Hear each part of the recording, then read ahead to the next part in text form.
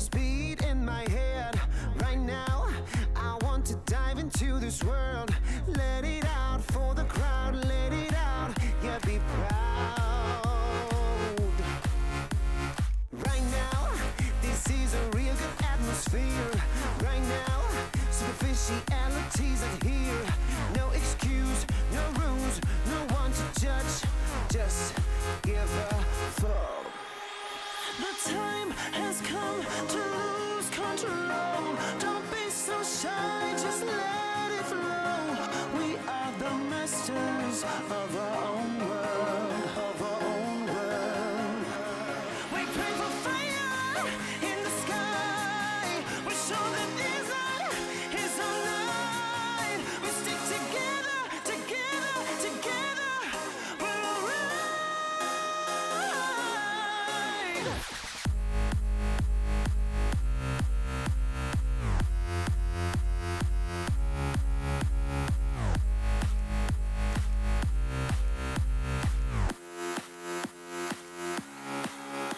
The time has come to lose control. Don't be so shy, just let it flow. We are the masters of our own world, of our own world. Well, they drink really expensive champagne on their private jet plane.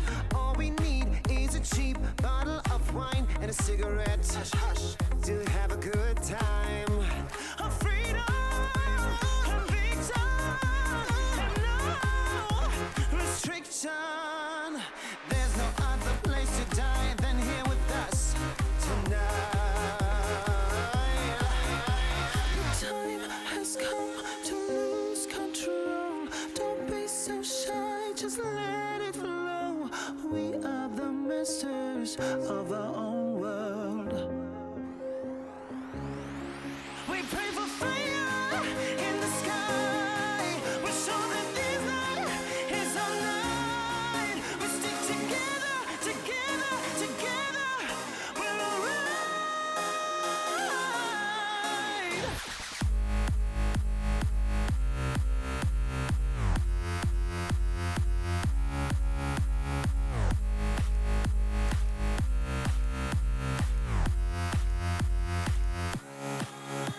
The time has come to lose control.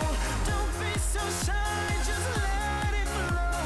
We are the masters of our own world, of our own world.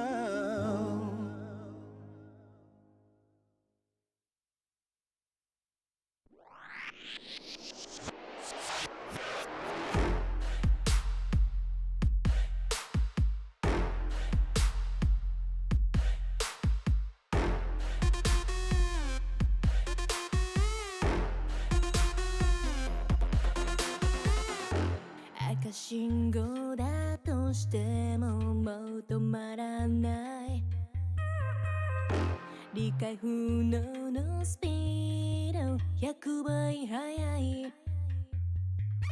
地横なんて哀れよね。ねえ聞いてよな。負けの準備でもしておきな。Come drive me get you down。悩んでもやめないわ。No more。苦い思い消えてよ。この街に呼ばれる際にレクチャー全力で追い越してよさ。ドライビングモード始めよう。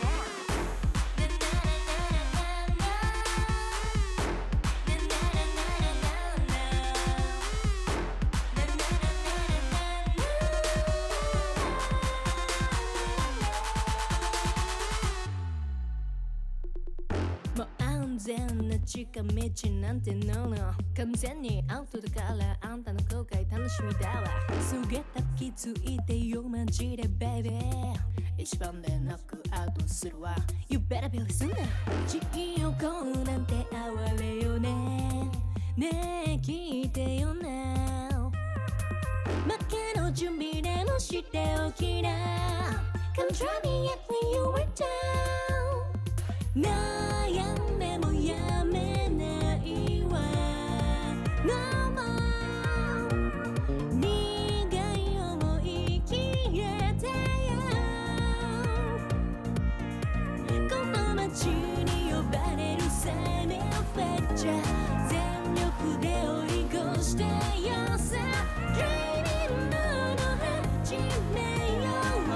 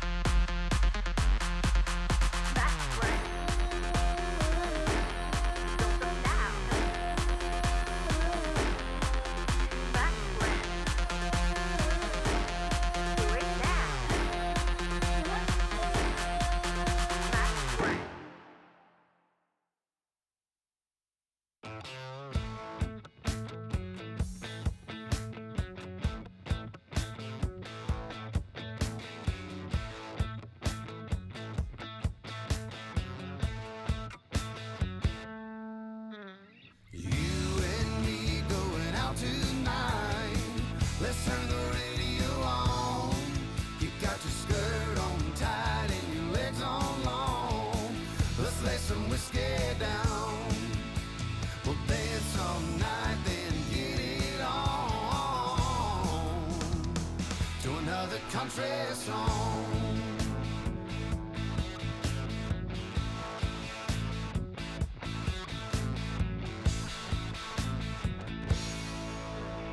You and me going out tonight Let's turn the radio on You got your skirt on tight and your legs on long Let's lay some whiskey down We'll dance all night then get it on to another country song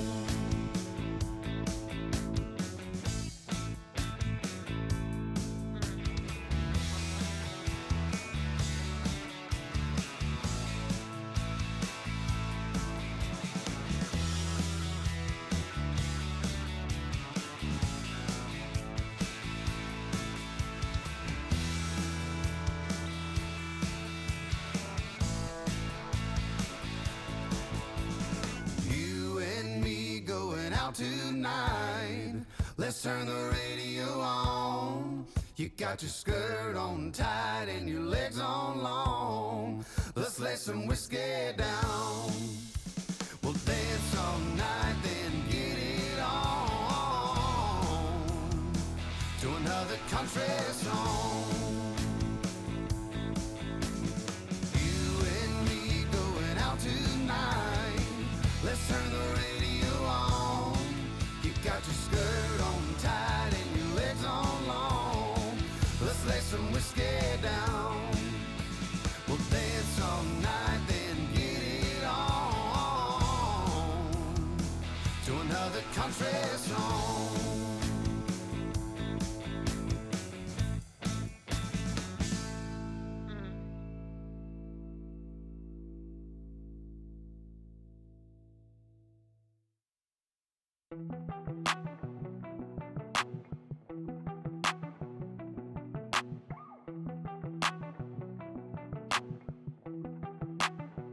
I saw you sitting in the moonlight, tripping runs through your heart. Oh, we were skinny dipping, slowly sipping, then we fell apart. I'm just trying to catch a break from your love. Oh, hey, 'cause I need to find a new life, no love. Oh, I can't lie, I've been thinking about us, but you, yeah. Tell me everything's gonna be alright. Tell me that you're never gonna need spotlight. Just say how you feeling, I don't wanna waste time. I saw you sitting in the moonlight, tripping, pain runs through your heart. Oh, we were skinny dipping, slowly sipping, then we fell apart. I'm just trying to catch a break from your love. Oh, hey, 'cause I need to find a new life, no love. Oh, I can't lie, I've been thinking about us, but you know better than anybody around me. Yeah, you know. I think we both need a break from this thing called love. All love ain't the thing to question, it's all love. I got plenty problems and no shoulder. Last night on the tour, ain't no tour bus. I saw you sitting in the moonlight, tripping, pain runs through your heart. Oh, we were skinny dipping, slowly sipping, then we fell apart. I'm just trying to catch a break from your love. Oh, hey, 'cause I need to find a new life, no love. Oh, I can't lie, I've been thinking about us. Putting out the fires, my head calls me alive. I'm sick of breathing in your smoke. Leave a little longer, embrace a little harder. Yeah, every time we're not wrong, it's like we're walking on water. Oh, too good to last long. Putting out the fires and looking for a miracle. It's like we're walking on water.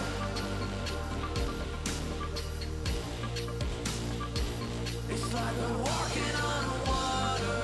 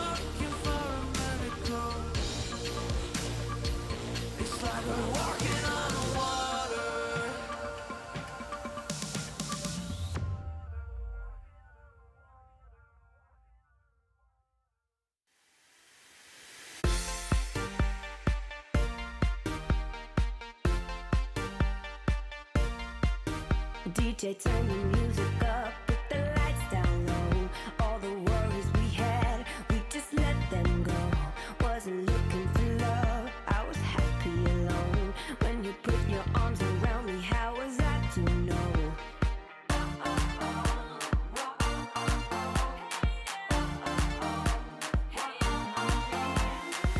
I never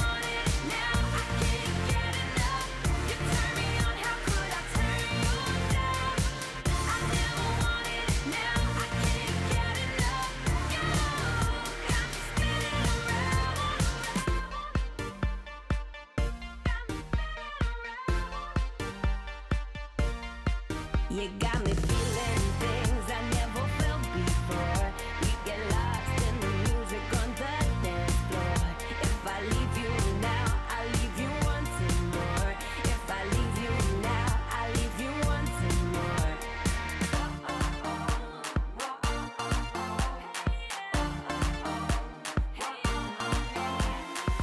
I never wanted it, now I can't get enough. You turn me on, how could I turn you down? I never wanted it, now I can't get enough. You got me spinning around,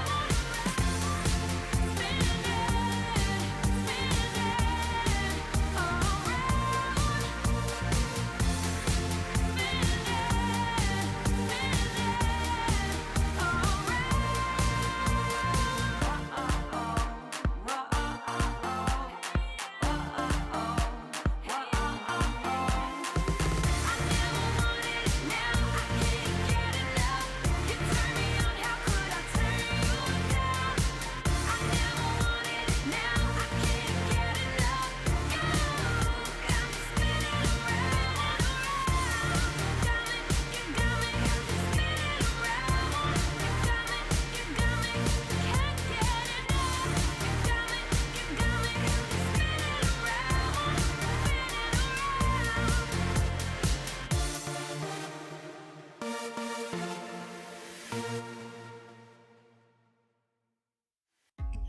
I think I'll sleep till it's over. I think I'll sleep till it's over. I think I'll sleep till it's over. Broken letters, woven, breathing every now and then. Getting hurt but never learn. I'm falling short of hope again. I need a shock to bring me round, to pull my head from underground. I'm calling out but there's no sound. How many times can we make up? How many years will this take up? And never is as long as forever. When it's love but it's over. I've woken up in the headlights, sticking from the clouds in mid-flight. Never is as long as forever. I think I'll sleep till it's over. I think I'll sleep till it's over. I think I'll sleep till it's over. I think I'll sleep till it's over. Stone days never end. Words I knew you couldn't say. We pretend we're more than this. Make believe that it's okay. I need a shock to bring me round, to pull my head from underground. I'm calling out but there's no sound. How many times can we make up? How many years will this take up? And never is as long as forever. When it's love but it's over. I've woken up in the headlights, sticking from the clouds in mid-flight. Never is as long as forever. I think I'll sleep till it's over. I think I'll sleep till it's over. I think I'll sleep till it's over. I think I'll sleep till it's over. I think I'll sleep till it's over. I think I'll sleep till it's over. I think I'll sleep till it's over.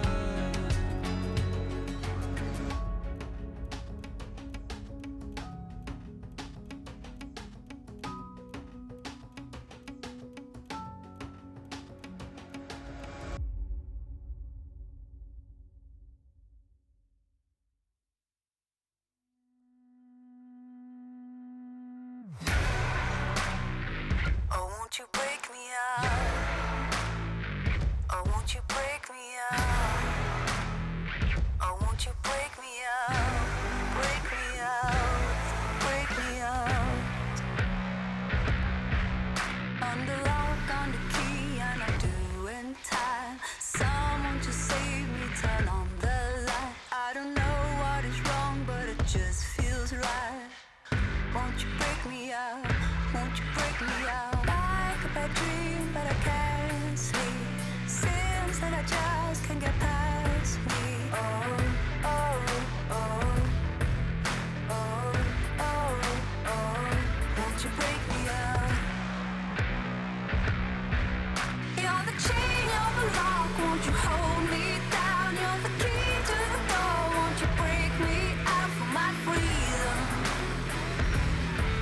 for my freedom. You're the chain, you're the lock, won't you hold me down? You're the key to the door, won't you break me out for my freedom?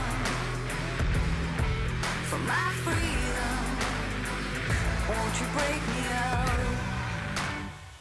Oh, won't you break me out? Oh, won't you break me out? Oh, won't you break me out? Break me out, break me out. Oh, won't you break me out? Oh, won't you break me out?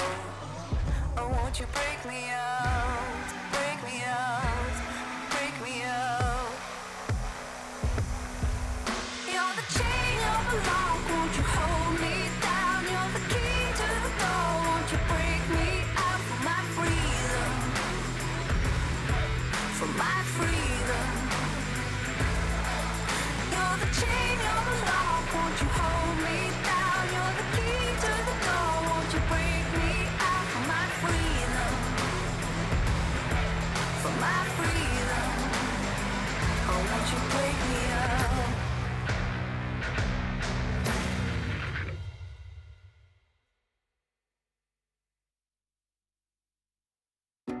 When I wake up in my bedroom with you right next to me, holding my hand, something I could get used to, 'cause you're by my side.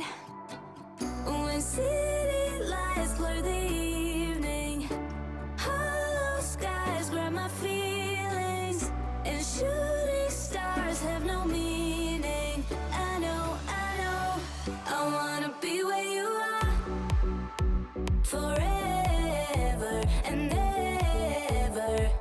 I wanna be where you are forever and ever. I wanna be where you are.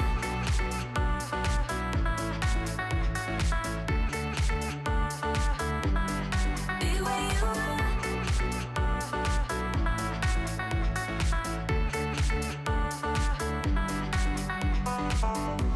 There's nothing like this feeling. Could look at you for hours, don't mind me. Didn't know how much I needed to have you by my side.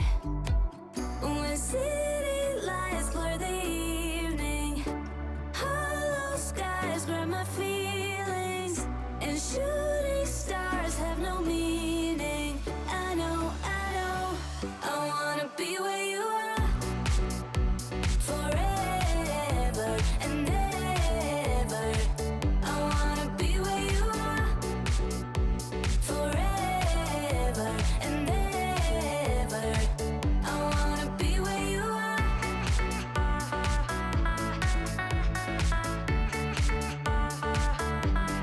Be where you are.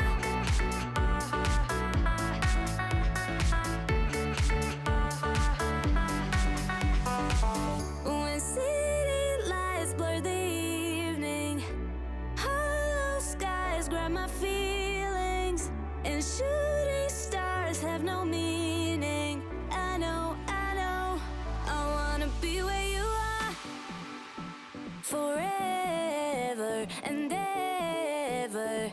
I wanna be where you are forever and ever. I wanna be where you are.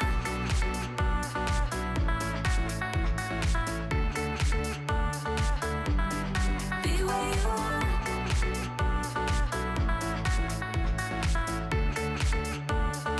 I wanna be where you are.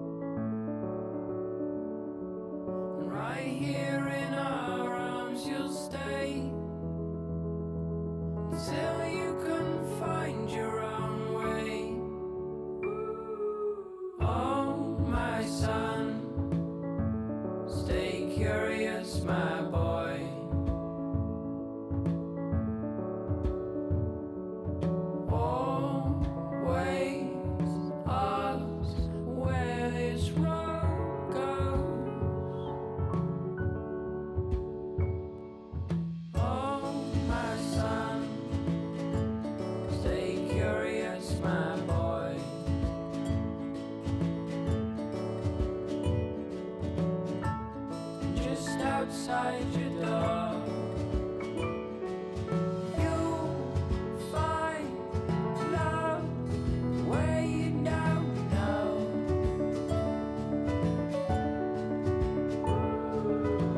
You know that if you ever tried your last, call out on me if the old wind broke your mind. Set out to sea if you've fallen down. You know that I'm here, so you come on home to me.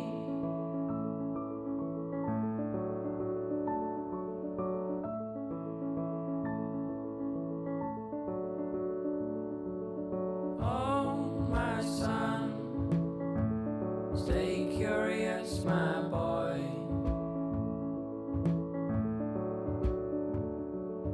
Always ask where this road goes.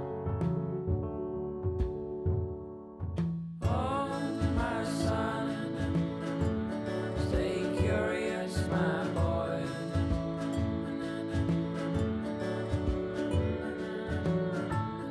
Just outside your door, you'll find love where you don't know.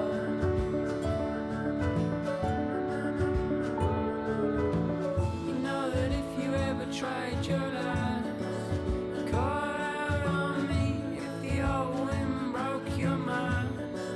Set out to sea if you've fallen down.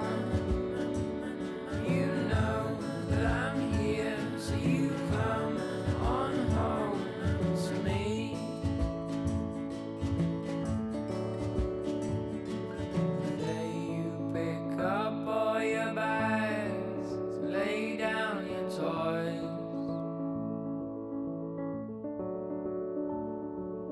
Oh, my son, stay curious, my boy.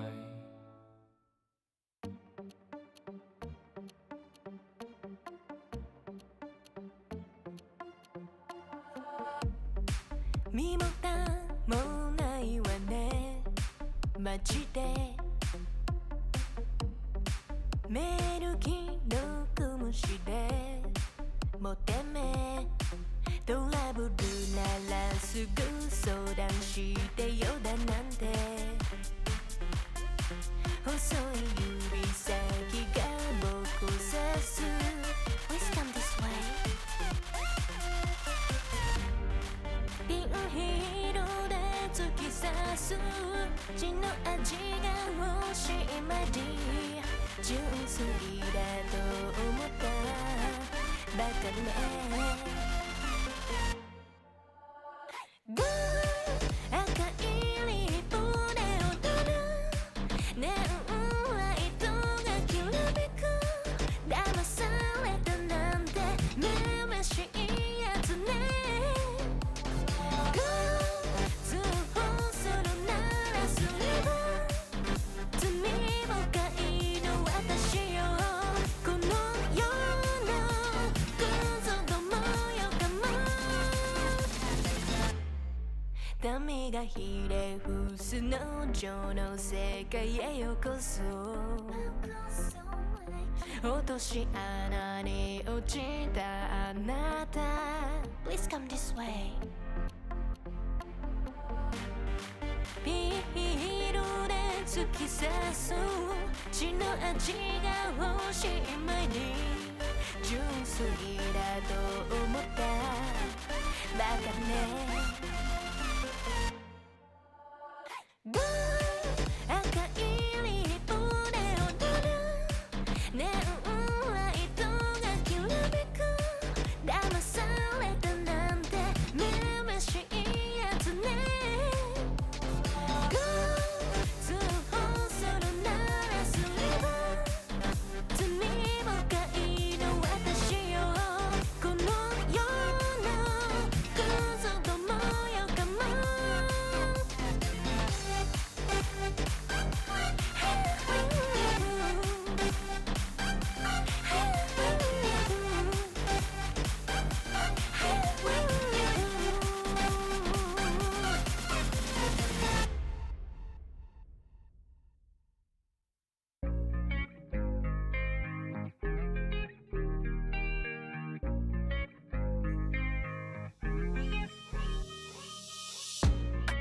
Stop playing with my heart right now.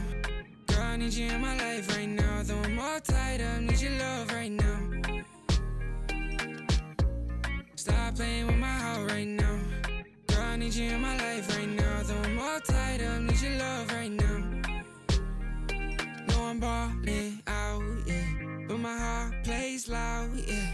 And I'm all freaked out, cause I got nothing to say to you. But will I be down, yeah, when you come around, yeah. So let's get right down, cause we ain't got much time.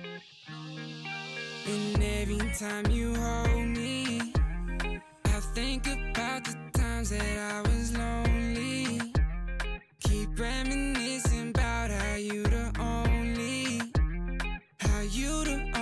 one that makes me wanna look into your eyes and say, stop playing with my heart right now. Girl, I need you in my life right now. Though I'm all tied up, need your love right now. Stop playing with my heart right now. Girl, I need you in my life right now. Though I'm all tied up, need your love right now. Yeah, we could take time to work things out, oh, yeah. But I want you in my life so we could have each other, yeah. I know it seems hard to shine, but you're a million stars at all the same time, yeah. And you know I really mean it. And every time you hold me, I think about the times that I was lonely. Keep reminiscing about how you the only one that makes me wanna look into your eyes and say, stop playing with my heart right now. Girl, I need you in my life right now. Though I'm all tied up, need your love right now. Stop playing with my heart right now. Girl, I need you in my life right now. Though I'm all tied up, need your love right now.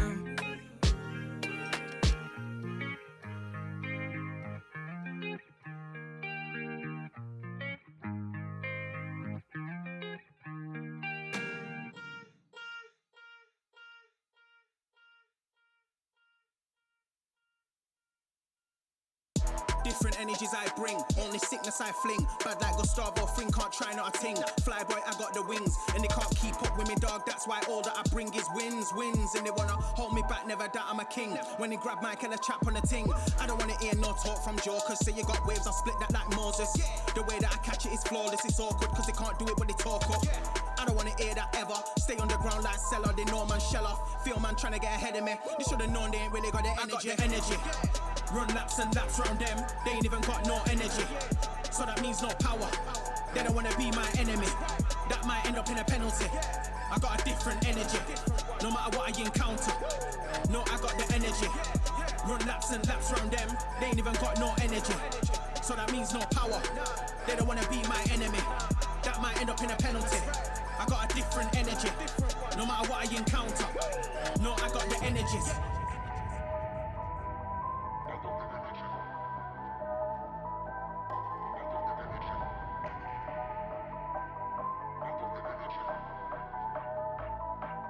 I got the energies.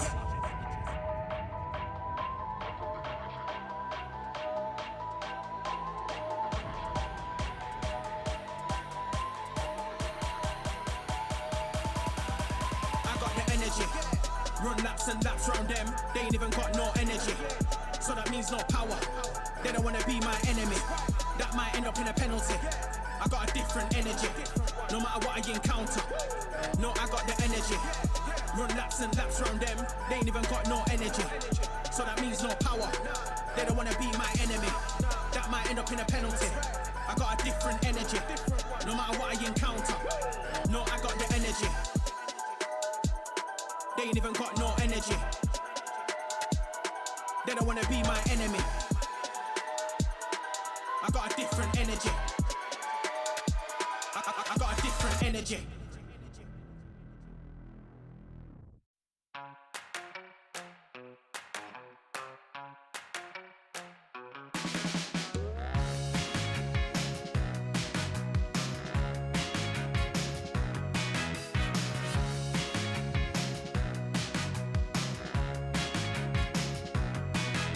So I got my edgy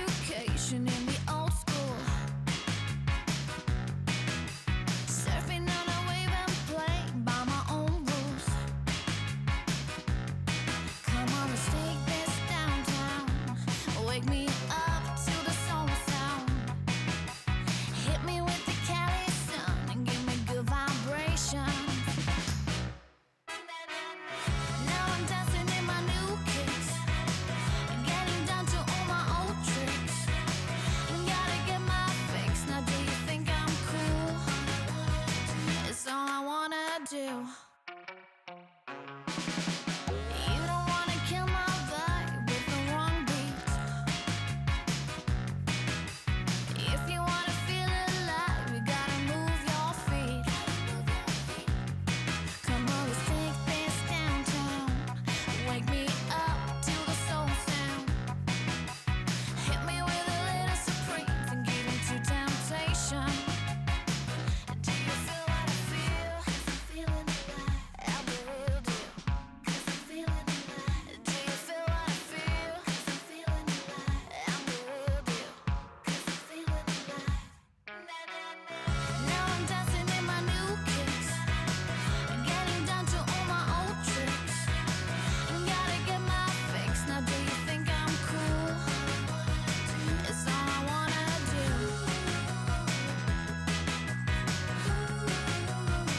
It's all I wanna do.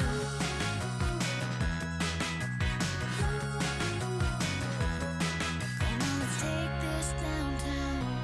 Wake me up to the soul sound. Hit me with the Cali sun. Give me good vibrations. Give me good vibrations.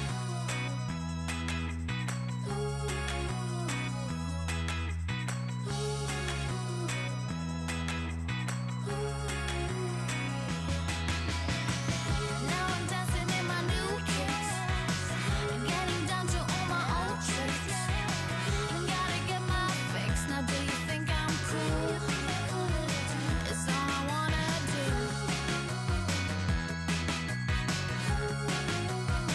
It's all I wanna do.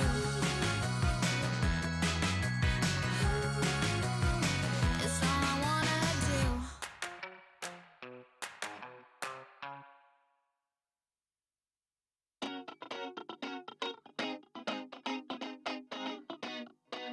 Here we go.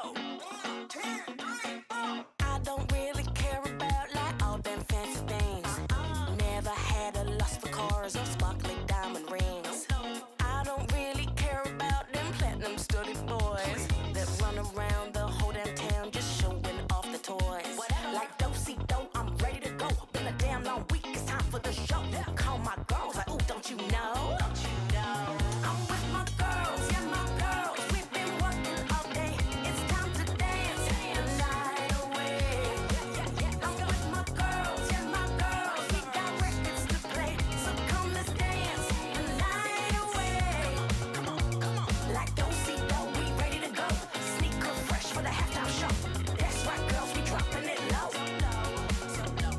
Like do-si-do, we ready to go.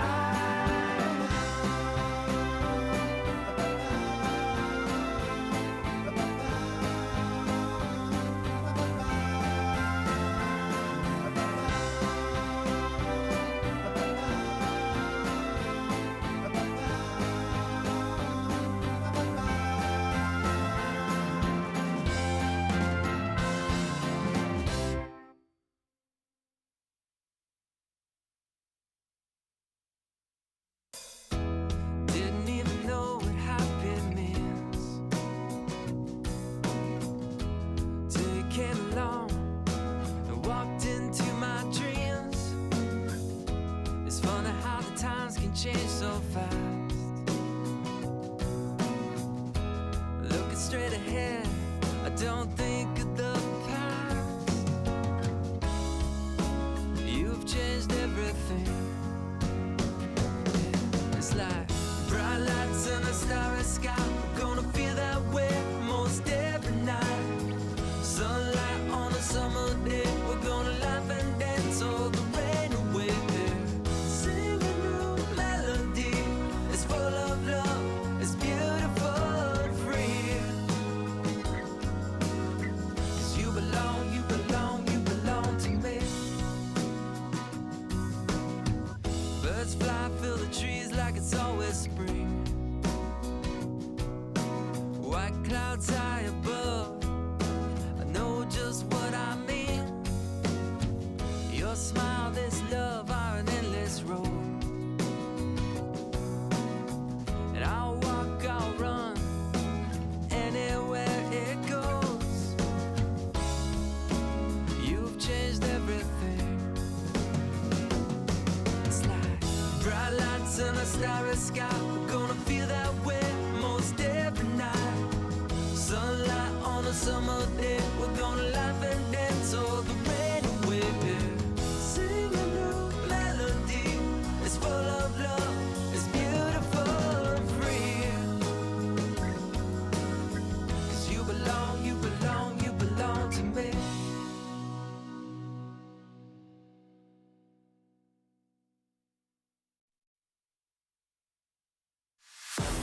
Tell me what you're dreaming of, waiting for your fate to come. Was another day of sacrifice. Are you never gonna try to fail? Never gonna stop to give in? Never gonna try to reach up for the stars? You gotta fight with all of your life. For the doubt takes over your mind. You gotta hit that warning light. Are you done with the waiting on why? Oh why? You better run now, run before you hit the end of your line.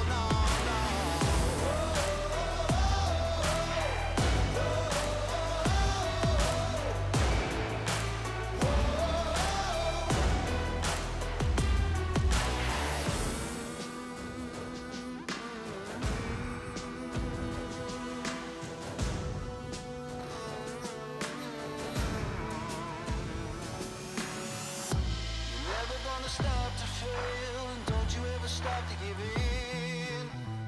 Never stop reaching for the stars.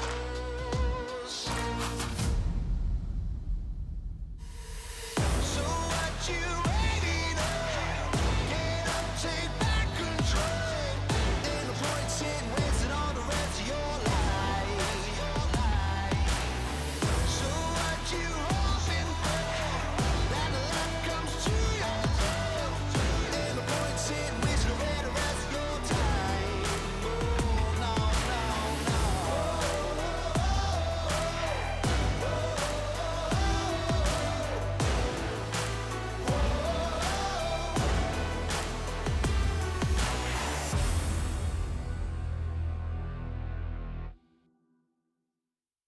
They're gonna know my name.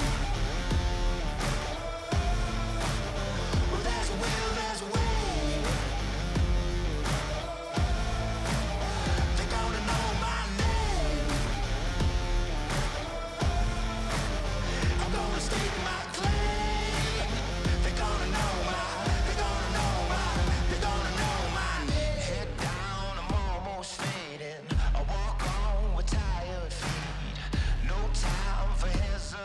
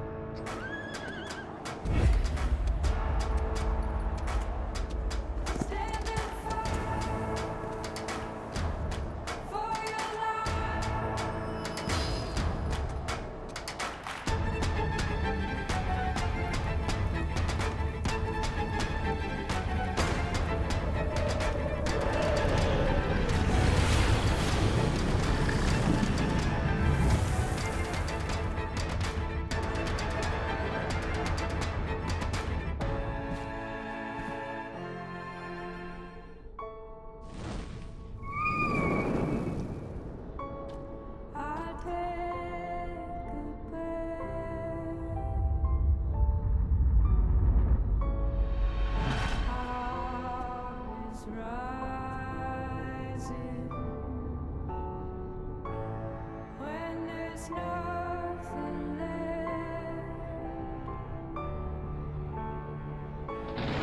I'll keep on fighting.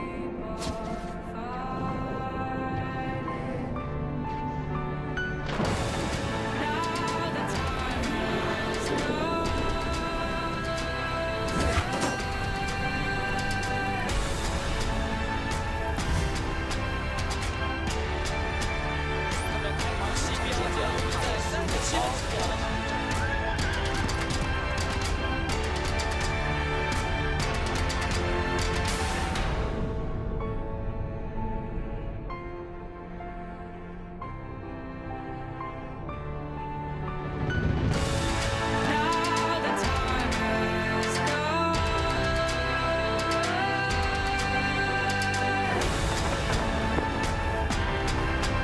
come. I will fight.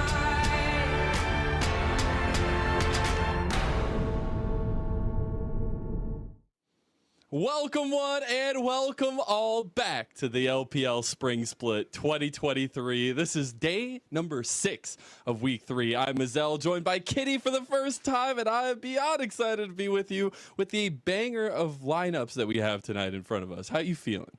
I am feeling great, Mazel. It's great to be back on the LPL broadcast. I missed you all very, very dearly, and let's just say Mazel's outfit today is extremely cute. Excuse me, you as well. You gotta Aw, give thank props where you. props are due, all right? But we do have ourselves a chock full day. But before we get to that, we gotta talk about what happened yesterday. All right, Kitty, we gotta catch everybody back up because we did have some fun games. I feel like yesterday we actually had a full slate of games. It felt really good to actually get 6 games. Although the 2-1 going to LGD in the first series, then we had FPX taking the 2-1 over Ultra Prime. Yeah, yesterday was an extremely long day for the broadcast, a 2-3 game series, and I guess the thing that really stood out to me was that in that second game during the AL vs LGD game, it went to 50 minutes, and by the end of the game, everyone was just trying to backdoor, and I believe there was at least 4 backdoor attempts, and even in the Ultra Prime game, we had Team picking up that pentakill, which is absolutely nuts. So it's going to be a little bit of a roller coaster here as I walk us through the standings. Of course, you get the high highs. You got, we're already going past. All right, well, we go get it. IG doing really well. AL fans, stick in there. Faith is going to be strong, I hope. But today's matches, we obviously have our Super Saturday. It is WE versus OMG in our first series. Then we have IG versus TT. IG trying to remain, in a winning streak, and TT trying to find their first series win. Then we have the match of the week, which is going to be the best. BLG versus Weibo Gaming. I think it's going to have all the fireworks you could ever ask for. Starting up the series with me and Mazel for this WE vs LMG match. And of course, by the end of the night, I'm expecting you guys all to be watching the match of the week because that one will be a definite banger. And the Shy has to bring out something special. Come on. He does. We've had the spice already. Let's see if it's still nice. We do gotta get into today's matchup to start us off. At least it is OMG versus Team WE. We're already getting it. It was too quick. It was too quick, Kitty. I missed it. I can't find it. Oh, all right. So this is OMG taking the stage. Shanji was a swift ball of lightning that just ran by. That was Aki. He's Kennen. No, we'll see. Yeah, apparently it was just the Kennen cosplay. We'll see if Kareem's going to do anything interesting here. Obviously, the star mid laner for OMG. OMG as a whole sticking with the primary pieces for another year here in 2023, as Abel will be taking to the stage here as well. Nice, calm, and collected. Now, the one piece that has changed, that has maybe energized the team, is this man right here, PP God, who will come out and give a nice little how do you do. And I think that's an important fact to kind of state for OMG, is the fact that PP God is now the mainstay on the roster, at least it feels like. And I'm pretty late to the party. I only found out that there was a Twitter account called the Church of PP God, and everyone loves this man. And even with his debut coming in pretty late with Jerry playing the first few games, he did just do absolute wonders alongside Abel. So I'm really excited to see what this new lineup will be showing us for this game. Indeed, but WE now take to their home arena as the squad themselves 2-1 on the season so far. Get Bu out from the top lane, giving us a nice little fist. All right, a little bit of fighting action maybe going on here with the top lane matchup. We will see now Hung take to the stage, give us a nice little. Oh, okay, little picture frame. They're coming out with the perfect. poses. We need I like screenshots. it. We need screenshots. We need to like make sure we're taking screenshots of this. Love to see the arena so full, by the way. Awesome stuff. We will also see Shanks come out. A little bit timid, but awesome stuff. And also a big matchup today going into that cream mid laner for OMG. You have Hope, the star 80 carry of the JDG Summer Champions last year as well. And the final piece to the puzzle, and now reunited with Hope after a short stint together over on EDG. It is Iwandi. I think WE has been performing extremely well for a rough start to the split. I think no one really expected them to do, I believe they're 2-1 currently, so it is a very huge achievement. But of course, going into tonight's match, my eyes are set onto Hope versus, I believe, Able in that bot lane, because these two ADCs have so much potential, and I just think their champion pool is so different compared to each other. Yeah, we've had a lot of comfort, at least on Able's side, and a lot of variation over on Hope's side, not just sticking to the Lucian Zeri that would be the moniker of Able over on the other side. But I think, obviously, star 80 carries, big deal here. I think the secondary carries or the potential primary carries, if they have enough of a lead, is in this mid lane. You're seeing them on the screen right now. Shanks versus Cream. Another pivotal matchup in this one. I think Shanks had an amazing performance, especially last week. He was the Rookie of the Year during 2021, and his Akali, alongside, I believe it was Able, they were able to just carry the entire team to a victory, right? But on the other hand, we have Cream, and like a similar situation to Shanks, he was also a huge contributing factor on that Cassidon and Silas during week 2, where they got the series win up against LGD. And of course, he came from the LDL from Oh My God, and he was also Rookie of the Year.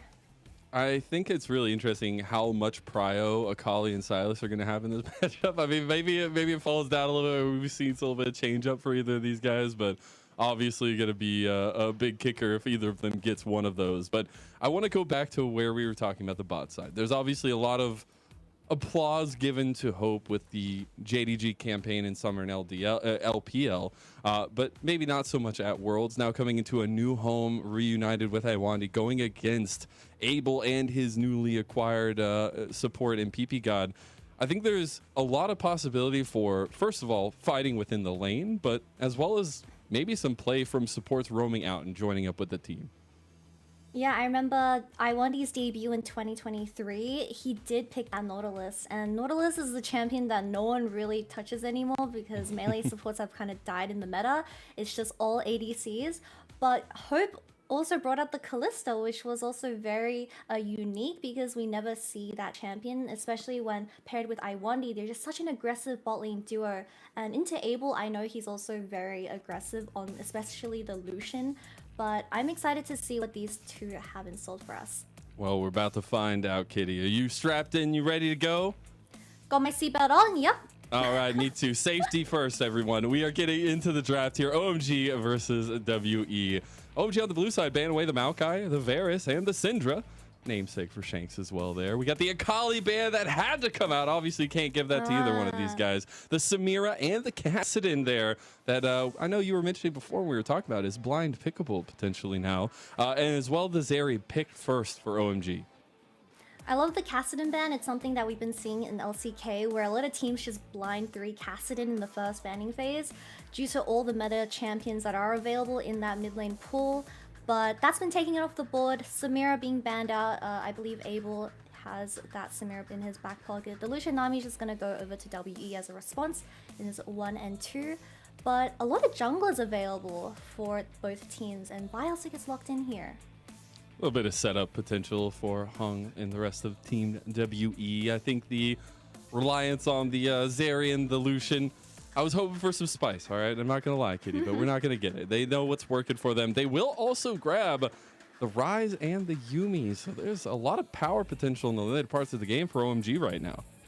A lot of scaling for OMG as well. Yumi getting locked in alongside that Zeri, but of course gonna get responded with the Lucian.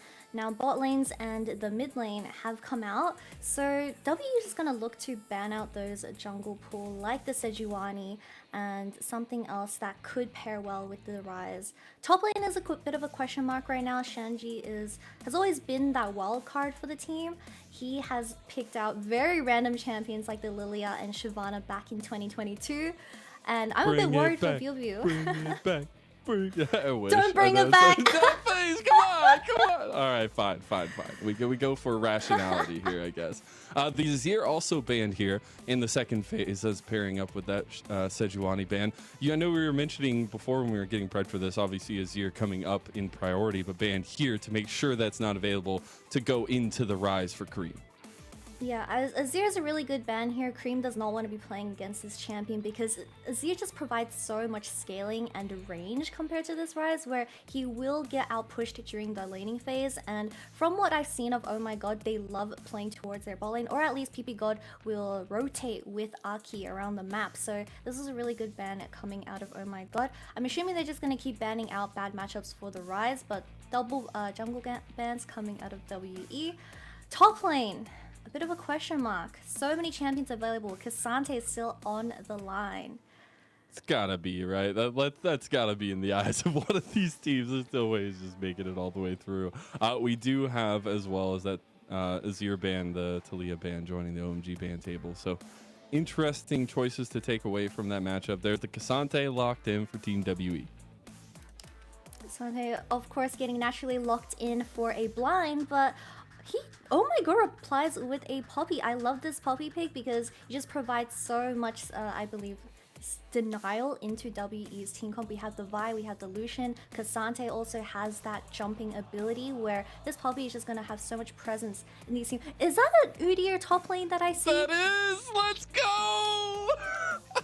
Hey, I asked if you were ready to go. I asked if you had your seatbelt on. Chat, I didn't ask you, but I hope you had yours on as well.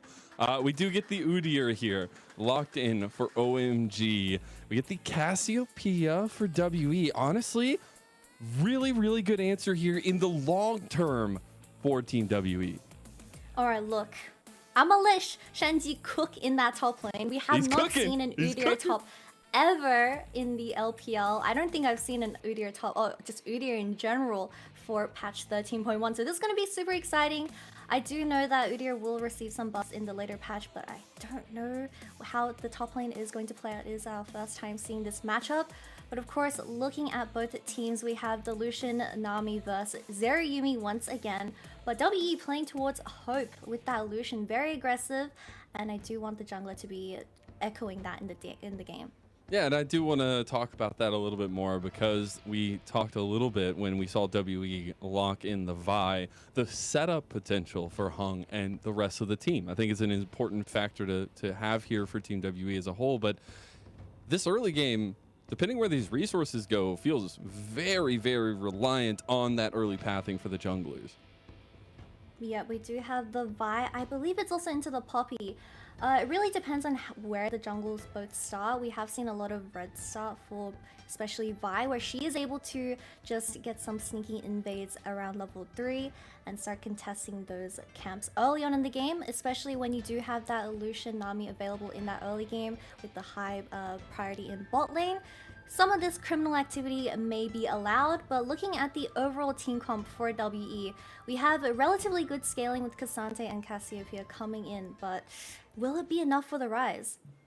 I guess we're going to find out. There's scaling on both sides as we dive headfirst into our first matchup of this Super Saturday. It's OMG versus Team WE, and we've already talked a little bit about it. We'll let Shanji cook up there, as the audience themselves may be cooking with those gyos. The Udyr we'll come back to a little bit later on. Big focus right now is to what happens early on in this bot lane. Where do Hung and Aki focus on? And how long does it take for Cream and Shanks to get online? Now, when you looking at both sides respectively for the jungle, we've talked a little bit about Hung. Where would you like to see Aki play, and how aggressively into Hung would you like to see him play?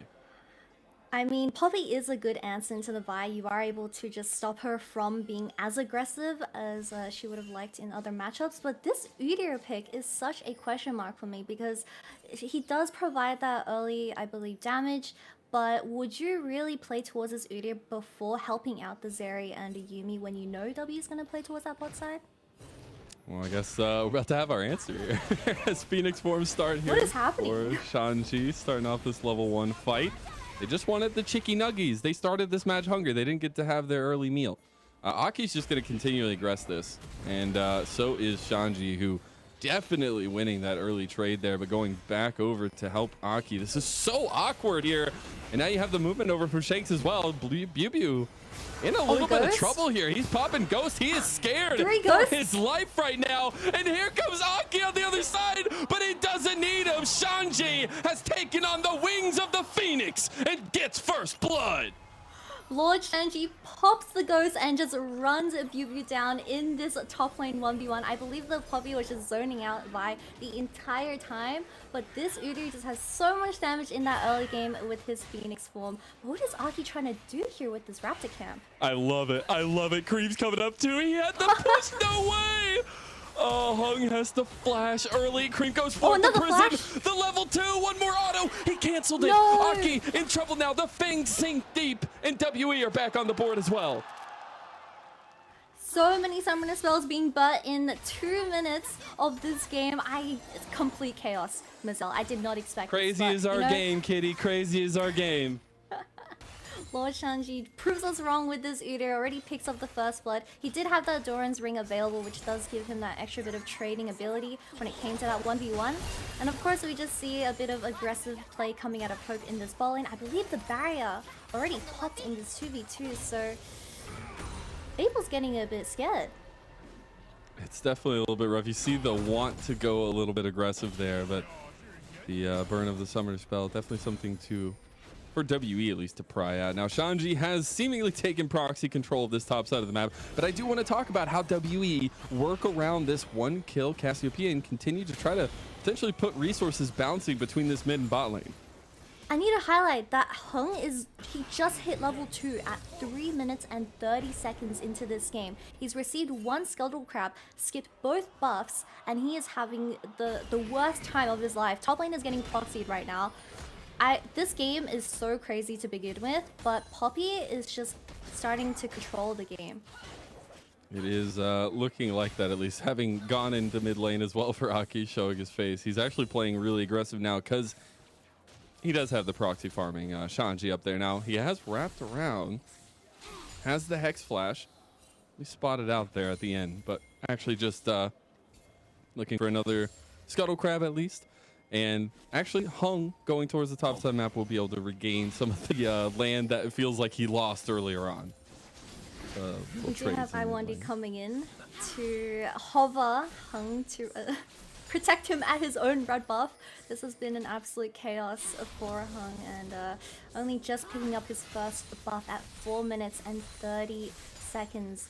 Really putting the Vi behind when she does want to make those early game plays around this Lucian. But what OMG has done in the early game, Hung is going to have a really tough time trying to find these angles, especially towards these carry lanes like the Lucian and the mid lane, where he's just so behind in levels compared to this Poppy.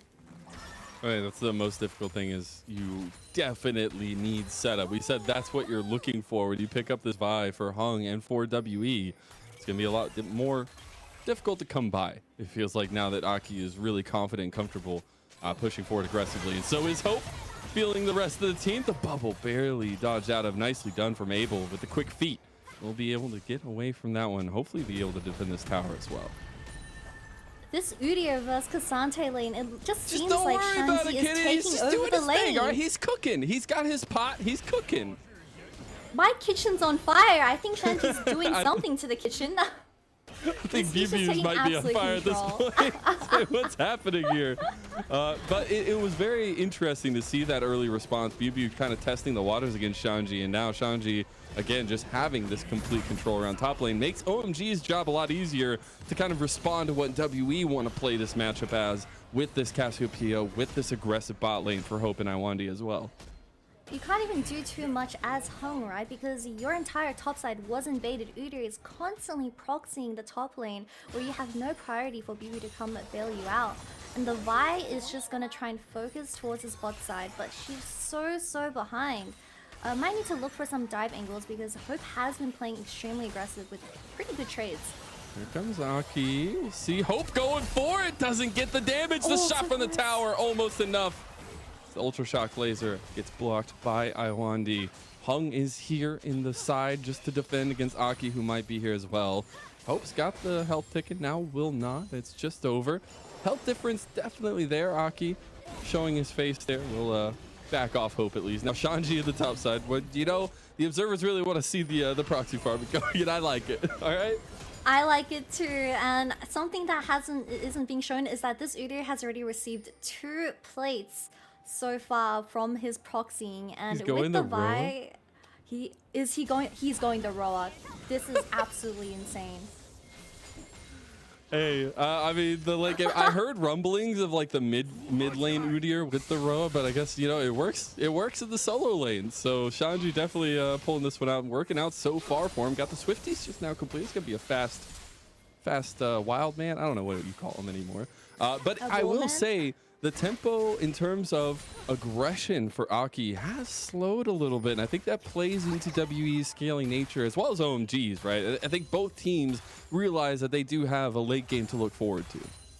Look, although Aki did die as first blood towards the first, I believe, 3 minutes of the game, he I guess met his goal of shutting down the Vi in that early game, where you haven't seen Vi make any plays around the map, and OMG prepared really well coming into this game, where they noticed WE only plays towards Lucian, and BB has always been on this Cassante duty, or just weak side, due to his weak showing in the first 2 weeks. So Shanji with this Udyr, he's just doing whatever he likes. He's already up, I believe, 20 CS2 plates. An absolute monster. And it just feels bad for Hung, because like there's really nothing, even if he's under that tier 2 tower, right? Like it just feels like there's nothing you can do to respond to Shanji unless you can somehow lock him down long enough to get the damage off. It looks like Aki gonna go ahead and do this Rift Herald. Maybe a dive coming in bot side, but I think Abel realizes what's going on here. Gonna see Hung in the setup location. So Dragon not on the table right now. Looks like it will just be Rift Herald for now for OMG.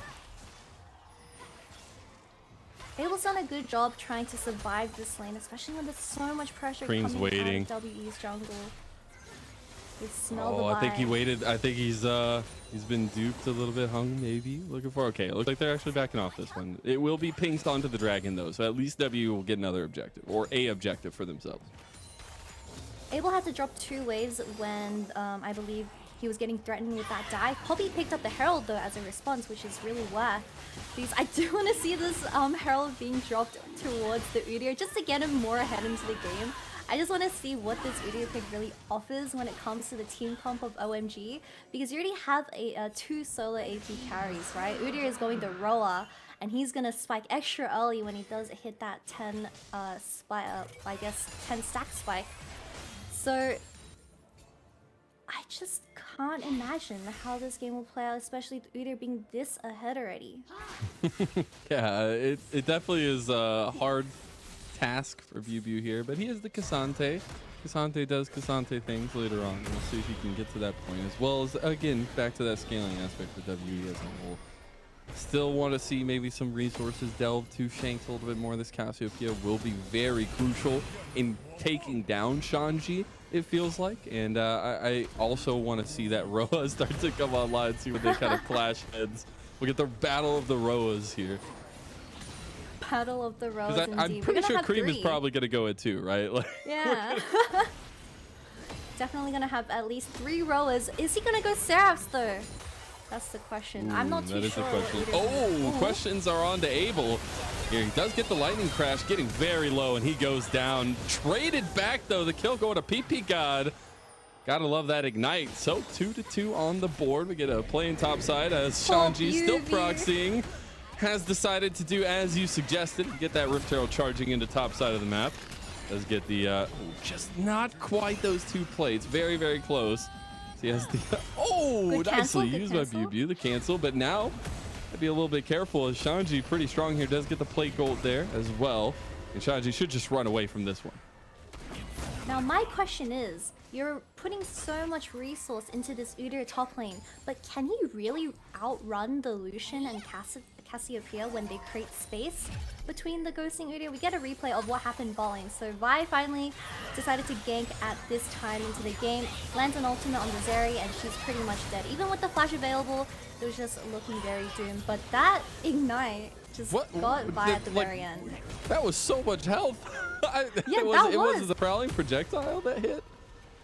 I don't think anything hit. It was just pure tower damage. Oh, it was the yeah. This is why Riot nerfed Yumi. Hey, you know, is it enough? Is it enough? That's always the question. Is it enough? But hey, I guess we'll have that answer. Roa now completed for Shanji, so the stacking starts.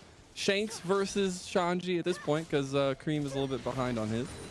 But it looks like we should get a lot of vision set up for OMG around this mid lane. So I want to talk next steps for OMG and how they utilize this Shanji top now that things are starting to break open a little bit. Maybe we don't get to ask that as Hung half his health taken out from a walk into a bush. It just seems like W has complete control over this bot side, right? The Nami and the Vi are just holding hands, entering into this bot side jungle where they're able to put down so much vision. And that just stops Cream from playing towards the Zeri so much more, especially with the ultimate available. But Abel still having that flash available, he can survive the next dive if it ever does happen. But this Lucian, 3 plates up, 4 even. It's feeling really good for Hope, who obviously storied player in his own right, having a long developmental story, but after having gotten a big spotlight last year on JDG, coming away the summer champion as well. A lot of expectations, as we've already stated, for Hope on this new WE roster, and maybe able to put some of those expectations to work here as Abel takes a good chunk of damage there, Kitty, from the culling. I also do need to highlight that Imperial now, both mythics are coming out for this 2 supports. But I just think this Imperial Mana being available for this Lucian, although he hasn't hit his mythic just quite yet, it's just going to be so much damage for Abel to soak up in that ball lane, especially when Hope has been an absolute menace. It's the first item Deadman's play for Aki. You know, it's been a while since I've seen that. I think I saw it last year when Poppy was really popular. But Aki getting a little bit of that speed to move around the map, maybe be a little bit more proactive in that case, right? As we are getting those first item completions, we have the Gale Force now for Hope, unlocking that big damage combo that you were just highlighting with the duo of the Lucian Nami. And I think now, especially with another Dragon coming online, WE prime position to go 2-0 up in terms of stacking for a late game objective. Yeah, especially with the vision already being set up prior before this dragon's gonna spawn. But with Lucian pressuring to take down this bot lane tower and how they already have the mythics available for WE in that bot lane, this Rise being mid lane is going to be extremely dangerous because we just know Lucian's gonna 100 to 0 you, right? So how is OMG gonna really outplay this when Lucian is online already? Well, it looks like Aki will not be willing to go for any crazy plays there. Just giving over that second dragon to WE. Tower falls in top side. All out comes from BLG. Here comes the engage. Cease and desist has been found onto Aki, but the final chapter is big. The TP behind. Looks like Beauty could not stop Shanji. Cream almost dead. There's the keeper's verdict. Now Iwandi lands a nice little bubble there. And Shanji, having utilized that TP, Hung has the flash. Abel almost finds him. But it is a bit of chaos all over the map this entire game so far. Aki's still going for it. I'm so confused. We literally just saw Shanji and I believe BB doing a 1v1 in the top lane, and the camera pans to the Vi ulting someone towards his bot lane dragon pit. Not too close just quite yet. But how did Udyr manage to get his full TP out to flank WE when you had the Cassante Q3 available? I need to watch the replay of how this happened, but in the end, OMG didn't get anything out of the TP from the Udyr. But yeah, WE is still definitely in the winning position where their macro is on point this game. I'm really liking the willingness, though, to see that from OMG, right? To send Shanji into a team fight. That is where their heads are at, obviously, right? They were willing to pull the trigger like that on that play. So they definitely want to bring Shanji with this advantage from top lane into these fights somehow with the TP plays. But obviously not working out that time around. We'll have to revisit it in a little while. And until then, it's on WE's side to continue stacking up, maybe even go for this Rift Herald that is already started by Aki. We do see the supports rotating to this Herald, but back to my first question is that all your resources have been going towards this Udyr that does have the Randuins available as a second item now. Absolute Giga Chad build, by the way. I can't believe he's already on the second item as well. That's insane. We got the engage here, though. A little bit of damage with the final chapter. Cease and desist onto the main target. Enable. He's out of there, but so is OMG as WE have come down with a 2-kill spree, maybe even a 3. That will be Cream falling to Bubu. Hope goes forward. Tries to get Abel. Can't do it as Bubu's right behind him. And WE have stamped their name on this game already after seemingly going through chaos to do it. This Udyr top lane has finally been shut down in a team fight, but of course, when you just compare the pure 5v5 potential of an Udyr compared to the Cassante, it's just not offering as much of an engage and frontline, right? But I do need to highlight that Shanks played that team fight extremely well. I think he landed a 4 or 5-man ultimate potentially that really just won them that Herald. And let's take a look at the replay, just how does Cassiopeia play this team fight? Because we have OMG being in this choke point, and he landed a 4-man ultimate on the Cassiopeia, and everyone just playing towards this choke where the Lucian was able to just ultimate down this lane, and no one could really create space with your front lines being dead already at the start of the fight. Yeah, honestly, that Petrifying Gaze stopping OMG in their tracks, and beautiful use of a pick that we kind of knew was going to be extremely crucial into this match. I think it was a perfect answer into the way that OMG were picking, especially with the Udyr, and it just sets you up for that long-term game for WE. Shanks will be the primary carry, it feels like, for WE in this one right now, and Hope as well going to have a lot of say in the damage profile going forward and the catch-out potential. But I still want to see Shanji unlocked on this Udyr somehow, find the advantage that OMG wanted with this pick. You're sipping some hard copium, Mazel, because it's always copium for me, or hopium, one of the two.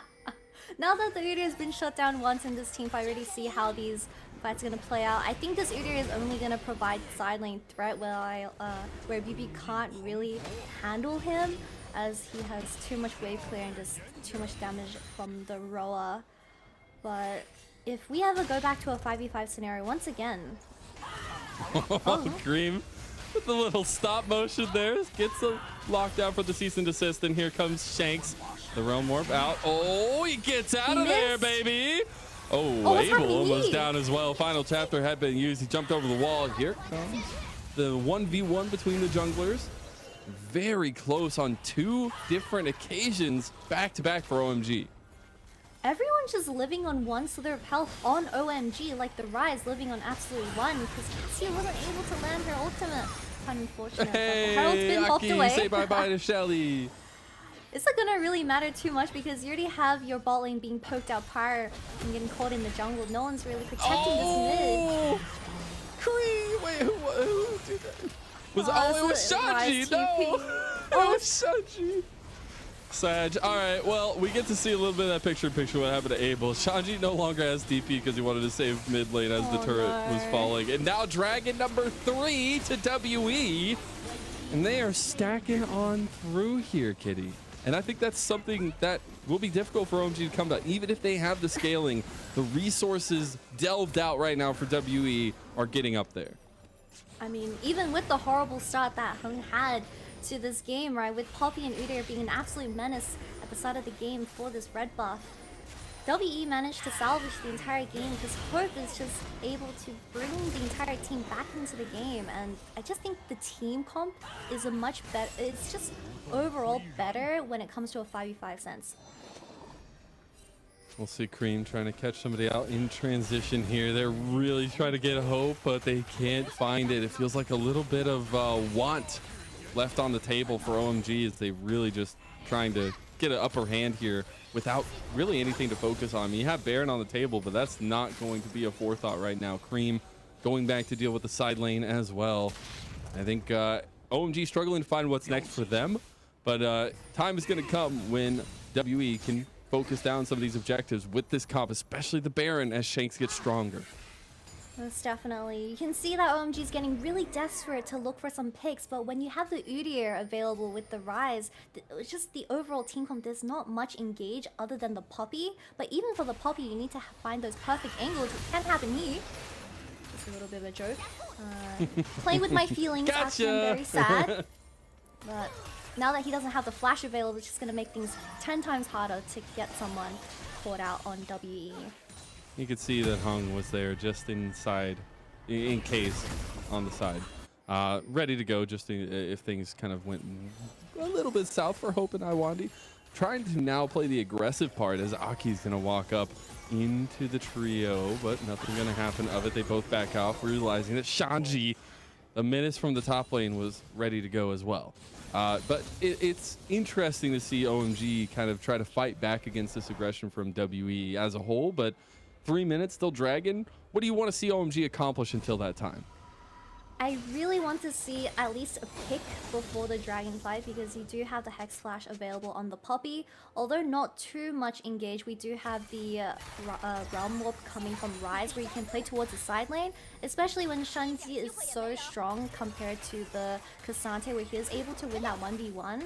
I would like to see the Rise play towards this weak point of WE, where they get to pick off Beauty potentially, or at least burn something, right? And then rotate towards this dragon that is happening in 2 minutes. Game plan for OMG pretty set in stone in that fashion, as well as now having the Roas all online, all 3 of them, Kitty. But especially second item completions, right? You got the Runans now for Abel, and waiting on kind of getting that 3rd item spike for the Zeri. But I think for this next fight, it'll be crucial. You definitely don't want to give over a Kim Dragon's soul, but at this point it would just be delaying, and I think that's still something OMG can look for. I mean, like I keep mentioning, the Poppy being the only engaged tool for OMG, but if we look at the items, Iwandi already has a Mikhail. Oh my god. A little bit of damage there going on OMG. They have caught out Aki, who goes right back in. Realm Warp on the backline for Cream. This is huge. Shanji's going for it. He's taking up a storm. The bubble from Iwandi was actually so clutch as Hope gets taken down, ran down by Shanji. We'll try to get Hung as well, but he has the improved blast cone there. So a response at OMG come back to life. They're actually pinging onto the Baron now. Shakes on the side, though. Got to be a little bit careful, as those fangs do hurt. That's the pick that OMG was looking for. Hope falls down, burning a lot of summoners from WE. They're able to look at this Baron and force something before this 4th dragon spawns. But with the Cassio having ult available, will they really be able to finish this without turning? Aki has the Keeper's Verdict. Gonna wind it up now. That's the Petrifying Gaze down. Actually, both teams coming away, licking their wounds again. And it will not be a Baron this time around for OMG. WE Bubu back into the fold, and Dragon coming up in 35 seconds, Kitty.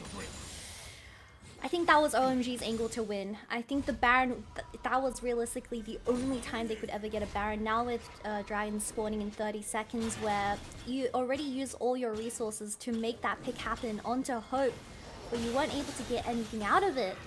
And now you're being threatened for Dragon Soul. It's just looking so tough for oh my god. You will not have the Petrifying Gaze. You won't have the Realm Warp. It's like other tools are going to be available here. We'll see OMG trying to get this priority in mid lane, but setup for WE is definitely in the jungle and getting vision down to make sure OMG can't easily walk in. Aki on the side does have Keeper's Verdict. He lands a clutch one, can make a big difference here, Kitty. Seeing the teams trying to get mid-pyre before this dragon spawns. And WE comes out on top with the Cassio being able to clear this. Oh, Aki found Shanks. The flash from Shanks was actually big. Hope, tidal wave on the side. Keeper's Verdict does connect. You just can't find the engage afterwards. That was a twofer, but now OMG have Prio in front of the Dragon Pit, but this is a front to back into a very difficult choke point.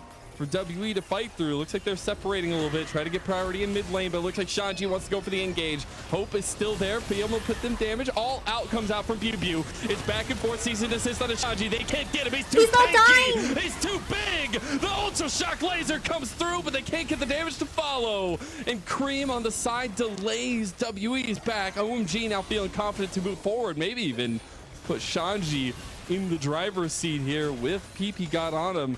It won't be the dragon that's focused, it'll be mid tower. They used so many ultimates onto Shanji, but he was just not dying out of that entire team fight, especially with the Yuumi attached. He was just surviving on this slither of health. Oh, they got Shake Petrifying Gaze. They get one back though. Shanji stopped in his tracks. See if WE want to actually continue the engage. Hung on the side, does not have cease and desist, does not have an engage potential. Cream, the prison there does delay it as well. Dragon now rightfully in WE's favor if they want to go for it, and they're pinging onto it already. Finally, the Udyr, the final raid boss, has fallen throughout all that team fighting. And with the Udyr being down, I don't think Poppy is strong enough or tanky enough to really contest this 4th dragon. They can either just trade for a tower, but I just don't think it's worth it. It's already down to 4,000. OMG realized what happened. Dragon Soul to WE. The stacking game has worked out from them from the first. Now calling into Abel. Abel needs to get over the wall. Does just that. And a little bit of damage on his way out. But should be WE now moving towards this Baron pit to secure vision around it at least. But maybe just actually get those back. I was going to say maybe a little bit of vision need to be taken out there just to make sure the setup is around. Now that W has gotten the Dragon Soul and gotten the, I believe, vision control over this Baron, it's going to be so hard for OMG to even face check it. Because you are playing into a Vi and Cassio, and the second you see them in a bush, you're pretty much gone, right? Unless you're the Udyr that can live through 5 ultimates from WE. If you're anyone else, he's got the Force of Nature now too. You're going to die. That's really rough. That's going to be a very tanky bear man. I guess he's not a bear anymore. He's a bunch of different other animals. I remember when he was a bear. Yeah, true. And now we see actually WE playing pretty aggressively into the blue side jungle of OMG, and they are the ones now hunting for these picks and hunting for somebody caught in transition themselves. Look at the vision control that they just have in this topside jungle. Although they do have the Scuttle Crab available just for a few more seconds to make sure that they're not on Baron, but these team fights are looking so hard if you don't get a prior pick onto one of the carries of WE. Shanji and Hope playing at breath's length.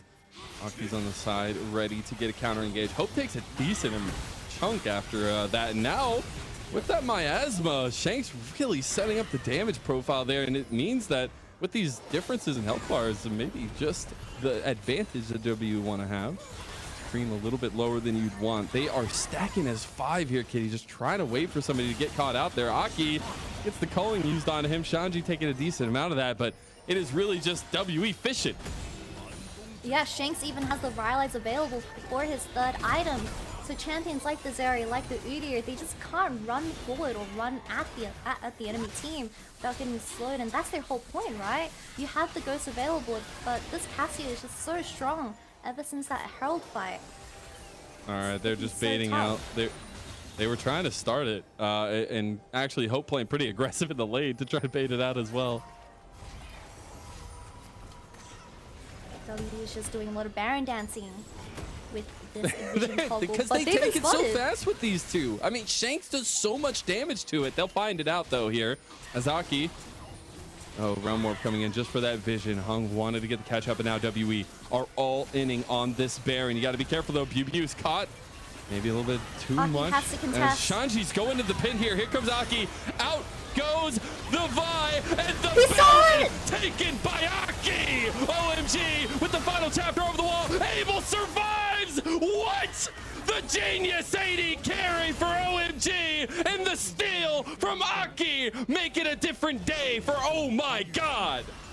They just completely flipped the game with the Rise coming online, and now that Zeri is able to pick up her Navori Blaze, this is looking so good all of a sudden for OMG. Let's take a look at the replay. So we have two people being occupied by BB, but Aki, he just ults away one of the main carries of WE, and he just goes in and smites this Baron away. I don't think WE needed to burger flip the Baron, honestly.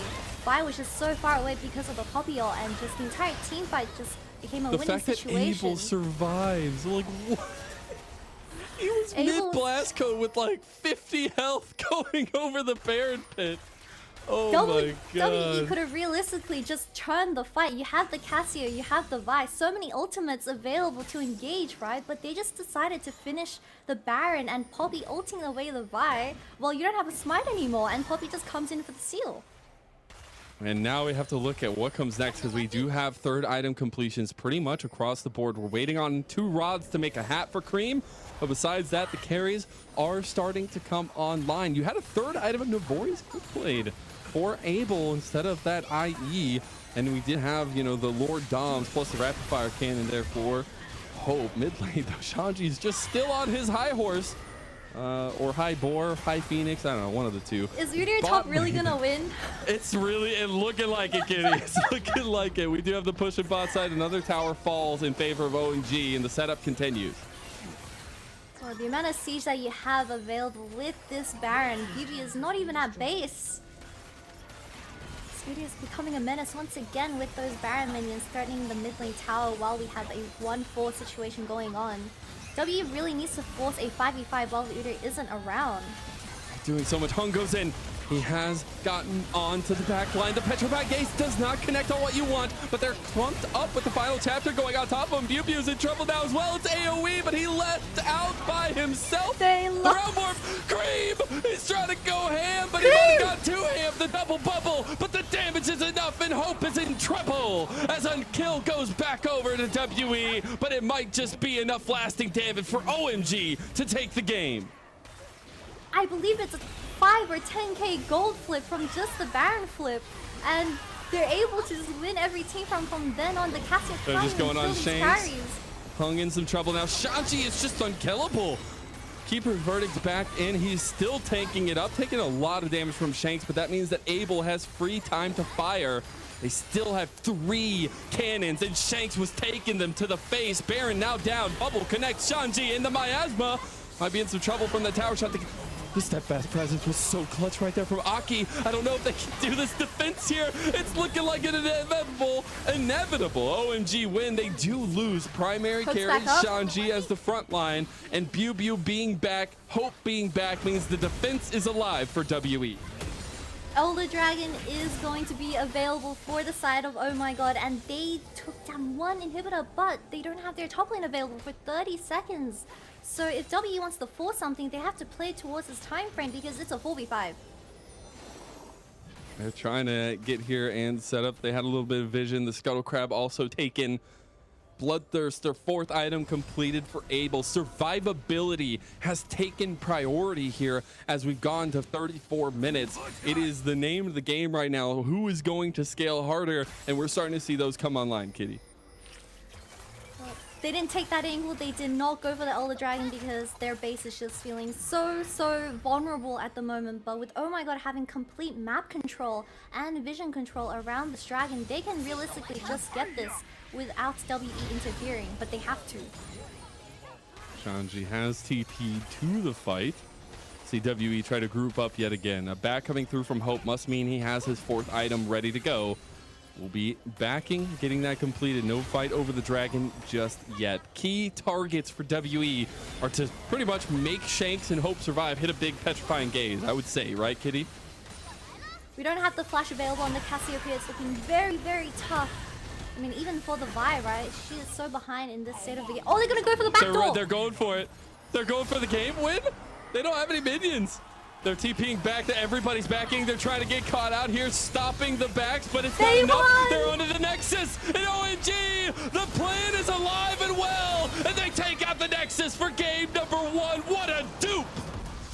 What a start today, game 1. Oh my lord, oh my god, I'm literally just shocked with how well they decided to close that game out. Of course, WE decided to do the Baron as a flip, and absolute chaos ensued after that point into the game. But congratulations to Udyr top lane having a 100% win rate in the LPL, and I am going to expect this pick a lot more into Cassante in the future. Is this where we thought we'd be, Kitty? Is this where we thought we'd be? Is this where we wanted to be when we came into today? Well, you know, starting the day off with an Udyr top lane winning, and that, oh my god, was about 10k gold down, and they were able to flip the game completely around for game 1. I am just prepared for anything now, Mazel. I think that's the beauty of it. And I think as a whole, feels really good for OMG to find a way back in, right? Like that setup, the fact that Shanji was willing to just run straight through Bubu and set up a beautiful keeper verdict for Aki. The execution needed to be there, and it was. In just one fell swoop, the Baron goes down. Suddenly 2 inhibs are down, and they have the confidence to make that TP play with the Realm Warp, knowing that that was game ending possibly. And the decisiveness for OMG, I think, is the biggest thing. And seeing that come through from this squad that is sticking with these main members again, and seeing them actually be cohesive and together is such a relieving sight. Aki had a pretty silent game throughout the entire early to mid game, but once it got to the late game, this Poppy pick became so obnoxious for the enemy team. Although not highlighted in these teamfights, Vi, Lucian, and I believe someone else couldn't dash onto the carries. And even for the last teamfight, right, Vi just wanted to engage so badly because they were on a ticking time bomb when Elder was available, but he just wasn't able to do that, and the Poppy was able to just negotiate, not negotiate, but cancel everything out. Indeed, and we see the tail of the tape as that gold difference, wouldn't want it any other way. That is a true LPL gold graph, and one that OMG are going to hold near and dear. What a comeback after losing Embry Dragon, a lot of early game objective control not going their way, even though they were controlling the map, it felt like, with Shanji proxying under tier 2 under Nexus towers, and I feel like that pressure ended up getting the better of WE.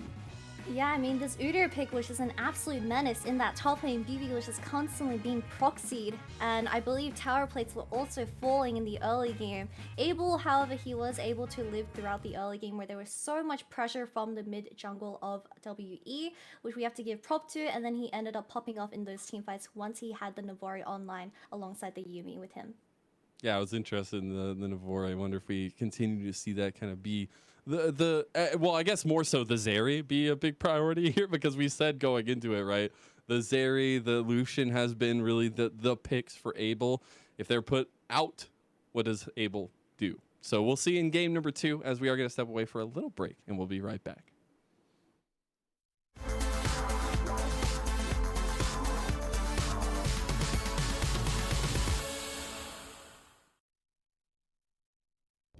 Topside as well, Free trying so desperately to get something going. There is the grand challenge. All 3 props. Oh, the flash! Oh, flash for flash. One Not quite able to get it. Oh! Kim!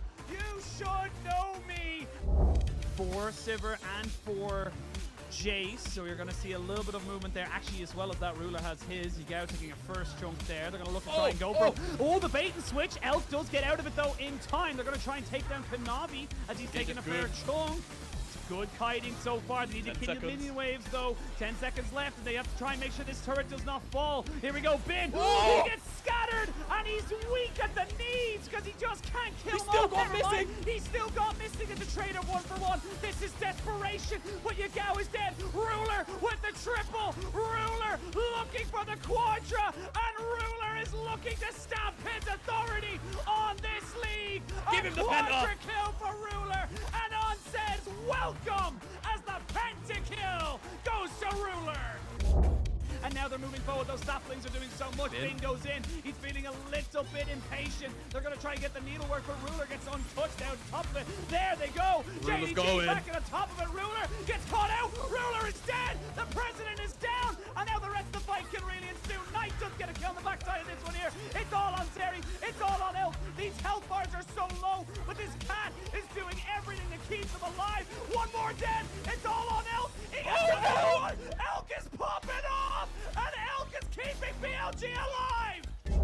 Shanji's found Gala. That's a big rush over the wall. Gala does not survive though. And OMG, they're coming to town and they're cleaning house. Wait, look at Breathe. Do they have any TPs to respond to this? Cream can TP back, but they're gonna go ahead and initiate the 2 bags. Breathe is on. He does the a Nexus lot of powers. damage. He's doing so much work. TP I don't think that time's gonna stay there. TP is wasted. gone. Are they gonna finish it? No.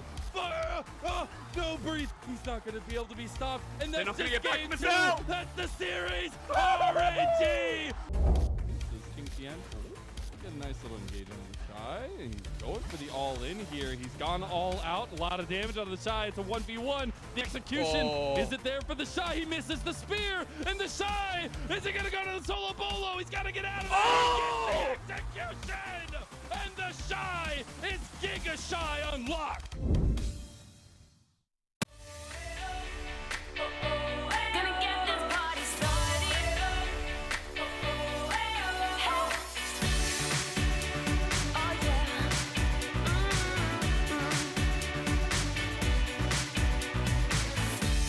The week is done. We've been stepping out. Gonna get this party started. Only just begun. Baby, there's no doubt. See you at the after party. Gonna get dressed up and act just like the royalty. Let me hear you say, let's get this party started. Turn your beat up now. You know I like the sound. Dance like no one's around. Get this party started. We're going underground. Oh yeah, we bring the crowd. We're gonna shut it down. Stars in our eyes, that's how we roll. Ripping up the dance floor, flying high, out of control. And all we want is more. Gonna get dressed up and act just like the royalty. Let me hear you say, let's get this party started. Turn your beat up now. You know I like your sound. Dance like no one's around. Get this party started. We're going underground. Oh yeah, we bring the crowd. We're gonna shut it down.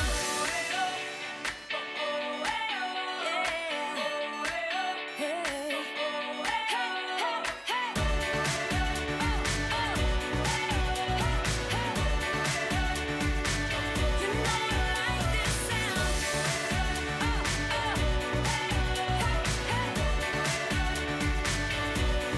Shut it down.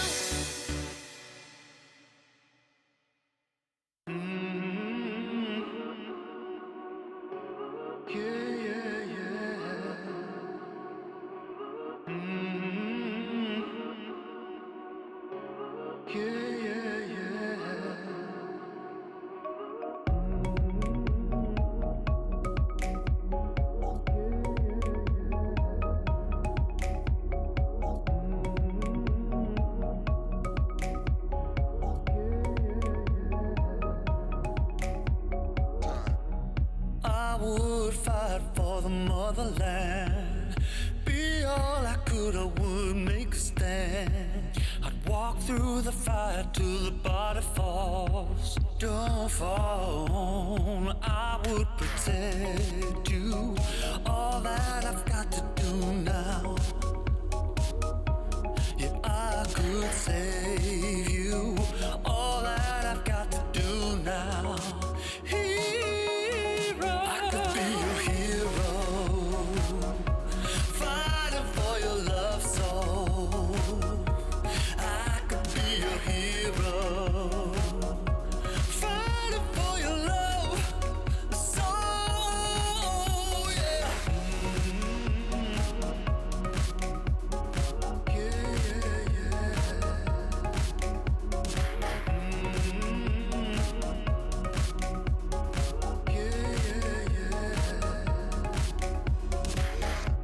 You make something worth fighting for. And nobody gets to choose everything.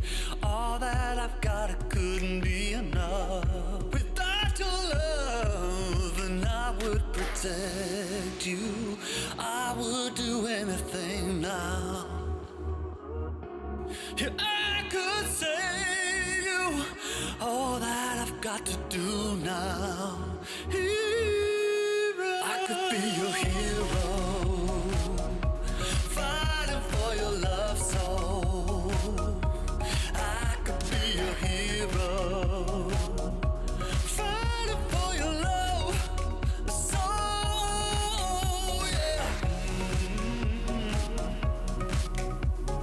Yeah.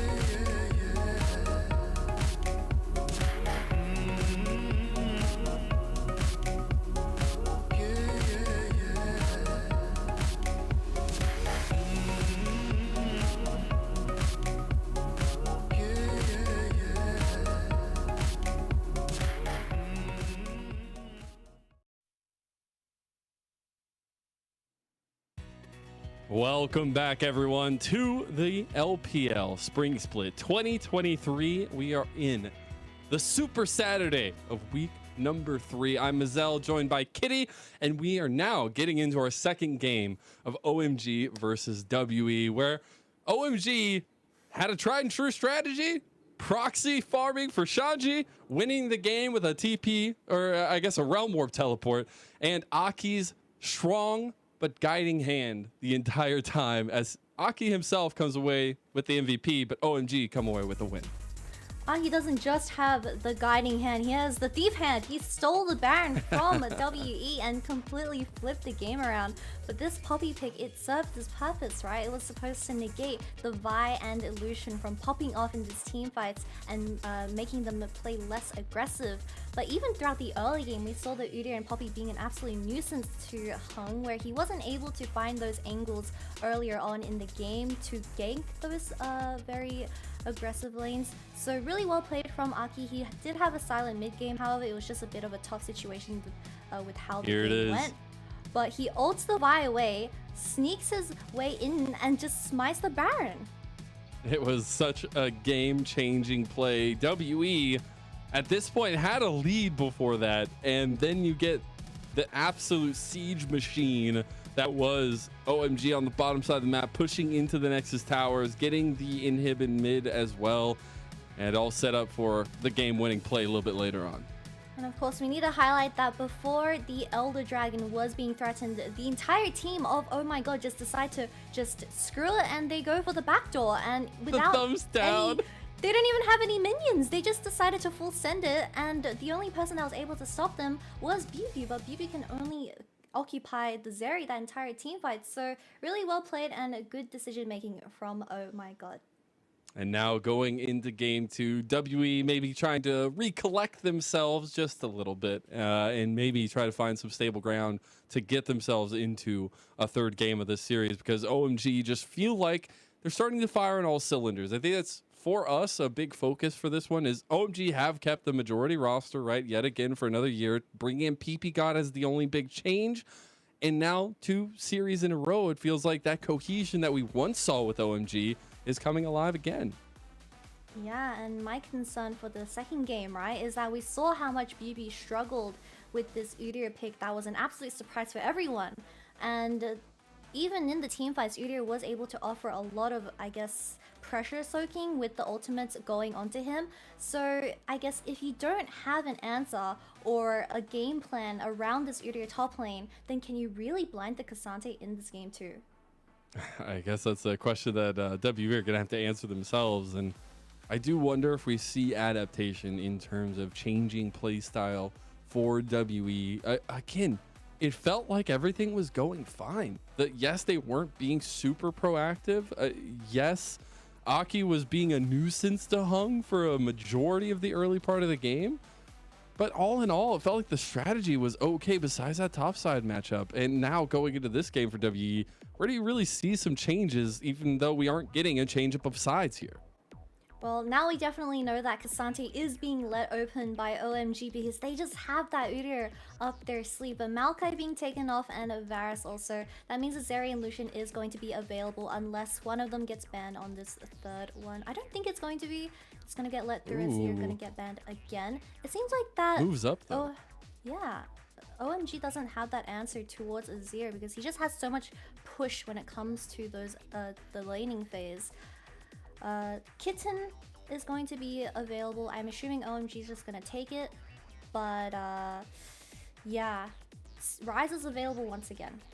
We don't get the casted in blind today, at least not in game 2. There is few options that could take priority here. It feels like it will just be the Zeri yet again, able sticking to what's been working as a point of pride. It feels like at this point, as now just the Lucian with the Zeri combo for Abel has been their tried and true. Gotta think it's gonna be the Nami that comes through for WE. Maybe even another setup tool like the Vi yet again that was working out for them. I think Abel played the lane relatively well. He was avoiding a lot of those ganks from Hung, and then they were able to scale into the late game. So it's just going to be a fair trade for these two teams once again. Ryze gonna go to Shanks this time around though. I think this Ryze, when it does come to the late game, he is able to provide so much, I guess, macro pressure with that Realm Warp where they can even potentially backdoor. But Vi, with the Zeri and Yuumi this time, it's definitely going to help them in the early game. I think the combo just ridiculously strong, obviously. Now jungle, we have a bit of a trade. Aki will be piloting the Vi this time around, but the Ryze went over to Shanks. He's not going to have his tried and true Cassiopeia to go to. It will be just this part to the puzzle that worked out very well for Cream and OMG in game number 1. Yeah, and I'm assuming they're going to look to either ban out the counters for the top lane, which is going to be BB's lane with the Cassante being available. Once again, I don't expect an Udyr ban just quite yet. I think he was quite he was dealt with in the mid game. Sejuani gonna get taken off just in case BB does lean towards the Udyr does get banned.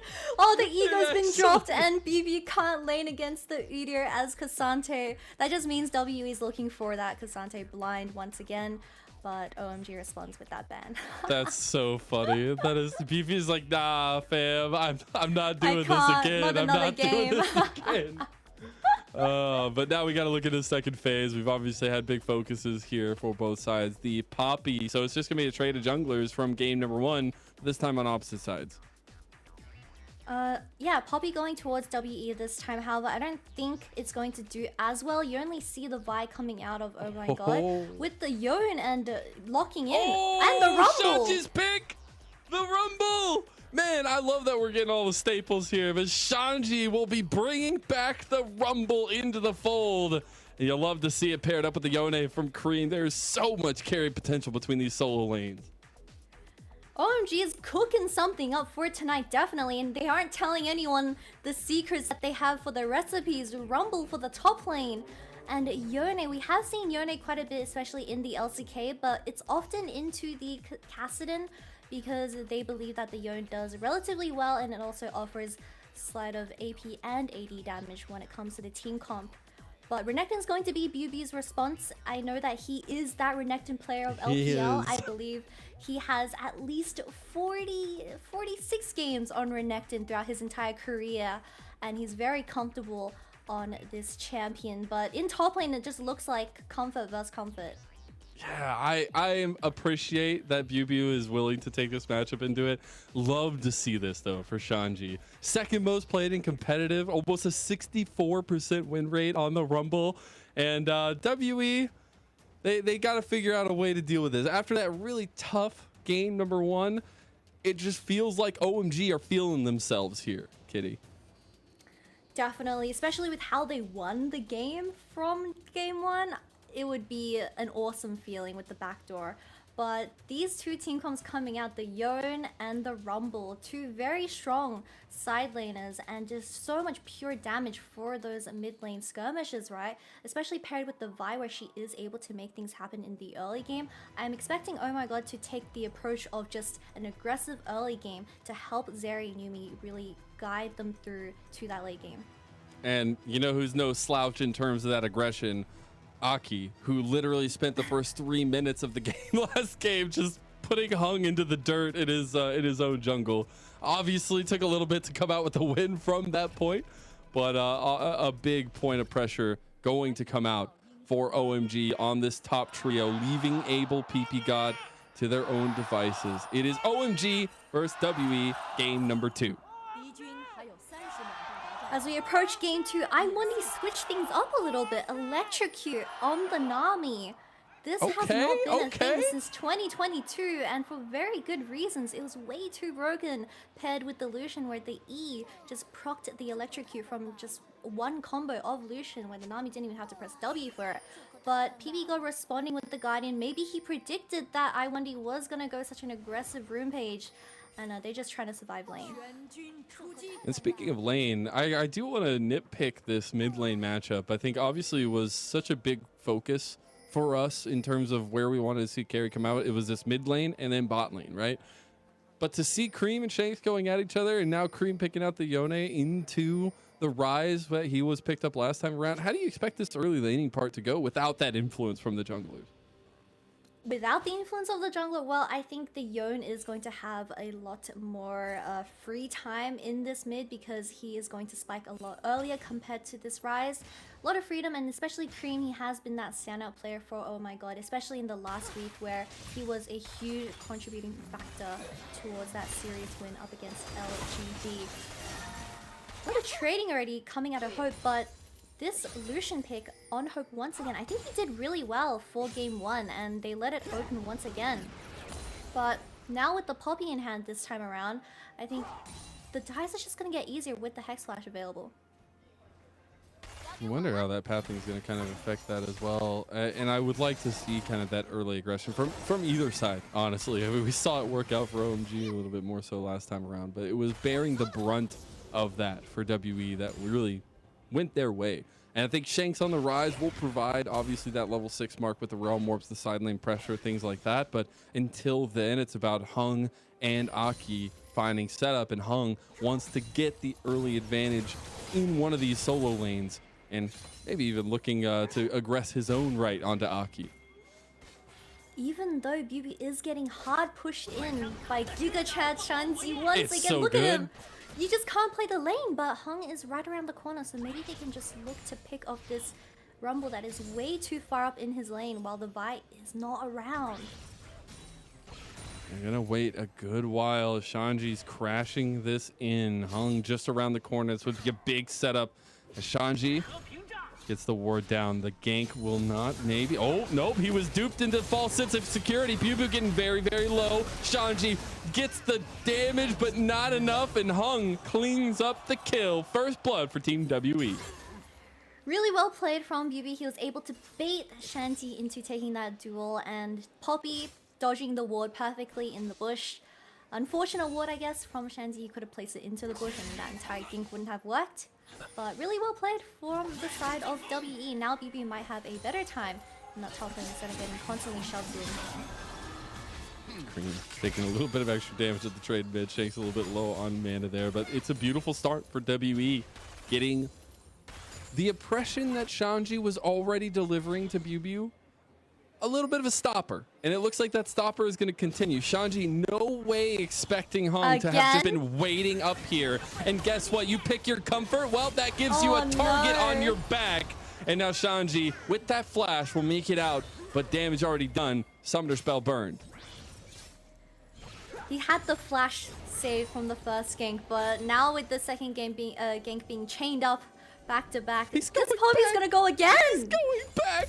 Hung. Oh no! Like, do you really just not like Rumble or what? Shanji saying I can't do anything, throws his hands up as he goes down, and it is Aki who just has to watch as his top laner is put down yet again. Look at the wave that Shanti is losing. 3 being built up. Aki does get to pick it up, but this Rumble pick already being down 2 kills.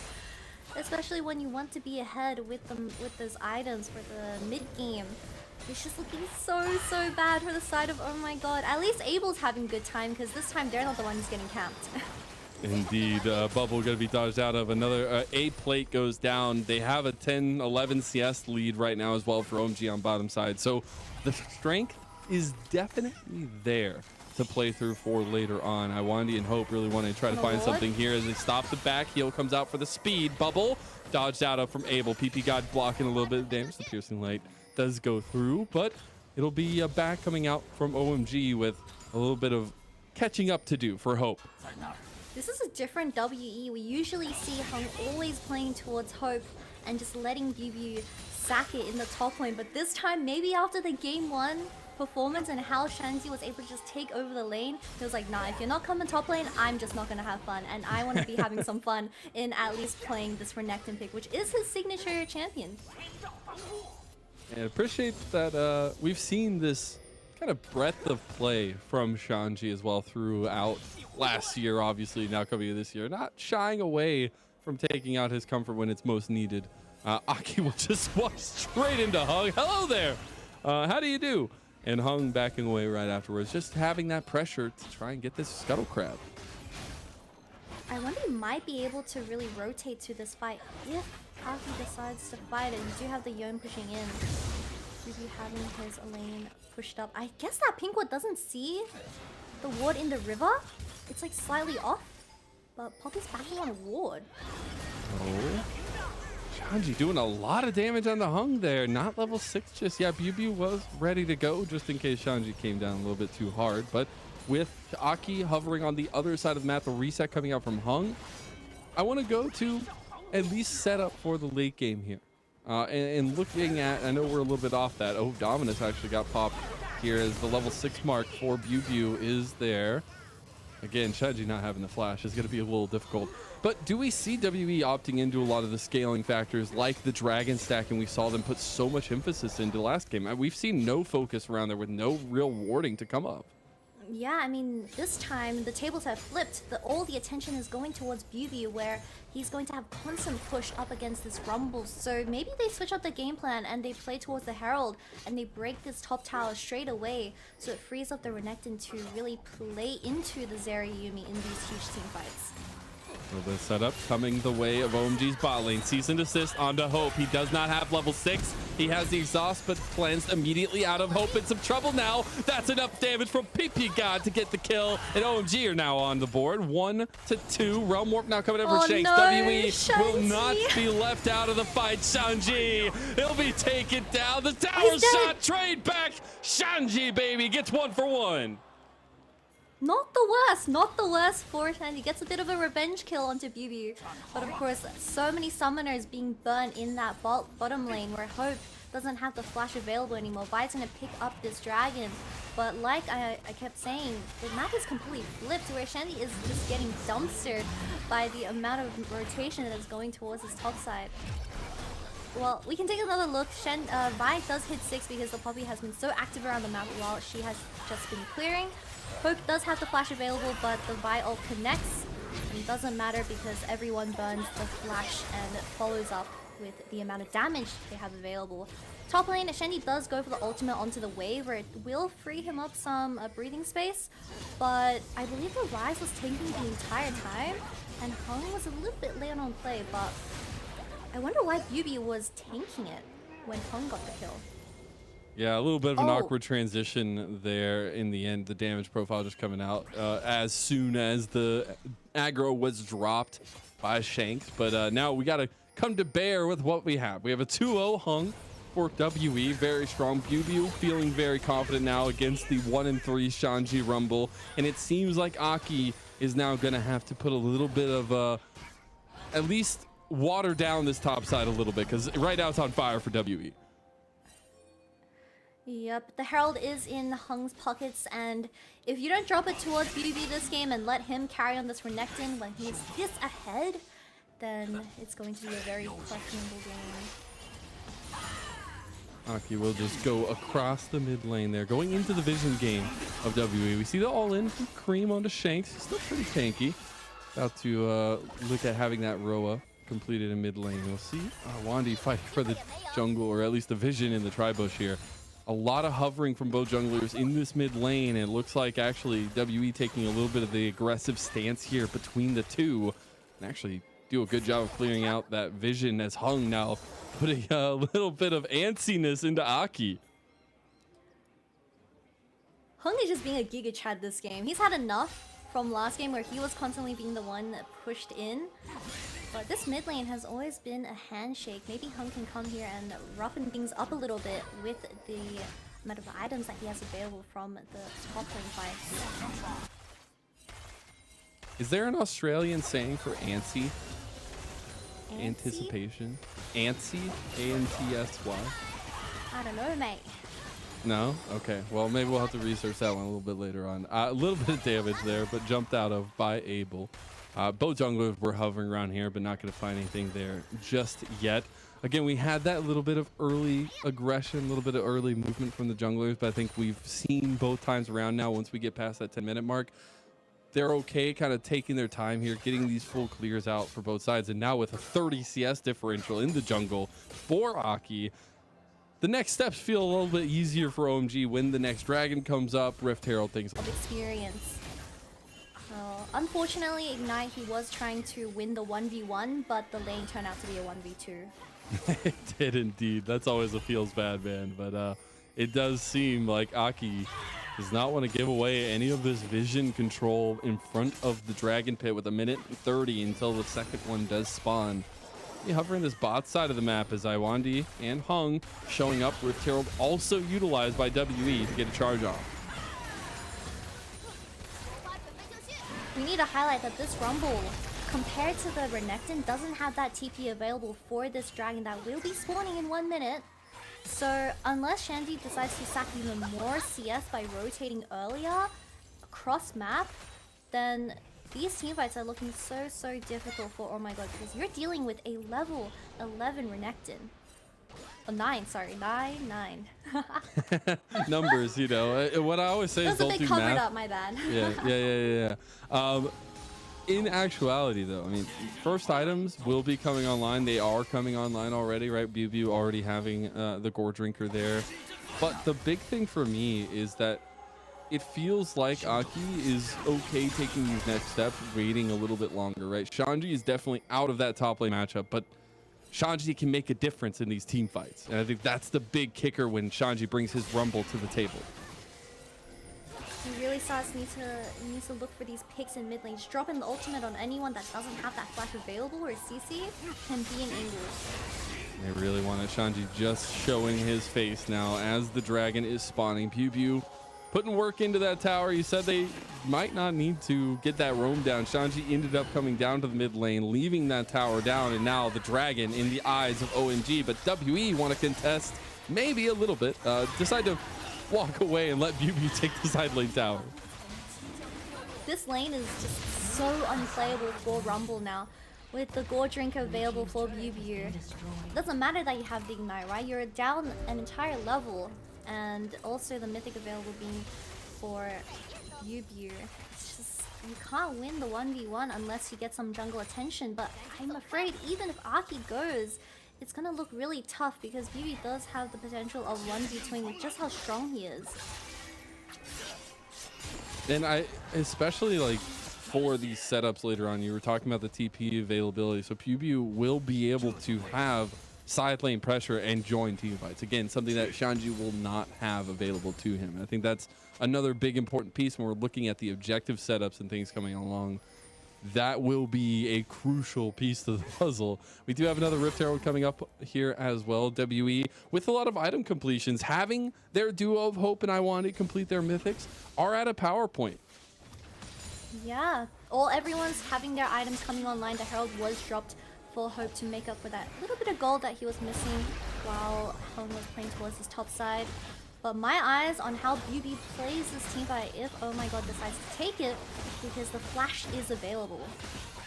I just saw that Hung has double winged moon plates. Love it. A little bit of speed there, I guess. Just going for that. And especially now that they have another objective down in the Rift Herald available for them, I wonder where they put this. If they just continue to try to put more resources in BLG, or if they want to try and take down this outer tower in mid lane. Looks like the hover will be towards top, but at the back is coming through. Now culling was used and from Hope in the mid lane just to get a little bit of damage down to OMG, but nothing coming of it just yet. And WE themselves now with a solid advantage, about 2,000 gold in the lead 15 minutes in. Poor Shandy has been hovering this entire top side jungle the entire game because he just can't face off the Renekton. But I want to see Aki playing towards his Young because he is your saving grace when it comes to the early games. There isn't online just quite yet, and Cream is getting that experience and they've constantly pushed in. They were trying to make a cheeky play down on bot side of the map, sneaking Aki into the alcove, but they don't get it, don't find it, or at least WE don't fall for the bait. They will still be hovering around there. Yeah, they definitely feel like something kind of sus is going down here. Maybe starting to think about hitting that big red button, and they do. Shanks goes golden. Tongue is here, gets spun down by the final chapter. Cream has to go back, but aggression is the name of the game, and Aki on the Shanks is in some trouble, does get out. They are just so damn tanky. They don't go down. Oh my god, decided to spend everything onto this falling where the Yumi was attached to Vi, so I'm surprised that Abel's gonna be able to live this mid lane when he's up against the Lucian and Nami having everything available. Should be Shanks coming to join the fight in mid lane. Looks like Rift Herald popped to take this last, or this mid outer tower at least. That'll be a little bit hard. Abel, oh my goodness. Hope and I want to doing a lot there. A couple more auto attacks should make it so. It'll be second tower going over to WE and more gold in their pockets. Dead Man's Plates once again for the Poppy. I do like it. It just gives that little bit of extra movement speed with the phase rush where you are able to follow up from the initial engage. But this time it's a bit different. Poppy isn't the solo engage. You have that Renekton available this time around where she won't be getting one shot when she is going to engage initially in these team fights. But with WE having so much map control and having the two outer turrets of mid and top lane being down, it just frees up so much vision control, especially when it does come around to that Baron. But this third dragon, if WE is able to stop it, then they are able to just slow down the tempo of this Yone being able to scale into the late game so much better. And I think the saving grace, at least for OMG right now, is that they have like 20 to 30 CS leads in 3 positions, right? And I think that is something to keep an eye on as the fights continue to drag on, and especially going into this next dragon, if there wants to be a contest over it. But it really is about these item completion at this point. Obviously, Night Harvester completed for Shanji, but he will not be able to join this fight, right? We've already said he doesn't have the TP, so all eyes on the 4v4 or the joining of Bew into these fights. Because there's no stun available for Shanji. And maybe there's a stun for Hung, he can't find it. Yeah, I mean, Shanji has to make 2 very difficult choices. Either one, face the 1v1 against Renekton, which he won't be able to win, or he has to rotate to these team fights. Flash Hung goes in, calling on top of it. Abel literally unable to move. PP God left out as well, like a cat in the rain. And it'll be Dragon to Team WE. With Rumble being this behind, Dragon, especially third Drake for Oh My God, was definitely one of the potential win cons that could have saved them later on into games. But they were getting a bit desperate. But with having no vision control, with the amount of mid push that Lucian has provided in the past few waves, they're just not able to really walk in. And Poppy having that flash available just connects onto Abel. And you can't really run away as a Zeri. Look at this. Look at this, OMG. They got the tools. They're going down to Shanks. There's the equalizer across as well. The CC, Shanks is down. Also, Shanji taking down Hung in the side. He's got the Hexgate, but he's not going to take it. Flashing forward, Shanji gets the kill. Shutdowns coming across here. And Shanji picks up some much needed gold as Abel. I love it. He's going aggressive, and so is OMG, but they don't find exactly what they were looking for. That's exactly the pick that you wanted, right? Playing towards the Yone, where he is going to be that stable carry for your mid game. Zeri doesn't have her items available just quite yet, but even the Rumble rotated. But can Beauty handle Cream as they are the same level, or even just a little bit ahead for Cream? Shanji decided to sack everything and just drop everything for Shanks, and a lot of ultimates committed to the Rise where he wasn't able to toss out too much damage. Hung not having flash available from that earlier dragon fight just meant that Shanji could 100% commit, and he picks up a 600 gold bounty, which can save him and bring him back into the game where, you know, you have that Vi ultimate available for these team fights. All you have to do is just press that ultimate to save the game once again. Yeah, I mean, like we were kind of stating in draft, they do have a lot of that CC combo set up with Aki on the Vi, and now it's a lot of what Hung can do as that opposing Poppy that we saw Aki be so efficient with last time around, right? With those Keeper's Verdicts, you got to be on the ball for W if you want to get the setup. especially looking at how Hope and Iwandi approach these fights into Abel and PP God as time goes on. Definitely wanted to see BB use his lead where he will be able to just take over these team fights because of just the pure amount of the items he has online. But we're not seeing too much, although he dominated lane up against Shanji, where Shanji is finding these angles to sneak back into the game and picking up 1 kill, 1 assist, where he's slowly just salvaging the early game. Yeah, still pretty far behind in terms of those item completions. Now OWE making a play, Oh, no, and he's going to be even further him. behind now. Shanji, give a nice little thanks to Kitty for the caster crew. Poor Shen. He's never gonna get a break this entire game, especially No, when he's not. Hung probably noticed that he used the flash available. He's like, let's kill this guy. He just used flash on me, and they have punished him. But this Baron could be a sneak because he just has no vision on the side of oh my god. He definitely bait something here. Abel gonna get out of that line of fire that Hope was putting down. As you said, they're trying to sneak in here. A little bit of same flavor with Shanks in the Cassiopeia last game. This time it's the Rise. They are slowly but surely taking it down as WE commit here. Sad teacup as Aki. I don't know if this is a steal angle, but he might wants to go over 3,000. Aki going forward, trying to get in the pit. He's way too late though, way out of range. Goes in, final chapter now. Maybe even catching out Iwandi. The keeper's verdict, the equalizer across. They found one. They get the Baron, but what did it cost? Everything in their head. Maybe they get taken down here as well. The Ultra Shock laser, the fire. Oh, it's not enough. Shanks gets out. He's so tanky, but they also lose Iwandi. 1 Baron buff down. The Baron enough for WE to say they came away with a positive, but a response for OMG nonetheless.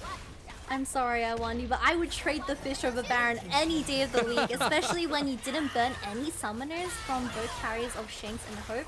That's an overall dub for WE. They unfortunately didn't have any vision control and just didn't notice that the Rise and Poppy could sneak the Baron so fast, because Legion was showing in mid lane. A little bit too late on the ultimate from Vi, and this Poppy just instantly shot Cream across the map where he wasn't able to contribute into the fight. But even with Shanji dropping his ultimate on 3 people, he's just so behind in items where it didn't matter too much, or at least burn a summoner spell. Yeah, but you gotta think what happens a little bit later on, right? He has completed the Shadow Flame now.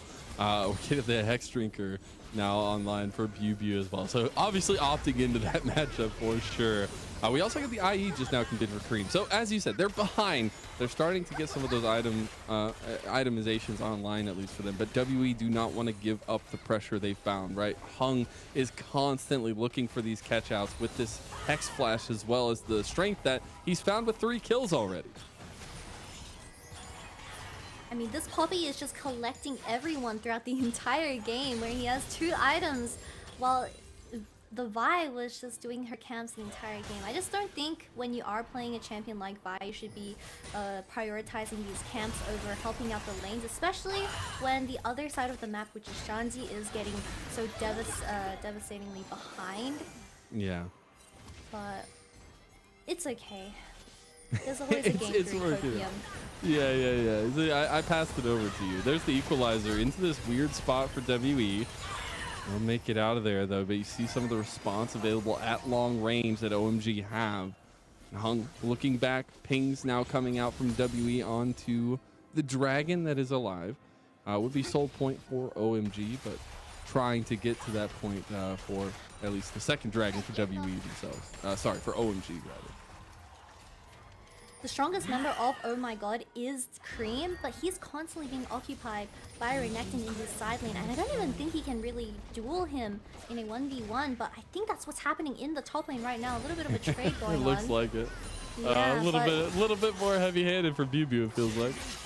Does have the stopwatch available, but I just don't ever see this Yone winning a 1v1 against Renekton in the side lane, and that's one of your main carries being occupied, where it's going to be a 4v5 or potentially a 5v5 if TPs are online, but Abel just hasn't hit his IE just quite yet for the amount of damage to pop up in these team fights. We just got 3rd item completion, Collector for Hope on the Lucian. So interestingly enough, that itemization for Hope, who now finds Aki trying to take his jungler's chicky nuggies. He's not going to stand for that one. I guess he has to, since Aki had the smite. but nothing really left on the top side of the map for OMG to play for, besides the potentially overextending BB, which is not going to come online. But I think that's where the control for WE has been so important as a cornerstone into this game for them. And Hung being the main contributor to that, right? And Hung himself, right? Young Miracles prospect for 2020, the names that have come from the Young Miracles LDL team, and to try and add his name to that list slowly but surely, I think he's become a really important piece of development for Team WE in 2023 now. Yeah, he's definitely had two very standout games in the past. Well, this one including, and of course maybe not last game. Maybe not as much. He got done dirty by getting ulted away in the very end. But I think his early game was relatively well played. Unfortunate to go for a burger flip on the Baron. Don't go for burger flips. We don't like burgers here. We only like flipping, I guess. What are we flipping then? Well, if it's not burgers, what is it? Well, I'm flipping a coin because I don't know how Oh My God is going to come back into this game. Oh no! About a 5,000 gold difference here for WE. We did see some great decisiveness come alive for OMG last game that really helped turn things around for them. Maybe they'll be opting into that a little bit more here, but we see the gold opt-in as well. About 3,000 above Shanji is BLG, and I think that's obviously something that will be very difficult to deal with for OMG going forward. Yep. Oh My God's entire comp is dependent on this Vi engage, and like we saw in the bot lane, how the Vi ultimate was chained up with a Rumble and Yone ultimate being followed up. But if we take a look at the itemization, we have 3 Zhonya's coming out of all the core members of WE. So even if you realistically do get an ultimate off on this Vi, you're not going to one-shot them unless it's timed perfectly where they're not able to react to this. That reaction is in question here now as Cream caught out in some trouble. Fate Sealed gets him out of there though. Nice use of the ultimate and the flash. Means that Aki can come and try to stop any more of that sieging. I just saw Navori Quick Blades completed for Abel as well. So that'd be third item spike. And Shanji, a little bit of damage onto BLG. Abel trying to follow it up with that Ultra Shock Laser. BLG does not come away with another tower down. And OMG survive another day, but maybe not this top side. This top side won't be surviving. Oh my God, Abel's going. Oh, he gets stunned right into the wall. The equalizer's huge to separate the fight. Flashes are now coming out from WE. Shanji found the side lane. And what did we say, Kitty? Can they get them? Yes, they can. And WE are running for those hills as BLG. If he caught out by Shanji, he's scared of Shanji now with that Riley's completed. He's going to pop that Dominus. Here comes Abel. Ultra Shock Laser. The damage from BLG is so big, though. He goes golden. Here comes Hope. There's Abel over the wall. Oh, no! They got left down. PP God's down. They don't have their healing. BLG's cleaning them up. BLG and Hope. The doubles. But Cream now gets his own. And it's BLG versus Cream for the world. Who's going to get it? BLG, the big old crocodilian. That fight went on from a top lane tower to the mid lane tier 1. It went across the entire world. But ADCs are just juking it out with the skills that were being shot around. But honestly, props to Abel for engaging that entire team. But we see him flipping over the wall with the Yuumi. Absolute respect into the Poppy, getting instantly stunned. But the amount of damage from this 4v5 where the Rumble got here first, and BBD just was not here where they were lacking that front line, right? And then BB comes here at the very end. Unfortunately, the Rizal was cancelled. But look how well Lucian and Nami plays this. So BB is already being occupied with 3 of the members of Oh My God, but no one is focusing down Hope. Well, you're spacing everyone really nicely, and he gets the flash stun onto the Yuumi, which is a core thing that happened in this team fight. BB's so unstoppable with his gold drink available as well, getting healed to half health once again. And this Yone in a 1v1 scenario just never wins against this Renekton. I will say, though, Cream is showing why this can be a scary pick in the mid lane a little bit later on, right? Having the GA now completed off of that fight really big. Communication errors, PP God coming out of Abel there at the last second as he's going over the wall. That's a different fight if PP God is still alive. And I think Abel plays that a little bit differently as well. So OMG on the cusp of finding a turnaround, but now they're so far down, it might not even be possible anymore as WE right in front of the Dragon Pit here. This would be soul point for either side. BB does not have the flash available, but he is an absolute menace Cream getting a lot of damage onto BBU. He's still tanking up so much. There's the equalizer to cut BBU off for the rest of the team. GA pop. Cream goes in. He has his GA pop. Now it's separating the solo laners. The bubbles. Both of them are down. Engaged now from the back line. Aki finds hope, but he can't get him. And now you have on the back line themselves. Shanks flashing forward. Shanks goes golden. And WE, they find a double. And they find everything from OMG in front of the Dragon Pit. PP God down, and an ace for WE. BB was literally holding up 4 people during that entire team fight where Cream was engaging by himself. Although it was a 1-for-1 trade from the very beginning, Shanks Giga Chad flashes in and deals so much damage to 3 members of Oh My God and gets completely deleted without the Rabadons, might I add. So that's just how insanely broken Rise is once you get to this late game. And just Hung being such a menace throughout these team fights as well, where the Zeri isn't able to pop off as she would have wished for, but very astounding win for WE. That's going to be a quick exit with the Hex Gates. I was about to say, does Hung complete the game without finding a mythic item?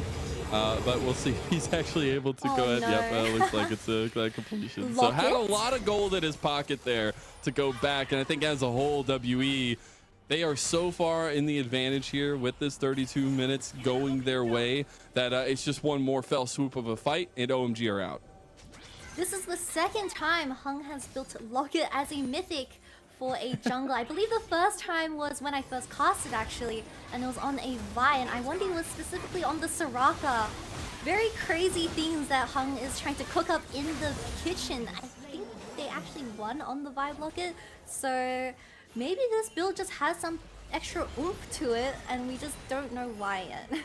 It's looking like it, at least for now, for WE, but it seems like there's a lot of cooking going on right now. Maybe OMG's cooking not working out their way. Maybe they need to get some quality assurance there. But Shanji definitely trying to make a splash in this one with some of the picks we've already seen into this game. And it's hard to see next steps for OMG, but the pick outs, the catch outs, the scaling, it's definitely still in their corner. It's just a little bit further off than it feels like for Team WE, who are, like I said, one fight win away from winning the game.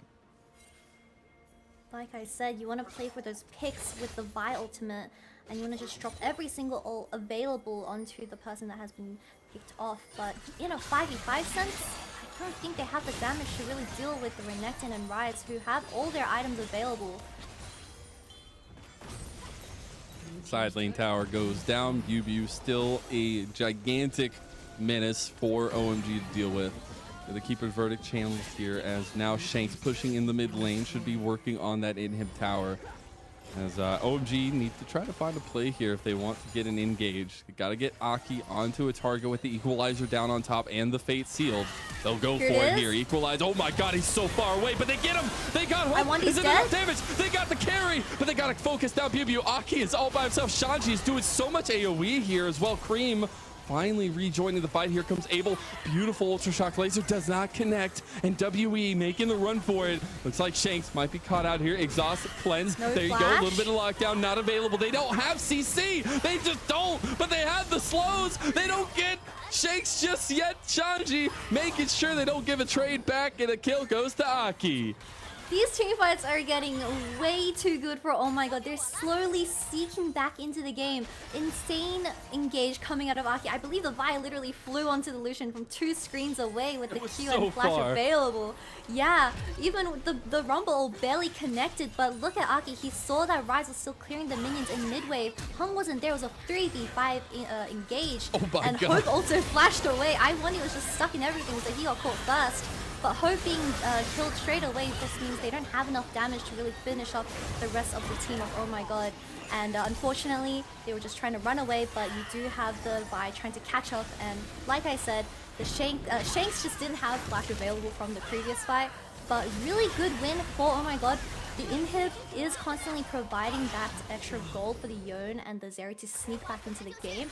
With Baron coming up in 30 seconds, if they pull that off once again, I think Oh My God can take it away with a 2-0 series.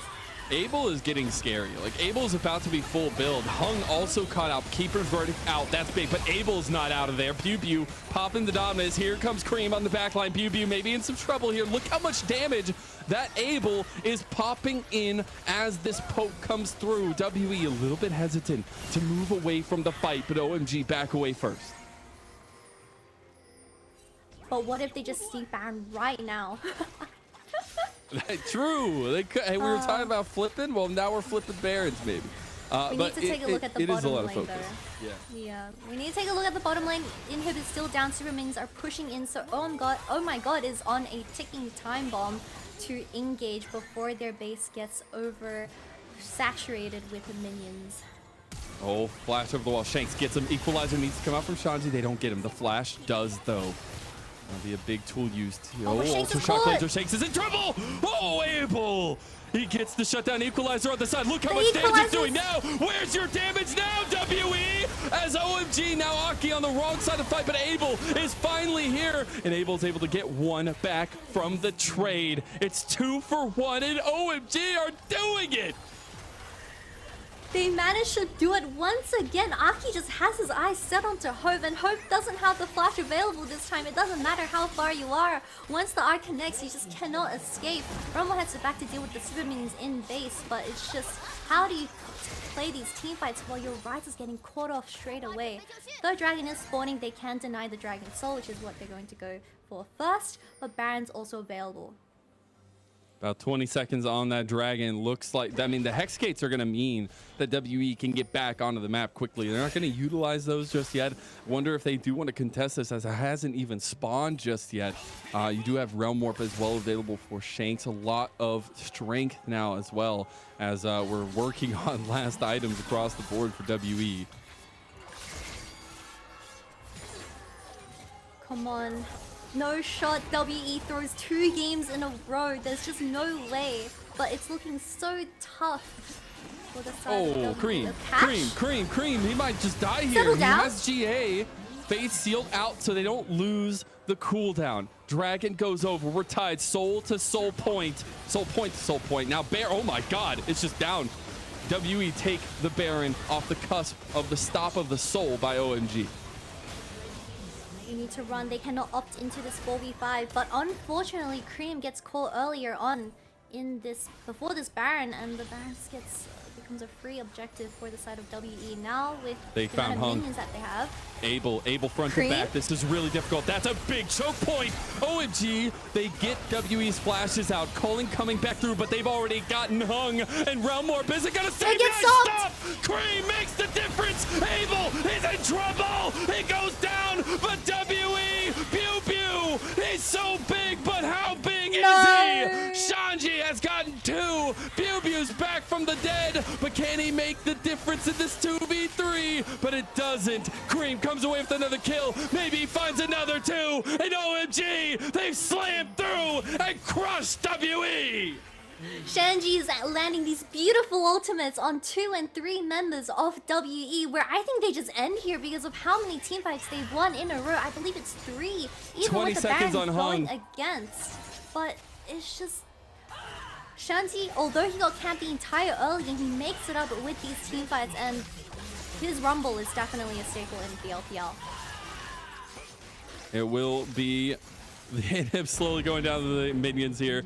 Lasting damage done to a base of WE that has not felt the pressure all game not long. ended? And even down 7,000 gold, OMG are not done fighting. The Cream gets a really nasty combo here, where in the choke of a Rumble in the jungle, it's just so insanely hard to play for the side of WE. And this amount of damage, Cream stops 2 people from the Ryze ultimate, and it's just so incredibly nice with the Mikhail coming in. Cream is just able to kill everyone. BB not having enough damage. It is a Renekton in the late game, and he just isn't able to just force the amount of pressure that the Yone has in these team fights. I think, oh my god, could have ended. Although Poppy spawned, I think they could have ended.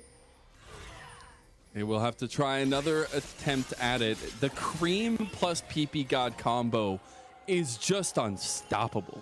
It is ridiculous. We are now on 6 items for the major carry. Shanks still missing his death cap though.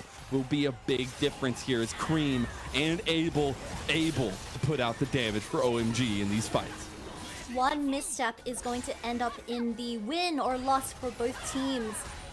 But taking a look at the amount of summoners that everyone has available, Hope, BLG, not having those flashes available in these team fights where if Vi gets onto your head, then you're just not going to be able to survive these team fights. Hope doesn't even have a defense. Oh, I mean, he does have the G available for the next fight, so it does give some leeway to WBG. Yeah. But even if you die in the GA, your teammates can't save you from the amount of damage that Rumble is putting out, especially with the Equalizer. See, OMG are pushing up into the base now. Able taking a big culling back. Cream also taking a lot of damage. They might have overextended here just a bit. As Shanks is back, he has the Realm Warp. If a cheeky play wants to come out from WE, it could make it, but Shanji has the Equalizer. Looks like OMG just want to put the nail in the coffin here. There's no way, Kitty, that it happens like this twice in a row for W. There's no way that OMG have the grit and tenacity like they are showing right now to put WE out of a game that they almost had a 10,000 gold lead. They're just stealing these wins away from WE's noses. It's just absolutely insane. Now the tables have turned and WE is in the losing position where they have to play safely. And they don't have the vision control in the jungle. But Rise isn't here, so BLG gets caught. They're going on to Cream, though. Cream right back into the fight, ready to go. Aki on the side, Equalizer across. They're going for the engage. They found BLG. BLG can't do anything about it. He's down, and so goes Hung. So goes WE. Oh my goodness. They are actually pulling it from the brink, pulling it to a 2-0 victory, one step at a time. They force a 3v5 while the Rise wasn't there, because why would you protect a tier 2 tower? But this game stage is looking so doomed for the side of WE, where they don't have the Renekton and Poppy. They don't have the front line. So how are you going to play these team fights when you're just going to get one shot? When we see OMG coming to bat like this, it just feels good. 7-2 for Cream, realizing the carry performances we've seen from him not that long ago. The disappointment for OMG last year and keeping the roster but not finding success with it. And we're finally seeing them kick into gear here in these games that should be just straight up lost. They are decisive, they are pinpoint in their accuracy, and now they find Soul for the Hex Soul. Can Hope and iWani make a pick onto Cream here, though? It's crucial. They're trying Cream. He is the Yone, has the Fate Seal out. He is safe for the time being. GA will not be popped, so that cooldown, big time available, and a big point for OMG to play around as well. We are really going to the third dragon in this game, 43 minutes, and we also have 7 dragons being taken throughout the entire game. This is just an absolute long game. It's such a long game. I just think Oh My God had angles to end, but they're playing so carefully because one mistake could mean that it's going to a 1-1 series. Yeah, I mean, we're going to get to 6 items for everybody, right? We just had Lord Doms completed for Hope's last item. Junglers, support's definitely lagging behind a little bit, but I love to see that Shanji is now just 1 item away from completion, right? You're getting this comp that OMG opted into coming online for themselves. They bearing the brunt of a lot of really tough times early on. Like I said, almost a 10,000 gold difference, but Baron being burned here. Oh, the keeper's verdict. Aki's still in the pit. Aki, he gets it for his team. He's still alive too. Cream's going in. Cream's on the back line. Equalizer too. No one's touching Abel. OMG. They're back though. The keeper's verdict is not there, but the steadfast presence is. Abel splashing forward, and OMG, they're wiping the board with Team WE, but can they? Shanji's still alive, and everybody falls. TP's into the bottom lane, and OMG are here to stay. Abel showing up in these team fights, tossing out so much damage. Oh my God, decide to just absolutely dominate W2 games in a row. Let's show that celebration, baby. What an insane series. Oh my God, can just come back into incredibly tough start for the game. Oh, I don't even know what to say. This game was just so well played for. Oh my God, especially later on into game, they just found so many angles for those 4v5s, 3v5s, where bit by bit they came back into the game and just saved the entire series. decisiveness, control, comfort. Those are the big words that come from this performance of OMG. We had the wackiest of top lane matchups. It felt like Shanji just throwing everything he had in the kitchen sink at BBU. But the fact that we get Cream so decisive, the fact that Abel across this series on the Zeri had some of the most ballsy plays I've seen even since last year, and they executed on those plays and they found advantages. That is what stands out to me, and that is what is so beautiful about this win and this crushing defeat for WE. Definitely my highlight was Aki, especially in game 2. Although he stole the Baron and completely flipped the entire game 1 for Oh My God, Aki in this game 2, he made the decisive engages on the Vi, and he was able to just bring the entire team into these winning team fights, and it just bit by bit they were able to just find the victory at the very end. And just Aki is definitely the MVP for the series. You gotta give him another MVP, give him 2 first. I'd say Cream would have something to say about that, maybe about that second game, but it was a combination. It was the fact that, especially in that topside fight in that last game, the combo of the cease and desist going like 2 screens away, and then the very tip of the Fate Sealed and the Equalizer both hitting onto Hope. Insane stuff, mechanically executed, and again, OMG deserving of a very hard-fought victory here. OMG took a lot of good fights, especially utilizing the equalizer from Shanzi. Although having a tough early game, getting constantly camped by Hung, he was able to make it up during those team fights where he dropped his ultimate onto at least 2 or 3 people and just shredding their health every time. And like you said, Cream is definitely also someone else to highlight, as he was able to just deny so many, I guess, angles from WE, and his Yone was an absolute masterpiece. I love to see that confidence.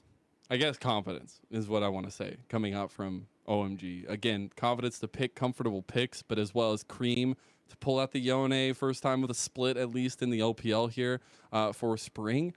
And to have that variety for Cream, not just the Akali Silases anymore, right? He is willing to go for the Rises, the Victors, the Cassidans if it's left open. But it's the mechanical execution even on the Yone where you see not as big of a splash in the early part of the game, but those late game Fate Sealeds, he was monumental pairing up with PP God. And I think as well, seeing PP God mesh with the team so well, there's positives across the board.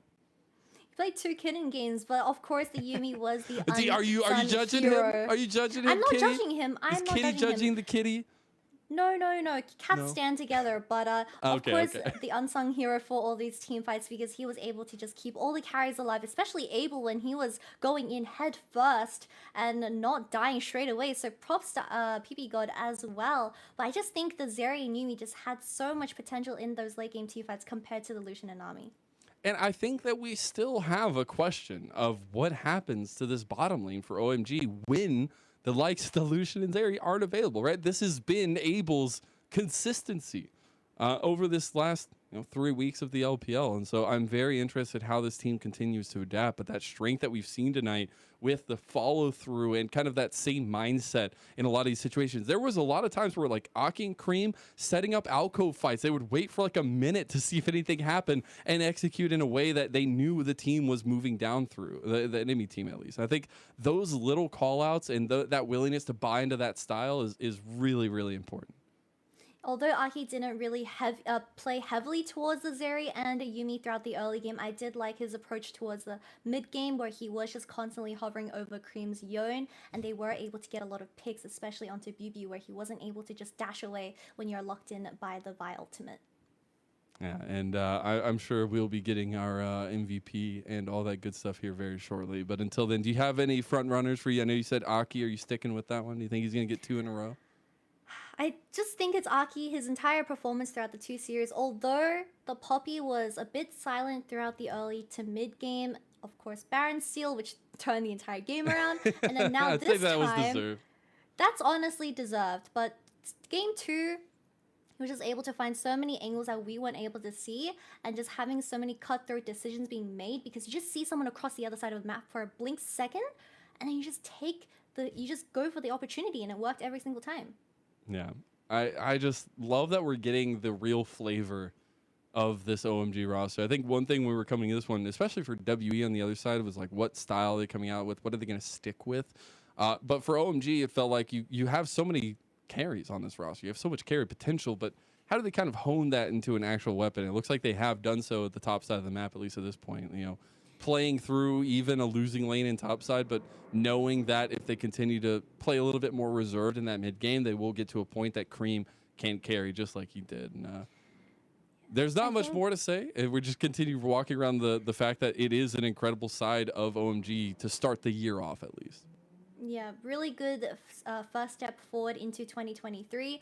And of course, reflecting on WE's performance for their last series was, I think Hope could have done a lot more on that Lucian. You often see a lot of Lucian Namis getting picks in mid lane because he's just such an easy engage with the Gale Force available and the Imperial Mandate having that amount of damage. There was definitely one angle that I can think of in mind where Abel was on the Zeri solo guarding the mid tower. A lot more proactiveness would have been appreciated, and it's something that they should consider for the future games.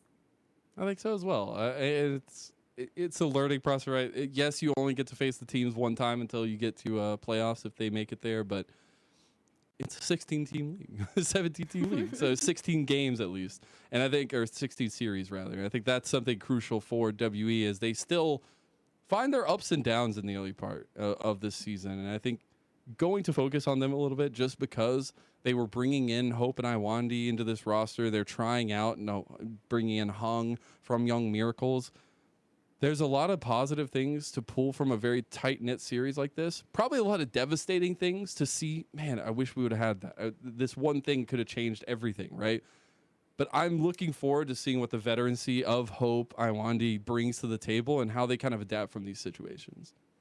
I mean, even Abel as well, he had some time on RNG learning under Uzi. And I just think with his performance in the last two, especially in this series, he was able to step up. He played the weak side perfectly, and he was able to just also pop off in these team fights. Knowing his limits, I'm not sure if it's because of the Yuumi being able to really play towards this aggressive nature and letting him out of inting jail, but definitely a very aggressive ADC that I'm looking out for in the future.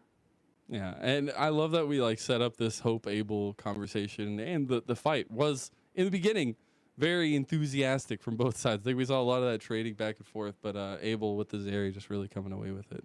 Now, big takeaway for you coming off of OMG here. Do you have anything that you kind of walking away from this series, especially with them going into, I believe it is LNG next?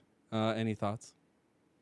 I mean, I guess the most noticeable thing for me is Shanti is honestly willing to do anything he wants. He is that wild card of Oh My God, and it's just such a pleasure to watch him play these top lanes. And although W figured out that he should be getting shut down in the early game, it's just, I wonder what else he's going to pick out for the future games. That's going to be interesting. But that is it for our first series of the day. Now, make sure you stay tuned because we have Lyric and Munchables who are bringing you the rest of the day. So we'll go ahead and go take a break. We'll be right back with our second series of the day. The LPL are kings again. Things are heating up once again. In fact, I'd say they're absolutely red hot. I don't think that actually went over to light. Oh, he actually connected it. That was a nice little wait there, but now Xiaohu's about to just kill Tien. He does. It's a solo bolo. It actually, it's just trying to wait out this rotation from Weibo. They find the cease and desist. Got to get over the wall, rookie, and a lot of damage coming on Xiaohu. Doesn't really have much. The nice save from Crisp. Is it enough? He goes golden too. Top Esports catastrophe at hand. It'll be a flash used by rookie. This week, it's all about the new team powerhouses in the mid lane. You know them as Yagao and Xiaohu, two upper echelon mid laners who have been packing one hell of a punch. They won't even come close. Why do you think you were better than me? LWX will finally make his way, but Shun gets the Rift Herald there, I believe. The knockups come through. Hell yeah. Just gets killed by the power unleashed from Yagao. LWX is on the wrong side of the fight. FPX Care is now the target here for BLG, and he goes down right afterwards as well. LWX has reconnected with Lula, but FPX has been eviscerated. Aganar up 3 back, and the final chapter doesn't do enough. Tear also just bursted down by the culling. The cease and desist was left to the last moment, and more kills raining. A quadra kill. We've got star-studded rosters, carry performances, and not to mention a top lane matchup that just speaks for itself. And so now, we just have to let them cook with our match of the week. Save some space for his teammates as King Tien get a nice little engage on the Shy, and he's going for the all-in here. He's gone all out, a lot of damage on the Shy. It's a 1v1. The execution, is it there for the Shy? He misses the spear, and the Shy, is he gonna go to the solo bolo? He's gotta get out of there. He gets the execution, and the Shy is Giga Shy unlocked.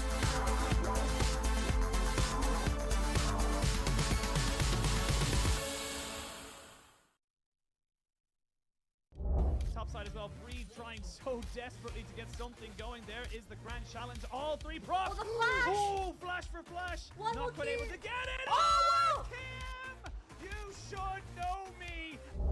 4 Sivir and 4 Jace. So you're going to see a little bit of movement there. Actually, as well as that, Ruler has his. Yagao taking a first chunk there. They're going to look to try and go for the bait and switch. Elf does get out of it, though, in time. They're going to try and take down Kanavi as he's taking a fair chunk. Good kiting so far. They need to kill the minion waves, though. 10 seconds left, and they have to try and make sure this turret does not fall. Here we go, Bin. He gets scattered, and he's weak at the knees because he just can't kill him. He still got missing. He still got missing in the trade of 1-for-1. This is desperation, but Yagao is dead. Ruler with the triple. Ruler looking for the quadra, and Ruler is looking to stamp his authority on this league. Give him the quadra kill for Ruler, and On says welcome as the pentakill goes to Ruler. And now they're moving forward. Those saplings are doing so much. Bin goes in. He's feeling a little bit impatient. They're going to try and get the needlework, but Ruler gets untouched out top of it. There they go. JDG back at the top of it. Ruler gets caught out. Ruler is dead. The president is down. And now the rest of the fight can really ensue. Knight does get a kill on the backside of this one here. It's all on Terry. It's all on Elk. These health bars are so low, but this cat is doing everything to keep them alive. One more dead. It's all on Elk. He gets another one. Elk is popping off. And Elk is keeping BLG alive! Shanji's found Galad. That's a big rush over the wall. Galad does not survive, though. And OMG, they're coming to town, and they're cleaning house. Wait, look at Breathe. Do they have any TPs to respond to this? Breathe can TP back, but they're going to go ahead and initiate the 2 bags. Breathe is on. He does a lot of damage. He's doing so much work. TP I don't think that target's going to stay there. TP is wasted. Are they going to finish it? No. No, Breathe. He's not going to be able to be stopped. And that's not just gonna get game back 2. now. That's the series. RNG. This is King Tien. Get a nice little engage on the Shy, and he's going for the all-in here. He's gone all out. A lot of damage on the Shy. It's a 1v1. The execution, is it there for the Shy? He misses the spear, and the Shy, is he going to go to the solo bolo? He's got to get out of there. He gets the execution, and the Shy is Giga Shy unlocked.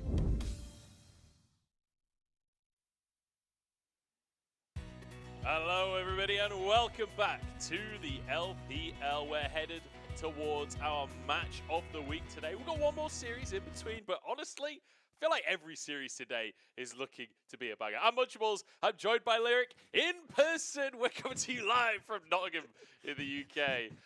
And we've got some absolutely mental games today. Yeah, it's still kind of weird. You know, this is our living room that we're coming in from. Look, but we soundproofed it so it doesn't echo so much anymore. Yeah. But we don't have time.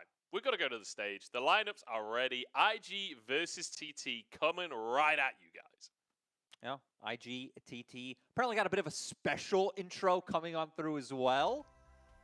I'm excited. I'm tantalized. We'll see, though, because IG, I mean, every intro has been pretty special so far. We'll see. I mean, from what I've heard, we should know these guys, so I'm curious to see what they've got up their sleeves. I want to see if it's IG coming in first. Okay. We've had the dabs, we've had the finger points. We've been pretty much all across the board with their intros. I'm kind of sad that it's not TT first, just to see how they would react to the TT members sitting down on stage. Yeah, but then again, I feel like you got to just give IG the stage, right? When IG is playing at this point, you just got to give them the space. Oh, they're all coming out together. Oh my goodness. It's the Earth Defense Force. Look at him go. Look at him go.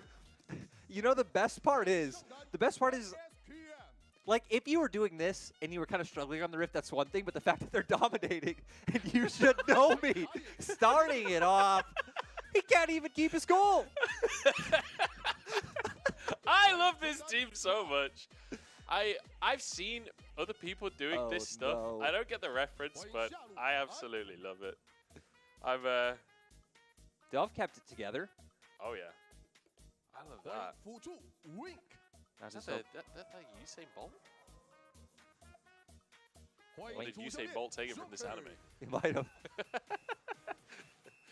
IG, Well, always with the bangers. You never see the coach follow up, which I think is good. put his hand on his heart. You know, you're coming in as the one who you got to bring the business when you're the coach. Yeah. So we're gonna see if TT can compare. They do have technically 2 IG members on the roster, even if one of them isn't playing today. Xinliu will not be starting. Actually, gonna be our first time having Yao Yao come back onto the TT roster, which is pretty nice because Yao Yao has always been brought in for TT in summer. 2021 summer, when he was known as Pudding, comes in. 2022 summer, he's renamed as Yao Yao, comes in, and he finally gets to play a game of LPL in the spring split. It's exciting. It's exciting. Oh no. Oh. I mean, what can you do? How do you follow up on IG? That's why you just should have did? let them go first. I know. Yeah, I mean, you can see it on their faces. They know that they're just not following that. If I'm TT right there, I'm talking about team. I'm like, we're gonna cobble something together. Oh, look at him go! Hey, there we go. You can't step it up to the bring plate. some spice. It is also different when you're coming in as the 3-0 team compared to the 0-2 team, right? So true. you don't want to come off as like too boisterous when you haven't picked up a win yet, and the respect. Yeah, I mean that comparison you're talking about as well is extremely brutal with these two teams because it's not just about series. Like IG haven't dropped a game, TT haven't won a game. It is a stark difference. It's also crazy when you think about, we've hit on it every time for IG that they came in with pretty much no expectations with this roster. And TT, maybe not coming in with super high expectations. This roster picked it up towards the end of the summer split. They, what looked like on paper upgrades in their bot lane coming in. And then, I know Demacia Cup doesn't mean too much. They still went to Demacia Cup finals. They still went all the way to 5 games up against the super stacked BLG roster. Yeah. So this was a team that I thought would have more in the tank coming in. And I feel like when you look at some of these players like Huanfeng and Yucal, I had very low opinion of, like at the start a year ago, you know. But over the course of the year, he started just absolutely smurfing. He had some insane games. So I'm cautiously optimistic that we will see a bit of a turnaround from TT. Like those two players in specific, Yucal and Huanfeng, we have seen high highs from in the past. But so far, it has felt like they're not really on the same page. It hasn't really felt like they've, I guess, meshed as a team, which sounds weird because it's not that many changes on the roster. Yeah, I feel like a big part of it in my mind, too, is coming down to Beitron. Hasn't really been performing that well so far at the start of the split. But like you said, I have faith in them at least doing better than I guess not winning anything, considering that they did this same thing in summer of 2022. So we're going to go straight into the picks and bans. And, you know, IG said on stream, I believe it was Wink, they had something big planned for today. I don't know if that was just the intro, but I hope we also get something big coming out in the picks and bans. A lot of top lane focus coming out for both sides so far. Not surprising when you do have You Should Know Me being such a hot commodity in the LPL right now. But with this Maokai up, I wouldn't be surprised if this is just locked in. He's just been such a tremendous force in terms of team fighting his dude me. I'm just loving that the crowds are back, and like every time it cuts to a crowd shot, someone's there with an iPad and they've prepared like a presentation of all the funny gifts that they have of LPL players. Yeah. It's like Doobie's not even here today. Like, I love it. I love it. Maokai, we've got an Elise to answer alongside a Varus, which Varus really hasn't seen that much play in the LPL, like, especially if you directly compare to the LCK. They're loving it over there. It's not been the same level of priority. And, you know, I feel like we're still seeing it step up more and more, right? We did just come back from our break to where it feels like it's been a higher presence. Also love Batron going towards the Elise, back on his time as an FPX jungler.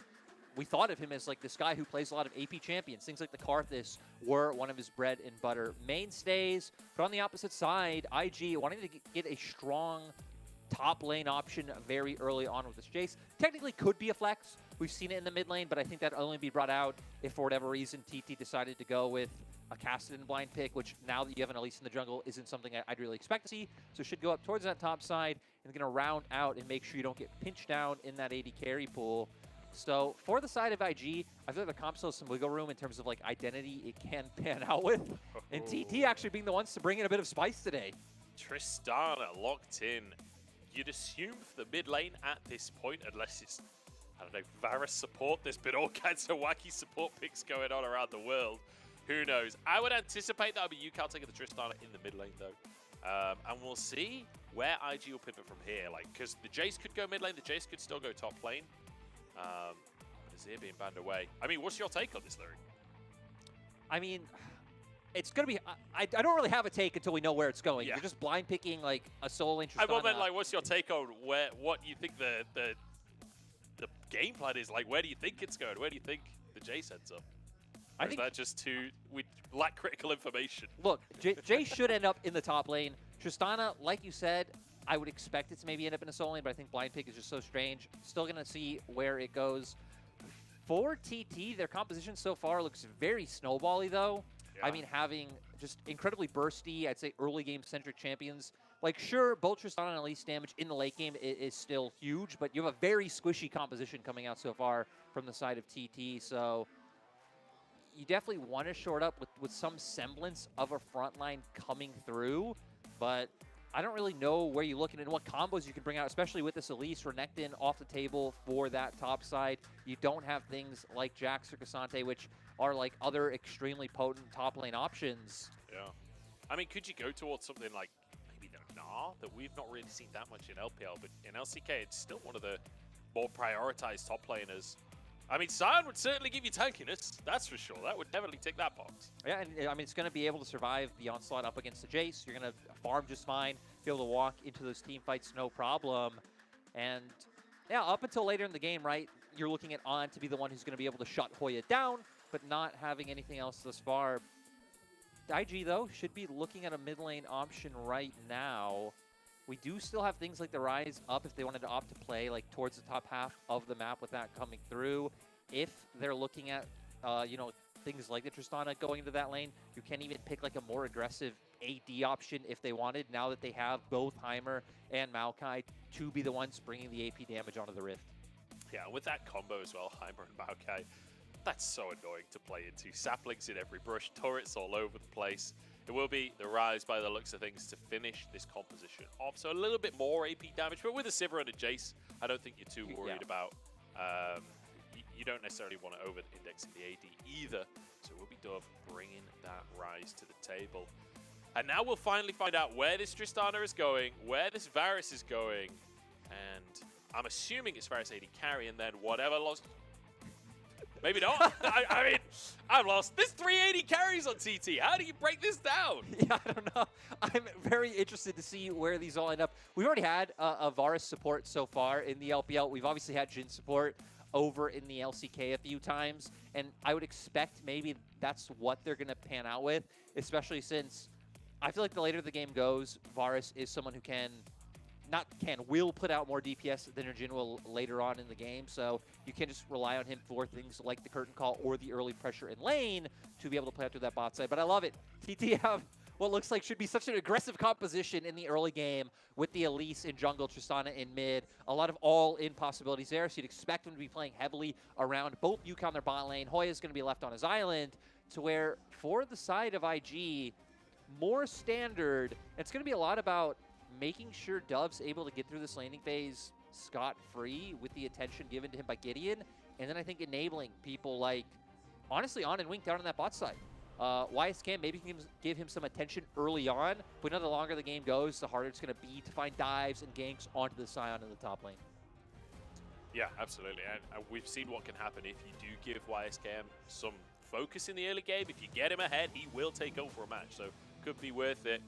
I'm just looking at these compositions though, Lyric, and I will say, Wink's post on Weibo, I think it was about the intro rather than the draft. I feel like everything IG's bringing, we've seen already. And on the side of TT, I mean, Jhin support has been seen, like you said, in the LCK, but as far as I know, it's the first time we're seeing it here in the LPL. And I'm excited to see what on earth TT are going to be able to do with it. We're on to the Rift, though. TT versus IG. Lyric, let's talk big picture. How are we expecting this early game to pan out? Because we have so many wacky champions on the Rift. I really don't know where to start. For TT, like I said, it should be very, I think, mid-bot focused. You have such like strong presence coming out with the Jhin Varus in this bottom lane if you can get them ahead. We can already see them hoping to angle for level 1 if the members of IG did overstep, but they did not.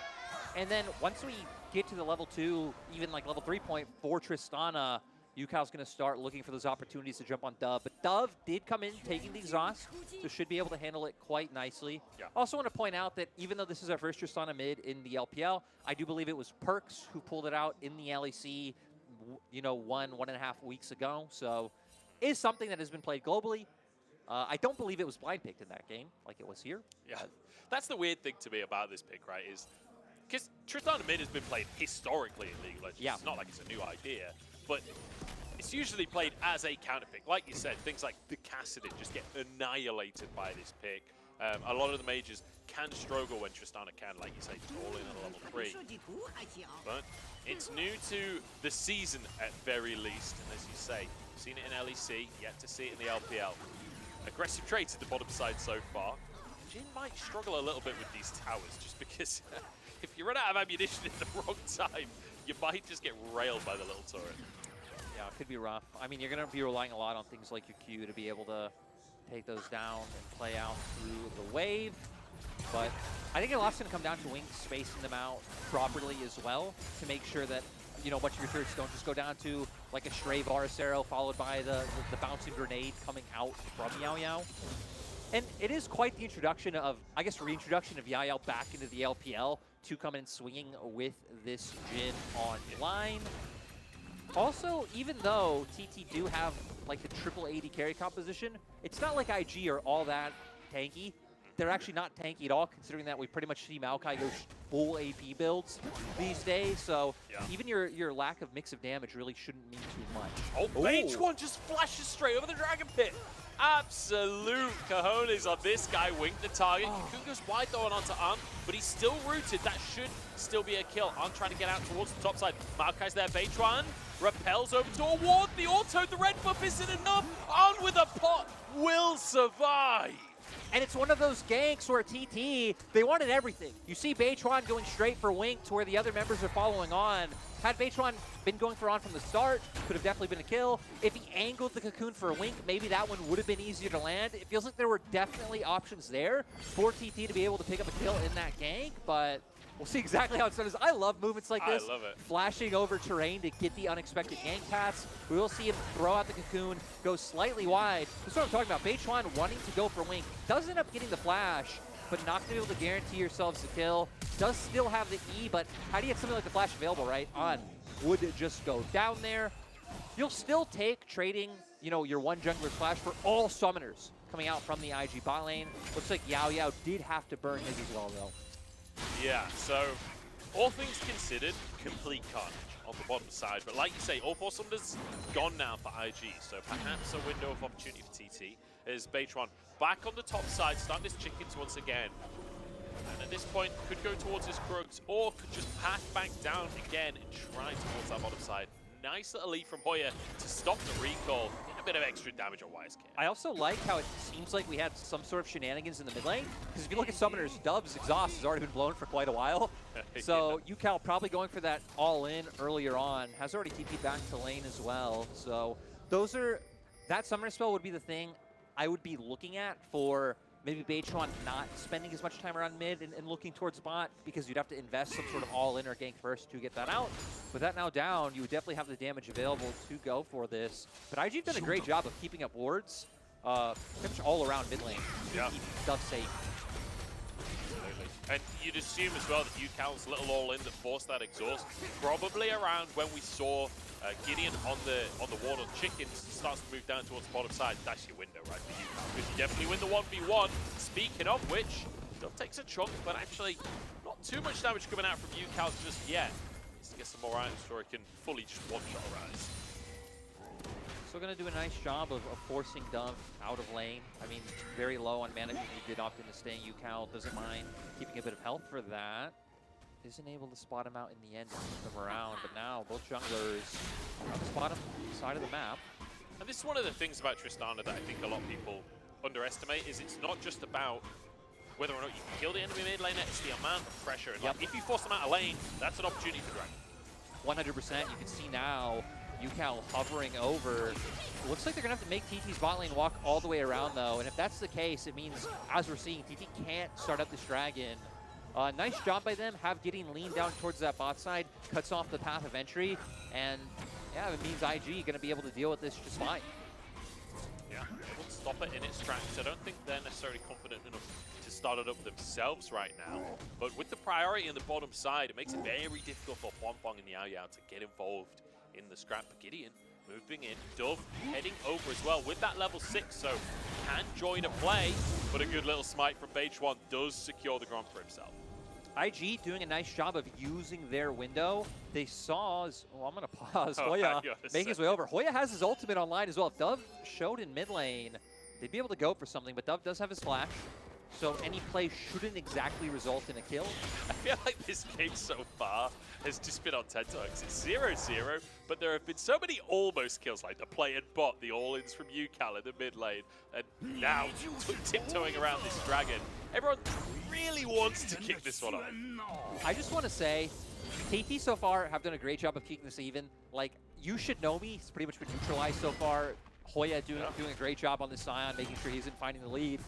If TT can come in after IG beats teams like EDG, RNG, it'd be the ones to dethrone IG. That would be massive. And showing us maybe the way of doing it is with these tank top laners that it's very hard to find these crazy outplays on that we've seen You Should Know Me doing so consistently. I mean, it's down to that, like you say, the Scion kind of neutralizing the Jace, but also UCal on this Tristana, the aggressive pick, neutralizes what Dove can do. It's really difficult to roam on a Rise if there's the threat of Tristana jumping at you every time you press R. So it's so far a pretty smart draft from TT. And like you say, I mean, IG on a massive win streak, taking some big names down. TT coming in without a win on the board just yet, but looking good in the early game. Clearly, they've been working hard behind the scenes to be ready for today.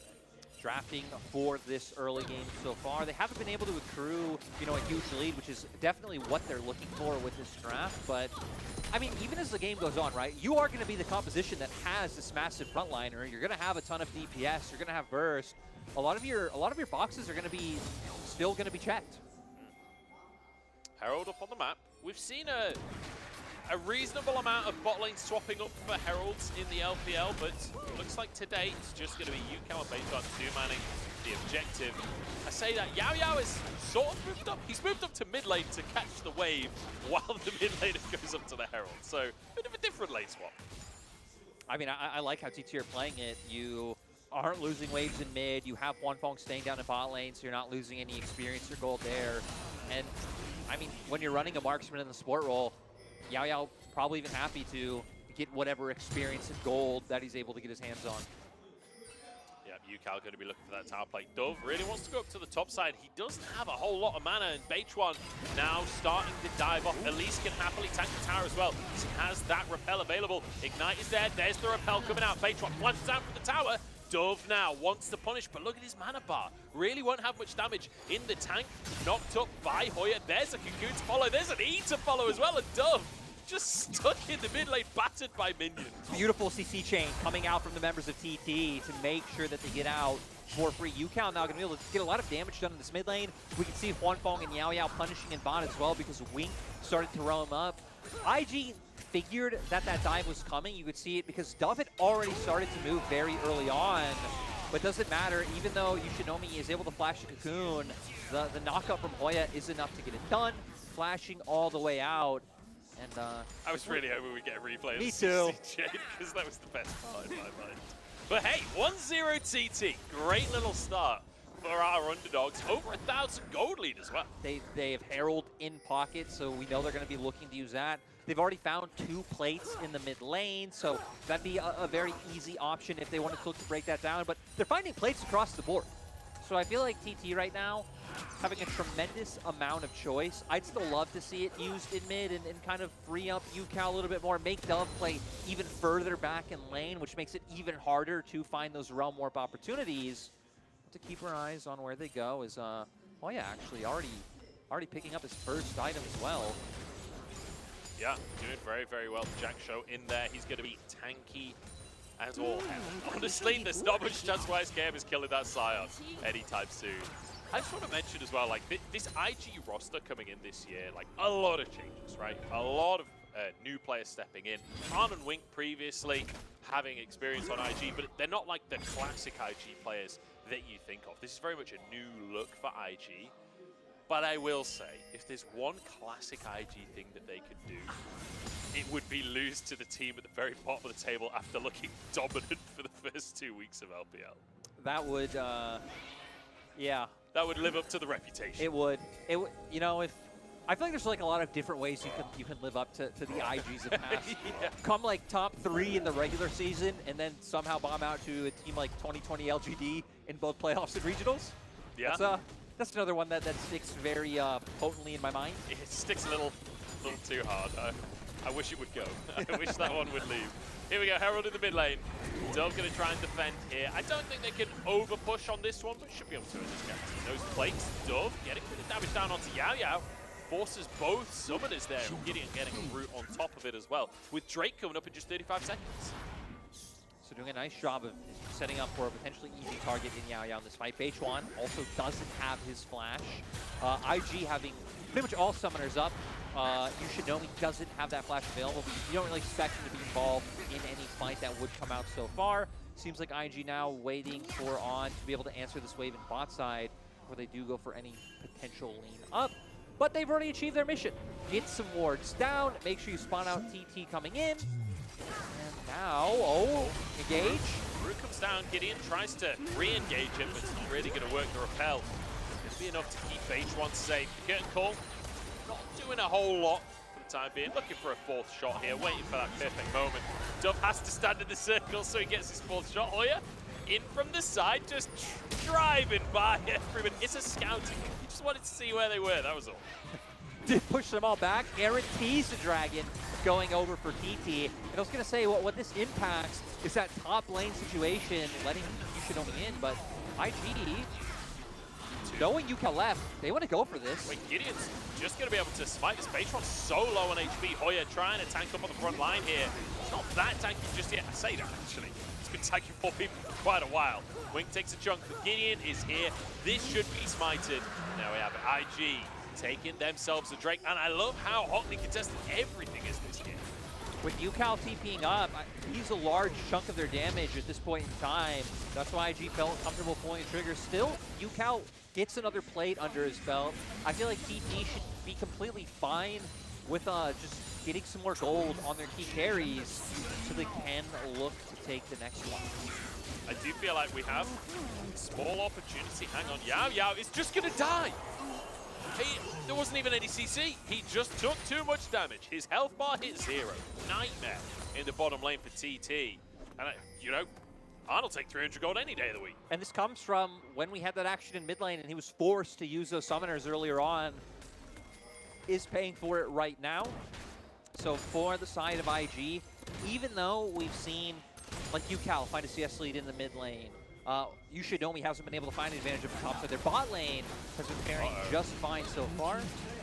Thought Dove was going to be in trouble there, but Hoya didn't have his ultimate available. It's just going to be the tower taken out. And we're getting to a point where a lot of our key items are being picked up. Rod of Ages now finished for Dove. On just picking up his mythic as well. Ghost Blade just now coming out for Huan Fong, so we're hitting a lot of these earlier power spikes in the game that can set up for this second Rift Herald to mean a lot. Oh, flash here between the junglers. UCal just jumping into the pool. Just want a little swim in the river, that's all. Don't worry about it. Massive wave crashed up at the top side. Yukal's going to be heading over to try and grab that one for himself. And this feels tense. It feels real tense, Jordan, but at the end of the day, it's slowly but surely becoming a TT win here. They're 3,000 gold up as Dove. I mean, the thing is, when you build Sion as a tank, you don't take damage, but you also don't really do damage either. No, but you know, he shows his. What does he show, Larry? You know, a lot of the What words does that he come show? to mind, I'm like, you know, he ain't showing that. He shows the big man on the ring. That's what he shows. He shows non-broadcast appropriate things to Dove down at the bottom side. Here we go. No. He's showing non-broadcast appropriate things to Gideon in the river as well. The curtain call doing a lot of work as Wonthong grabs himself the kill. It's TT. This should be their Herald. Yeah, they'll be able to pick up this one. We're going to see now if IG can try and find something back on the opposite side of the map. Dove is running there now. Maybe get that wave pushed in, put some pressure in on mid, and will pull some members of TT away. And I feel like this is when IG should be angling to get some more vision control set up on this bottom half. The map is on. They'll be able to get away just fine. Yeah, shield coming in huge there, blocking the route from Yao Yao. But Yukal will be able to finish tier 1 up in the top side. Dove trying to trade it in the bottom lane. I can't quite see how much health that tower has, but it does feel like TT are the team in control of this game so far. Really well played by them to completely turn around what we've been seeing from them in the early game. It's great. Again, different composition coming out. We're going to see in this replay. They had earlier on gotten Gideon's flash when Beitron went for the flash cocoon, and this time around they're going to take advantage of it. Hoya just able to close so much distance with that ultimate, and Beitron waiting in the wings to be able to join through. But I love that you highlight the advantage that TT have found in how they're doing in this game, because even as we project forward, we kind of talked about earlier how they have DPS, they have burst, they have a front line. They also just take any neutral incredibly fast. Like, if IG make one misstep, whether it's one of them getting picked off, or even just maybe too many members hover down towards the bot side when Baron's up, you have 3 marksmen. Baron would go down so quickly. You can take turrets so fast, as we saw Yukal doing that top side. So IG don't have a lot of wiggle room in terms of their missteps. No, 0 wiggling for IG. We don't want to see a single wiggle this game. I'm going to be able to grab his red buff. I thought there was going to be more of a contest there, but it looks like Beitron moving down to this bottom side. Has that Herald still in his back pocket, so that'll be slammed down. I'm not sure Yukal really needed the Herald. Maybe the jungle presence would have been enough. That is a Tristana we're talking about. And in fact, the Herald won't even charge. But now Yao Yao trying to turn away. It's only Dove here on the bottom side of the map. I'll say IG going to look for this play on the top side, but how much can you get done against Toya? I guess leaning multiple members up, maybe you'll be able to push him back, but I mean, Herald now getting that tier 2 down on the bot side. Wonthong feeling confident in mid. IG finally going to try and trade for that tier 1. Yeah, and a dragon on top of it for TT. This is really not worth it for the side of IG unless they can get something more than just this tier 1. You lost 2 towers in the bottom lane, and now a dragon as well. I mean, TT, this is a macro masterclass.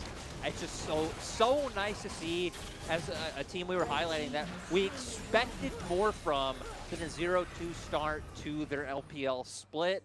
Even if they aren't expected to, you know, maybe outright win the league, they are expected to be one of our, at least our middle to upper echelon teams is Yukal and Dove.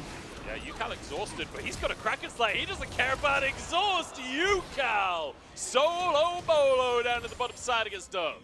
The blind pick Tristana comes in, and Yukal, fearing no one.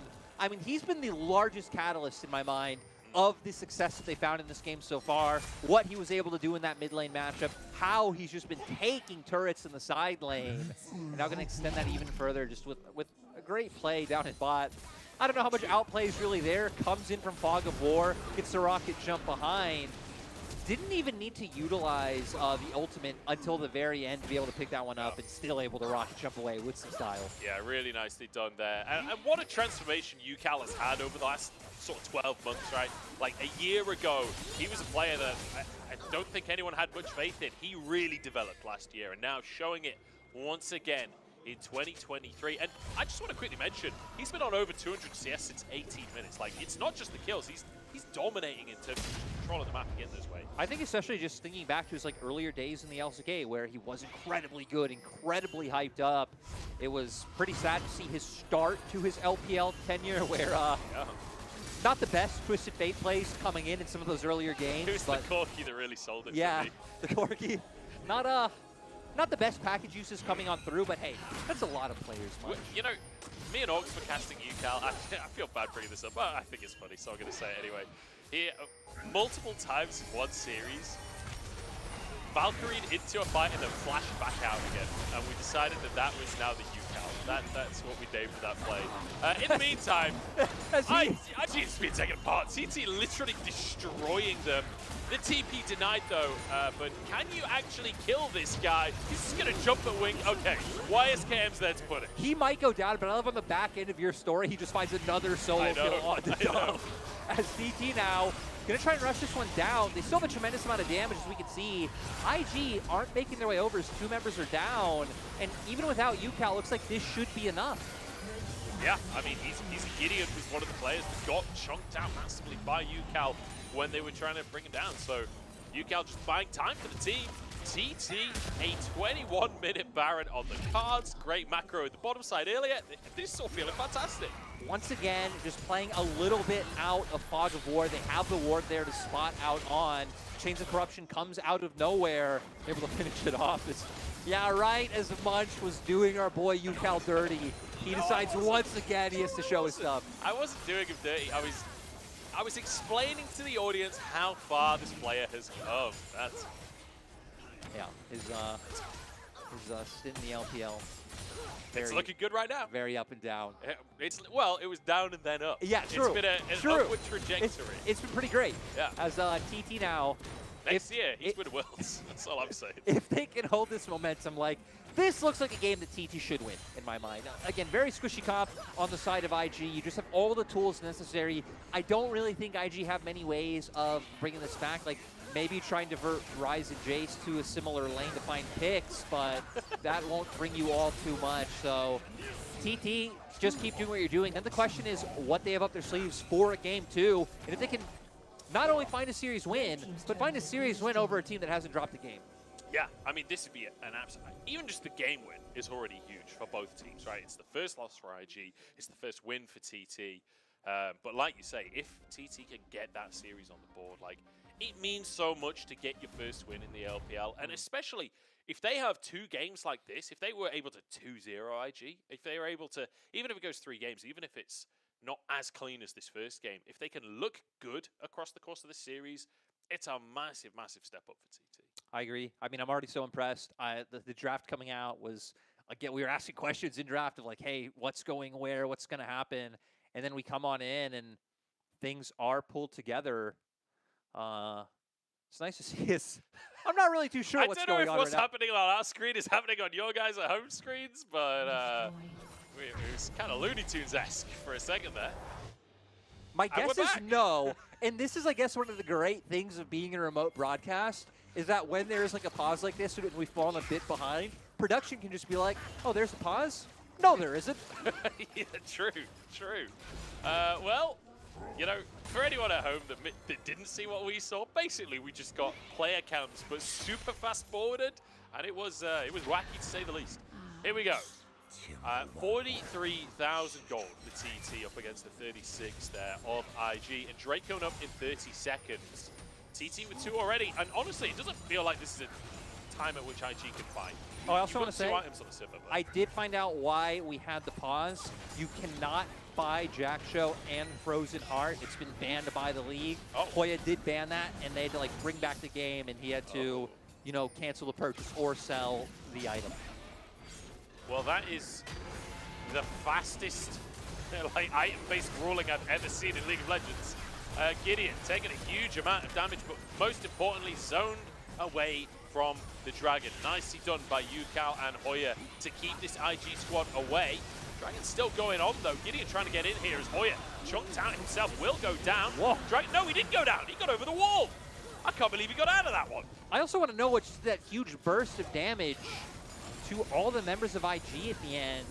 Hoya, though, you just don't have the firing power from IG to be able to bring him down at this point, UCal. Oh no. Oh no, Mudge. This doesn't look good for them. There's a TP coming in, and the Buster shot's kind of clean, actually. UCal goes down, but at what cost? IG trying to fight this one out, and Hoya left alone. The rest of TT decide this ain't their fight, unless they come in from the top side now and knock up across the team. It's a couple of arrows fired in, but it ain't really enough to fight it. As down go the solo laners of TT. IG finding themselves some kind of consolation.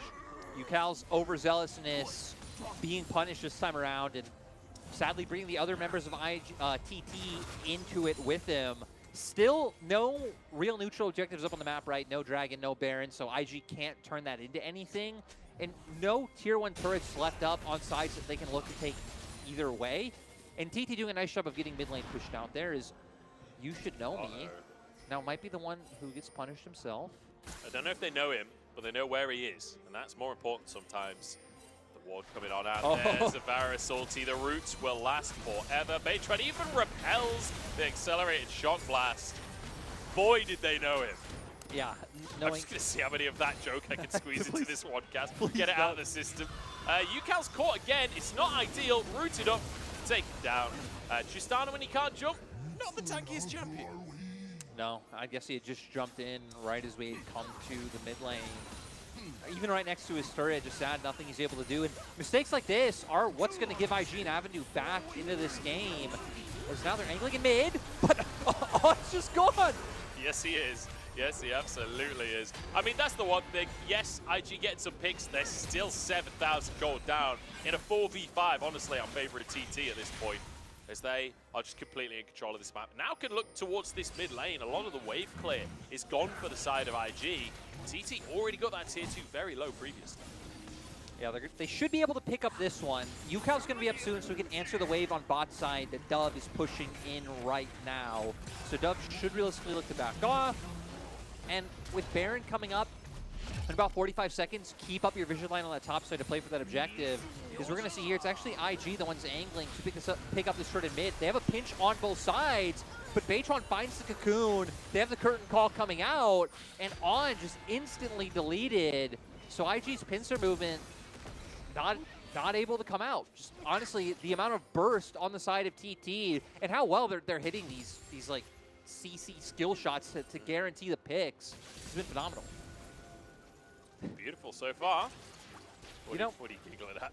Because earlier on, it was like, UCal is who got us to this point in the game. UCal, in my mind, was a clear MVP. With the missteps coming out from him, it really feels like Baytron now. The big performer in my mind. Yeah, I can agree with that. The damage coming down onto Gideon. It does feel like the focus has been on Gideon across this mid-game, trying to, if not pick him, then just zone him away from plays. But one takes a chunk from On himself. Wave will just be cleared. IG starting to get stronger, that's for sure. Sivir getting close to the 3 items. You got, I mean, he's had the Rod of Ages for ages, so 10 stacks at this point. It's very big and playing around. I feel like he'd be playing around a lot of like these 5v5s like we're seeing, but kind of kiting out the front line of TT. Hoya, I mean, if he opts to use the ultimate, right, there's nothing you can do about that, but you saw there, having things like the Jace throughout the accelerated shock blast, and On using his ultimate to skirt around the fight. Is Baytron now?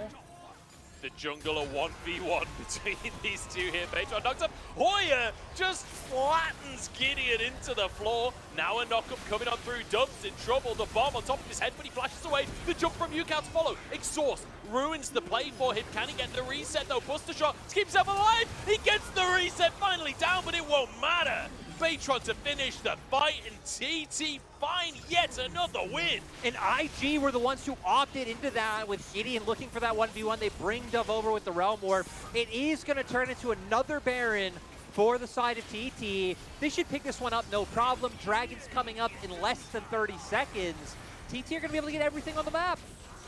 Yeah, TT taking control of this game. This will be Soul with that Drake.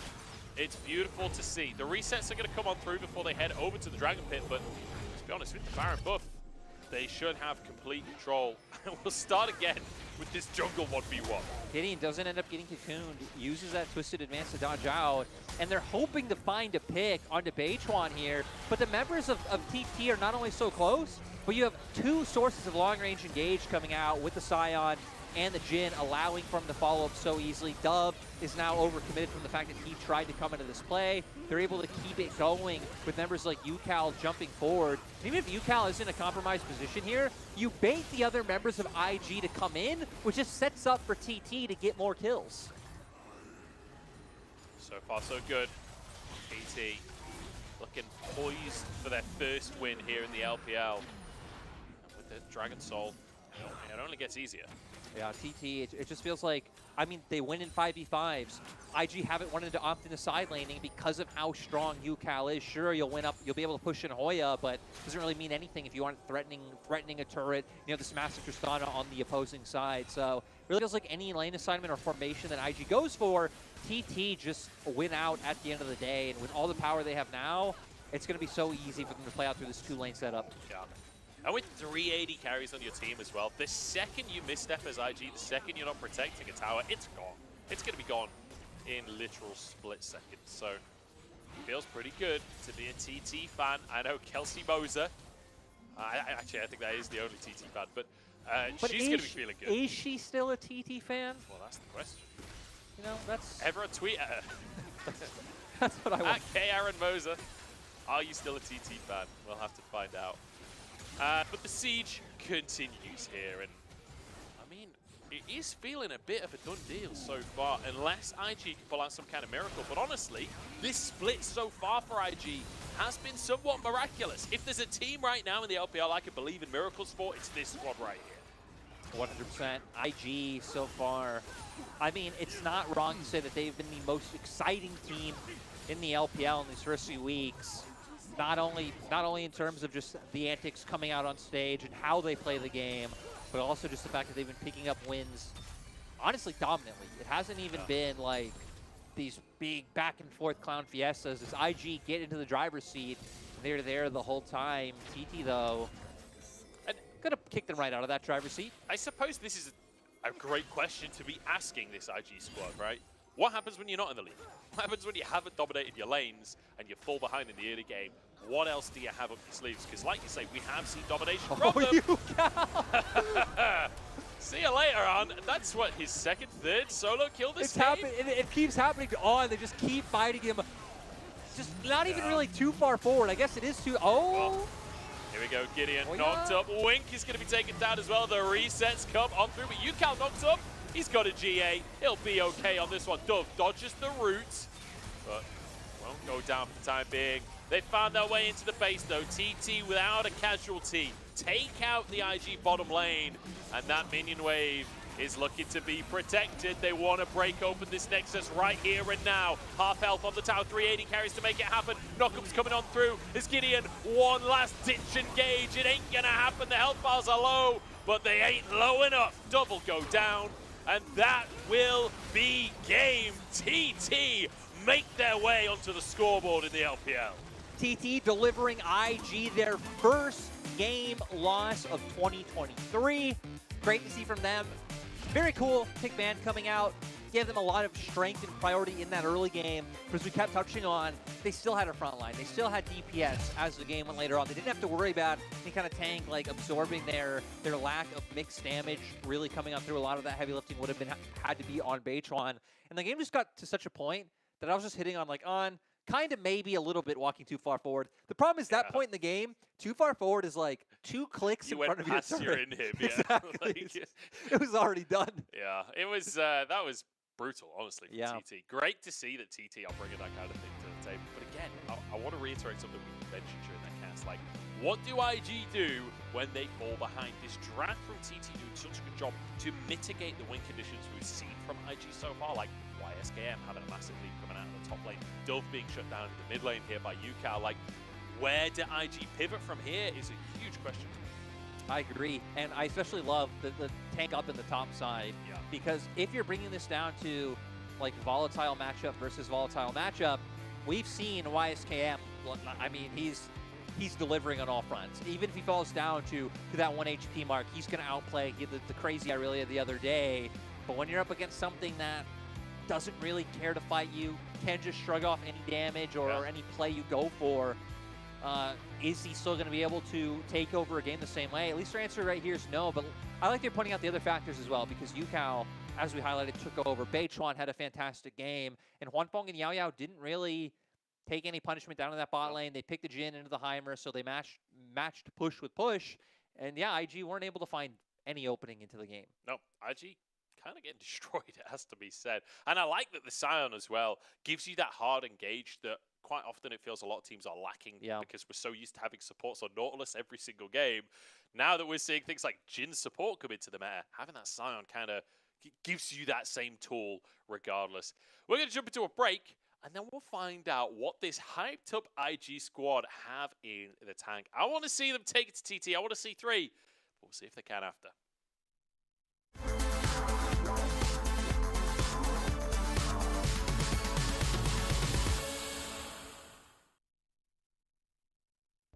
Top side as well. Breed trying so desperately to get something going. There is the grand challenge. All 3 procs. Oh, the flash! Oh, flash for flash. One Not quite able to get it. Oh! Kim! You should know me. 4 Sivir and 4 Jace. So you're going to see a little bit of movement there. Actually, as well as that, Ruler has his. Yigao taking a first chunk there. They're going to look to try and go for it. The bait and switch. Elk does get out of it, though, in time. They're going to try and take down Kanavi as he's taking a fair chunk. Good kiting so far. They need to kill minion waves, though. 10 seconds left, and they have to try and make sure this turret does not fall. Here we go, Bin. He gets scattered, and he's weak at the knees because he just can't kill him. He still got missing. He still got missing in the trade of 1-for-1. This is desperation, but Yagao is dead. Ruler with the triple. Ruler looking for the quadra, and Ruler is looking to stamp his authority on this league. Give him the quadra kill for Ruler, and On says welcome as the pentakill goes to Ruler. And now they're moving forward. Those saplings are doing so much. Bin goes in. He's feeling a little bit impatient. They're going to try and get the needlework, but Ruler gets untouched down top of it. There they go. JDG back at the top of it. Ruler gets caught out. Ruler is dead. The president is down. And now the rest of the fight can really ensue. Knight does get a kill on the backside of this one here. It's all on Zeri. It's all on Elk. These health bars are so low, but this cat is doing everything to keep them alive. One more dead. It's all on Elk. He gets another one. Elk is popping off. And Elk is keeping BLG alive! Shanji's found Gala. That's a big rush over the wall. Gala does not survive, though. And OMG, they're coming to town, and they're cleaning house. Wait, look at Breed. Do they have any TPs to respond to this? Breed gets TP back, but they're going to go ahead and initiate the 2 bags. Breed is on. He does a lot of damage. He's doing so much work. TP I don't think that target's going to stay there. TP is wasted. Are they going to finish it? No. No, Breeze. He's not going to be able to be stopped. And then not going to get game back 2. That's the series. RNG. This is King Tien. Get a nice little engage on the Shy. And he's going for the all-in here. He's gone all out. A lot of damage on the Shy. It's a 1v1. The execution. Is it there for the Shy? He misses the spear. And the Shy. Is it going to go to the solo bolo? He's got to get out of there. He gets the execution. And the Shy is Giga Shy unlocked.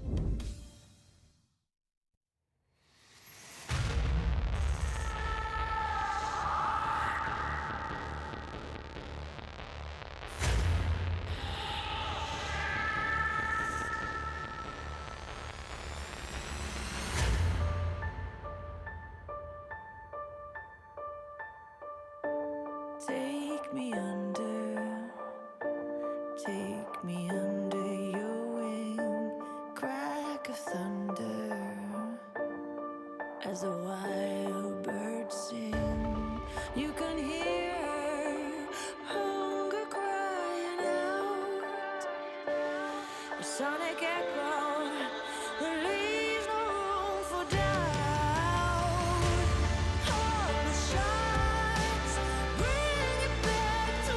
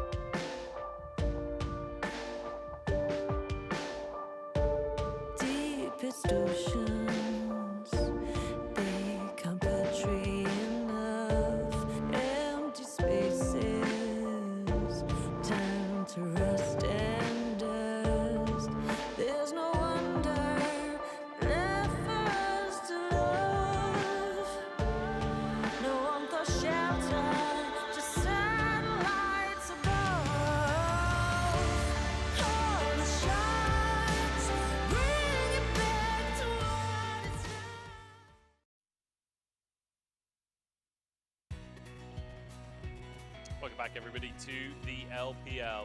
So towards our second game here between TT and IG, and a totally new look for TT coming out today. Phenomenal draft, phenomenal gameplay all the way through. And, you know, a couple of little picks for IG, a couple of little mistakes, but generally speaking, a monumental improvement for TT across the board. Looked great. Draft was really cool, really interesting. Like, we got to see some, like, not really different, like, picks we've seen in other regions a little bit. The Jin support, the Tristan in the mid lane, Elise, which is something that's still making its way up the rings in LPL. They pulled it together beautifully. They handed IG their first game loss to the split. And we were kind of talking a little bit about MVP in the game, that early on, UCal really was the one setting everything up. Had a bit of a, I mean, he was aggressive in the mid game. He was still finding the picks for himself, but then he'd start giving over deaths. But still, this man absolutely delivered 30% of his team's damage. He was, even just looking at the numbers is whatever, he was the big playmaker for this squad. I think that's the thing. Like, he opened a lot of opportunities that the rest of the team was able to climb spot. I mean, just look at the gold difference at the end of the game. 7,500 gold individually. That's like a team gold difference usually. This solo kill down in the bottom lane onto Dove, and that was not the only time he solo killed Dove. And then, as you mentioned, a couple of kills onto Odd later on as well. So really phenomenal stuff coming out from UCal across the game. Even some of the picks he found where then he got picked off, it was setting the team up for a play. Like, there was another bot lane dive where he jumps in, he gets picked off, but the rest of TT are just able to rush the Baron. So he really was a man on a mission in this game, and he was the big carry for us when TT went on that huge resurgence in 2022 summer that made some people believe that they were going to make it to playoffs. Ended up missing out just barely, but I mean, if they can turn this into a 2-0, this could be the start to that potential path once again. Certainly could be. And they're up against a team that's also one of these squads that are vying for that early playoffs, vying for an improvement on the last few years of IG. Honestly, it's been a while since this IG roster, or not this roster, but since IG had a massive playoffs performance. And hopefully, perhaps this year could be the time that it changes. And I feel like we're seeing a very similar thing up in the top side from IG as to what we saw from OMG last year, right? Where Shanji came in, brought out his wacky pigs, found a bunch of solo kills, and over the course of the year, a lot of people start to figure out how to play around Shanji. And YSKM now needs to show us that there is depth of character there, right? We need to see that he can still perform when people are playing tanks into him. He needs to show us that he has more to his pool than just styling on Aurelia, styling on Jax. Yeah. This is going to be his time to show it. Is TT going to keep these bans true? Not wanting to give him the opportunity to go for those picks, as we did swap sides with IG now going to be on that red side. The only thing TT will be changing up is the Lucian not going to be banned away this time around. They are going to take away the Kassadin. But IG paying massive respect to UCal after that game one. Yep, UCal and so on, taking the virus away as well. Basically saying, look, everything about your draft last time, we hated it. We're taking it off of the board. And I mean, both UCal and Dove being familiar with each other, they did have like a stint where they were on KT roster at the same time. So kind of interesting to see them now coming to a head in this matchup. Is Nami going to be the first thing locked in for the side of TT. Sets up for something potentially like that Lucian, or I wonder what else they have up their sleeves as they're trying to push IG in that direction of taking it away. The other thing you usually see with the Nami if Lucian's gone would be the Draven, but funnily enough, IG banned that when they have two. IG have two Draven players. TT only have one. I was going to mention that. Yeah, there's 3 Draven players on the map today with Huanfeng, On, and Wink. But it's the Lucian taken away. Now we get into really murky draft territory. I've seen people complaining on Twitter about this happening in other regions. We'll see what ends up with the Lucian. We'll see what ends up with the Nami. But we enter the twilight zone of the bottom lane. Like I was saying, like typically when the Lucian's gone, it is the Draven that's the next in line, and then anything beyond that is, I think, a little bit off center. We're gonna see what they go with. I like the Maokai going over for IG once again, even though it did get heavily shut down in game 1. It has just been such an impressive pick so far in the LPL in terms of, I mean, just denying people entering through like chokes, marking off flanks, taking people out of choke points with that ultimate. And TT though, they want to go with the same level of aggression and flair that they had in game 1. And their read might be like what you were asking after that game is, what can IG do if they're shut down early? Maybe that's what TT are saying is, hey, we believe if we can set up the early game, find the leads against this team, they aren't experienced enough to have the comeback mechanisms built in to be able to find a win. All right, so it's Lucian, Yuumi. This is like one of the really, really old school duos when Yuumi first came out, right? It was like Lucian and Ezreal, yep. Anything that had a dash that you could make sure the ult would land and you could make sure you hit your Qs, that was the strategy. Feels like a long time since that was the case, though. So we'll see how that's going to work out for IG as we head towards the bans. The Cassante for Hoya as well definitely feels like a big pick in the top side. Yeah, not going to be... I mean, we know Casante's still like an immovable object. I'd say not to the same degree as something like a Scion, so could open up. But he is much more likely to kill you than Scion is. But I feel like I like Hoya's goal of game one. It's like, it's not really about me having to kill. You should know me. It's as long as he can't it's more pop about off. his zoning ultimates behind Dragon. Exactly. So now we're going to have kind of ban swapped on both sides. I like IG still opting to take away some of these 80 carries. Zeri, I think a really good ban away going out in this bottom lane, and now Ezreal. So we have technically 5. I'll say 580 carries because even though Tristana was played as a mid lane in the last game, and that's why it's banned. Could have been brought down into this role. And now for the side of TT, I mean, you have like a really brawly, aggressive composition coming out from IG so far, so I like the Akali ban. I was wondering if maybe they would opt into a Sylas as well, but saying, no, we're still going to pay respects up to You Should Know Me in that top side and take away yet another option for him. So that's 3 of the 4 champions we've seen him play so far off the board. Yeah, I mean, we've now seen him play Jace as well. True. And then, obviously, there's the Aurelia that we talked about before. So those are the options of, like, what we've seen so far available to IG. But like we said before, we kind of want to see a bit more depth in that champion pool anyway. So let's wait and see what they are going to draft for themselves. And also, what ends up going alongside this army. I will say Caitlyn actually pairs up quite well with an army. Can play very safe versus something like a Lucian and just aim for tower place and pushing the wave instead. The Jace is going to be headed to the mid lane by the looks of things for you, Cal. Oh. Or not? I don't know, Lyric. What do we do? I don't know. You know what? I like this. I like that I love it, but... TT are coming in with some swagger today. Okay, so we're going to get Ziggs Nami in the bottom lane. I mean, hey, look, they buffed Nami so that it just amplifies abilities, right? So the bouncing bombs now doing extra damage with the Nami buff. The wave clear will be there. Yeah, still not something we see, I don't want to say all too often, not really at all, coming out from them. But you clearly have this like plan of leaving your bot lane on an island. And I mean, with Chase at least, you know they're going to be setting up to play around that mid lane, especially in this game. And You Should Know Me not bringing out something new is going to default back to that Irelia. But his performance on Irelia in their last series was phenomenal. So this time around, I think IG having like a lot more versatility to their draft, where you have this Irelia who's going to be able to play out through the side lanes. You have great wave clear coming out in mid and this kind of impenetrable fortress in the Azir, and just solid team fight all around with this like 4-man core, to where TT, it's kind of similar to game one in the sense that you have like great ability to take towers and neutral structures with Jason mid lane and also the satchel coming out from the Ziggs. But I feel like a lot of it's still about ramping up and finding this huge early game lead to never really give IG the leeway to get back into the game.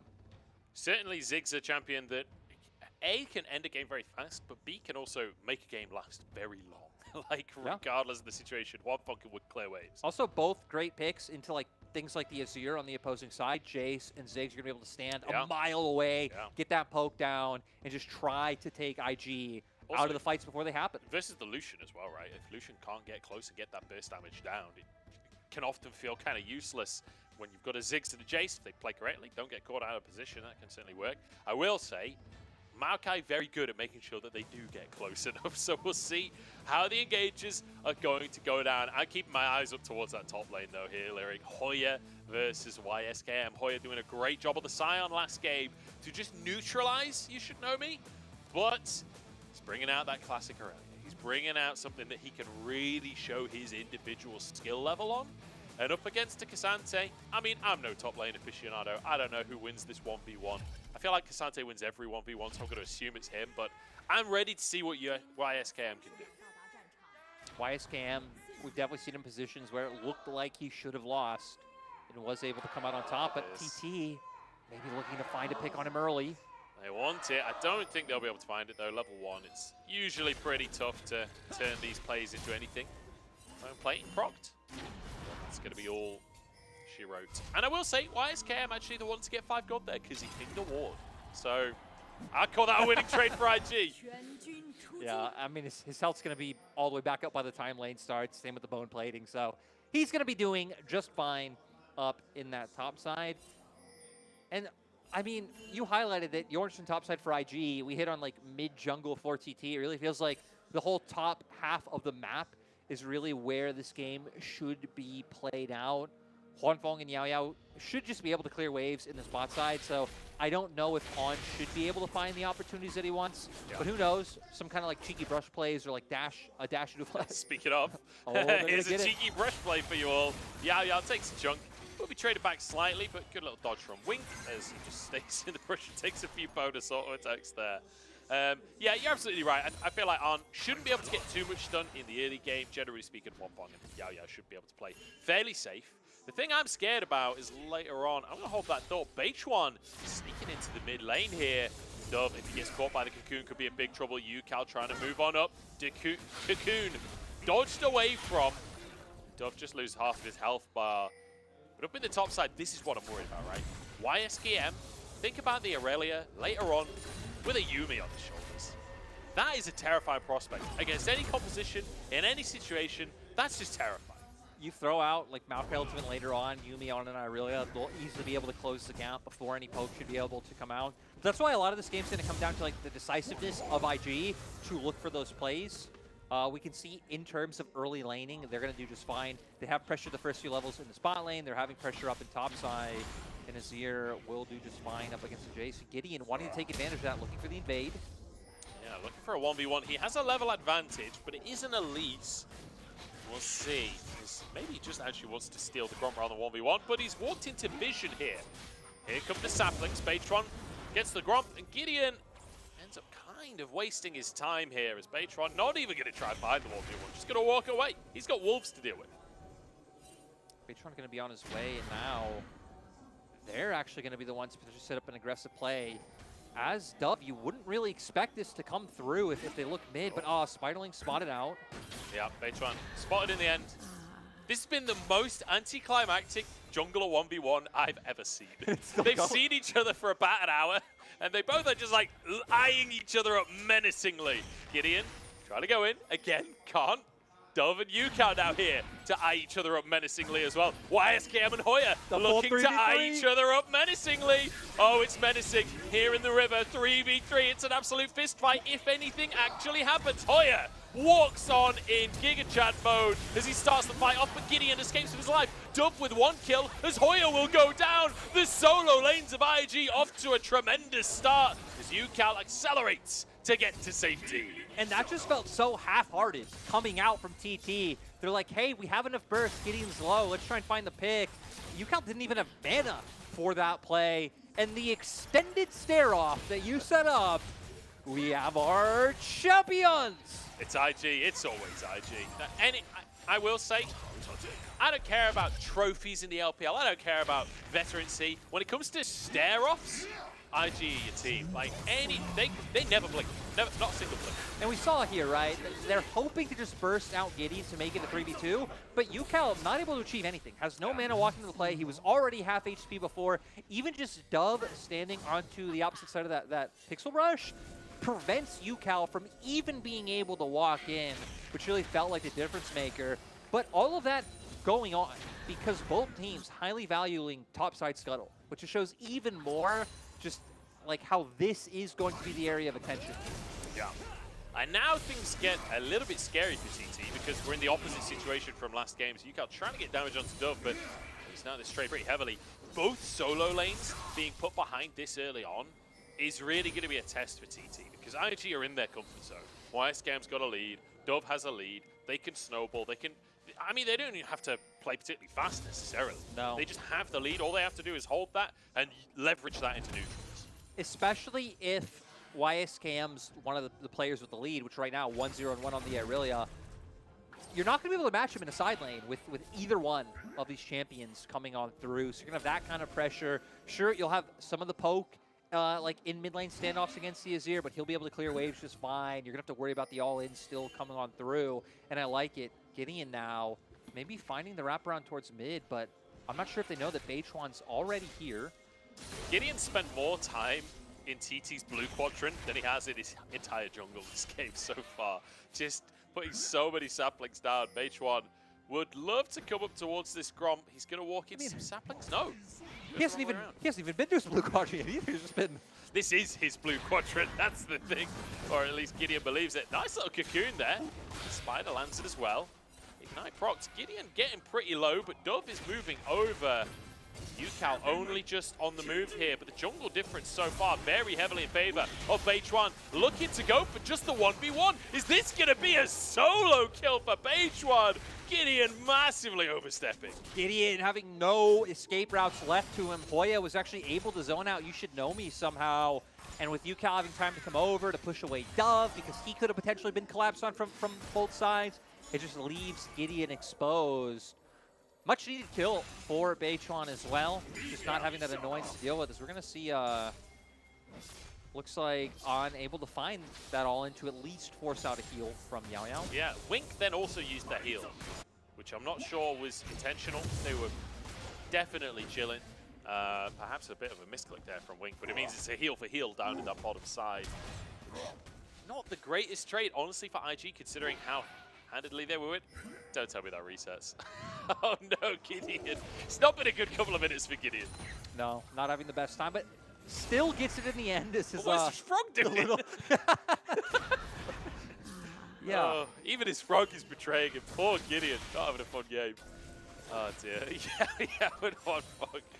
We're able to clear their wards away. I just want to imagine the frog like saw the 1v1 come through, and he's now like, I'm going to mid lane. Exactly. I'm gonna go sit on Dove's shoulder.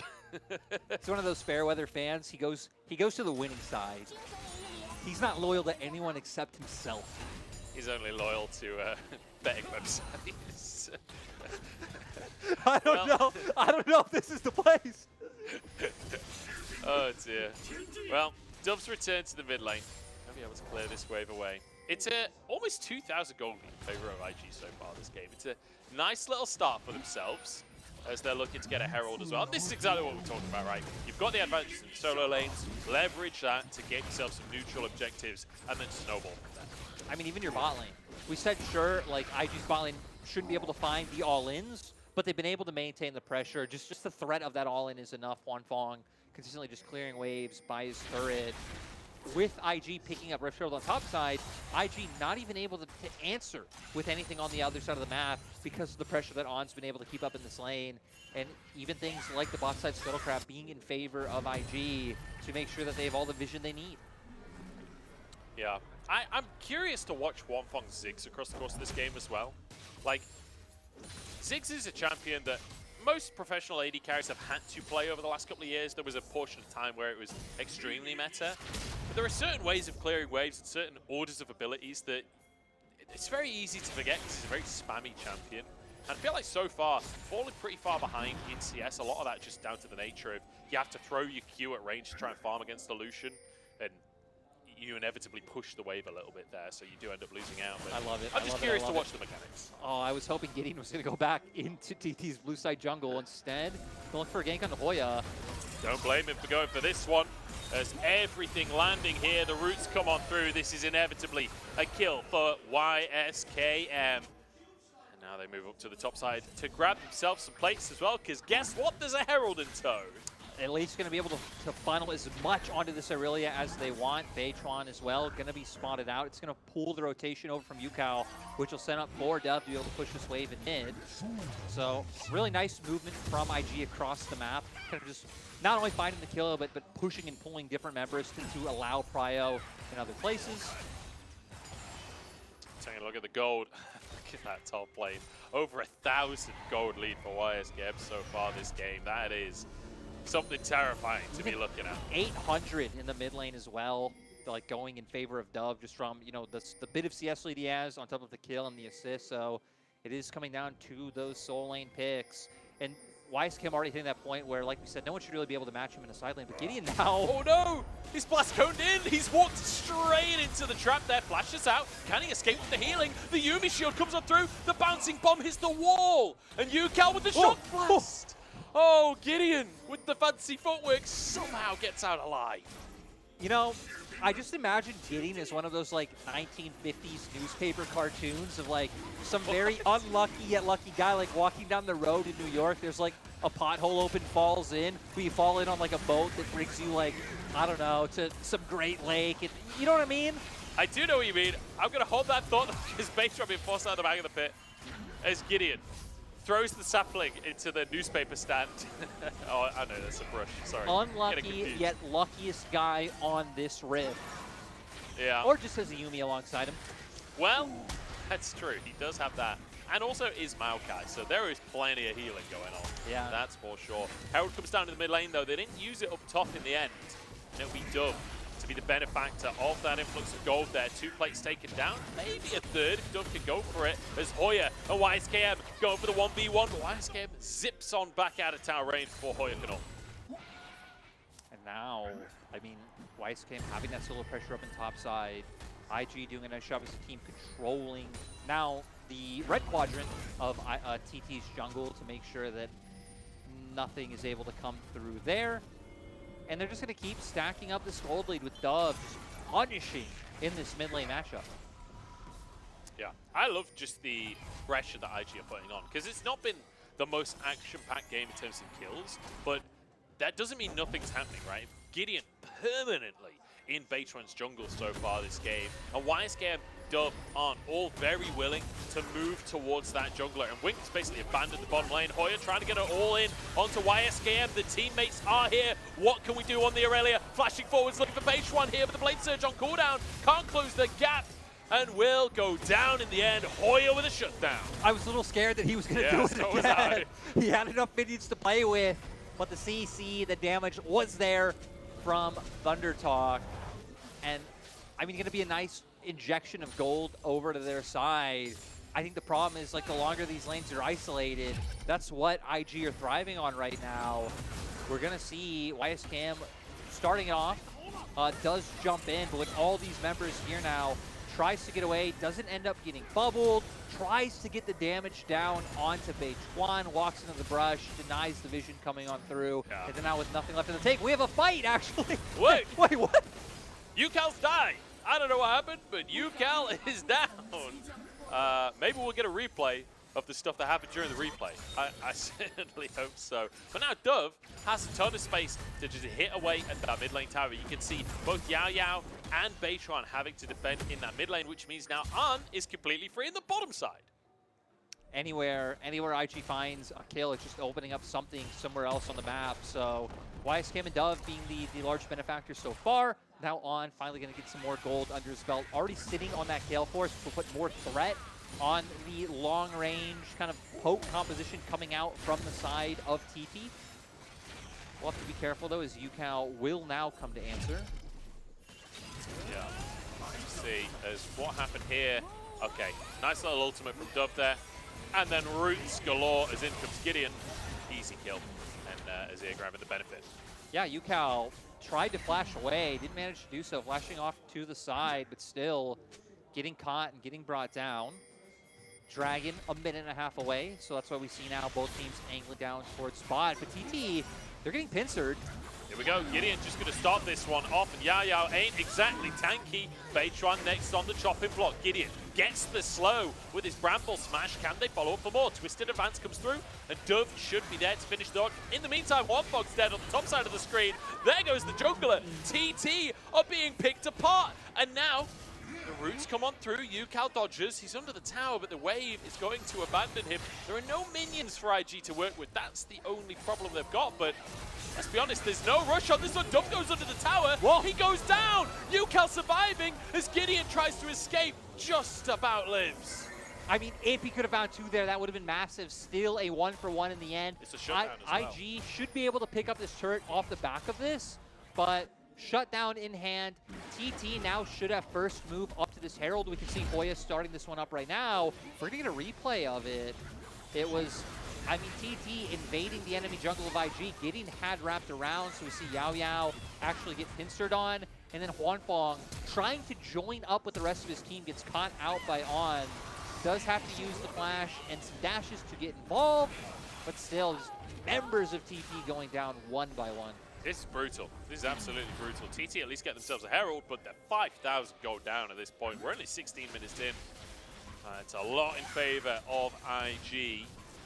And the thing is, it's not like their composition is going to fall off massively. They've got Nazir, for God's sake. Like, they're still going to be terrifying later on in the game. I favor them. I think later on they're going to be incredibly scary. Just like, sure, again, you might not have like a true tank like the opposing side, but you hit the nail on the head when you mentioned like the Irelia jumping in with the Yuumi. We can see the Maokai just zooming in, being able to get in there faster, throw out his ultimate, the Yuumi ultimate coming out. Just like there's a lot of ways to lock the member of TT's coming down.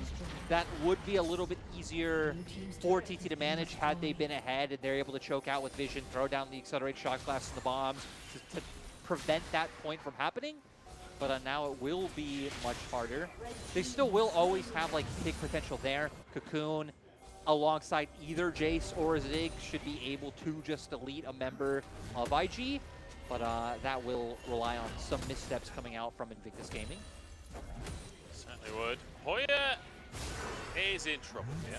He's going to use his Ghost. Perhaps that'll be enough to get him out as the roots come on through as well. Says you're going to run towards enemy territory. So you're going to try and ult through the wall, I think. There we go, 1v1, but the entire squad follows in. Nice bit of play there from Dub to get over that wall, and Wink just jumping on Gideon's shoulder. Was a nice try from Hoya to like realize towards the end there, like, hey, run up, get the ult over the wall, but in the end, like you said, doesn't mean anything. All of IG following through, and TT not really left in a position where they could answer with anything, but they have done a nice job of at least establishing vision control up towards this top half of the map. Potentially set up for some of those picks that we were talking about. Dragon nowhere close to coming up, still 4 minutes away since that one did just previously go down, and Baron will be the next neutral that we're looking at. Well, 6,000 gold lead, and the thing is, we do have a Ziggs in the game, so Lyric, we could be in for a long one. It's highly possible that Huanfeng just clears waves for a very long time. One thing I will say, it's not really as true as it used to be. At least the quote-unquote new Baron. I mean, it's a long time since the Baron changed, but that change eradicated things like Ziggs and Anivia just indefinitely stalling Give me games. Season 4 complexity 70-minute game NALCS Ziggs. Yeah. I can't remember who it was against, but I do remember that game. I don't want that back. I'm okay that I enjoyed it at the time. I'm okay that I also don't want it back. I do want Gragas mid lane back. Deathfire, Grasp, like Fizz, shenanigans, Kerp, trackball, you know, oh, man. all Those the are days. awesomeness. I remember that there was that one game in EU LCS where it was like Xpeke and Froggen, I think, and it was like the race to 300 CS. Who could get the record? You might need to pause on that one, like though. 26 minutes or something. Here we go. And there we go. Didn't need to be a long pause. That was the big potential we talked about, right? Cocoon comes out, you have the Jace there to provide damage as well. Yao providing support, and Duff is just gone. Yeah. So yeah, race to 300 CS. I mean, yeah, they got 300 CS. Oh, Oh, no! goodness! Wise Camp forced to flash. And they'll take that. They'll take a bonus summoner. Yeah, get a summoner, they get his ult out of it as well. YS Camp also had just TP down in this lane, so that's now TP offline to where, for the side of TT, that is actually one of the areas you can try and find an advantage. You don't only have TP advantage now. You already came into the game running 3 TP, so could set up for some interesting plays on sides where if you're Hoya, you feel like comfortable playing incredibly aggressively, and like Cal can match up. And if there's a cross-map play made, you guys still have TP to respond after you find the pick. So that would be a lot more relevant towards your soul laner playing towards the bot side, because typically the enemy team would then try to force a Baron. Or force a kill onto Baitron, perhaps.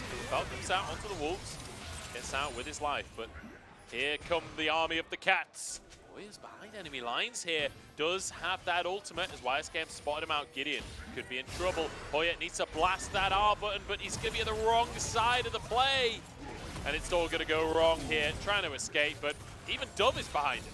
Hoya dashes over the wall. No ways to get out. Okay, Gideon to follow and finish the kill. And in the meantime, Womfog just going to satchel his way out to safety. Gideon did commit his flash to be able to find that kill. Hoya almost able to escape. Did you see that? He jumped all the way from Grom to the Scuttle Crab. Oh, that was cool. Anyway, sorry I interrupted you completely. Baron is underway! And no vision for the side of TT. It's going to be hard for them to force their way in.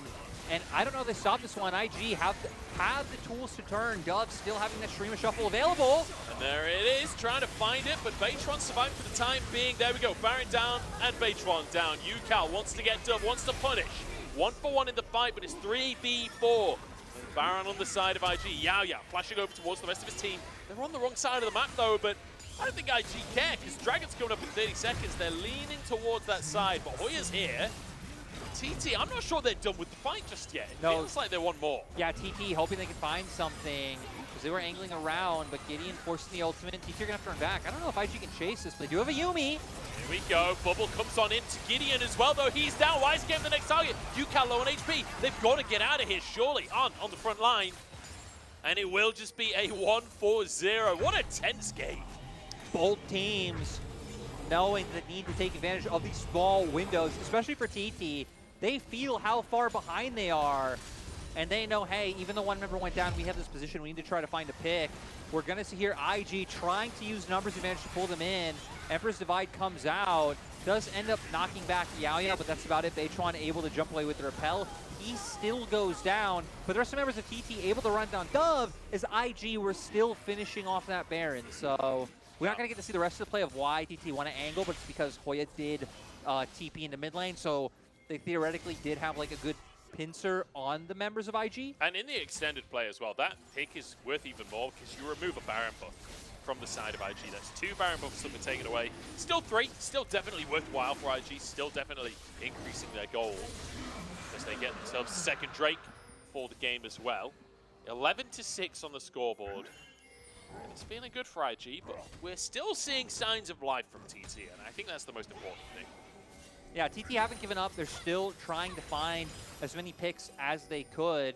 It still doesn't really look like it's getting easier, but hey, the game goes long enough, an opportunity opens up, death timers continue to increase. It could always lead you to a situation where you can find an avenue to either end or pick up a massive neutral objective.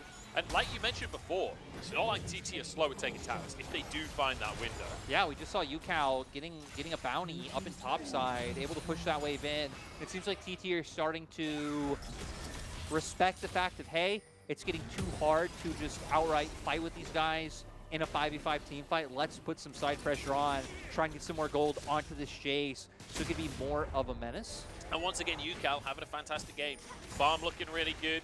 3-2-0. Like the fact that the early game went as badly as it did, and he's still actually on a positive KDA after all of these scraps. Fair play to him. Great performance in the mid lane.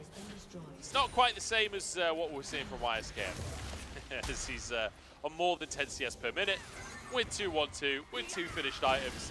The man is a menace. Especially the fact that IG have mostly been picking off Hoya. Whether it's been Hoya in a side lane or Hoya when he's like pivoting back from like top towards mid or in his own jungle, IG have always managed to catch him out in transition, and they've really felt the punishment. Is TT just going to keep him the strat of being like, hey, we can't match you, just keep finding gold. Let's see if we can just get Yukal to the point where 1 shock blast is enough to win the game. That's the strategy right now, it feels like, from TT. Is another bounty taken. Yukal will reset. Is IG trying to set up for a tier 2 in this top side? And remember, Huanfeng on the 6 should make it fairly difficult to siege, as the Baron buff is no longer there. Struggl's Grudge was also just picked up by Yukal, so is starting to get more of those items under his belt, so IG won't be able to get this turret down.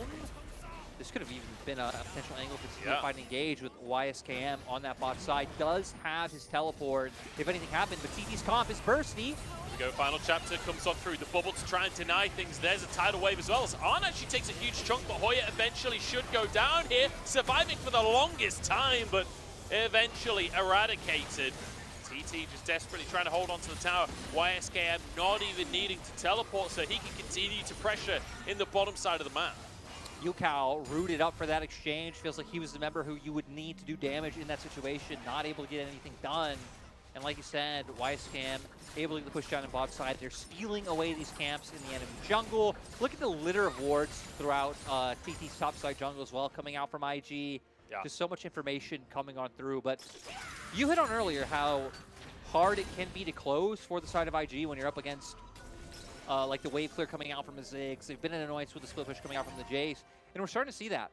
They're only sitting on 2 Drakes as well, so it's not like we're even that close to a threat of a Soul or an Elder to force the members of TT out. It feels like maybe your next avenue will be something like threatening a Baron and trying to bring TT out of their base, out from the stalling that way. And that's the thing I was going to mention, actually, is that, you know, all of this pressure going on in the top side, yes, they get a kill, but there were no neutral objectives up on the map. But 45 seconds until the Baron comes back up, a minute until the next Drake as well. Does feel like that's the next window for IG to find themselves something on the map, and TT feel that pressure. Rappel comes out. Baytron's in a really rough spot, forced to flash just before these neutrals come up as well. So stealing going to be that much harder for Baytron. There's perhaps a fight here. YSKM's moving in though. I don't know if TT want this one. It's 4v5 in favor of TT. The TP coming out from the top side. Gideon the target for the time being and pulled into enemy territory. But Yao Yao low on HP, pulled back on in. There's a pick for TT. Can they find more? Hoya on the front line. Dove pulled back in as well. Hoya doing so much work in this fight. Yucal just clearing some vision. Inside track for the mid lane for IG. But with a Ziggs, with a Jace, I feel like the wave should go down. The damage out from Yucal is horrifying. Unforced away here. TT somehow keeping themselves in the game. I mean, TT find a pick, but you would have loved to be able to find more off of that. The problem is your damage is so like cooldown and rotation based that once they come out to find that initial pick, you're left waiting a few seconds as Yucal might be able to find on. He's going to be able to get away in the end, and now TT. They started to angle towards the dragon, but it looks like they might be... Yeah. Okay, no, I thought they were going to pivot up towards Baron instead. This composition is terrifying, actually. With the Jace and the Ziggs, now that they're starting to actually hit hard, it feels really difficult for IG to stay in any fight for an extended length of time. Well, the thing is they need to be able to get in the fight, right? That was the problem with that last one. Once Gideon got ulted over the wall, none of the other members could follow up. Because you could see TT realize that if IG get in touching distance, they still deliver just more outright DPS and will be able to take it. They need to be able to kite them and keep them at arm's length. Okay, IG feeling the pressure, just going to start this Baron off. Hoya on the front line, but no ultimate available as Baychuan has to use the repel. He's going to be caught. No flash this time around. Low on HP and should be taken down by Dove. Hoya cannot protect his jungler this time around. We need some of those miracle shock blasts to come on out. YSKM closing the gap. Triple stun on the Aurelia. The resets come through in the Blade Surge as Yucal forced away. Double for You Should Know Me. And Dove isn't done just yet. He wants Yucal as well. The Emperor's Divide stops the Jace getting his damage out. And IG, they take themselves a fight and they might just go to the base. Huge play coming out from You Should Know Me. Dove following up with the damage as well. And it looks like IG are going to manage to do it. Only 2 members of TT up, so they're going to be able to push down this inhibitor, but not even going to opt to try to end and stall out Yucal's base. Looks like they want to go with the safer route of trying to pick up this Baron. Yeah, I can totally understand that as well. Teleport available for You Should Know Me, so if you see too much of a push from Yucal, you can even punish that as well. But again, Baytron, no flash at the start of this play. And this is why flashes, since it is so important against this composition that wants to run you down, that wants to get close. We're going to see here, though, it's YSKM able to follow through. Huge ultimate across 3 members of TT, followed by the stun. Oh! We've got a fight in real time as well. Like you said, YSKM popping off in the last one. Hoya to go down as YSKM on the front line. It's a good little bubble, but it's not enough. Baytron turns golden, but Yucal has been found by the Aurelia. This is the combo we were talking about. Aurelia Yumi is just too much. Able to run them down. Yucal not having that flash isn't able to escape. And now, I mean, Baron in the pockets of IG. We see more items coming out as well. A stopwatch just picked up by YSKM. So even if some of these picks do start coming off, we're getting even more defensive tools from the side of IG, which when your head can just feel so good. You already have the damage, you know, to explode them in these fights. It's just being able to get through that onslaught that TT have put up. But TT, I feel like now they're in, like, ignoring the, even if we ignore the gold, I really feel like that flashpoint is like, just so crucial to their composition because we see it every time, right? Yumi ultimate, Maokai ultimate thrown out, and one or two members of TT always getting rooted down. It's giving time for YSKM to get in there, find an E, throw in his ultimate, and Dove just layering damage on top. And that's even ignoring On, who's kind of have like these flashy plays off to the side, just instantly deleting a member as solution. Yeah, does feel like this has been a fairly brutal game. TT are clinging on. I will say they're doing a good job to just hold on, but it's never felt like they're the ones in pole position. I will say this has still felt like one of IG's messier games compared to a lot of their other wins. It's been dominating. They've Hang on, we got to dive at the top side. YSKM has to turn gold in a tidal wave to deny reinforcements. Can he survive for the time? The Yuumi comes in, but it's not enough. And now getting on the front line, Hoya surviving. Dove with the Emperor's Divide! Triple kill, make it a quadra! Dove comes in to save the day! And now IG going to be able to push to bring the series to 1-1. TT might have been a thorn in their sides, but still IG a commanding lead throughout the game. And it was a matter of time before they were able to close it out. 23 kills on the board as well. They're just picking TT apart. And you know, the whole game had been about YSKM really, but Dove comes in that final fight. And he had a good game for himself. Just cements it as potentially an MVP performance with that quadra kill. Yeah, and I feel like it was one of those things where, to me, it was a lot about how they're finding the fights, right? Things like the Yuumi and Maokai able to come on through. And then, like, the other three members were the ones dishing out the damage to be able to follow up. Yeah, fantastic stuff coming out from IG. And I'm glad that we get 3 here. I'm really glad that this series goes to 3 because I feel like we saw TT clearly having a strategy that could shut out IG in game number 1, not let them have that win condition. Then IG game number 2, they show that they find ways to win these lanes. In fact, that early skirmish, the stare down in the river that set everything up for them. And now we get to see where this story ends in game number 3. Well, it's poetic. And I still like what TT have gone for. I like that IG are still keeping to their, we'll say, they're still bringing their sauce, you know? They aren't changing sauces. We're still getting things like they're really up in the top still side. Delicious. It's still great. But for TT, I wonder if they're just going to keep doing this. Keep bringing out things like the Elise, keep bringing out some of these more like early game-centric laners and say, hey, game 1, it worked incredibly well. Game 2, we had like that play early on in jungle topside go awry, and that led to IG having the advantage the whole game. If that doesn't happen, maybe just gamble on it going like game 1 again. Yeah. I mean, there's a conversation as well of like, okay, if you're doing this good of a job at stalling IG as TT, maybe there's a conversation where you need to go for more scaling on your side and play for the late game. Can you risk that though? Because then you have so much weaker in the early game. Like, it's a debate. I mean, what do you think the strategy is then, if not scaling? I think TT just keep going for what they're going for. You know, I mean, it worked game 1. This game, you have some things go askew in the early game. It is a risk. You are flipping a coin by going this sort of strategy, but just with what we've seen from TT so far, I don't know if I have much confidence in them opting into like what could be weaker lanes. I guess there could be drafts where you come in with scaling and you still do have lane prios. Things like the Azir are obviously like great examples of that. GP in a lot of matchups as well. Yeah. So I guess it just depends on how the next draft pans out. But you know me, I don't care about what's right or what's winning. Or at least I should know you. I like personality. I want teams to just go for what they think is good. Even when RNG went for that comp that really didn't fit the meta the other day, but was a very RNG-esque comp. Yeah. It's like, cool. I like that. That's what you come to the LPL for, to see teams play the way they want to play. Yeah, it's one of my favorite things when we get, I mean, like game 1 that we saw today, like completely wacky, completely different, and I love every second of it. Jin support coming on out. It's beautiful to see, and we'll see what kind of wackiness we're getting game number 3 of this series. We're going the distance. IG versus TT. Do not go anywhere.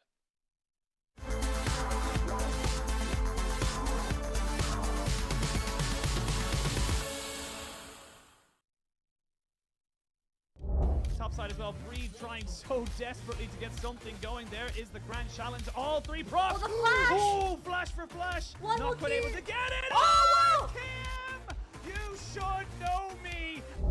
4 Sivir and 4 Jace. So you're going to see a little bit of movement there. Actually, as well as that, Ruler has his. Yagao taking a first chunk there. They're going to look to try and go for it. The bait and switch. Elk does get out of it, though, in time. They're going to try and take down Kanavi as he's taking a fair chunk. Good kiting so far. They need to 10 kill the seconds. minion waves though. 10 seconds left, and they have to try and make sure this turret does not fall. Here we go, Bin. Oh! He gets scattered, and he's weak at the knees because he just can't kill him still off. got Never mind. missing. He still got missing as a trader 1-for-1. This is desperation, but Yagao is dead. Ruler with the triple. Ruler looking for the quadra, and Ruler is looking to stamp his authority on this league. Give him the penta. Quadra kill for Ruler, and On says welcome as the pentakill goes to Ruler.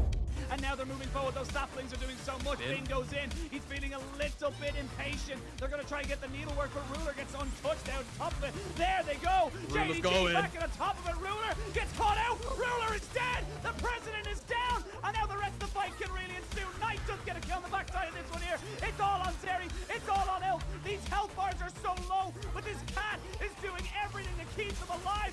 One more dead. It's all on Elk. He gets another one. Elk is popping off. And Elk is keeping BLG alive!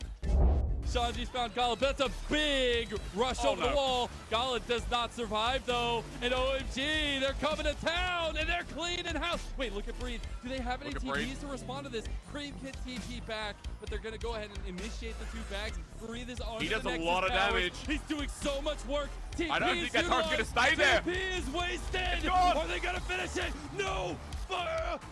No, Breeze. He's not going to be able to be stopped. And They're that's not gonna just get back game in the 2. cell. That's the series. RNG. This is King TN. Get a nice little engagement on Shy. And he's going for the all-in here. He's gone all out. A lot of damage on the Shy. It's a 1v1. The execution. Is it there for the Shy? He misses the spear. And the Shy. Is he going to go to the solo bolo? He's got to get out of there. Oh! Get the execution. And the Shy is Giga Shy unlocked. People up the back now. Everybody's looking at you. People up the front now. Everybody's looking at you. People everywhere now. Everybody's looking at you. Oh my, they're licking their lips now. Oh my, you're stealing the view. I think I know what they're thinking. Trading their dreams for someone like you. I don't know why they never noticed what I knew, but everywhere you go now, everybody's looking at you. Everything you do now, everybody's looking at you. Everywhere you go now, everybody's looking at you. Oh my, you got their attention. All eyes are following you. You got some magical secret. Just keep doing whatever you do. I don't know why they never noticed what I knew, but everywhere you go now, everybody's looking at you. Everything you do now, everybody's looking at you. Everywhere you go now, everybody's looking at you.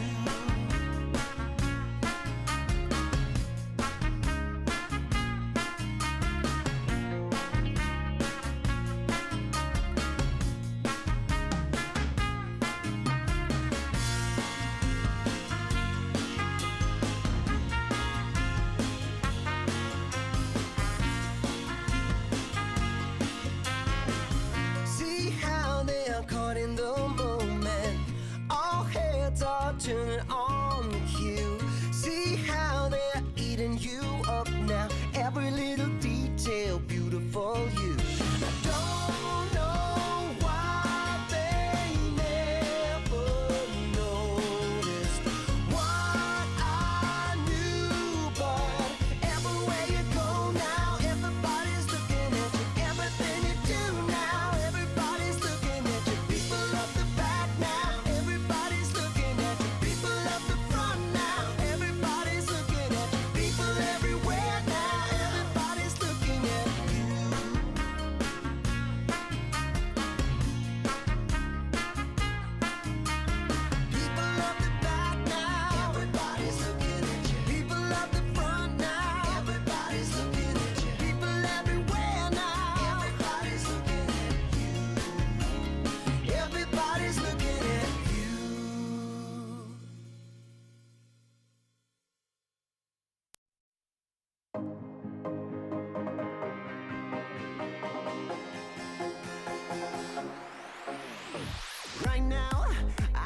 speed in my head. Right now, I want to dive into this world. Let it out for the crowd, let it out, yeah, be proud. Right now, this is a real good atmosphere. Right now, superficialities are here. No excuse, no rules, no one to judge. Just give a fuck. The time has come to lose control. Don't be so shy, just let it flow. We are the masters of our own world, of our own world. We pray for fire in the sky. We show that desire is alive. We stick together, together, together. We're alright.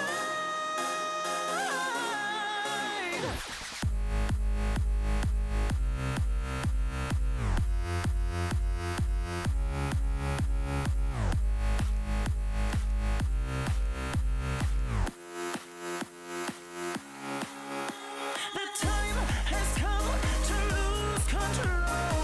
Don't be so shy, just let it flow.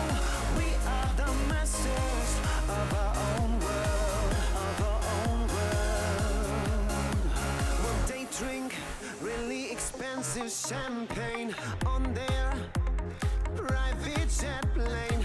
All we need is a cheap bottle of wine and a cigarette to have a good time. A freedom, a big time, and no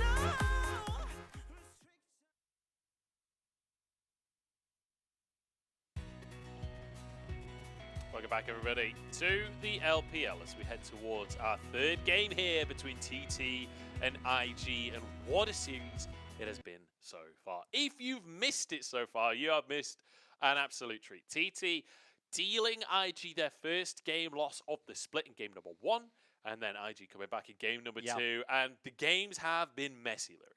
Yeah, game one, very like kind of fast paced from TT side, very domineering, but still IG finding some wiggle room. Game 2 kind of the same, just in reverse. IG were always ahead in that game. TT were able to like find some picks here or there, but IG really never giving it up. And a lot of that coming off the back of Dove. Dove's damage was huge. He had some really nice Emperor's Divides, and just always there that once like Maokai ultimate, the Nami ult, rooting people down, the Azir was there to capitalize. Nice to see both of our mid laners, Cal in game 1, now Dove in game 2, stepping up. Yeah, absolutely. I mean, the Azir coming up clutch, the quadra kill at the end of the game there, like slides in behind the play and completely eradicates everyone. We take a look at some of the moments here from the game. This is where it all started. Both solo laners finding themselves an advantage in this 3v3, but then it all got pretty hectic from there. Dove always just trying to find ways, even here where he only finds one pick and ends up getting caught himself, really diverting TT's attention from being able to get in that pit and try to find a semblance of a steal. So that's why for IG, we're looking at game 3. You kind of know what to expect from this team at this point, especially we were talking a lot about YSKM. It feels like he's always going to be one of the focal points when watching an IG game. Having his 4 champions, if you can get him off them, it seems doable. We saw in game 1 him kind of being diverted to that Jace. Yeah. I saw a tweet coming from Molecule on Twitter of like, hey, this guy is like probably 1,000+ games on these 4 champions. Is Jace kind of being that next tier, maybe has like 50 games on, in terms of like solo queue. So I want to see what TT are going to be able to do, or if IG go for a top laner early in their rotation to try to guarantee some of that is able to come on board. Teams will switch sides, and this time around, IG not going to put a huge focal point on that Maokai. Going to go with that first pick Varus. Yeah, still respecting the Tristana from Cal, though. That is absolutely banned off of the board here. We'll see where TT go. Did see a Jin support earlier on today. I will just quickly mention as well, Huanfeng, very famous for his Jin at Worlds back in 2020, ulting from the enemy base on Jin. Great moment in his career. I would love to see Huanfeng pick it up, but generally it's not been, it's not exactly been a prime time AD carry in this meta. We've had 3 games in the LPL so far. They were all losses, so you're right. not really something you expect to see. But even going back before that World Summer, right? That like summer split of Huanfeng on Jin and Sword Art on Bard, I think that meta was just so great for that team. As this time around, IG going to guarantee themselves a strong pushing bot lane very early on, something with a lot of comfort as well. As it's been highlighted so much at just how this meta even suits IG in different ways, like their bot lane with Marksman coming in for Wink, who was that long-time Marksman player. And I like that we're finally getting a bit of a change-up to where it's like, okay, IG have had things like the Maokai going through pretty much every time. We've had the Elise on the opposing side. This time, with IG not opting for that, they'll have the Sejuani, Beichuan getting his hands on that Maokai, so can give them that same engaged potential and I'd say threat. When you have Maokai ultimate and something like the Curtain Call, it really means that members of IG aren't safe no matter how far away they think they are from the opposing team. And this time around, Hoya hoping to get himself on a comfortable champion in this Renekton, and something that theoretically YSKM shouldn't be able to punish too much. But I want to see how many more bans they deliver over to this top lane. Jax and Fiora already off the table. Camille, the next champion to go. I wonder if they do just say screw it and just take away the Irelia as well and just try to push YSKM either onto the Jace or, again, further down that pool of champions he feels comfortable on. I feel like banning the Aurelia is just a safe play, right? From the side of TT. Like, just try and make sure that YSKM does not have that comfort in the top side, especially when you've got a Renekton anyway, kind of the default top laner at this point in the LPL. Over to IG, though. Banning the Gwen. They obviously think UCal's taking this Renekton mid. Yeah, and it's definitely possible, right? UCal, someone who's able to do that. So the flex pick coming on through, and now it's going to be out if they ban Comfort, or if they're fine with him picking it up, considering they do have a lot of like point-and-click CC coming through in their draft this time around. If you did go for that very mobile top laner for YSKM, and they don't care. They say, okay, we're getting him off Comfort. We're going to push him deeper down his pool. You still have the chance of flexing, which I would really like if they do end up doing. Maybe go with your other bot lane option on 4 and then save your last soul laner for 5 to try and guarantee you can get the best of both worlds for UCal and Hoya. See where they do end up going as IG deciding what they want to ban away from either UCal or Hoya.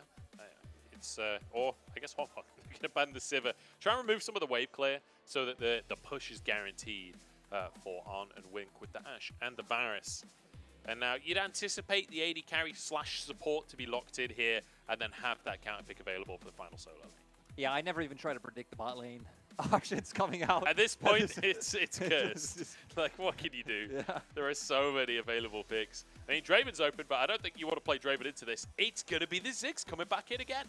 So once again, going to have that stall factor there. Again, the ability to quickly break down turrets available. And just a lot of semi-globals still coming through the reins.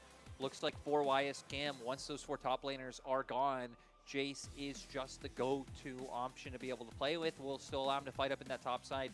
You have some range to be able to pair alongside with the Varus arrows coming through down in that bottom lane. And now it's going to be all about where Delve wants to go. Something like the Azir is still open if they wanted to go that route. We talked about how like things like the Ziggs can be annoying later on in the game for that, but I don't think it really matters all too much. Yeah. This is not relevant to the draft. I'm just saying there is some serious hair on this IG roster. There is some serious hair going on in this IG roster. It's going to be the Sylas locked in the end. Something I forgot about just because of the lack of priority we've seen from it in this series. Usually it is one of the go-to mid laners coming through, but with Maokai on the other side, being able to take away that ultimate and have that same effectiveness is going to be huge. And now UCal, with what he's looking at, you do already have 2 huge sources of AP coming out on your team. And Yone's been a champion you've really been seeing make a resurgence in the past few days. 2 games coming out, both wins. It was Scout and someone else. You know what? We can find out though. We have the power of the internet. That's true. We do have the internet. That's one really good thing about living in the modern Western world. All is 3. access to the internet. Scout, Knight, and Cream, all 3 finding wins on the pick. And now, I mean, a lot of all-in threat there for the side of TT. Maokai, Yone, Jhin opening up the curtain call. On the side of IG, it's still similarly scrappy, even though you do have some range tools to play with. The Sylas, the Sejuani, looking to go toe-to-toe. And it feels like we're still just going to have to focus on soul lanes. Soul lanes have been the defining factor of this series in both Game 1 and 2. Both mid laners picking up an MVP so far. And people like YSCam shut down in game 1, able to thrive in game 2. Really going to be looking at what both top and mid for these teams is able to pull off. Yeah, that's going to be the question, is how do these solo lanes perform? YSKM, like you said, pushed off of comfort. Hoya on the Renekton. We'll see if he can punish this Jace pick. But I'm looking at Gideon and Beitron again, because these guys, it was Maokai versus Elise. The extended both stare games. off. Like, just the entire early game has been Gideon getting into Beitron's jungle, and it's gone both ways in the early game of how that's ended up panning out. We'll see how that's going to change with the different solo lane picks, you know. The fact that Dove actually bringing a Silas out again instead of that Azir that we've seen from him previously in this series. Newcal as well. There's a lot of playmaking ability out of both of these mid laners. Yeah, Yukao, his playmaking was what was needed for TT to find the advantage.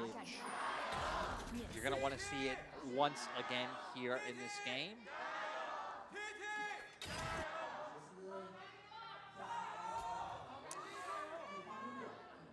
Oh, you can hear the gyos coming on through? I love the gyos. I I always do. miss the gyos. For people who don't know, sometimes we do have, I mean, this split, it's been good. The Yeah. previous splits, sometimes we do have game sound and audience sound. Sometimes we don't. I would go beyond sometimes. So I'd say Most- the vast majority majority of of the the time, time, yeah. we did not have the gyos The worst in our part, ears. and the worst part in my mind was always like quirky packages of like always having to Yeah. like, look at a mini map and you just not knowing when that comes Like, up. I really don't think you can understate how much of a difference audio makes in this game. I don't think people realize until they try and play or cast without audio. And then you realize like how much you're relying on sound cues in a lot of League of Legends. Like Corky We were, Package is we were obviously a talking great about this the other example. day, but like, you know, I guess as humans, like sound registers faster than It's know like what we're 4 able to times see. faster or something crazy. Don't hold me to that, but it's something like that. We've had a lot of pub-style conversations recently, like that one, for example. Here we go, though. Lots of range in the bottom side. 380 carries and a Ziggs. Does feel like it's going to be a matter of dodging skill shots. If skill shots are dodged, it should be... I don't know where I'm going with this sentence. I was going to say an easy lane. This is not going to be an easy not lane gonna on be either easy. side. Dodging skill shots is hard. They're pro players. I definitely feel like for TT, as we can see now, it's going to be a bit harder. The volley just coming out from Ashe is just so oppressive, that the range it covers. But who cares about bot lane? We said soul lanes are the focus. Beitron hoping to find something early against YSKM. This minion wave is huge, though. Like, if you 2v1 in that minion wave, that is going to be hard. But if you can clear some of that minion wave first, and then Beitron comes in, now that Hoya's level 2, there's a window here. Beitron is being so patient with this. Hawkshot did just come out from Wink across the quadrants of their jungle, but YSKM... Here we go.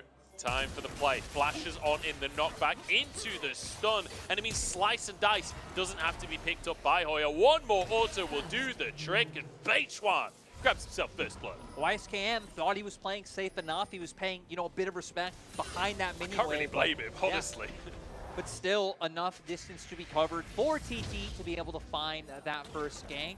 But with that, you know, there's the opportunity cost. Now Beitron going to lose out on his blue buff on his bottom side of the jungle. So if Gideon can make something work with this, it'll be huge. Looks like he's hovering around now because IG's bot lane do have a massive wave of their own. But they know with Beitron making that gank top, he's going to recall. He's going to head down towards the spawn side. So Gideon just ends up waiting out for this Scuttle Crab.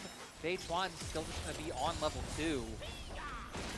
Little knockback onto Arn, but doesn't quite pull him under the tower. Nice attempt there. Gideon does grab that crab for himself. And it's just going to be infinite amounts of push from this IG bottom lane. Fong and Yao Yao really struggling just to survive at this point. Because you see the CS deficit in that bottom side already is massive. It's rough. You can just see, again, how much they're struggling. I like on the opposing side of the map, Gideon goes for the recall to head up towards top side, hoping to get that Scuttle Crab for his top lane as well. Maybe even try and find something for YSKM, but I think that can be a little bit rough. Hoya very close to getting this wave in and guaranteeing the bounce back for himself. Yeah, so we'll crash that wave.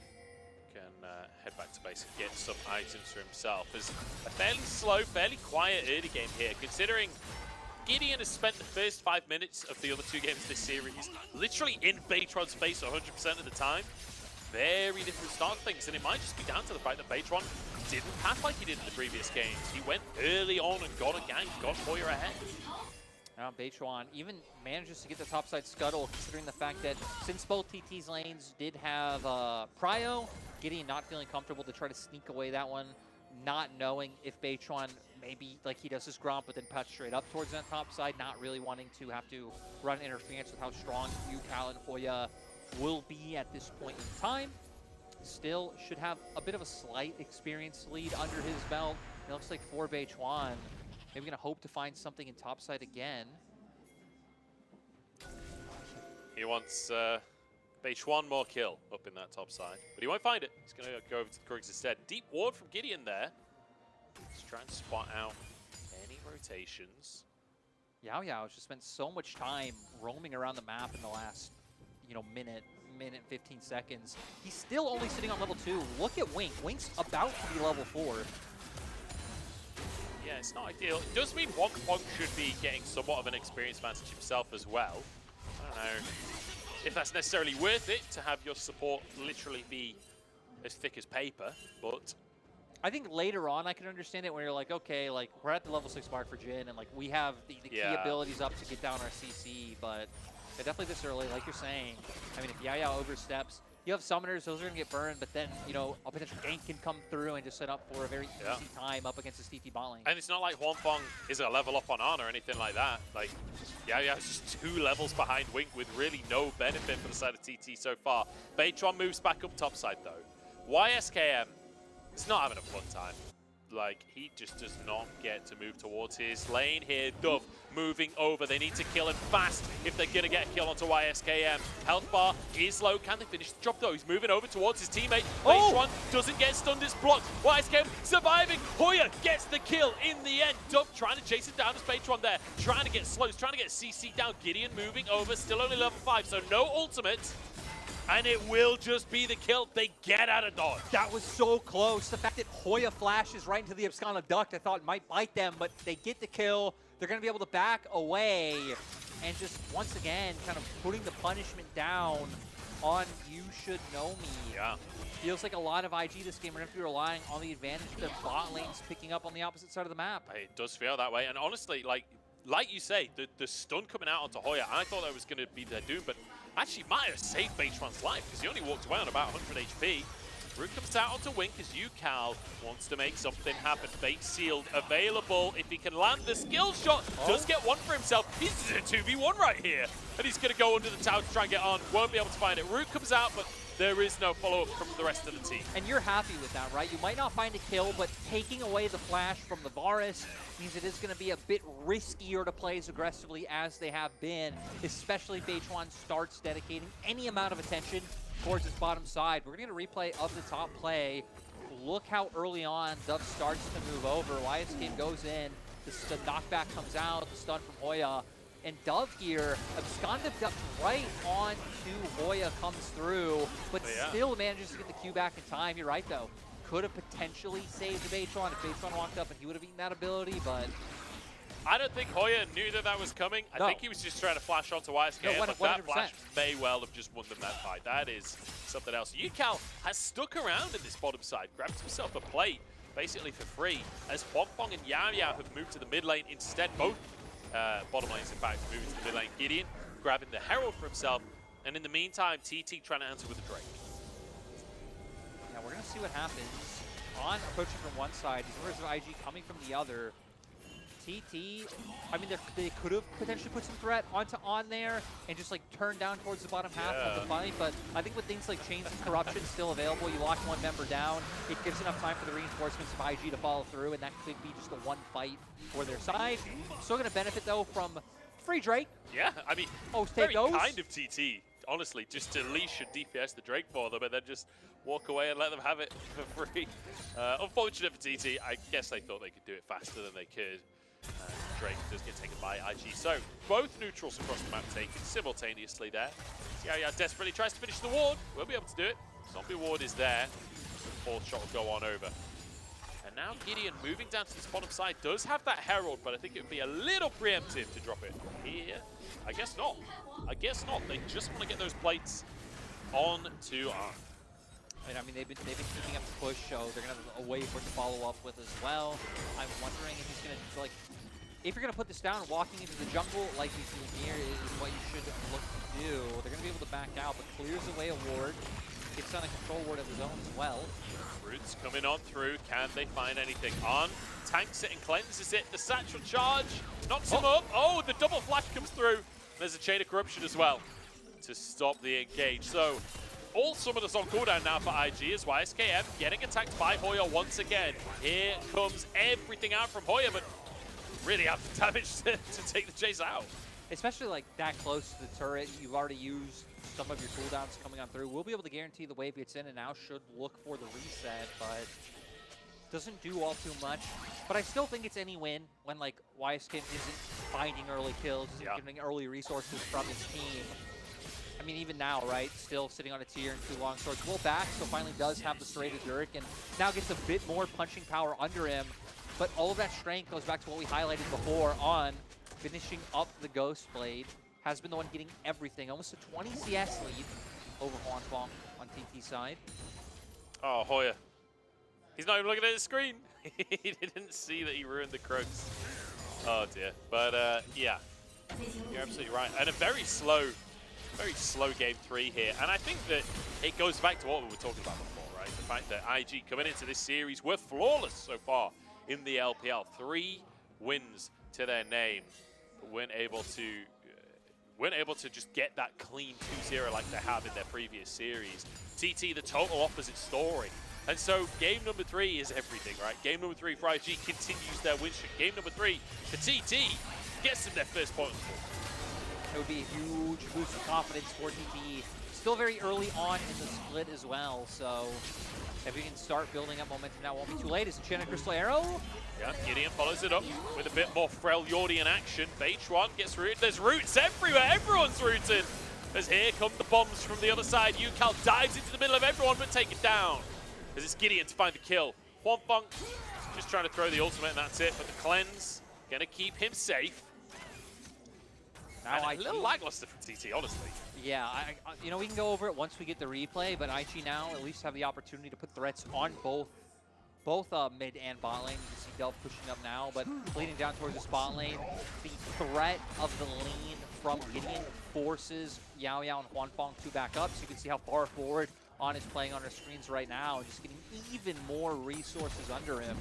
Even though we've been talking a lot about YSKM, a bit about Dove, I mean, in those first wins, On and Wink were a huge part of it, winning a lot of their lanes. We come into this, they look for the pick. Looks like they're a little bit unsure themselves with waiting out some of this engage and waiting for Dove's Malkelton to come through. But it was more telling me of Beichuan. They start to run away. They come in realizing, I'm sure Huanfeng's coming, hey, I have Ziggs ulti, I can throw that and join the fight. Yucal gets chunked a bit low, so he thinks to go in, and it all looked very, I think, kind of mismatched from their side. So maybe had they all just committed right away, jump onto that one target, maybe you can burst out, get in there. I still think it would be quite hard, having things like the Aftershock as well, but they end up just going down slowly, giving over summoners, and not able to answer the play whatsoever. Yeah, a bit of a tough one for TT. It does mean that there's almost a 1,000 gold lead in favor of IG. A much closer early game than what we saw in the previous two of this series.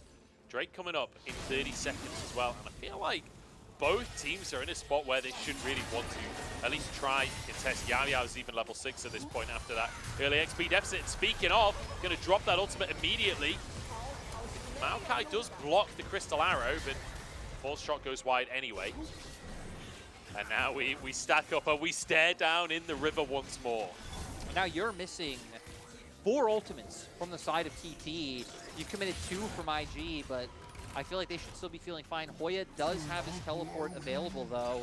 He could be the difference maker in a fight here, and YSKM wouldn't be able to follow up. He would just have to focus on that top lane turret. Quite a far back TP from Hoya there, but just wants to get over this wall.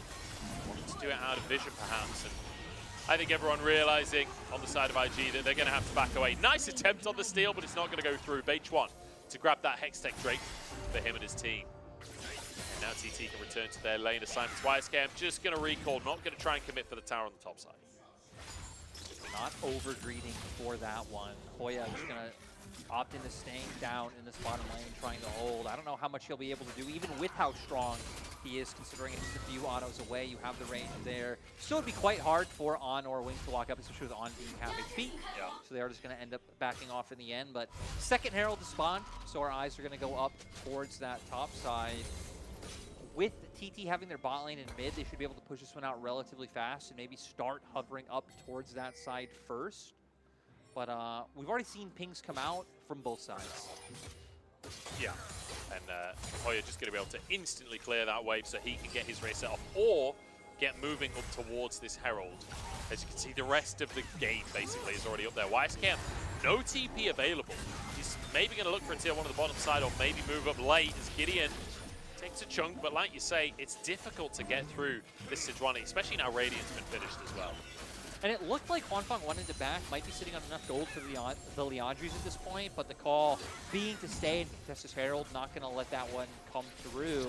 They're just going to start this one outright. YSKM is about to have his TP up, so we'll be able to get this turret and still might be able to join if a fight happens, but no. Herald gone so fast. Yeah, no fight comes on through. Beitron going to use that Herald recall to get out of the pit as well. So a nice little pickup for the side of TT, traded by IG from tier 1 in the bottom side. But the Herald, in theory, should mean a tower for the side of TT. So, again, in theory, should be a fairly even trade. Especially when you don't have like plates to worry about or anything like that, it should be pretty easy breaking down one of these turrets. TT haven't gotten a lot of damage done on 10 of them. I mean, I'll be surprised if any autos have come through against the bot lane turret. I believe Hoya maybe got a bit of damage on top. We see a bit of damage done in mid, but that's why IG have been able to maintain this bit of gold lead that they've had. A lot of it being from the fact that they have plate structures. On the last time we got the gold comparison was 1.5k up over Hwanfeng. I wouldn't be surprised if it's even further at this point.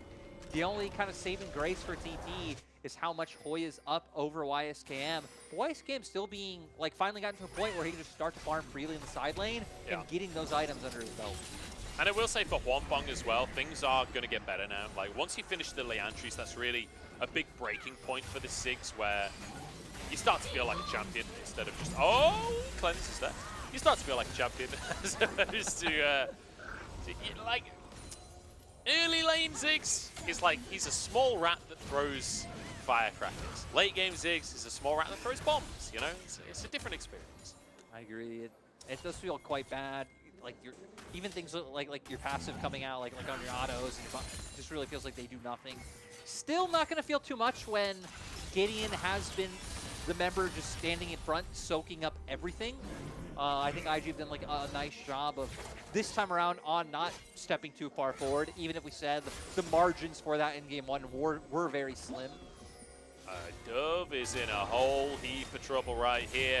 TP's coming through on either side as well. They lock him down. The curtain call comes out, but Dove walks away. Yukal misses the ultimate, flashes after him and gets taken down himself. YSKM with a huge pickup there. Yukal falling back in his chair, devastated by the play. And now Beitron next on the chopping block. Stun comes out from Gideon, and it should be an easy pickup. Bombs finally here from Hwanfeng. Beitron 1 HP, and the satchel charge! It's not enough as he goes down in the end to the arrows. I gotta say, TT, they're lucky that this isn't 20 minutes of the game, or that would have been a barren start for IG.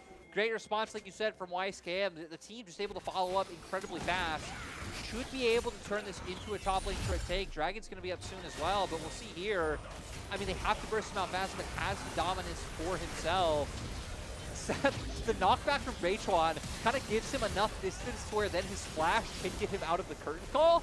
And then YSKM comes in, an incredibly easy turn onto the Yone after he misses his ultimate.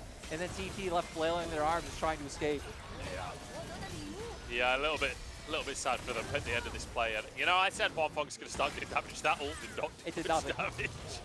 As he arrives a little late to the plate and doesn't really add a whole lot. 3-2 on the scoreboard, but the gold's still within touching distance, right? It's just under 2,000 in favor of IG at the 20-minute mark here as Drake number 3 comes up onto the map. It is only a Cloud Drake. Granted, Cloud Drake got better this year. It's still not going to just win you the game. No, I like that both teams are kind of angling for it. IG have a turn to mid to where TT have a turn to bot potentially available. They're going to go for it. Hoya needs to back off.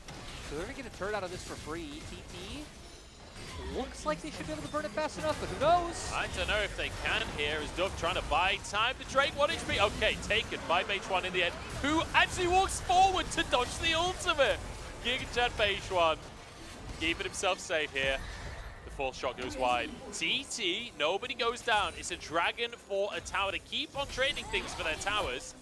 How valuable is it really going to be in the long run? That's going to be the question. I think it could have ended up being a 1-for-1 as well had they not just postured. UCal could have walked down bot, but with Baron up, I guess not.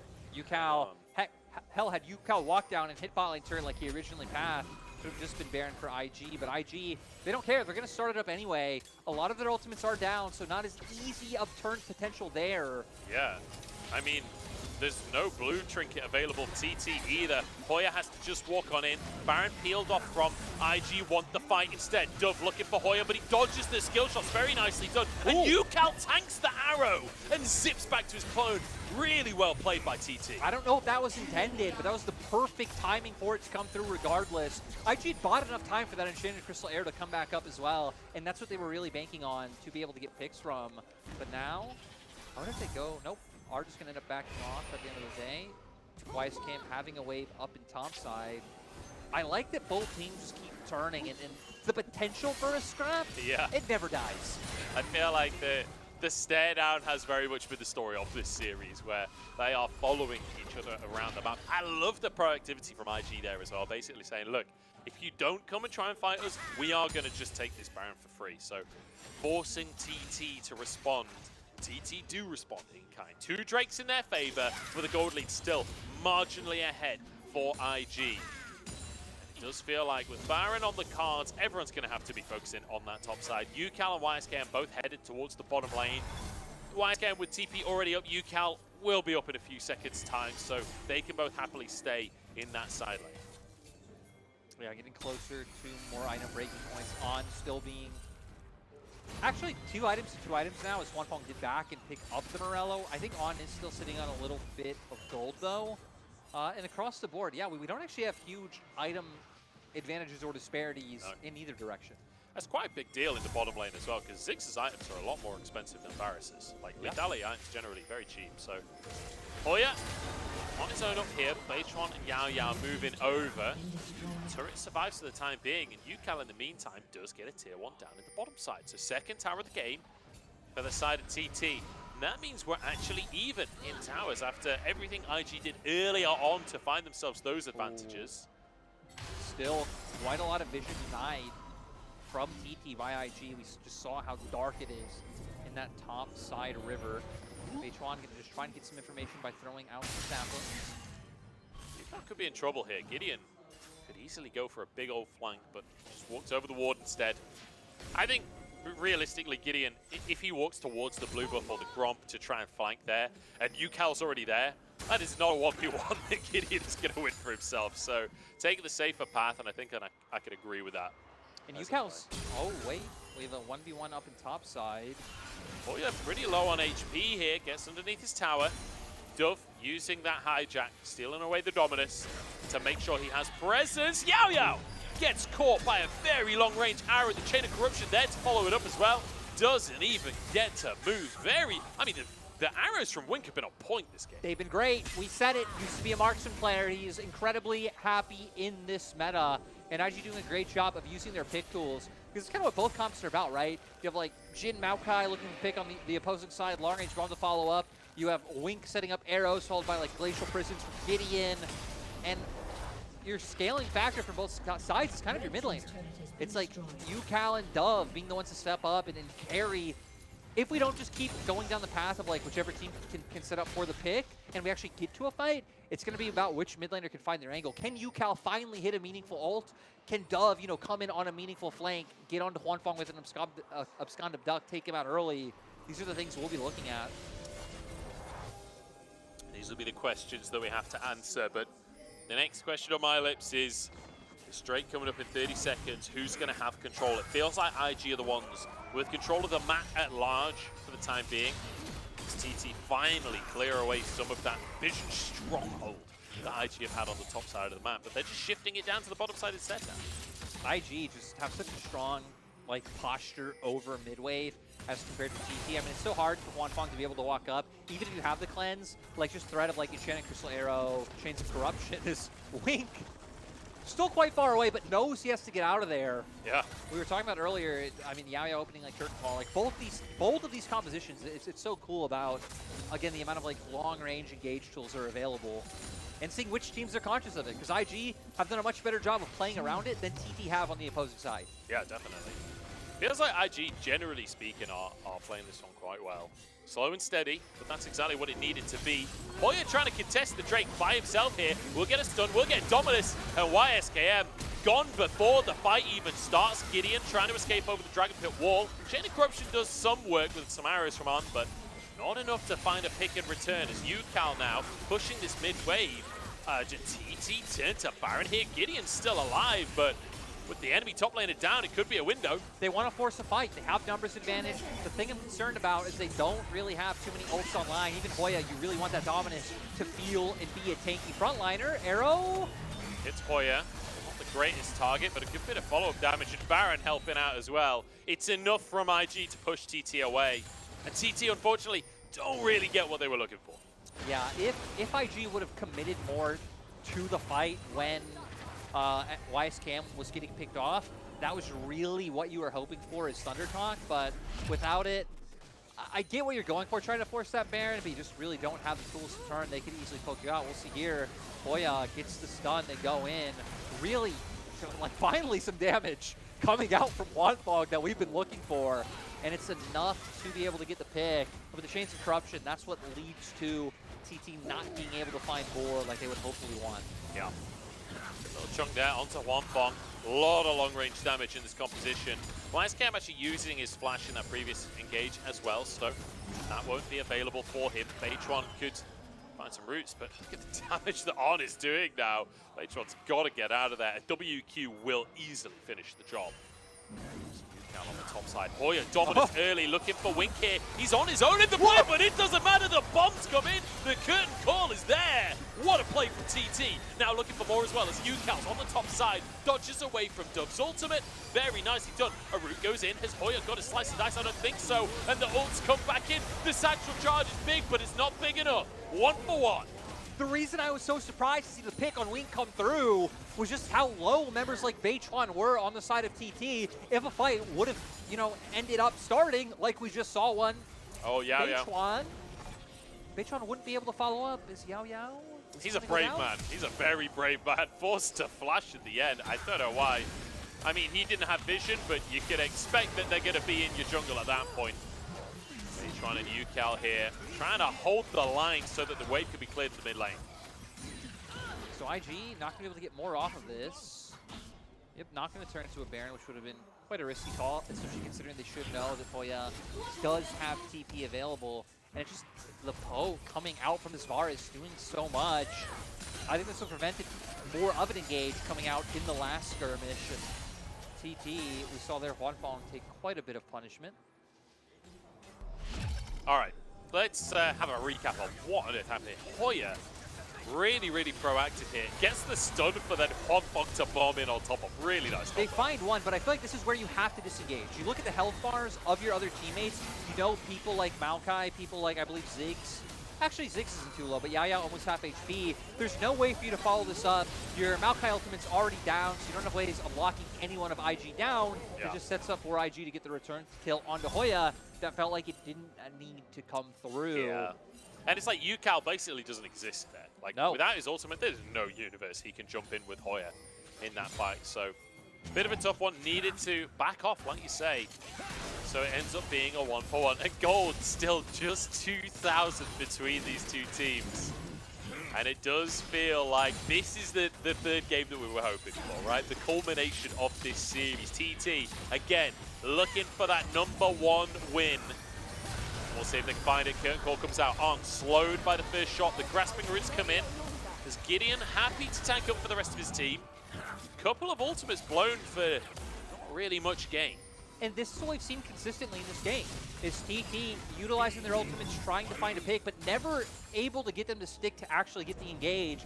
And then IG know they don't have to worry about pretty much anything for the next, 60, 80 seconds of the game. No real threat coming through. Yukao will still have his ultimate, like maybe Hoya dashes in, gets a stun, but... Yeah. I thought they were going to try and make a play onto Dove on the top side there, but he's just going to be able to clear away the wave. TT using the moment of respite they had just to clear away some vision for the time being. Complete vision control of the Baron area for TT, but IG, it's their turn to move into the area. I feel like TT just feels so pressured considering they have things like Renekton. They have like a lot of bursts coming around as Gideon. Might have overstepped here, will be rooted. Beitron and Yao Yao don't have much damage to work with though, as here comes Yugao to try and finish the job. If they can find the jungler, it would be massive, but they cannot. Oh, the sapling! This sapling finds him. It's a 1-for-1, but with the jungler down, IG surely can't turn onto Baron. No, IG gonna have to back away. TT gonna be happy with that pick, and they start making their way down towards Dragon. This would be third Drake for them, getting them on Soul Point. I mean, give that sapling a medal. The absolute hero sapling. He's hunkered down the whole fight, waiting in the brush, knowing his time is coming. And then Gideon wanders cluelessly in. What a moment. Beitron getting the kill. And now a Drake off the back of it. Imagine your first death being to just a random arbitrary sapling. Outplayed by the sapling. Oh, no. Dear.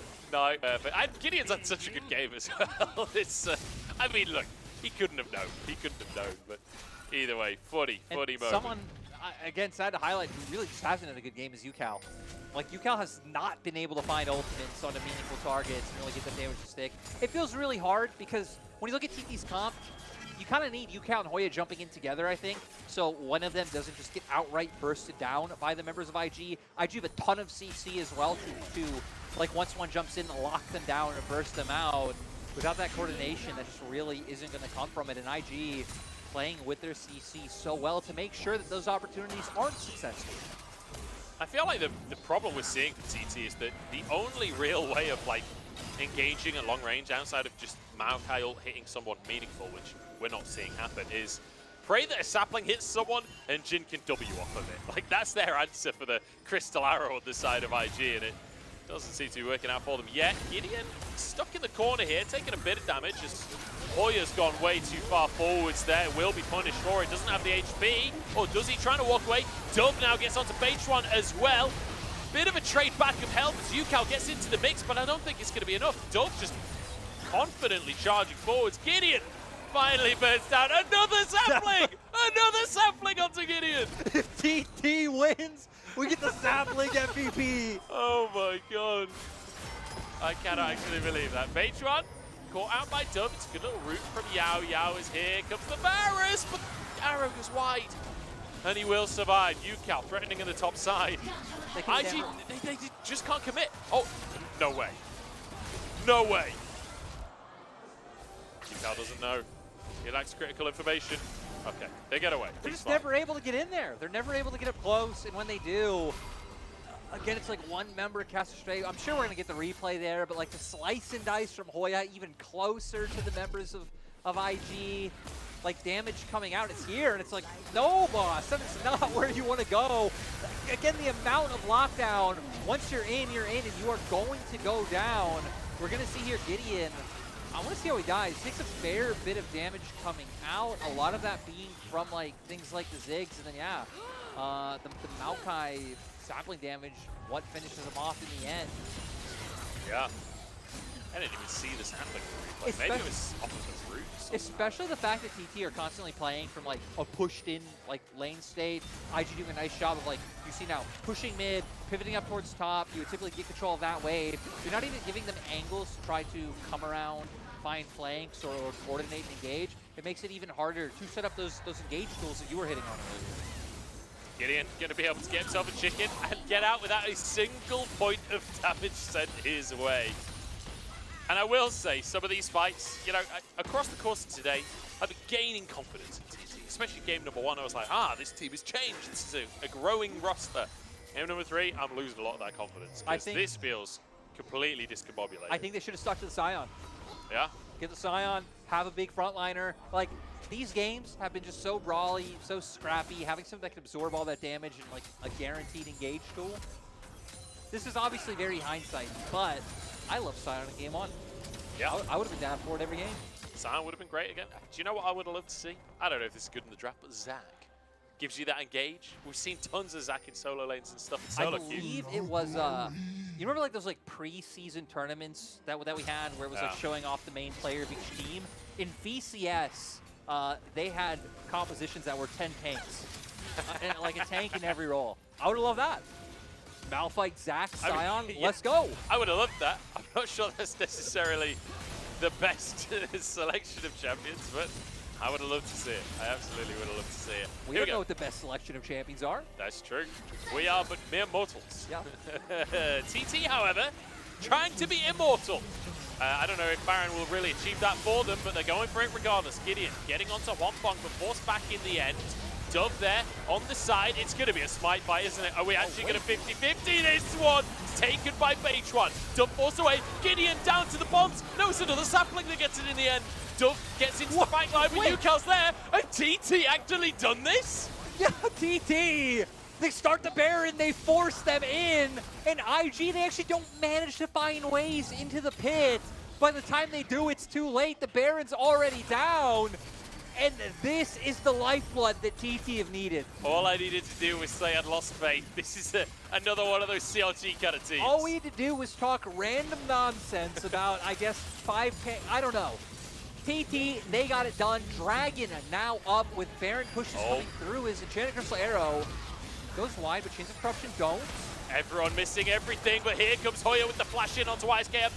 Not enough. Bit of damage there, but it's enough to zone them away and get Soul guaranteed for TT. They get the Baron, they get Dragon Soul, and surely get an opportunity to swing this game in their favor. And we're going to see Ultimate comes out from Huanfeng, able to cleansing it away. Good Maokai Ultimate from Beichuan to buy even more time, stop Gideon from getting in there. And Hoya zoning off the other members, doesn't allow it to come through. Gideon tries to get the steal, kind of separates himself by going for it. And sadly here, Dove left in the situation where Yukal jumping over the wall to help out his AD carry. Honestly, the zone control was kind of the MVP there for me. Like Hoya not allowing the bot laners to get involved in the fight. The early Maokai ultimate buying even more time for the Baron to get burnt down. Just a lot of those like tools utilized to not give IG the fight that they wanted. And one thing that's worth mentioning as well is we're getting to the hyper late game 6 mode where like even Baron minions won't survive against this thing. Aren't in trouble. Crystal Arrow, it stops Beitron. The knockback is there. The saplings, the bombs. He walks away. On survives. Yao Yao in the backside survives. Dove as well. Nobody going down just yet. Hoya on the front line. Yukal trying to join in as well, but it feels like IG have the upper hand here. They're pushing back. They're trying to get onto Hoya, but the bombs, the saplings, they're stopping the advance. Health bar's low for TT, but IG just can't finish the job. And Wink does it again. On would have for sure gone down in that situation. Enchanted Crystal Arrows have been on point for most of this game. And Beichuan stopped in his tracks. You see, I believe it was Yao Miao getting like hunted by Dove on the opposite side of the fight. And all the momentum from the Baron immediately halted. We're gonna see here, Ultimate comes out. Curtain Call hits, heals have to come out, but really that one Enchanted Crystal Arrow stopping it. And then Dove making sure no more shots of the Curtain Call are able to come out on the backside of that fight is good little twisted advance there actually from Beichuan. Gideon, oh no. This is not the player you want caught out. Another arrow! Again, how does he keep doing this? Gideon's still gonna go down. It doesn't actually matter, but hey, it looks really cool. You know what? After last year, after the amount of criticism given to the IG bot lane, pretty fairly, like I should say, like IG's bot lane was looked at as, you know, the weakest part of their team in 2022. It's just so great to be able to like look at On and Wink and be like, let's go. We have like good things going on, great skill shots. Again, and some of these former matchups against RNG doing well in the laning phase. It's been such a turnaround for really has. this bot lane. And it feels good to see that, especially for Wink, who has been a part of the IG roster for a long time and often in and out of the actual main team and often put on the back seat. Another arrow lands. Even just around in the LPL for a long time, right? Like thinking back, E-Stars, like back when he was like under the RNG organization as well. That 2020 E-Star team was so high.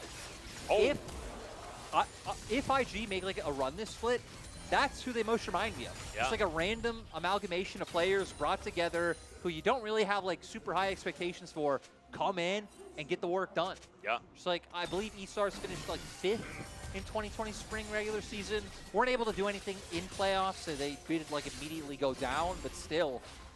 But it was exciting while it lasted. Yeah. And that's what we're hoping for IG, to be mildly exciting for us for a short period of time. I think they might be hoping for a little more than that. Here we go. Gideon engaged upon here on the front line is him and Hoya. But Hoya's the one going down. A great little arrow stops the curtain call. But in comes Beitron. He's alone versus 5. He needs some help from his team. And the burns just aren't enough against Gideon. It's a pick for IG. IG going to be able to walk away happy with that one. Still, not even really losing out on any summoners in that. TP coming out from Dove, but not having to utilize anymore. Same for TT. They didn't try, like, have to commit all too much in terms of trying to find those picks and find that fight. But once again, IG, if they're able to keep TT at arm's length, they will be able to win out. We've seen the punishment coming from YSKM and On has been massive. And we haven't talked about items in a while, but we're at a point where, I mean, we're closing in on full builds on both sides, right? Things like, I mean, we see Seralda's Grudge, GA built for the Jays. Heck, we have GA built on as well. More defensive tools coming out. Deathcap in the mid lane for Dove. Deathcap built for Huanfeng. I mean, Deathcap Void Staff, he's hitting like a truck right now. Huanfeng is headed towards Horizon Focus as well, which that ultimate, the long-range Qs are going to really hit home. And this is the thing, the longer the fights go on, the more value you're going to get out of it from champion like Ziggs. But IG are trying to make these much burstier fights. Get a pick and get out. Oh, nice sidestepping. Made sure that the bomb doesn't hit anyone. And now just playing with vision up towards the spare and not letting them in. Just going to start this one right off the bat. Beitron moving over through the mid lane. IG might just be able to burst this one through as Beitron denied entry completely by On. Hoya is over the wall though. Dominus popped. Here comes Yukal. They flash away and he has to zip back out of the fight here. Dove threatening the backline as well, so there's no support for Hoya, but the bombs still coming on through. IG's health bar is getting fairly low. Dove still going for more though. Beitron the target, Gidney over the wall as Yukal threatens him, pushes him away, and there's one. It's a 1-for-1 so far. The route dodged by Wink. These fights are so close. They're in touching distance, but TT, they've got the inside track on mid lane. No, they want more. Curtain call comes out. Gideon being the target for the time being. Oh! Wait, what? I just sniped Beitron! Oh my god, On might die to the chickens at this point. He's got a red buff though. Yao Yao moving forwards, looking for the deadly flourish. Here they go, flash on forwards, and it's for a GA, but Yao Yao's gonna go down. Huanfeng collapsed upon. This might be it for IG.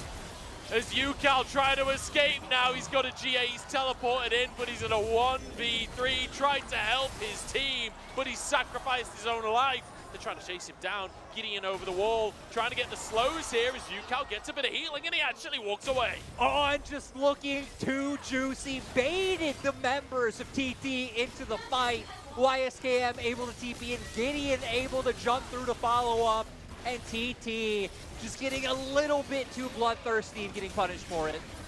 This game is everything I want out of a game of League of Legends. We're 43 minutes in as IG will take themselves a Baron, and the gold is still 1,000 apart between the teams. Wait a second, can they actually get the Elder Dragon here? Dove is headed over. Gideon making a beeline as well. TT, I don't think they've got the damage to do this. No, Engage already going to potentially come through for the side of IG. They only have 2 members here, though, but I think TT might need to turn. Yukal trying to get onto the backside. Dove here getting low on HP. The curtain call is there. Gideon low as well, and it's taken! The Elder taken by TT, and it swings back again like a pendulum this game. Back and forth, but with the Elder Dragon, there's no way YSKM survives the play. Knocked up and taken down. It's 3 kills in the fight for Beitron. Maybe they've done it. I mean, they have the damage there. Long death timers on the side of IG, but still, you do have Baroned up minions you need to contend with.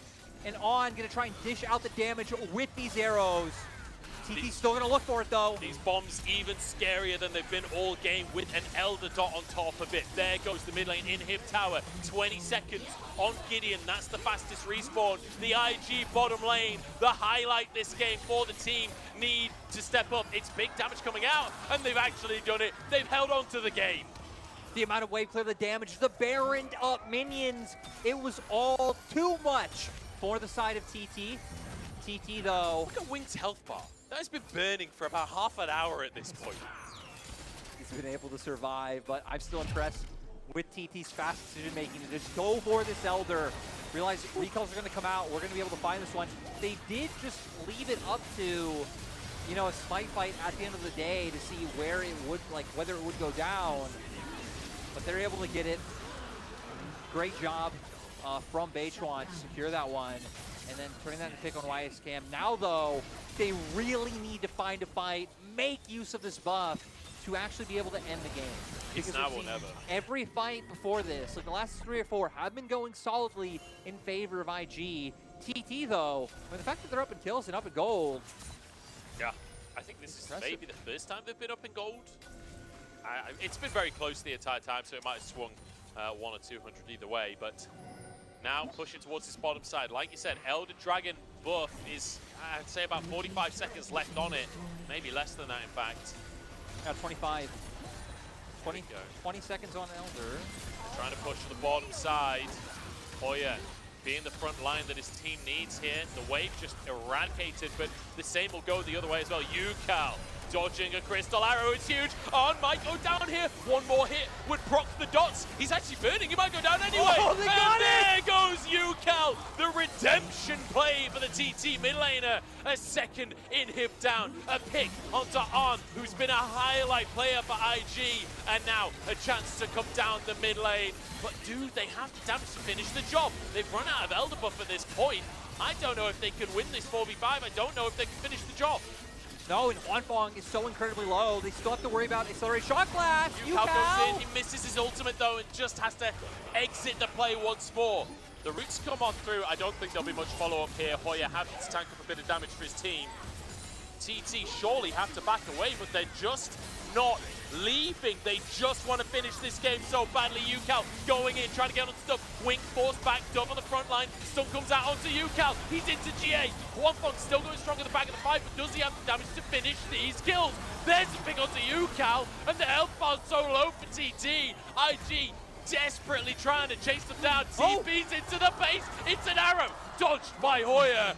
This game is pure carnage! They don't have a wave to go with, but they're looking to find an end. They're trying to stop recall timers on the opposing side. Can TT make it back? Beichuan's back in base. The minions are about to die. This means they can't do it. Dove burning down. YSKM burning down. Look at the dots. The buff from the sky. Dove survives, but turns it around. What is that damage onto Yao Yao? And Dove somehow gets out. It is...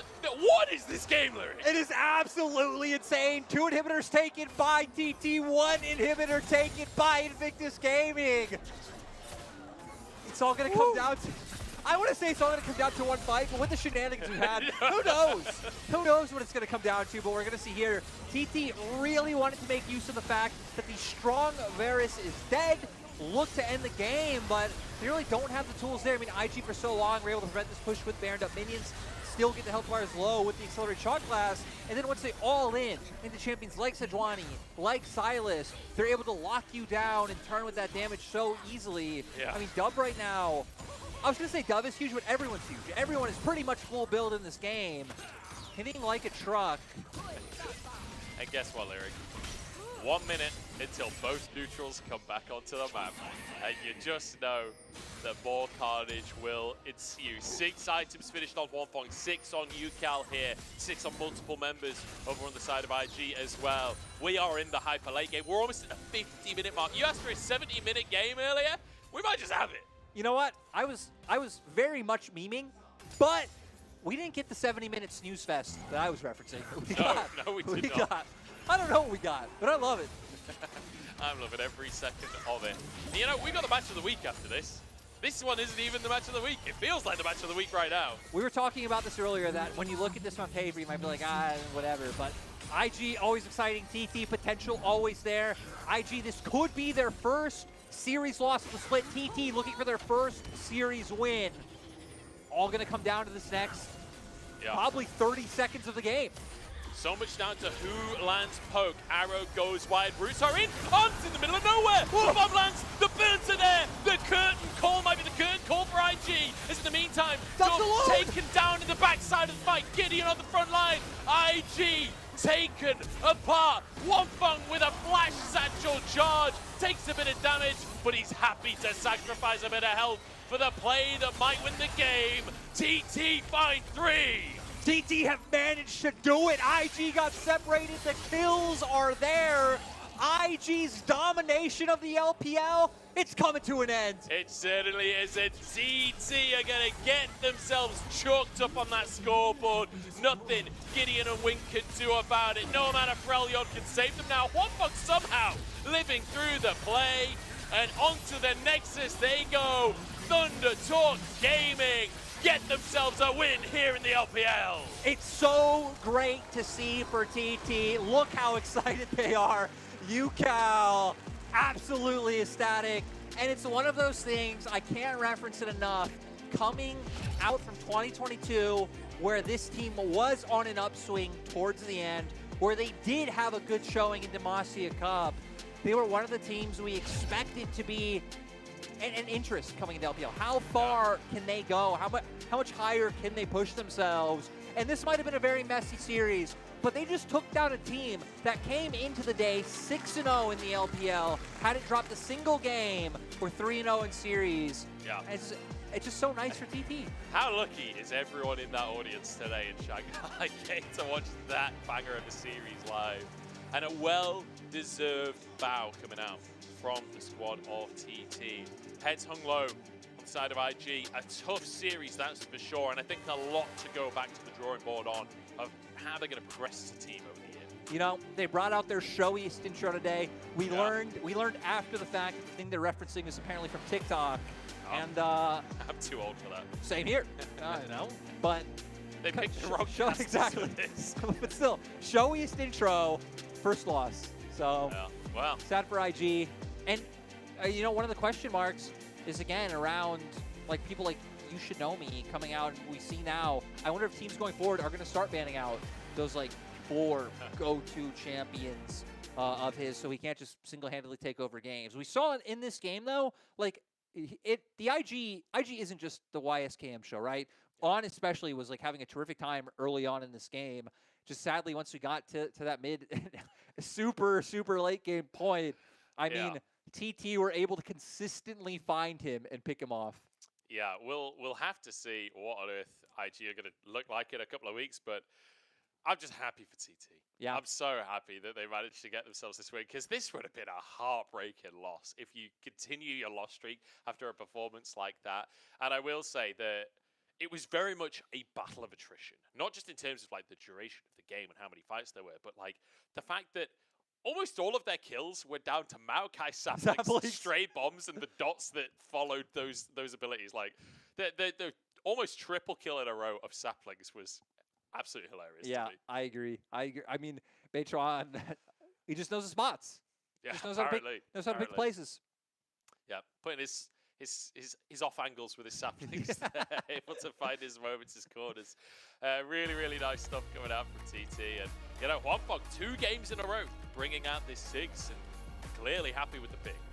Yeah, I mean, he was able to get the damage down. Him and Baytron, the people putting up the numbers, right? I feel like the only one on TT who felt kind of lackluster, like Hoya had some bad moments, but UCal never really found his footing until the very end, which still, I mean, I believe he had like one really impactful ultimate around IG's base. As long as you're showing up in those clutch moments for the win, I mean, that's all you're going to care about. He saw an exceptional performance. If you missed out in game 1, he blind picture saw a mid and absolutely took over. Yeah. TT as a whole, I mean, different members had, you know, different chances to step up. Who do you give MVP to in this game? I have no idea. I guess Baytron maybe, but Honestly, it's hard to call. It's really hard to. I guess he smited Elder Dragon, so Yeah. yeah. I guess that's all you got to go on. Through some good samplings. Him, Juan, I don't know. I mean, right? Like when you look at games like this, there's so many like fine details about why TT won, and like there were probably just more opportunities TT could have won earlier. IG, like there was opportunities for them to win earlier, and how they couldn't have lost. And yeah, this one was weird. This one was weird, but an absolute joy to cast. Hilarious game here from TT, and we're going to head over to the Jin support aficionado himself. His re-debut. His debut here on the interviews. Let's head over and chat to Yao Yao. Hello there, welcome to Postgame Interview. I'm Christina. We're joined by Yao Yao, support for Thunder Talk Gaming. Congratulations on your very first victory of this season. And most importantly, you just end IG's consecutive wins. How do you feel? And how did you guys manage to come back in past few days? Because we saw a totally different TT today. 欢迎瑶瑶选手来到我们的赛后采访。那么今天第一个问题要问到的是，想问一下 TT 在此前有做什么方面的调整吗？今天我们看到了一个完全不一样的 TT， 同时也是恭喜你们在春季赛的首场胜利，并且击败了此前稳居榜首的 IG。我们队伍主要是就把决策和执行力提上来了，然后再准备一些自己的战术啊和一些战术储备啊和一些节奏啊，就能提升很多。今天赢下 IG 感觉怎么样？今天赢下 IG 还是非常激动和开心的，我也好久没打比赛了嘛，就非常激动开心。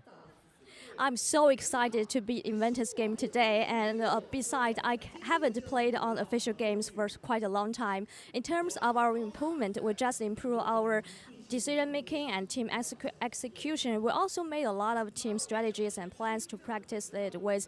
Second question, I'm curious about that Jin sport pick because this is the very first Jin sport on LPL stage, and a lot of people are talking about that double AD champions body is really popular in current botlane. So how do you feel, and what's your take on this part? 那么今天你也是选出了镜辅助，这是我们 LPL 舞台上有史以来第一个镜的辅助。同时，其他很多选手也在讨论着下路双 AD 这样一个生态，你是怎么看待的呢？就下路双 AD 对线起来就一般来说就稳线权，然后非常的强势。然后现在这个版本确实下路不仅可以出 AD， 还有软辅、硬辅，其实都是可以出的，根据阵容来搭配都可以。然后我今天玩镜就搭配一下我们破格阵容，然后就发挥出自己的作用就非常好。So in this meta, I do think that laning priority in bot lane is really crucial. And the reason why I picked Jhin is just because I would like to make a poking draft to suit our team's needs. And I do think every kind of support is available in current meta, no matter engaging support, healing and shielding support, and both AD carry or something else. Final question for you. I have to ask the last game because the game was so close and so intense. I can't even breathe anymore. What was your very latest game strategies, and how did you guys balance those securing the objectives and defining your nexus? 那么最后一个问题，第三局确实是一场非常焦灼的比赛，所以可不可以问在大后期你们是怎么样去平衡，既拿到了那些很重要的中立资源，并且在兵线上也是有发挥出自己的实力，最后拿下比赛？就最后面的时候，其实我们也很紧张吧，然后。但是呢，我们还是有时候还是冷静了下来，然后就边路就永恩带好了，我们正面就破克就可以了。我们破克能力其实，比对面下路其实要更厉害一些。其实我们手是更长的，然后就不停的破克，我们还有风龙魂嘛，就慢慢玩，其实就很好打。So in very late game of game 3, we are also very nervous and intense. Our strategies is generally like while Yone was pushing the waves and the other just making some poking damage, and our Balian really has a really long range attack advantages, so that we can close this game. Thank you so much for joining me. I do hope that we can see Thunder Talk Gaming performs much better. Back to you guys. Bye bye.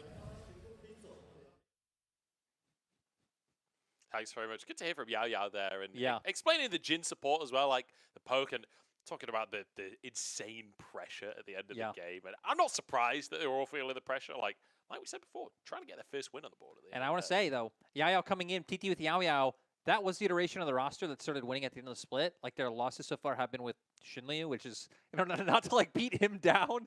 And this was obviously, like, a very messy series, but he at least gets to come in feeling like, hey, I'm undefeated. True. I guess in terms of series. Did lose the game.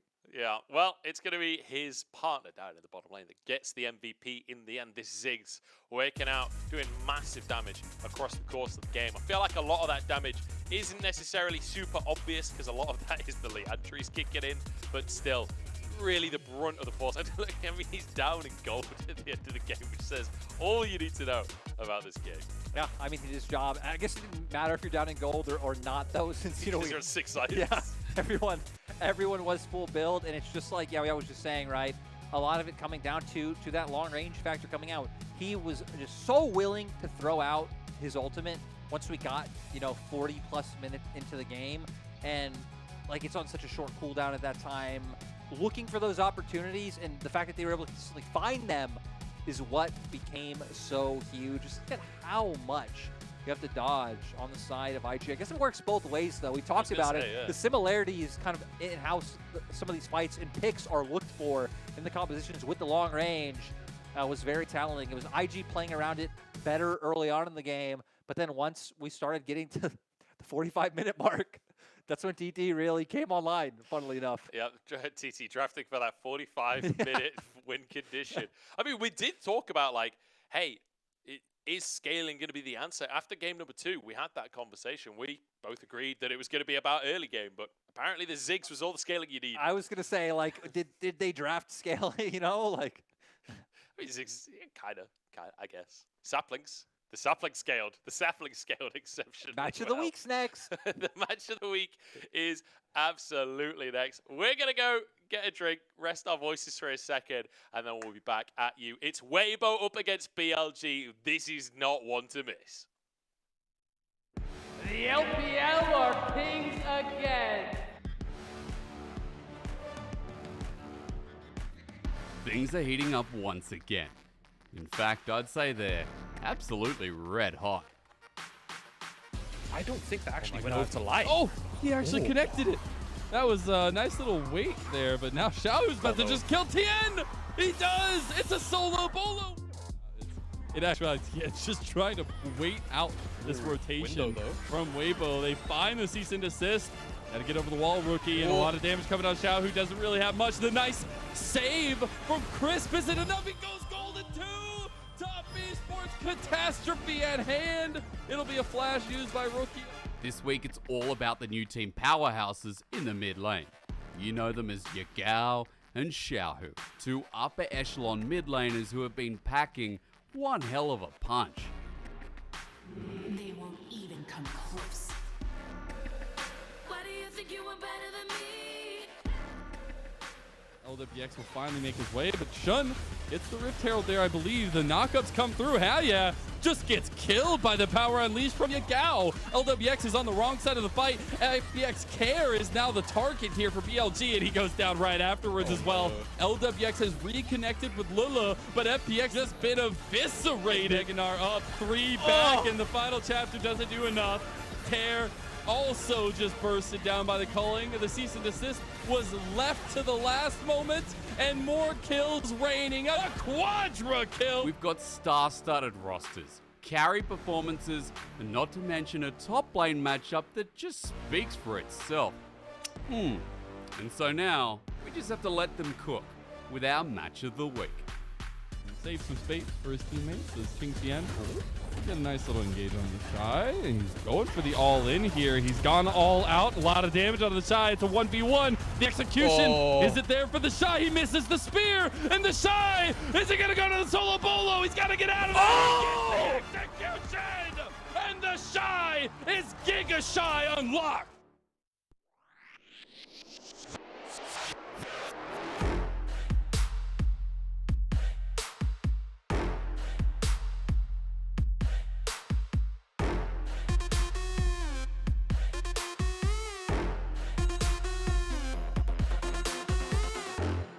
赤信号だとしてももう止まらない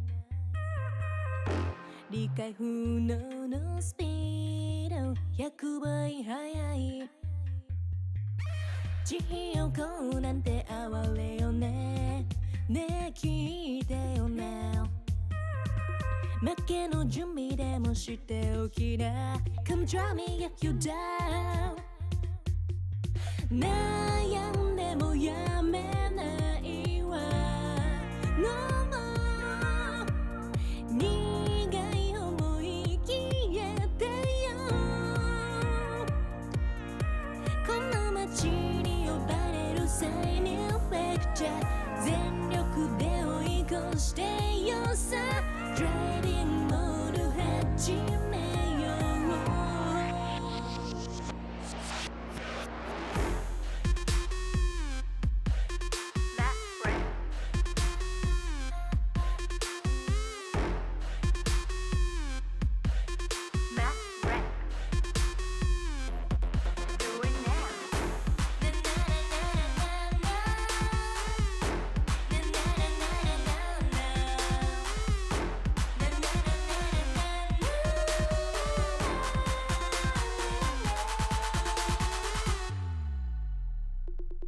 もう安全な近道なんてのの完全にアウトだからあんたの後悔楽しみだわすげえたきついてよマジでベイビー一番でノックアウトするわ You better be listening 地獄なんて哀れよねねえ聞いてよな負けの準備でもしておきな Come try me if you were down 悩んでもやめないわ No more 苦い思い消えてよ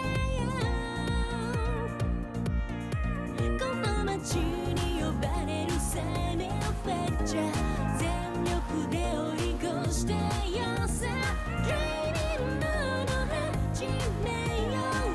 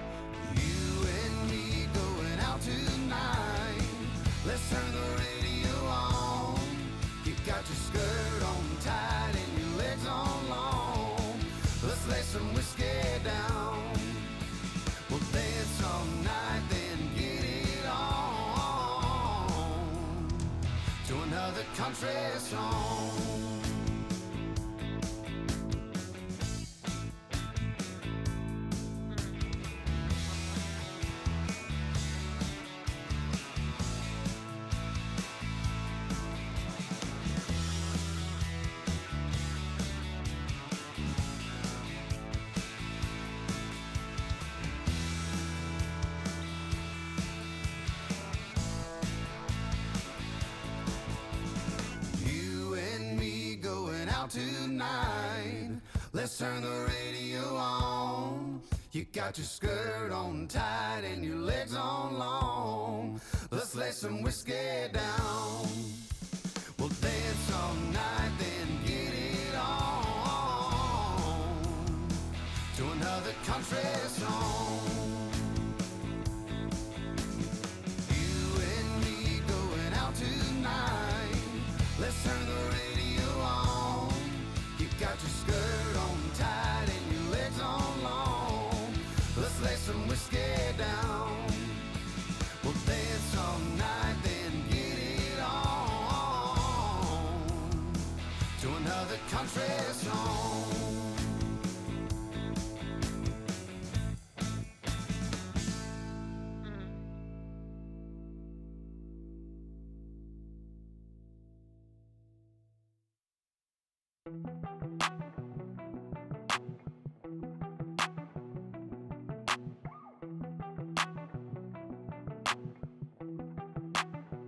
I saw you sitting in the moonlight, tripping, pain runs through your heart. Oh, we were skinny dipping, slowly sipping, then we fell apart. I'm just trying to catch a break from your love, oh, yeah, hey. 'Cause I need to find a new life, no love, oh. I can't lie, I've been thinking about us, but you, yeah. Tell me everything's gonna be alright. Tell me that you're never gonna need spotlight. Just say how you feeling, I don't wanna waste time. I saw you sitting in the moonlight, tripping, pain runs through your heart. Oh, we were skinny dipping, slowly sipping, then we fell apart. I'm just trying to catch a break from your love, oh, yeah, hey. 'Cause I need to find a new life, no love, oh. I've been thinking about us, but you know better than anybody around me. Yeah, you know. I think we both need a break from this thing called love. All love ain't the thing to question. It's all love. I got plenty problems and no shoulder. Last night on the tour, ain't no tour, but I saw you sitting in the moonlight, tripping, pain runs through your heart. Oh, we were skinny dipping, slowly sipping, then we fell apart. I'm just trying to catch a break from your love, oh, yeah. 'Cause I need to find a new life, no love, oh. I can't lie, I've been thinking about us. Putting out the fires, my head calls me alive. Sick of breathing in your smoke. Leave a little longer, embrace a little harder. Yeah, every time we're not wrong, it's like we're walking on water. Oh, too good to last long. Putting out the fires and looking for a miracle. It's like we're walking on water.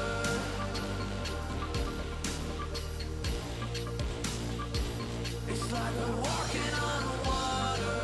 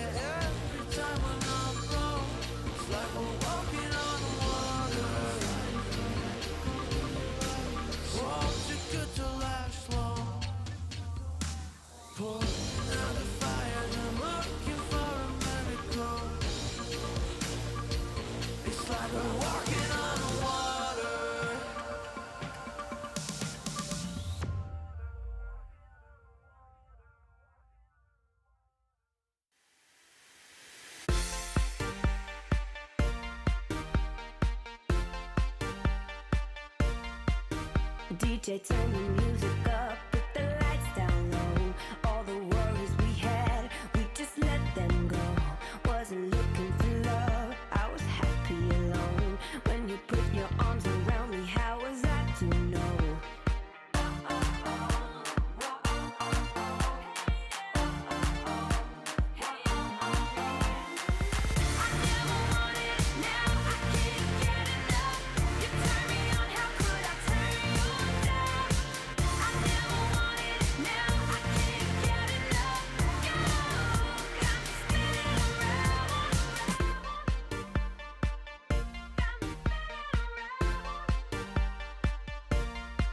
You got me feeling things I never felt before. We get lost in the music on the dance floor. If I leave you now, I leave you wanting more. If I leave you now, I leave you wanting more.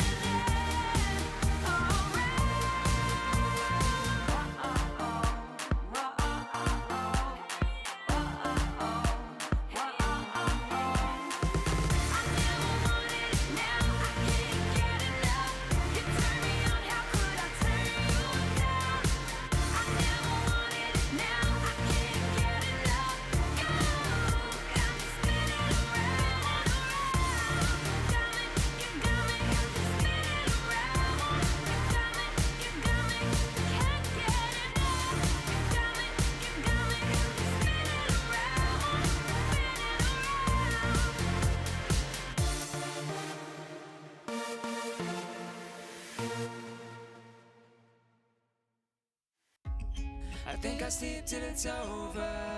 I think I sleep till it's over. I think I sleep till it's over. Broken letters, broken pen, breathing every now and then. Getting hurt but never learn. I'm falling short of hope again. I need a shock to bring me round, to pull my head from underground. I'm calling out but there's no sound. How many times can we make up? How many years will this take up? And never is as long as forever. When it's love but it's over. I've woken up in the headlights, taken from the clouds in mid-flight. Never is as long as forever. I think I'll sleep till it's over. I think I'll sleep till it's over. I think I'll sleep till it's over. I think I'll sleep till it's over.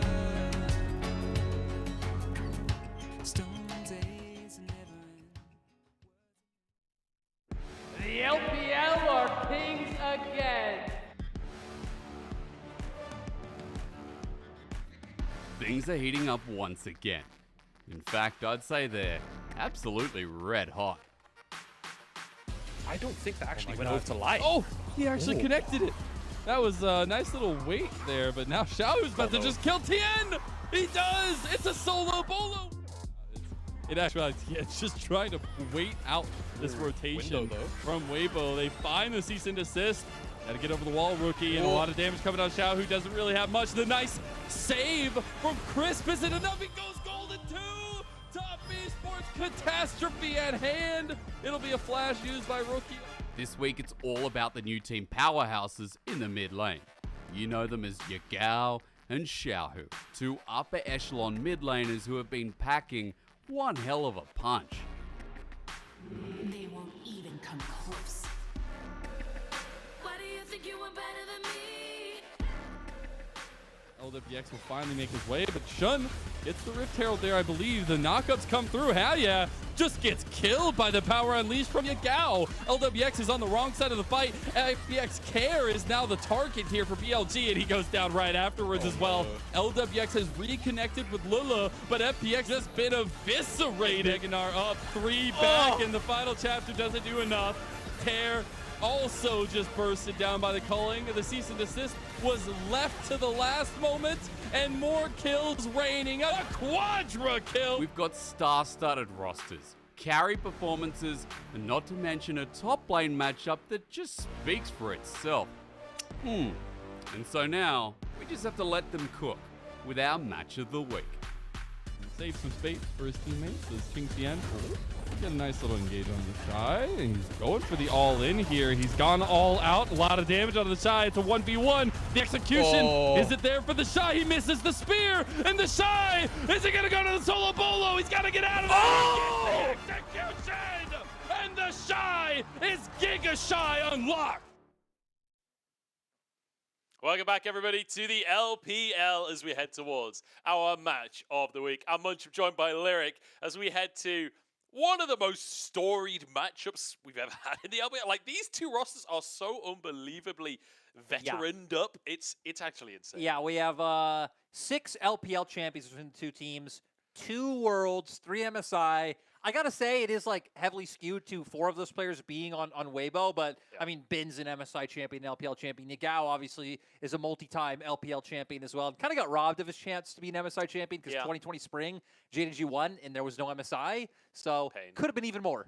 Yeah, could have been more, could have been more. And a lot of it, like you say, kind of skewed on the side of Weibo. Like, if you believe in veterancy as a fan of League of Legends, if you believe that hiring the most experienced players is your way forward, like, you have to be a Weibo fan. Like, it's contractually obliged to that point. Like, this is the most veteran roster I think I've ever seen. It really is, and it's kind of nice because we were talking about this before, that like, if people wanted to like consider like an LPL super team, right, you're looking at a roster like Weibo, and BLG is kind of like on the tier just under, where it's not the same amount of veterancy, but it's all like exciting, like players who were stars of their teams. Been in the top side, Shun was like the reason that IG was winning games. You have Elk in the bottom lane, who, you know, for a long time, just of like every team he was on, was the reason why they were winning. And I mean, even people like On, kind of coming on the up and up, started his career really shaky, but it felt like with every split, you know, was improving on the teams he was on. So just across the board, I mean, that's why this is match of the week in RNG EDG, which is tomorrow, isn't.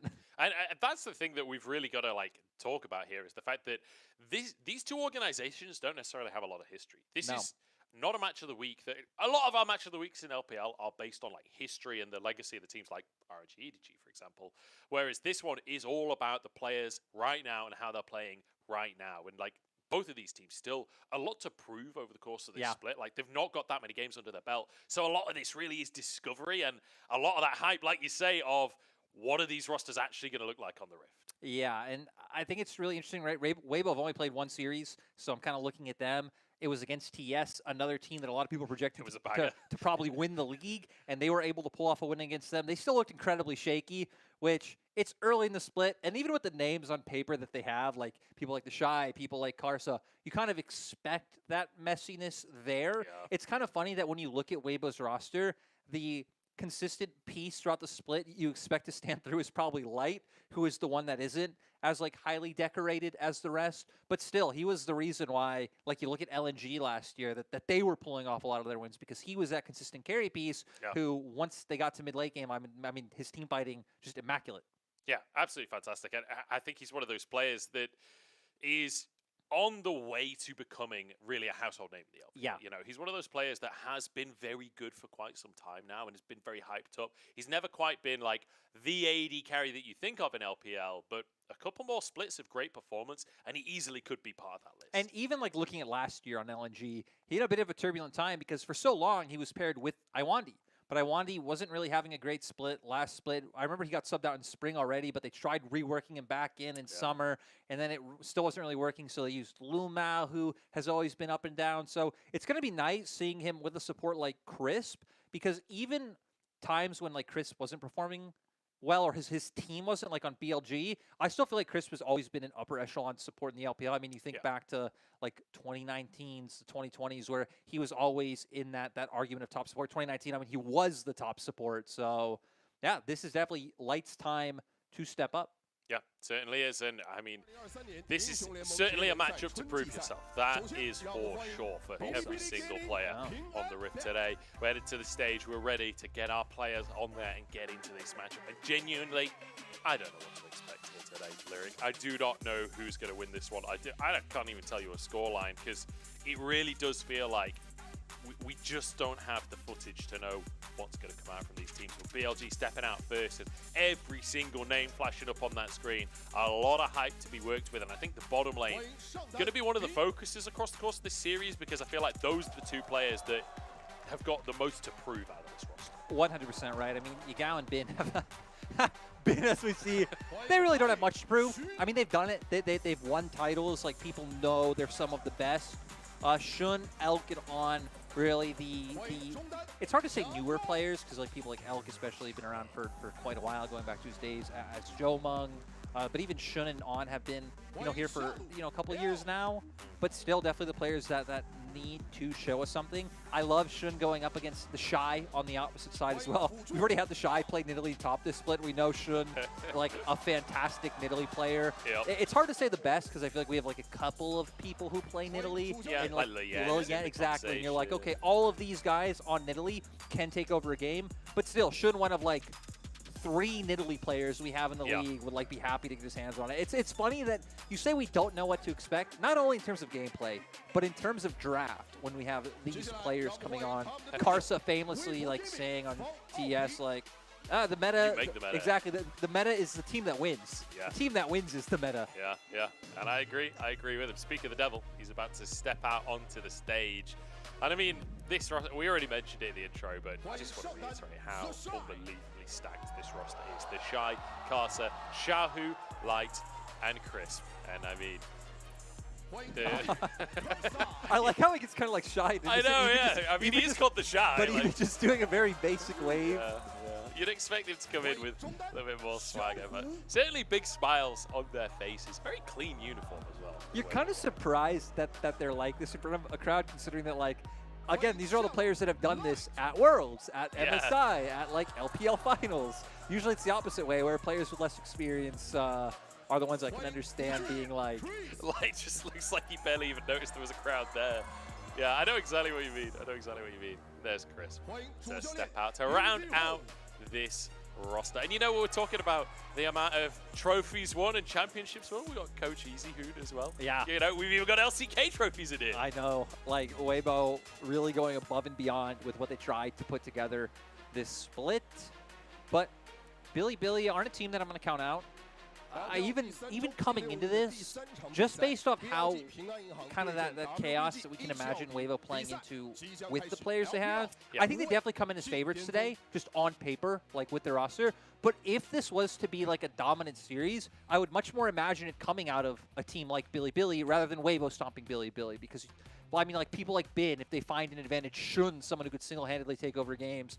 And Yagao is kind of the perfect piece for this roster when I think Bin and Elk are both very high resource players. Yeah. Yagao has spent like so long not being that, playing for people like Kanavi and pretty much just giving him everything. So yeah, absolutely. And I mean, you're talking about players that will take over a game as well. I feel like Elk, when you think about this player, the first champion that actually comes to my mind is Samira, right? Because this is a guy that wants to go in the bottom side. This is a guy that, I remember all that time ago back on WE, it was like the whole game plan was just try and keep him alive and he'll win the game. Just try and protect him and he'll carry. I know what you mean with the Samira thing, but I still just can't think of it just because Abel exists. Well, that's You know what I mean? Like, well, I didn't necessarily mean he is the Samira. Yes, but still, it's just Abel has like single-handedly been like, someone else could play every game on that champion, and I'll still just think of Abel. Abel is something else on the Samira, but yeah, Elk definitely willing to be aggressive. That is for sure. And they've been playing a ton of Lee Shinami. That is adorable. But we'll see how the draft is going to go. I really don't know what direction. I mean, even just based on, not even based on the players in the game, like also based on this series we've seen so far today, draft has been mental. So I really don't think trying to predict that is the way forward, because who knows what's going to come out. Especially coming back from Chinese New Year break, where we still have a lot of, I'd say, data that we need to get. Me and you were looking at this earlier, just like how, with the fact that LCK kept going through that time, just like how many more games there are to look at, and kind of some of the differences, like NAR's priority over there as compared to like LPL, where we really don't see him whatsoever. Yeah. So I'm really curious to see how things keep. Even Syndra, which kind of was very high prio before we went to break, and has come back, and I feel like we really don't see it much at all. Well, we've seen Gnar 7 times picked in the LPL so far. 2 of them were Bin, and 1 of them was the Shy. Yeah. So almost 50% of the total Gnar picks in the LPL so far that split on these 2 top laners. So if there's a series we're going to see it, it's this one. Even things like the Syndra, right? I mean, both Xiaohu especially came into the LPL as a Syndra main and was the guy known for that pick. But with only 3 games played, again, it's kind of hard. Interestingly, especially with the kind of role he's going to fulfill, because we saw RNG play the other day, where even without Xiaohu and Ming playing right now, they were still very much trying to go like these Galio composition, like more aggressive jungle routes. To where Weibo obviously haven't done that in their first series, so... No. And Karsa's not really the jungler that you think of for hyper carry jungles. You know, I feel like Karsa and Shun are kind of like the dichotomy of jungle, where Shun very much is like the kindred Nidalee player that the team's going to want to play towards. Karsa is he's like the poppy player, it's really funny thinking back, because, you know, I was coaching in the LMS when Karsa started his career, and that's what he started out as, the Nidalee guy. I remember famous TPA jungler Wins named his cat Karsa because Karsa was a famous Rengar main, things like that. But you're right, has very much changed into more of like utility, kind of frontline style play. Has the game on a lease this split, but BLG actually paying respect to that, taking that away from Karsa. And I want to clarify, it's not that I don't think Karsa can carry. No, like, it's just he... I mean, we've seen his Lee Sin, for example, plenty of carry performances on that champion, but it's more like the style he leans into these days. 100%. Anyway, we're into the draft. It's Varus as the first pick. It's answered immediately by a Ryze and an Ashe. Yeah, it's a very fast draft. We really don't have time to... go with our thoughts. Is you hit on it. You hit on it. Shun would be the player to pull this out. Nidalee Kindred, his 2 specialties, already setting up for, I mean, just a lot of, I'd say, like, protection coming out of this comp, right? Kindred Ultimate's going to be there. You're going to be Gao able to follow up with his ulti as well. I'd kind of still like some dive thrown in elsewhere. You know, hopefully maybe we see that in the top lane, but I don't really think of Bin as that type of player. Always love to see when Galio has the option to aggressively follow up on a play, but you expect him to go the Predator route, so those options will still be available. And Weibo going to opt into the double 80 carry bot lane to try to keep up that presence. Yeah, it does feel like the double 80 carry bottom lanes are starting to take over the LPL at this point, with a Camille being banned away from Bin. His solo QID being Love Camille. Not surprising to see that taken away from him. But trying to remove some of these carries, like you said, the Jax and the Fiora already gone. Honestly, it feels like we're looking at the draft against YSKM again. It really does. And it's even funnier considering that both of these top laners kind of fall into this set style. We've seen the Shy in his career at times like default 2 tanks. Typically, actually was the Scion, which we saw earlier in the day that he has pivoted onto. But Weibo maybe going to look for jungle next, save, counter pick for the Shy, especially as we just continue to ban out some of these priority top laners. Cassante, maybe being the only thing that comes to mind, is something very worthwhile if you wanted to go for that on 4. What I want to really see in the top lane, this is probably not going to happen, but I want to see the blind Gnar pick from one team, and the other team just locks in the Yasuo to hard counter the lane and show us some skills up there. It's not going to happen probably, but Sejuani banned away in the end from Karsa. So the Maokai and the Sejuani, which are kind of the 2 biggest priority junglers, I'd say, at the minute, being taken off of the board, as well as that Elise. So we'll see where Karsa's likely to go. He has played that Viego Vi open as well. Munch, you might... If he locks in the Yasuo now, I'll be over the moon. I mean, you've got a Galio in the mid lane. Why not have a carry? But you do have a Kindred, so maybe you don't need the damage. We'll have to see. We'll have to see. Yeah, and looking at, again, what else they can even go for that would, I think, set up well. He's played Gwen previously, but whether or not you want to play this game is a different question. Set up well for this Gal. I mean, Renekton just feels like it would be your standard default option if they went for it. But, I mean, with the Camille banned out, I feel like there aren't too many things that can really serve as that kind of catalyst for the Galio. But I guess even if it did just work as enabling and protecting a top lane carry, we do still have things. Ooh, I mean, Hell, this is one of the go-to counters for Gnar over the years, looking for those all-ins when he's in mini and just being able to take him out. And they're going to lock it in. I thought of this when I saw the draft and I saw the jungle bans, because you have a Kindred on the opposing side, so you have the explosive cast able to try and counteract that one.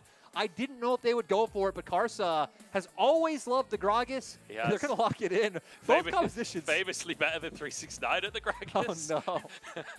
369 came and proved them wrong. Which will always be my favorite arc of last year. But very, I'd say, different twists on draft, again, compared to, I'd say, the expected meta ones coming through. Obviously, the Gragas really being the standard on Weibo side.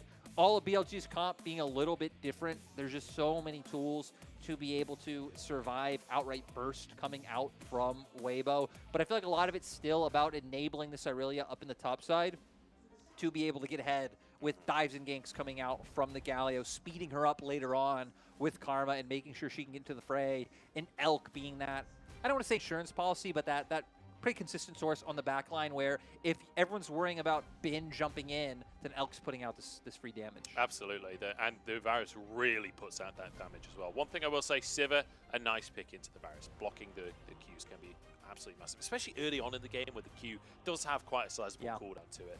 So we'll see how this early game's going to go down. You got to keep your eyes on Shun though, right? Like when a Kindred is in the game, pretty much always in the early game, you've got to keep your eyes on their pathing. You've got to keep their eyes on their invades and ganks early to get those stacks. Especially being, you know, a jungler coming in that wants to duel up against a Gragas, which really doesn't have those same tools available to him. Especially if he can dodge out on like the belly bop coming through, you will just be able to kite him out and take him down. We know Karsa though going to be looking to impact his lanes. Yeah, I'm just a little bit, I'm really excited to see the interactions later on where we've got the Gragas ult with the Kindred ult, the Galio ult, so many circles as the Gyos come through.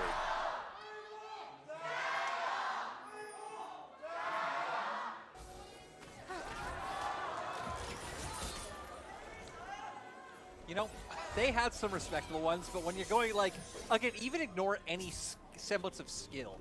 This Weibo roster can lose every game. They will still have the loudest Gyos out of any team, just off of name value.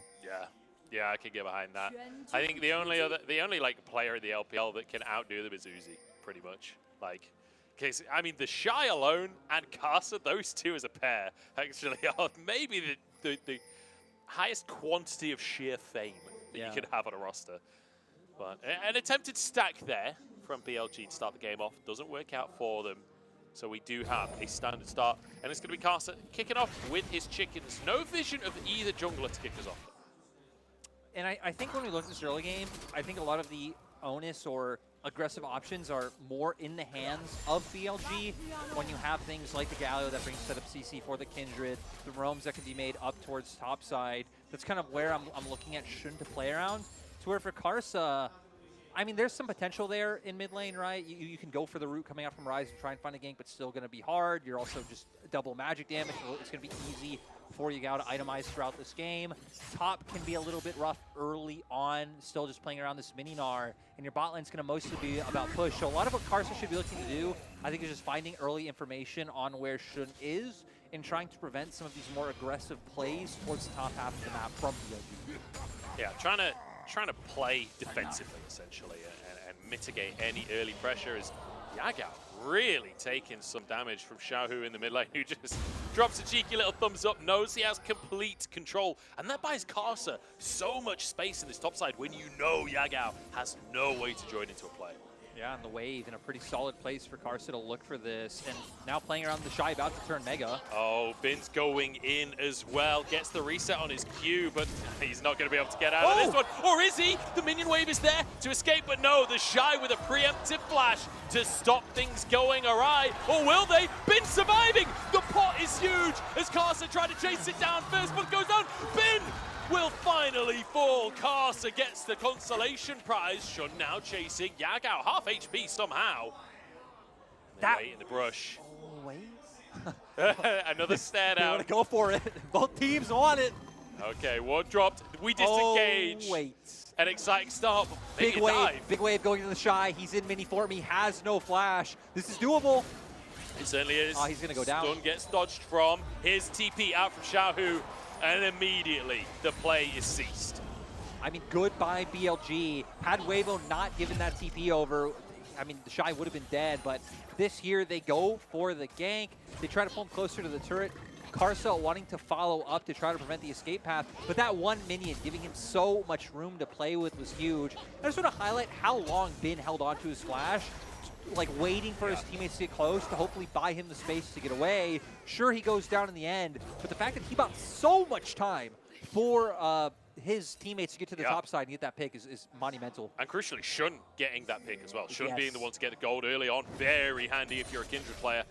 And Bin actually almost escaping at the end of it is kind of insane. Phenomenal start though. What an exciting way to kick off our match of the week with top scraps for Karsa. Ain't looking to stop anytime soon. His sweeper didn't see the ward. And Elkinon should be able to just back away from this one. But crucially, Karsa doesn't even know that ward's there.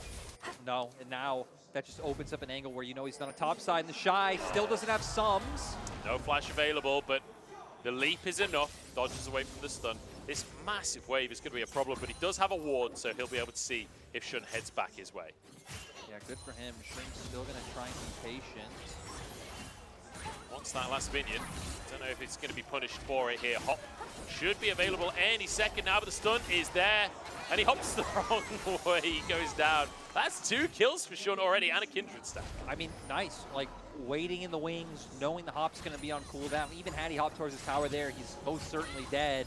And BLG, coming into this one, we said if this was going to swing one way as like decisively, that BLG are a team who just with the way their players like to play, it wouldn't be too surprising on capitalizing on some of the aggression coming out from the members of Weibo. Yeah, not at all. Like, this is absolutely the team that are liable to snowball.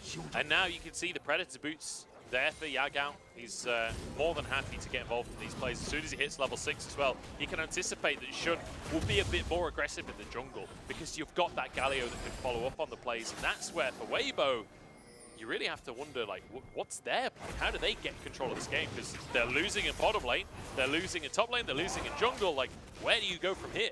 That's why a lot of it to me feels like it's playing off the prio, especially the early prio that Rai should be able to get, try and get some wards. You know, around whichever quadrant of the map you'd be playing around, you'd expect it to be topside again, trying to prevent that snowball from the Irelia and just track where Shun is and try and play around windows where you can utilize a Realm Warp and like Shun isn't on that quadrant. So even if a Galio does follow up, you now have this 3v2 play on topside, you can find a pick.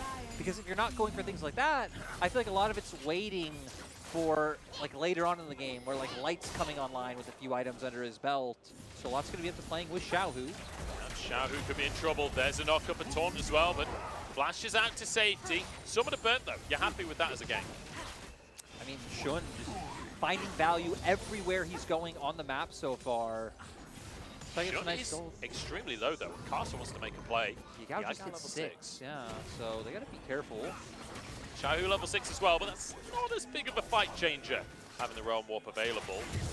Shun manages to get himself that Scuttle Crab. Here comes Xiaohu, Shy over the wall as well. The Blast Cone might just save Shun's life. The Shy doesn't want to let him get away. He's in Mini-Nard, doesn't even have any Rage Bar available to him. Slam down from Yagao, double taunt as well, and it couldn't be going worse for Weibo. Shun looks for 3, he only gets the 2 in the end, but Bin will be happy to grab a kill himself. The Shy really wanting to take down his former jungler, and Shun chasing a little bit too far forward, not respecting the follow-up from that Galio. You know he's going to use that blast plant, still wanting to chase him down. And then here it is, heroic entrance going to come in, jumps on through, and just the sheer amount of damage. Great taunt by Yagao to follow it up. And I mean, for Weibo, that's all there was. Yeah. There was nothing. What was that? I don't know. They obviously thought that they could get onto Shun earlier, then the Blast Cone kind of denies that play. But then the part where you follow up and try to dive with Mini-Nar with no rage whatsoever, that's the part where I question how safe this play really is to go for. But hey, we said this is a team that's going to have a lot of mojo. Mojo goes both ways. It does. I feel like it's something. Again, teams like this, they're gonna. We've already even seen it from like rosters like CS so far, where there's gonna be some very dominant games, There's going to be some very messy games. A great coming out from BLG. They are another team that you're looking at to be up towards the top of the table. They're another team that, like, you would not be surprised to see this roster being one of the 2 rosters making their way to MSI. That's just how star-studded they are coming in. And maybe Weibo doesn't want to give over Shun's Kindred going into game 2, but it always sucks having to, like, utilize your first 3 bans for pocket picks like Kindreds, like Nidalees, like in the last series, Tristanas. Especially when, like, what was it, 4 of their bans were aimed at Bin as well, like to try and shut out that top lane. Like, you're running out of useful bans at that point. I just want to quickly bring everyone's attention to something before the next fight kicks off, because we've been looking at the top side of the map a lot, but take a look at the CS numbers for our 280 carries right here. Elk is having a field day in the bottom side of the map. He has a 30 CS advantage at 9 minutes. Light is not having a fun time. No, I feel like Varus is bringing some more of that early game power than Silver on the opposing side. Karma, one of the best matchers, I think, into a lot of these marksman supports. Yeah. But just the pressure from a Mantra Q able to come out. You even have your shield to try to survive some of the poke. Is the Gao. The Predator shuns over the wall as well. Carson trying to escape with his life. Uses that ultimate defensively. But here comes Elk to guarantee that blue, but we're going to see a solo kill on the top side. The Shy has been looking good mechanically across the course of the split so far. But that's a scary, scary Aurelia that you have to go up against. Has gone for the call, so you don't anticipate him trying to make aggressive plays. No, just trying to find some of that return damage after Bin had committed for the all-in, so nice job with the straight patterns, but look right now. Oh my Kraken Slayer already picked up for the Kindred. Still has Rift Herald in pocket as well. You would think that that would probably go up to the top side, but I also think in this meta when bot lane has so much pushing power, I feel like we're starting to have to change like the way of thinking about, like, okay, well, which carry can we funnel gold on, when it feels like a lot of just breaking it down bot lane to it easier and moving your heavy pushing pieces. Here we go, Xiaohu, no flash from the play early on in the mid lane, and look at him melt. You mentioned the Kraken Slayer finish. Well, you've just witnessed what an early Kraken Slayer can do. And for an update for anyone out there who, you know, isn't able to see in the left-hand corner, 3 marks now picked up for him. So is slowly making his way up to the patented I'd say he's mark. quickly making his way up. It's only 10 minutes. It's 10 minutes into the game. He's got 3 Kindred marks. The last series was long. Yeah, it was. Yeah, it was. 10 minutes, well, 11 minutes at this point. And actually not dropping the Rift Herald, I think just because of this sheer bot lane dominance. Like, maybe you kind of want that tower to stay up another minute. Maybe you want Elk to be getting the solo gold from those tower plates. And he will just crash his way, probably go for a reset himself, and then we'll see where they choose to use this Herald as Yaga shoves out in the mid lane. Drake is up on the map. We can see him making his way down towards bot once again. So I still wouldn't be surprised if it was that. Again, I feel like extending a side lane for Finn and getting him more gold is always nice. Yeah. But with Dragon up right now in their bot lane, giving so much punishment, see what they do opt for. On right now actually is heading towards mid lane, so gonna help Yagao get pushed to guarantee the safety and security of this Drake. I don't think there's any way Weibo would have been able to contest it anyway. We're almost at a 4K gold lead at 12 minutes, so for Karsa's pretty much anywhere BLG is. It's the opposite of what we said earlier. Just get away from them. Yeah. Just go and hope to trade and hope to get something elsewhere. But even that feels almost impossible. It's not like this composition doesn't scale for BLG. Your jungler is a crit AD carry. Like they look good in the late game as well. Yagao looks for an engage on Xiaohu, but denied by Crisp there. And a bit of slowing. Xiaohu with a root as well. I would even argue that it has more threat in the late game, right? You have to worry about the Kindred. You have Varus is going to come online. Sure, it's going to be lethality, but those arrows are still going to like chunk you out and then bin in a side lane. Where for Weibo, a lot of it's going to come down to what Light's able to make happen. Shun wants to go for the Gromp now, as they're threatening the bot lane tower as well. Karsa is desperate to take this jungle camp for himself, and will be able to get the smite. Arrow goes slightly wide, can't quite find the mark. Karsa still sticking around. Light wants to farm this wave, but I'm not sure you can stay here, buddy. Kindred ult available as well, so BLG can be really aggressive with how they play. Yagao moving over. Light just does not get a look in on this CS. He's over 50 CS down. Yeah, it's just... there's not even a word for it. There's not even a word for like how brutal this is on Light and Crisp so far. From, like, sure they were behind earlier, but largely what's happening now had nothing to do with them. It was all what happened on the opposite side of the map. And, you know, I like that they ended up going with the Herald in the mid lane as well, because Yagao had done a tiny bit of chip damage. The Herald finishes off the first 2 plates, but Yagao actually stayed away from that, so that they could forget funneling the gold into the right laner. They're funneling the gold into Shun this game, and then it leaves the plates for Elk to take the bottom Leaves side. the plates for Elks, and I guess you're leaving an extended laning phase for the early and top side as well. Yeah. Potential more all-in windows onto the Gnar. Weibo, though, they think this is their Scuttle Crab lunch. Fools! As here comes Shun, smites it away. Karsa's in trouble. The Realm Warp denied. Karsa down. The Shy trying to flash away for his life as Bin chases him underneath his tower. And well, I mean, this is just immaculate from BLG. Everything that has happened this game has been gorgeous. BLG are just so on point coming in. It's why they're one of the rosters that we're most excited for. It is pretty crazy to think, though, that they are only 1-1 coming into the split. We're able to beat BLG. FTX but lost to JD Gaming earlier on. We're going to see here, though. I mean, Weibo thought that they can go for the Scuttle Crab. All of BLG were ready and waiting. They even had a semblance of vision control to be able to spot out the play, and they find the kills. Yeah, absolutely.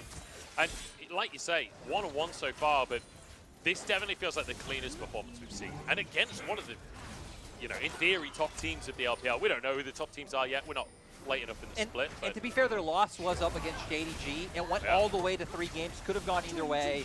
So that's why we're saying like BLG showing themselves as a top contender. And it's exciting because it's felt difficult to get behind a BLG roster for a long time. Like, quite often there's a couple of good players on a BLG roster. Quite often there's signs of hope, but it never quite seems to come to fruition. I feel like this is the first roster for BLG in a long time where I feel extremely confident that these guys are going to be, you know, in the upper echelons, maybe like a top 4 team, maybe even better than that if they can keep up performances like this. Shun trying to chase Crisp down, immediately using that heal just to make sure he stays safe. Even just Shun's presence. I know. Summoner spell out from the... But I feel like we hit this point every split. Early on, Shun. Shun is feeling it today. Drops his flash because he knows that he can just solo kill the Shy. Hasn't even used Lamb's Respite yet this game. And I was going to say, this happens every split where early on it feels like Shun gets Shun champions, teams learn, they then get banned. Yeah. And then it's the question of, okay, can Shun play better jungle champions? And I feel like he's getting better at that every single year, right? Every single split we see of Shun, I do feel like he's an improving player. It's 16 minutes into the game, Lyric, and we're seeing Bin take an in-him tower. And the Herald is actually alive? Okay, the volley finishes up. I don't know if we curse this by saying BLG are more expected team to stomp a series. Bin might end up getting punished. I think he's nowhere to go. Then again, the Shy kind of went the wrong way around. Just get the slow onto him. Bin goes for the all-in here, looking for stacks, but won't be able to find it. CC comes on through. I say that, he nearly got Karsa. Even after all of that, still nearly got a kill. And in the meantime, his team's taking the rest of the map. Taking mid lane turret, they're pushing up bot to get vision in the enemy jungle because Dragon's spawning in 6 seconds. It is going to be a Hextech Soul, which a lot of people say is, you know, the most valuable one coming on through. So BLG are going to get everything, but Weibo, whatever happens now, it's, you know, it's whatever. Weibo are at a point where their list of options are pretty much zero. It's they do whatever BLG lets them do. Oh, BLG are playing towards mid and bot. Well, we have to go top. So a lot of this is coming down to the domination that BLG were able to find earlier in the game off the back of Weibo's mistakes, forcing that dive onto Shun, like past tier 1 turrets. Yeah. It was Weibo forcing the play that led them here. And not only is the Hextech Soul an incredibly powerful tool, but the Hextech Rift is actually fantastic when you're ahead for snowballing the game. That's exactly what's going to be coming on through. This Shun takes, I was going to say he takes Karsa's camps. These camps don't belong to Karsa anymore. There's no universe where Karsa can contest these camps. He's just going to have to head back to his own towers. There's Bin now pressuring in the bottom side. Shun will move on over. I think they just one-shot this tower, basically. They're just so far ahead. Shun's finished 2 items. I mean, same with Elk, which, I mean, sure, like, they are a little bit cheaper, but both being a full item up is Karsa. Oh, the chains land, and Elk finishes the job. Karsa caught again and taken out. You can see the grit on Karsa's face, though. Like, they know how doomed this game is. We've said they're experienced players, like, they all know. Yeah. They all know the hope of this game is This is not a, hey, let's wait and see an Elder Flip, guys, or anything. Golly gee, no, this is... Well, to be fair, an Elder Flip might be the only way, because the enemy team's about to get sold, so if they are foolish enough to start Elder... I don't know if Weibo would win a fight even with Elder. I don't think so. I'm not sure Weibo would win a 1v5 if Shun had with Elder against Shun at this point. Oh my god, yeah, this is something else. But hey, fantastic stuff from BLG. Absolutely fantastic game to watch. 10,000 gold lead at the 19-minute mark. But still taking it, I mean, in the grand scheme of things, taking it fairly slow. Oh, we got a pick. Weibo, 3 kills on the board, Munch. We take those. Maybe an opportunity onto Elk as well as the round one comes in. Flash forwards, Yagao moving into play as well. Light doesn't really have much damage to work with. And Weibo, as soon as it's even a remotely fair fight, they are out of there. Yeah, they want nothing to do with that. Trying to find as many picks as they can. We're going to wait to hover over Shun once again and see what the stat counter is at this point. Kasa's ult is almost available again. It's a huge tool for finding these picks, but there's no damage nearby him, so we'll just have to back away. He's got Night Harvester though, so he does a decent amount of damage himself. Yeah, he's. I mean, we saw in that last one, right, where I feel like a sizable amount of the damage that came through on that kill onto, I believe it was was coming from him. Yeah. And yeah, we're at 6. Kindred counter at 6. Kindred stacks. That is 20 minutes. That is disgusting. The one thing I will say as well about this game is when you fall this far behind this fast, it's really rough for your jungler specifically because Kasa doesn't get to farm anymore. He's 2 levels behind Shun. He managed to one-shot On, but On's a support player. He's the only player on the enemy team that he's even close to the level of, never mind ahead of. Shun flashing away. There's a barrel to lock him in place. Lamb's Respite finally forced out as he just goes Super Saiyan and forces them away, but Yagao behind enemy lines and Bin starts taking them apart. Double kill for Elk and an easy fight for BLG. And BLG gonna go to the Baron, pick this one up, and hopefully bring us closer to what is game 2. Because let's be real, even Weibo at this point probably just want to move on and hopefully get a chance to win the next game. So, fun fact, the Baron is actually the player that's got closest to killing Shun now this game. The shield coming out last second from Mod to save him. We see them go for the pick, but now that you've used the explosive cast, like, they were hoping they could explode him just immediately. Damage not there. Lamb's Respite able to come out. And now we are seeing the effects of massive gold gaps. Yeah. Huge. 12,000. If you reverse the clock, the 21 to 12, that's the thousands of gold difference. Which doesn't mean anything, but it's kind of cool. Yeah. Dragon coming up though, 30 seconds. That will be solved for BLG. If they even need it, that inhib has been open for a long time with the top sides. This is when we get to the point of we just guess what will be the exact timing of this game. I'm going to say 24 minutes. I'm going to go with, let's see, they have this Baron for 2. I'm going to go with 23-30. I'm putting close. a bit more faith in them. It's close. 30 seconds of faith. They've got to finish in 90 seconds. Watch him end now. Watch Carson go for an engage. Carson knocks Shun back. He's rooted up. He's slapped against the wall. Can't use the Lamb's Respite. And that's a huge shutdown. And that's 30 seconds further away from Lyric's prediction. Honestly, kudos to Weibo. Yeah, they've killed the unkillable raid boss. Doesn't have tools available, but BLG, they're still going to get soul. Weibo don't have a way of contesting this one. And I mean, we'll actually take a serious look here, right? Enchanted Crystal Arrow comes out, explosive cast into the rest of the team, gets rooted down, and without the ultimate there to be able to survive, is still a squishy Kindred at the end of the day. Doesn't matter if he can one-shot your whole team if you are now getting focused down by the entirety of Weibo. And it's worth mentioning that I already talked about the Gragas barrel versus a Kindred ult. It's also the Gnar ult. Like, having that Gnar available either to stun before the ult comes out or knock you out of the ult, either way, still incredibly effective against the Kindred. I don't think any of these factors realistically matter at this point. It's still 11,000 gold lead. BLG would really... This would be the most monumental throw of the year so far if BLG don't win this game. I think it would be just one of the most monumental throws ever. like think about how far ahead they were at like the 8-9 minute mark. We were already at a 5,000, 6,000 gold lead. It's true. It's true. And Shun just being so far ahead on the Kindred specifically on a hyper carry, having access to all of that so early. But I don't think the throw's coming on through. The Baron minion starting to charge on in. There's a realm walk down to the bottom side from Xiao, who's trying to defend the base, but this slow battle of attrition of the Baron minions hitting away at these inhibitor towers. And just the desperate attempted defense from Weibo. Doing a nice job there. After the last shenanigans of Shun getting picked off, it seems like they're happy to just try and take. Oh my god, that damage from Elf. Yeah, Karsa is in trouble here. That tower is going to go down. That's 2 open inhibitors now in favor of BLG. And that lightning is just so annoying. So many little procs of damage and slows coming onto the enemy team. Mid inhib will fall. They can transition up to the top side as well to take the top inhib. Chain of Corruption lands. Xiao, who's in trouble, flashes away to safety. Yagao, Justice Punch back out of the fray. Might have to use his ultimate just to try and stay alive here. Zhonya's comes on through, as does Lamb's Respite, keeping Yagao safe. Honestly, surprising that Weibo are able to dish out this much damage. Yeah. BLG still the ones able to pick up an inhibitor, so only kind of getting closer to sealing the deal, as we were both incredibly wrong on our predictions.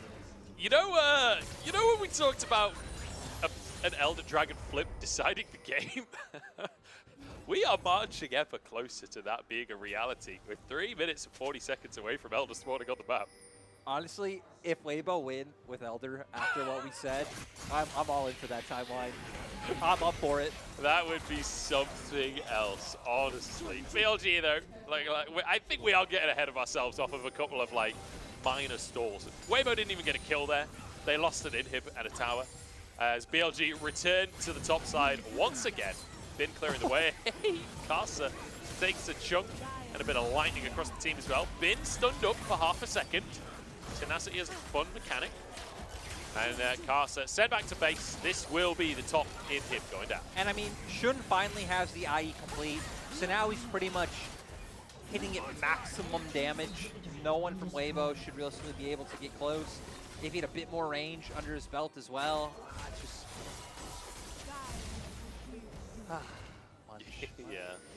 Yeah, me too. Yeah. Me too. TTIG. I'm going to be honest, TTIG, that was the match of the week. Game 3 of TTIG was the match of the week. Now, no, because now we predict that Weibo come out and they slap BLG in Game 2. We have another stomp. And then Game 3 is the shenanigan. Yeah, and it does go back to what we were saying before of this Weibo team is complete veterans. Nobody's going to be phased by this. It's not like younger teams you can see going into Game 2, they're tilted, they don't know how to go forward from here. Weibo will not care about this game loss, and they'll come back strong in game number 2, I have no doubt. They're still going to game number 1 here, trying to hold on. With 2 inhibs down, it's going to be tough. Yeah, they're trying to make it annoying for BLG, right? Even if they know hope is slim, they still trying to win. They're still trying to maybe annoy BLG, tilt their mental a little bit, and make it rough for them going into game 2. As BLG, they can't actually get this tower. There's too much wave clear with the Sivir or with the Rise to actually end the game without Baron. But luckily for them, Baron's up. They were waiting for Baron because the other thing you could do is typically you'd have one of your soul laners, let's say you'd have Bin pushing out in top, and then the rest of you there because they have the full attention to stopping Bin's push. But things like the Realm Warp and the Enchanted Crystal Arrow, I think they're afraid of maybe how fast they can get on top of and pick off Bin, even if they did have to maybe give over the inhibitor turret. So I think I like what BLG's thought process was, and now they're going to have this Baron. They already have 2 waves with inhibitors down, and it looks like we still have quite a while on those inhibitors as well.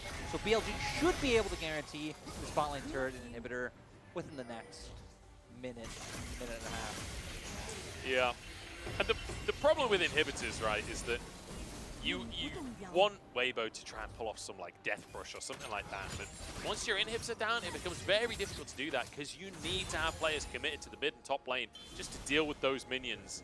It takes such a long time to bring them down. Luckily, they do have a Sivir, which is one of the best champions in the game at dealing with those waves. Same for Rise, honestly. But it's not going to matter in the short term as the 3rd inhib will go down. Elder spawning in 30 seconds, but if I'm BLG, I do not want to go for that Elder Dragon. That is too risky. as they can just look towards the Nexus towers here. Slowly but surely chip away once again. Arrow comes in from Crisp. No follow-up whatsoever just yet. No, just keep chunking them out. Use your Baron up minions. You have waves coming in top. And for Weibo, all they can do is try and survive the onslaught, especially with the poke coming out from Elk and on, like we've seen. Yeah, it's not like Weibo are winning the poke war. They've got their fountain just there, but the second you go back to heal, you're going to lose the game. Light aggressed upon by Bin and just wiped off of the face of the rift. Another kill picked up. The Nexus will go down. And BLG show us who the real super team is in game 1. An absolute massacre coming out for the side of Billy. Billy, a lot of this stemming from that early game, stemming from Weibo's willingness to fight. We saw them chase Shun up towards the top side, towards the tier 1 turret.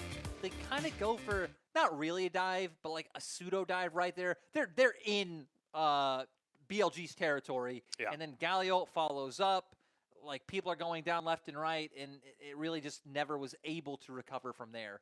Yeah. We just had Kraken Slayer even come out at like the 9-minute mark, 8 minute mark it was insane. For the Kindred. Absolutely insane. There's so many stacks so early as well. Which Kindred really does level up massively once you get to that. I think it's 4 stacks for the first one, and then every 3 or something like that. Just absolutely insane performance from Shun, from the whole team. And you know, there was a couple of good moments for the side of Weibo. They got that 1 pick onto Shun. That was kind of cool. I remember Karsa exploded someone. It was on. Yeah, it was on. Killed the Karma. So Karsa had a couple of good moments. The Baron did some damage to Shun at one point. That's true. Nearly died.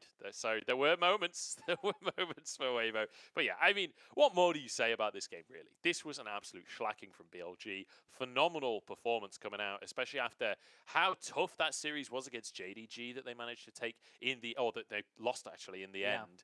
Like, coming out this strong against Weibo, dominating game number 1 like this, it's going to give people a lot more faith in this roster. Yeah, and it's one of those things where it doesn't really feel like there's too much to comment on with the series. It's kind of like, hey, we just broke down what happened. Now it's about game 2. What Weibo are able to change, whether it's in terms of draft and not having to kind of fall down. I don't want to say fall down the seams into things like Gragas, because you're also up against the Kindred, so I feel like Weibo were really like fine with going with those picks specifically. But now you're questioning, do you maybe ban things like the Kindred? We don't know if like a swap of sides is going to come in, and then a lot of it being down to the gameplay, like we highlighted. So some of the early game aggression able to come out, and I really thought Shun would be higher on that list. Yeah, I'm not surprised by Elk being the highest or how high he is, but you would have thought that Shun would have been more. Yeah, maybe like if Elk's 27, Shun maybe 20, but to be fair, right, a lot of when Shun popped off was early in the game, where obviously you're just putting out less damage numbers because items aren't built yet, and a large majority of this game was Varus pelting you with Hextech Soul with arrows from, you know, 2 screens away. That's very true. It's very true. Phenomenal stuff coming out, and you know, Elk may have done a lot of damage. He may be 4-0-0, but let's be honest, he ain't getting no MVP today. That MVP's going to Shun every single time. Just unbelievable early game from him. Now we have to wait and see what Weibo do. They've got to go back to the drawing board. They've got to figure something out. And, right, first thing I'm going to see if they switch sides, and second to me is, do they ban the Kindred? I feel like that's really the only 2 questions I have coming into mind in regards to draft and prep. We'll have to wait and see. If the Kindred is going to be banned, and does Shun then just play Nidalee instead? We'll have to wait and see. Game number 2 of the match of the week coming right at you after the break. The LPL are kings again. Things are heating up once again. In fact, I'd say they're absolutely red hot. I don't think that actually went over to Light. Oh, he actually connected it. That was a nice little wait there, but now Xiaohu's about to just kill Tien. He does. It's a solo bolo. In actuality, it's just trying to wait out this rotation from Weibo. They find the cease and desist. Got to get over the wall, rookie, and a lot of damage coming on Xiao, who doesn't really have much. The nice save from Crisp. Is it enough? He goes golden 2.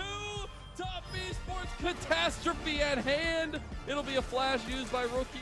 This week, it's all about the new team powerhouses in the mid lane. You know them as Yagao and Xiaohu, 2 upper echelon mid laners who have been packing one hell of a punch. They won't even come close.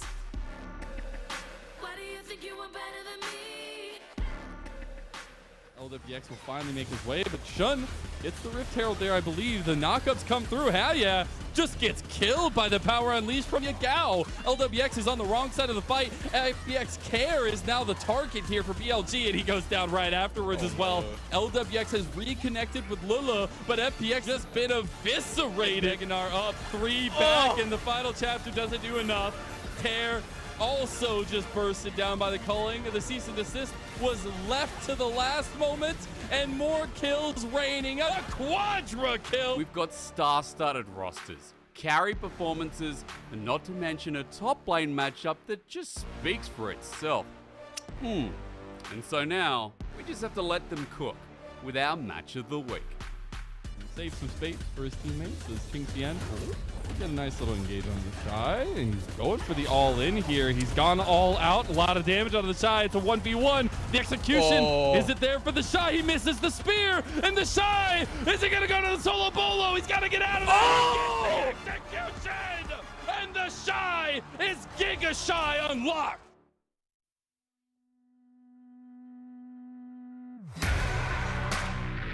Oh, won't you break me out? Oh, won't you break me out? Oh, won't you break me out? Break me out, break me out.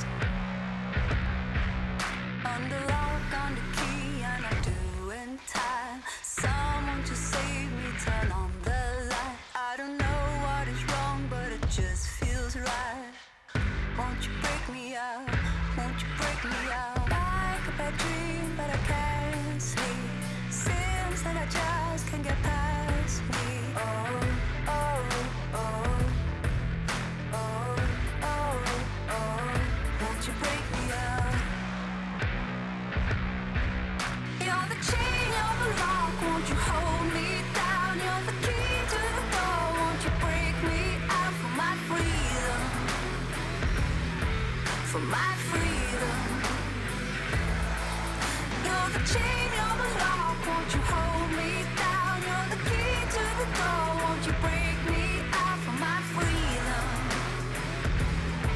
For my freedom. Won't you break me out? Oh, won't you break me out? Oh, won't you break me out? Oh, won't you break me out? Break me out, break me out. Oh, won't you break me out? Oh, won't you break me out?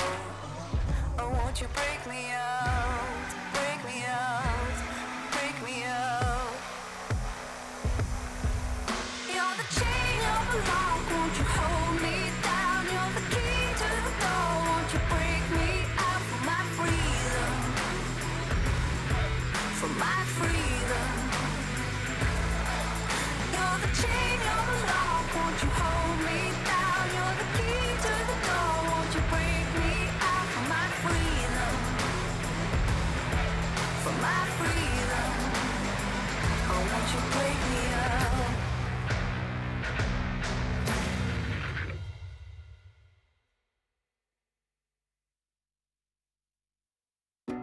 Wanna wake up in my bedroom with you right next to me, holding my hand. Something I could get used to, 'cause you're by my side. When city lights blur the evening, hollow skies grab my feelings, and shooting stars have no meaning. I know, I wanna be where you are, forever and ever. I wanna be where you are, forever and ever. I wanna be where you are.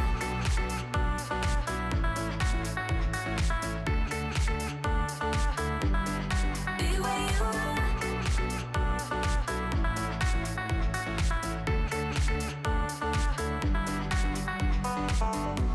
There's nothing like this feeling. Could look at you for hours, don't mind me.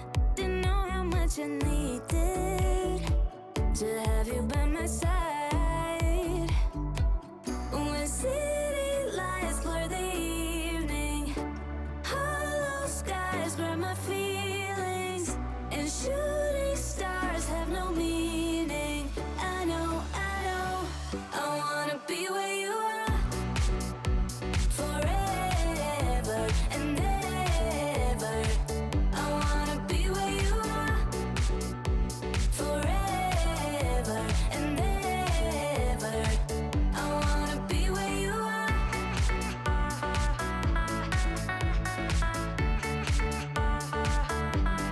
Be where you are.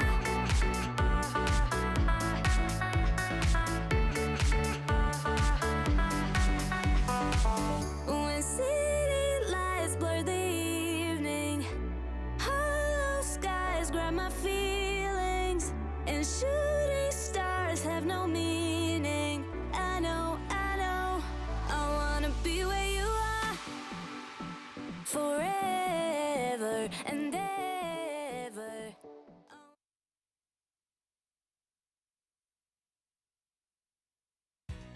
Welcome back, everybody, to the LPL, to our match of the week between BLG and Weibo Gaming. And what a match of the week it started off to be. BLG coming out of the gates absolutely swinging, annihilating Weibo in game number 1. Yeah. It's absolutely crazy coming out. I mean, BLG completely stomping, and it was all off the back of kind of one mistake from Weibo, but capitalized on by one member, which is Shun, who is our MVP. We're going to see if that pops up on the screen right now. But Yeah. Shun, I mean, something's going on in the production room, and our producer is not happy about it. I just wish he would turn off his comms button, that's all. Because I don't speak Mandarin, but something's happening. Yeah, Shun was the MVP in the end. Fantastic early game coming out from him on the Kindred. And this is just, we've seen this so many times in the LPL. When you give Shun Kindred, this is what happens. Yeah, he takes over games. Just immaculate early. It's hard to say like early, mid, or whatever game because this game was like mid-late game at like 12 minutes. So Shun took over. He popped off. It's one of the reasons why this champion has been consistently banned against him throughout his career. I love the confidence of BLG just coming in and taking it relatively early in the draft. I believe it was phase 2. They were on blue side this game. Yeah, Varus first pick straight into the Kindred and the Galio. No fear running this sort of composition. And BLG, another team that is kind of just a random kerfuffle of players, if that's, you know, I feel like that's a very like fitting word for the BLG players thrown together. It's like cool seeing them run these sorts of compositions where it is more on kind of linking up and playing together. This early on in the split is great.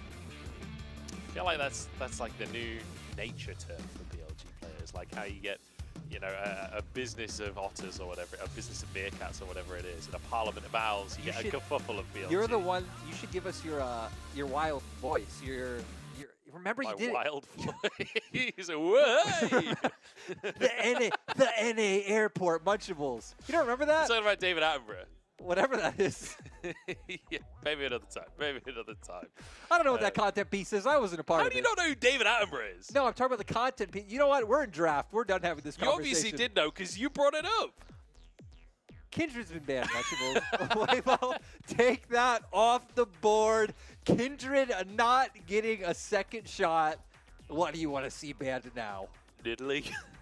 Just remove Shun from the game. Okay, I don't actually think Nidalee. Maybe go for another top lane ban, right? They've been focusing on trying to ban out the top lane, or perhaps ban away either the Lucian or the Nami if you want to go for the Zeri side of things. I guess it depends on Nature their documentary voice. That's what I meant. Ash taken off the table, though, so we're not going to be seeing any of that today. And I'm kind of glad. I'm kind of tired of seeing, like, even though the marksman bot lanes are cool, like, I'm happy that we in the LPL now are getting things like the Jhin. The Ashe just throwing out those volleys, just so annoying. The vision that it brings with her hawk shot as well just feels like it provides so much. So I like that Weibo are taking this off the table. Maokai being removed as well. The Sejuani and the Elite. I mean, BLG just hate Carson, apparently. Like, taking 3 junglers off the table away from him. And we'll see. I mean, Karsa's champion pool is plenty deep enough. I wonder if this just raises prio on things like the Vi, you know, coming in. No, Stwani's even taken off the board. sorry, yeah, of course. So things like the Vi, yeah, I think would be first pick worthy going out for Weibo, because you don't really have, unless you're going to be, you know, bringing out something like the Zac, which we've seen people like Meteor play, or you're going to move on to like the Graves, which Wade brought out and didn't like work to very much success. I feel like this is definitely the right call. Yeah, so the Vi comes out, and you have to wonder, because BLG must have been able to read that this would be a Vi pick, right? I'm curious what their, like, counterplay to this is. Locking in the Zeri. You could go for the Yuumi as well, just lock it in as a pair, and then go for your jungle third. But I am curious what that jungle's going to be. Could even be that Poppy. That I was going to say Poppy would be something that could shut it down. Wukong is something that Shun's already played twice, and, you know, then you have, like, the Yuumi going on the Wukong and just reinforcing your engage options even more. So that's something that I wouldn't be too surprised to see Shun opt into here. And Weibo's bot lane, going with a very aggressive pickup, the Lucian Nami coming out against the Zeri Yuumi. I've been very fortunate to dodge out on most Zeri Yuumi matches in the games I've casted so far. Sadly, that won't keep up. It's the Wukong. You predicted it. You're an absolute genius, Lyric. Yeah, the Wukong comes out for Shun. Incredibly powerful team fight tool, and certainly good appealing for your AD carry with that ultimate. So Bin locking that Zerion for Elk. We'll be very happy as the Lissandra taken away from Xiaohu. You could even ban something like the Rise or whatever that you played last game. Things like this, maybe even the Azir. Things that we know Xiaohu for in the log. Yeah, Silas also is something that I think could work quite well for the side of I guess both sides, Silas. Like, there's some good ultimates to steal away on both sides, right? Things like the Vi coming in, Nami, but especially the Cyclone would be great if Xiaohu got his hands onto that one. But for now, just really putting a lot of focus onto these more pocket picks that we've seen coming out for both sides. Yeah, so Fiora, Jax, both banned away from Bin. Could maybe see something like that Aurelia, maybe the Camille. These are the bans we've seen previously. Or no, I guess the Aurelia wasn't banned. We saw it in the game. The Galio, though, being banned away from Xiaohu here. Cassante, still something that's left True, open. Bin hasn't played it once yet since the split has started. The Shy does have one game on it. So I'm interested to see if it's something that Bin has picked up. It's something you would assume that he'd be able to play, you know, with how just mechanically skilled and talented of a player he is. But it is quite interesting how it's at least fallen through the wayside in game one. Both we saw the blind pick Gnar, which you actually predicted in that game, coming on through.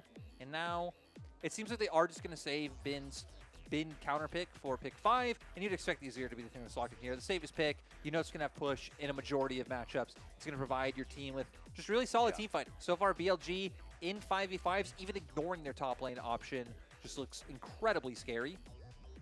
I like that they at least hovered the Zoe for Yagao. I like that they at least toyed with the idea. I do miss that. I do as well. But not quite the same place that it used to be in. Let's take a look at Weibo, though, as they look to finish this draft out. The Galio's gone, the Lissandra's gone, so the Talia is locked in. And as you said, Cassante available, locked in immediately. So Weibo, with their composition completed, now it's BLG to decide what they want to take up to the top side. Gwen. We've already seen Bin play it twice. Gwen, Gwen, even though it has been popular in other leagues, is actually one of it's the 4th most played top laner in the LPL. If they do go away from it, I'll be surprised, but it's something that hasn't really found success. It's actually 1 in 9 in LPL so far. So maybe it's a good thing that BLG don't opt into it. I mean, it's like you said, Gwen is the 4th most popular top laner in the LPL. Guess who's number 3? It's the Croc, baby. Renekton comes back up, as always, in the LPL. It feels like no matter what, Renekton will always be present in the top lane. Yeah, Renekton transcends all timelines, and I'm up for it. He just feels like a pick that just feels right at home. At the end of the day, you've got Xiaohu playing a Shurima champion. You've got Yagao, the Emperor of Shurima. Feels only right that we get a little bit more Shurima going on. And I feel like a lot of their early game attention will go up to him, considering if Zeri Yuumi in the bottom lane, you should be able to maintain some push in this matchup, especially early on with the Azir. That's going to lead a lot of your presence being to that top side for Bin on this Renekton. So maybe a bit of a repeat of game 1 in that sense, where it's going to be a lot of these skirmishes around topside river, and hopefully this time around Weibo not overcommitting. Before Weibo, I guess you're going to look the opposite way. Lucian Nami down in bot lane, trying to enable Light and Crisp, especially once that Weaver's Wall comes online. Yeah, all about Xiaohu getting out of that mid lane and roaming before Yagao can answer the play. But a lot of pressure could come out down on that bottom side from Light and Crisp, especially once they finish that first item. But I think once again, we kind of have to look towards the junglers here. Karsa on that Vi, you do want to be quite proactive and set things up for your laners. It very well could be the Shy and Bin that's the lane that is focused by our junglers once more. Yeah, I definitely think that's where Shun will want to look, which I guess just by reaction might draw Karsa up to that side as well to enable his top laner. We also know the Shy, always a top laner who can play incredibly well when given resources. Yeah.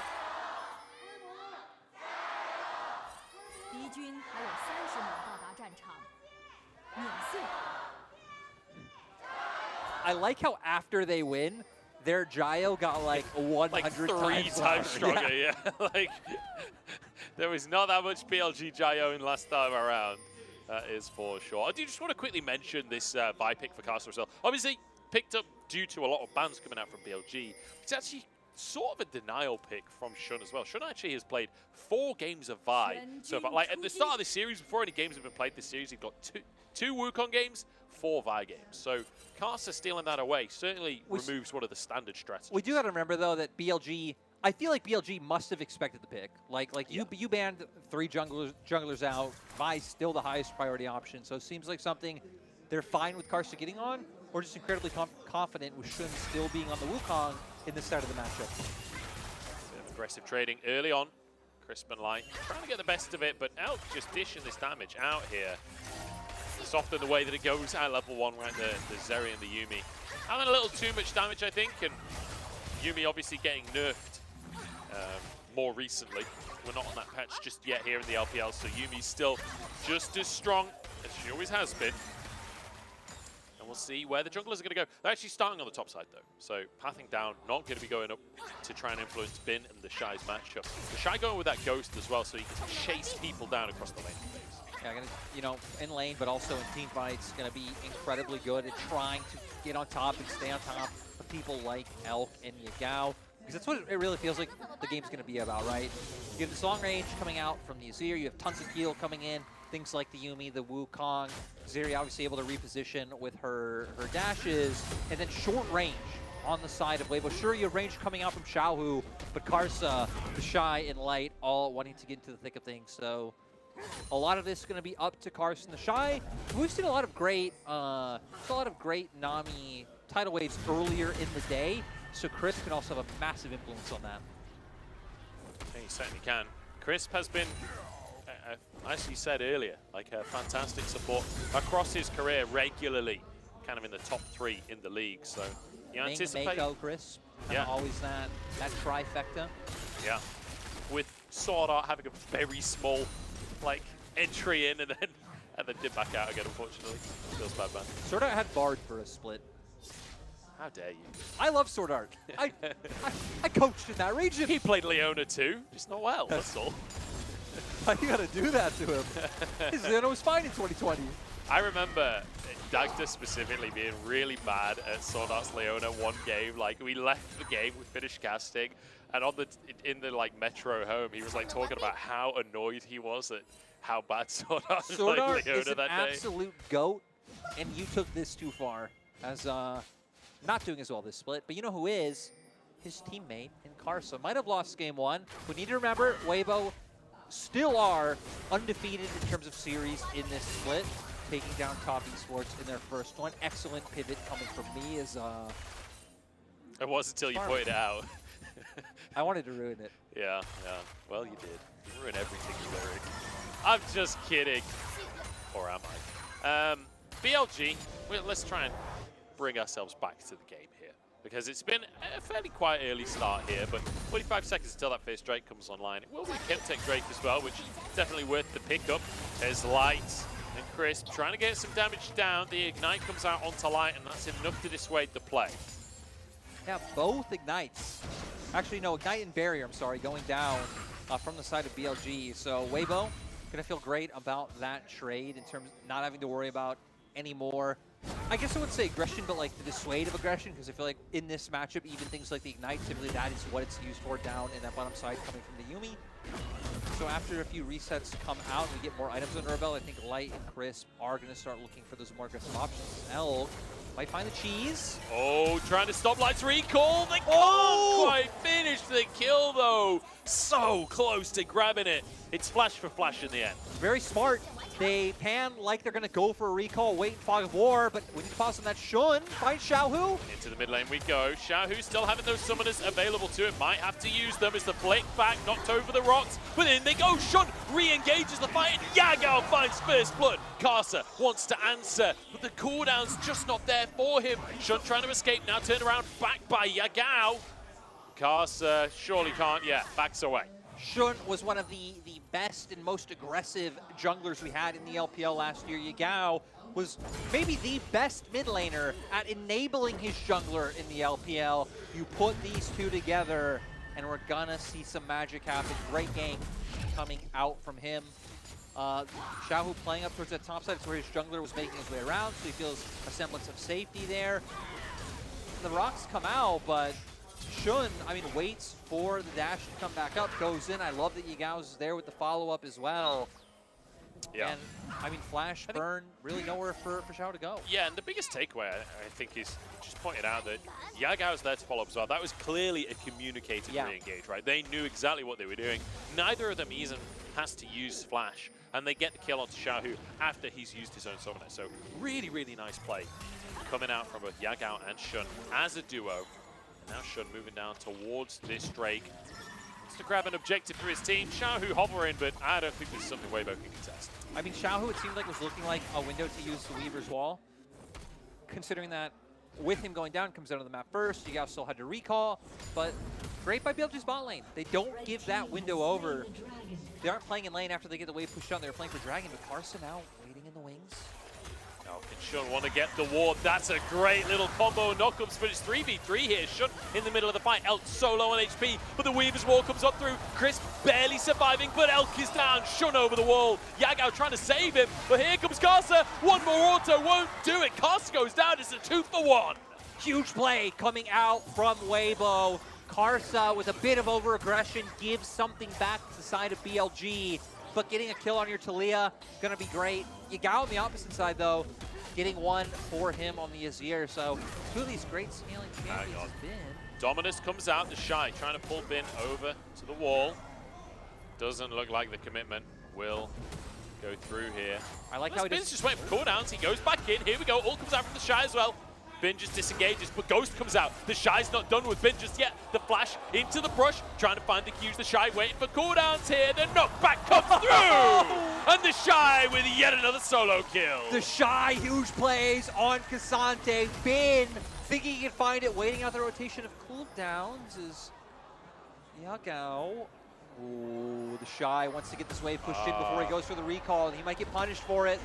I don't think there's a might about it. He is getting punished for this one, absolutely. The Shy trying to turn it back around onto Yagao, but with no ult available, with Shun moving into the play, there's no way he survives here. Yagao donated that kill. 3 players moving up to the top side to punish him. Yeah, we're going to go all the way back, though, to this replay. Great CC from Karsa into the bubble from Light. Elk starts and almost manages to get away, but Xiao with the Weaver's Wall able to follow up, and then Shun flashing away. I'm surprised Karsa followed it through because you know like the Azir would definitely follow up on it. He maybe thought someone else was going to flash with him. Maybe he just thought it'd be fine if he went 1-for-1, but I still think that'd be a bit rough. But this was so great coming out. The Shy forcing these early trades. Bin pops the Dominus, backs off, like you said, waiting out some of those cooldowns to come online. As we have more action right away. Oh, Yagao knocked up, but Xiaohu low on HP here. The heal comes out from Chris, and Xiaohu walking away. Yagao flashes for the kill, and Karsa in too deep on this one. The reinforcement so much faster for BLG and Elk to grab one, but look at Yagao's scoreline right now. Yagao is massive, but a lot of it coming down to those reinforcements that you hit on. All of BLG made their way to the mid lane. It's not only going to open up for more kills for Yagao, he's going to get plates. They're dropping Rift Herald.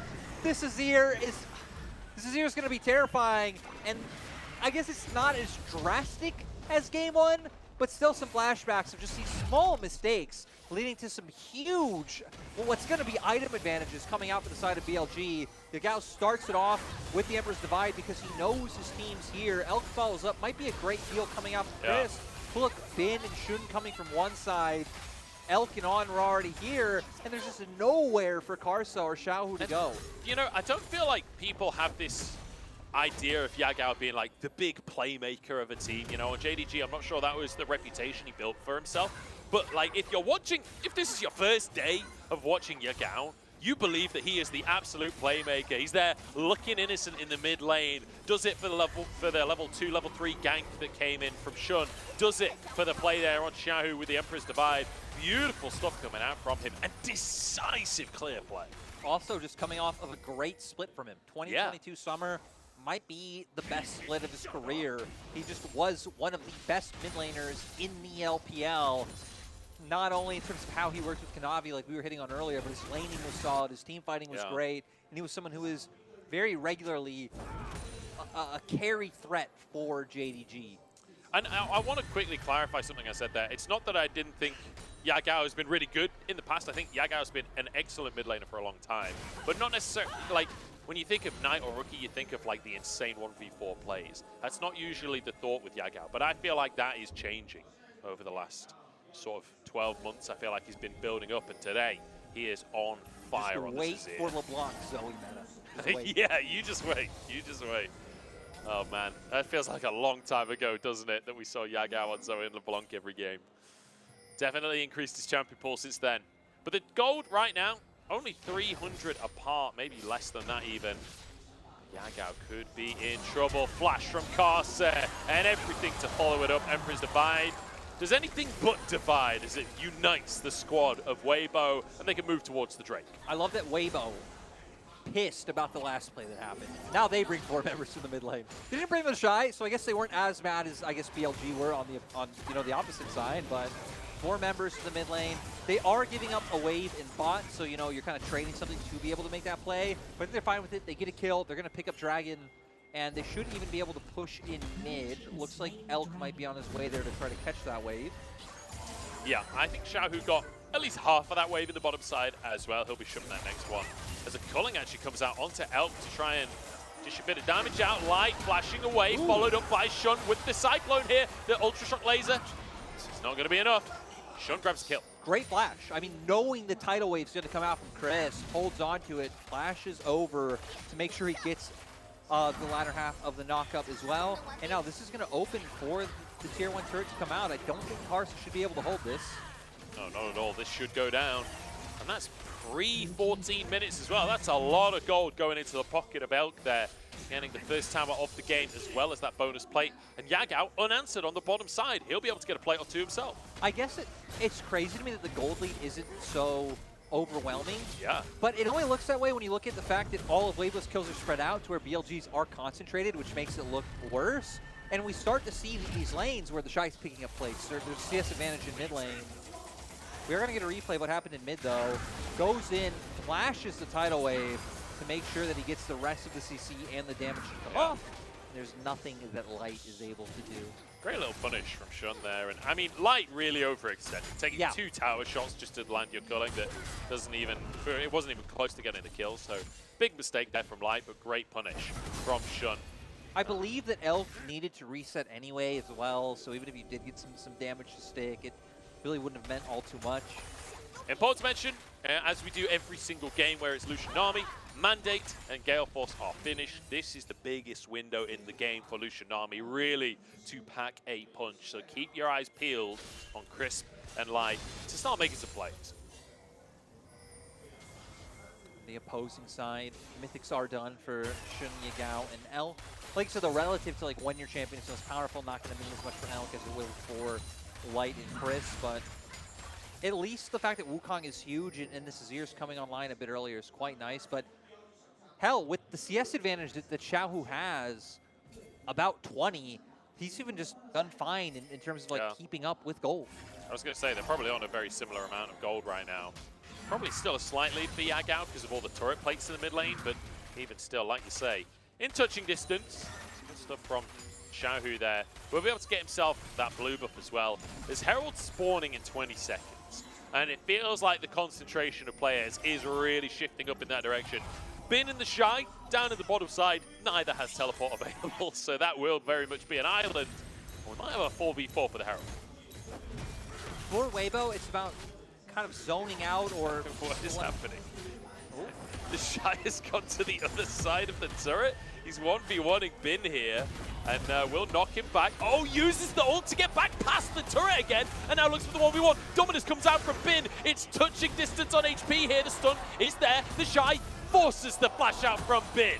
Anytime you think the Shy looks like a madman, he apparently has a plan in mind. Almost finds it down the top side, though. Yagao. There it is. The CC chain lands, and Yagao nowhere to go. Emperor's Divide whipped. And it's a pick on the top side of the map. That should open up Herald. Good call by Weibo. Before the Shy started to go for the shenanigans, I was going to say Weibo wanting to look to just single one member out, right? That's what their tools are used for. Sure, you can opt into like a full-on 4v4. You have AoE and nice damage there, but that is something that BLG can't match. Shun going to try to find a way in. Costa grabs it. Shun now gets onto the backline. Shahu the target, but knocked up, should be taken out there. On gets onto Elk's shoulders, but Elk's in a bit of trouble himself. The flash knock-up from Costa as well, but Elk is doing some serious damage. There's a TP coming in. Elk finds one, and here comes Yagao as well to clean things up. Shahu low under the tower, but Elk takes a tower shot. Shahu surviving. Yagao with a double kill, and BLG punishing the Herald.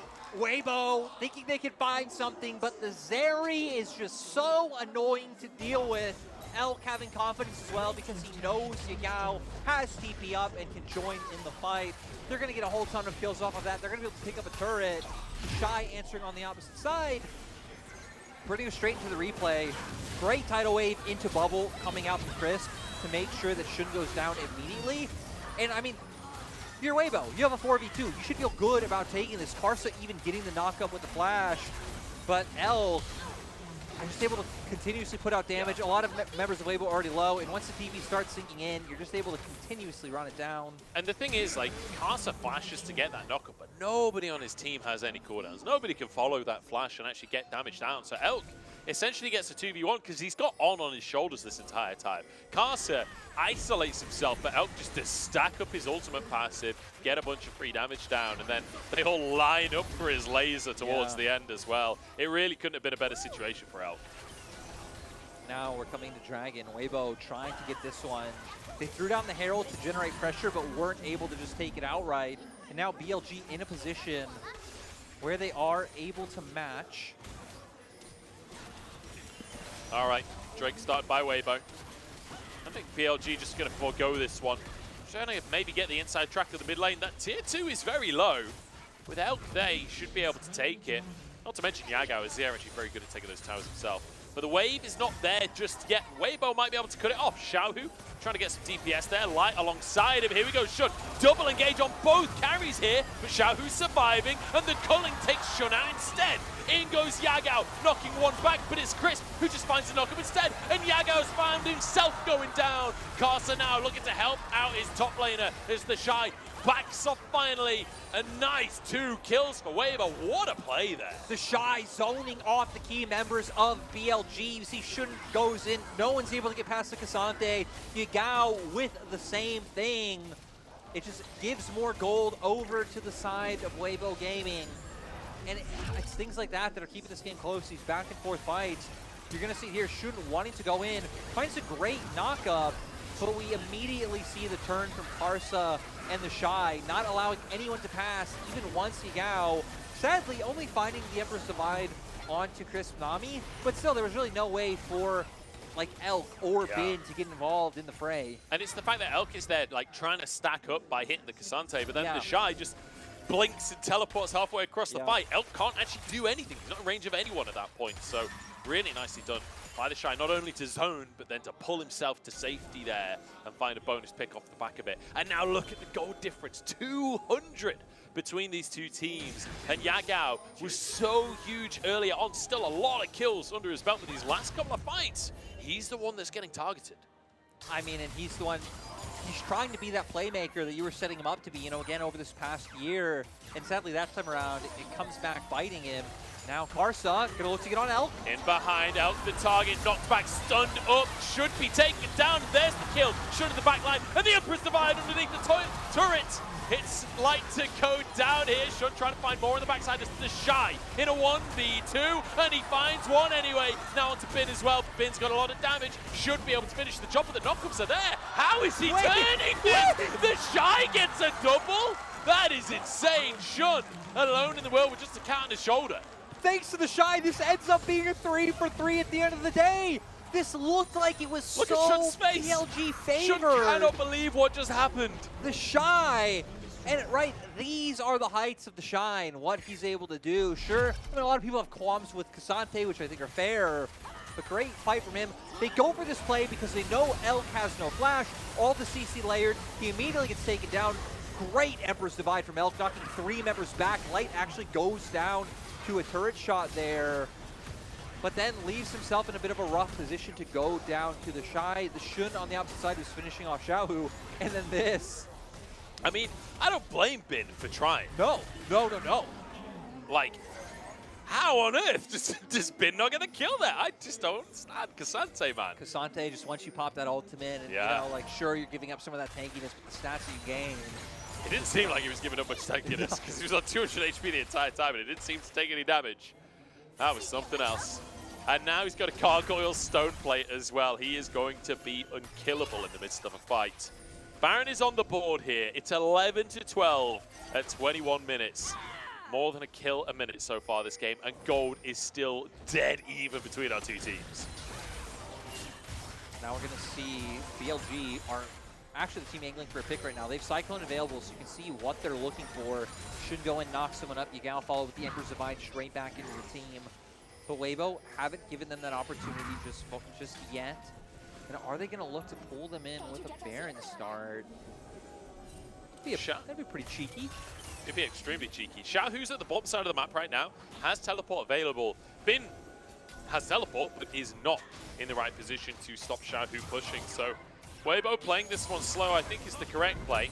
Xiaohu should be able to crash this wave, and in the meantime, the rest of Weibo moving up the mid wave and trying to gain some vision control of the enemy jungle of the Baron pit.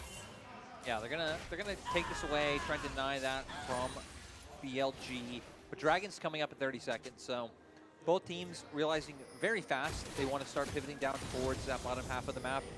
With it being Mountain Drake, you already have this large Cassante. BLG don't want to be dealing with that. No, they do not. Absolutely not. And not to mention, Karsa will become that much tankier as well. All of the items that you want to build really on buy are like the kind of pseudo-tank items where they will benefit a lot from a Mount Drake. Shun taking a huge chunk from that culling on, blocking a little bit of it himself as well. Bin's waiting in the wings, wants to try and make a play himself, but the Shy just walks in, happy to face check that one. And now BLG just going to be forced back with Light. Trying to bait Shun in, has been able to do so. Karsa finds the knockback. Shun low on HP, and Karsa forced to flash out himself. The Shy on the front line has to back away here. Yagao dropping that Sun Disc to protect his team. He's just so back and forth. Both teams kind of baiting the other one in. Flashes across the board being down. Only Bin having flash on the side of BLG. Dragon is up right now, and you can see Karsa and Xiaohu already starting. It's so important, though, that Weibo's bot lane have been able to keep their flashes as compared to Elk and Yagao for BLG. Hell, even Xiaohu's is about to be back up, so they're going to be in a lot more favorable position to fight, kite out and engage, and it seems like with that, that's why Weibo feels so confident taking the strike. And BLG don't even want to look for the contest. No, not at all. And the Shy over at the Baron side of the map, making sure that nothing can be happening over there either. And crucially, like, BLG, they're okay with giving this one up. They didn't want to, but it's only the third. It's the next one in 5 minutes. That's where they will be forced to fight. Like you said, baiting in the Wukong instantly goes in, and then Gale Force stashes away. Sets him up to get Shun's flash immediately.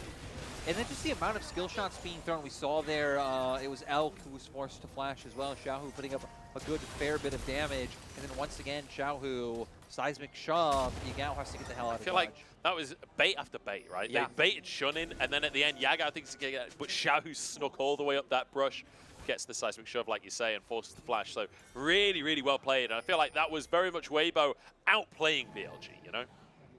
And it's one of the things where we talked at the pedigree of how good BLG's players are, but the experience and just the accolades on Weibo, guys who honestly can put this roster against any roster in the world, and they will always have a chance of winning.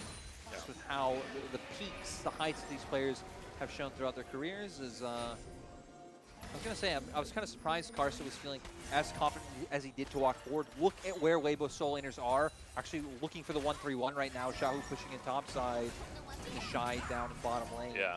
That said, I'm not that surprised that Karsa's that confident to walk forwards, because I've seen Karsa do that plenty of times before when his lane is not in the right spot.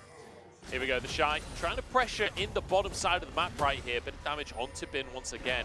And I will say, this matchup has felt very one-sided between Renekton and Xante here. Look at the items now, right? Like, I mean, Bin should never be able to do any damage to the Shy. No, not at all. Not at all. Especially when you're building lethality, really. As Baron might just be started here by Weibo, honestly. The Shy starting to walk over, maybe trying to force the TP out from Bin. Yeah, they're going to look for it. BLG obviously know what's up, but my god, their Baron so fast coming through for Weibo. Bin's definitely going to need a TP here. There it is. TP forced out. They can just back away. And there you go. That, ladies and gentlemen, is how you take a summoner spell away from your enemy using the Baron. Now you can wait, send Xante back down to that bottom lane and just rinse, repeat. Doesn't look like they're going to do that. Weibo are looking for an engage. Bin trying to move on forwards, has to flash away instead. The culling doesn't quite get it, but Shun's on the back line. There's no damage to follow, and Karsa escapes over the red buff. Whoa! Light to take down the enemy jungler, and Yagao just trying to get out with his life. Enemy junglers down. You've gotten some ultimates out of the members of BLG. The Shy can just play keep away from these other members and allow for Weibo to look for this Baron. Xiaohu leaves, but he does have Spellbook, so he's going to be able to TP back in.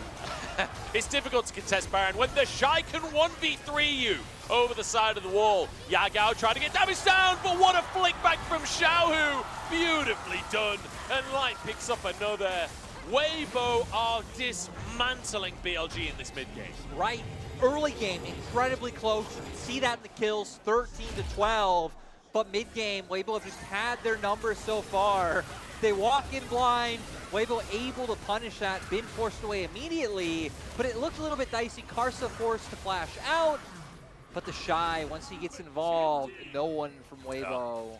And honestly, I didn't notice it the first time I watched that fight. El was a pixel away from being knocked back by Xiaohu there. If they'd got that ping, it would have been far more than just the Baron. I think that could have been turrets as well.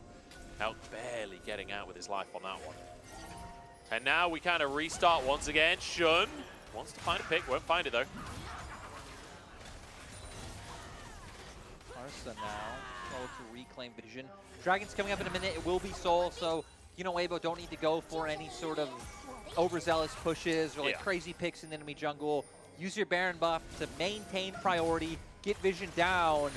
But BLG are going to look for a fight here. Bin could be in trouble, and in fact, it's the whole team that's in trouble. Elk using the lightning clash, but it just won't matter. And the Shy finding a 1v1 with Bin, but the Emperor's Divide is there. Light to go down. Shun trying to survive, knocking everyone up as Bin gets back into the fray. And maybe they're doing it. BLG desperately trying, but the Shy is here, trying to protect Karsa. It's a double kill for Shun as he gets over the wall. The Shy looks for the Q, can't quite find it. Yagao stunned up by the rocks though and taken down by Xiaohu.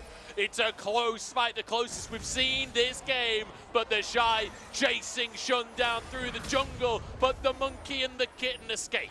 It was so close. You saw Shun was actually angling to start a fight. Right as he's doing that though, Xiaohu just comes flying in on the Weaver's wall. They're able to come out ahead. It's going to set up for them to start this dragon. They might not have Karsa up, but Shun's too low to where I think he can even look for a contest. But Shun wanted to find an angle. He was beat to it by the Shy and Xiaohu. And just to look how quickly Elk gets dismantled. Already a 5v4 going in. Bin's low. I do gotta say kudos to people like Shun and Yagao though for being able to get so much done and find some kills in advance. Is bottom left-hand corner of our screen. Yeah, the Shy's in a 1v3, I'm pretty sure. And that's not a good situation for BLG. He somehow gets away with it. I didn't really see what happened, but he was just buying time for Xiaohu to finish off Soul. So now Mountain Soul picked up for the side of Weibo. The Shy's never dying. No. Shy's dying this game. And you know, I'm just looking at this composition from BLG, and it feels very much like a kid's picture book, where you've got a little girl, her cat, her bird, her monkey, and her crocodile, you know, going on an adventure through the jungle. But unfortunately, this picture book, I don't think it's got a very child-friendly end, because Weibo are not looking for hugs and happiness right here. They are looking for domination, as BLG annihilated them in game one. We have to remember what Weibo are coming back from after that absolute shellacking in game one. And now just looking phenomenal. Like you said, the mid-game just beautiful. I feel like it's just a great representation of how you'd expect both teams to come to split. That if BLG are going to win, it's going to look very dominating to these players that find these leads in the early game, they could take over. And for Weibo, I still think that's possible as well. But it's like, okay, if you go into like a mid-game scenario even or even relatively behind or ahead, like they're going to know how to maneuver this out. Great team fighting, great plays. That's what they're doing so far. Yeah, I saw Xiaohu cleanse and it blew my mind. It's, of course, because he's got Spellbook who was about to run out. Moving to the mid lane, though. Literally 1 HP on that tower, so single auto will finish the job there. And we're starting to get to the point where Weibo just kind of ticking boxes here, taking these tier 2 towers down, trying to build this advantage off the back of the Baron. I don't think there's much BLG can really do to defend here. You'd expect them to back away as Yagao takes a massive chunk. And the tower starting to get hammered away, but the minion wave is depleted. So the next one is far away as well. But if any fight happens, I mean, the Shy and Light are both a full item up. As Bin might get picked off. Could be in trouble here. The Weaver's wall does get stunned on the slice and dice as well. Pinned against the wall here as Vi just beating him down. Does actually escape with a flash though. So fair play to BLG, managing to keep their top laner alive. The threat there. I might have misseen, but I think his flash had just come back up as well. I'm not sure what tower just went down. I think it might have been mid. Must have been. As looking back at items, a full item and a half up for Light, full item up for the Shy, and now Xiaohu as well has just picked up his death cap, so he's not ahead, but still sitting in pretty much maximum power, 439 ability power coming on through. Just so many advantages for the side of Weibo. Even if we just ignored the resistances, just how much of a punch that they pack. Yeah.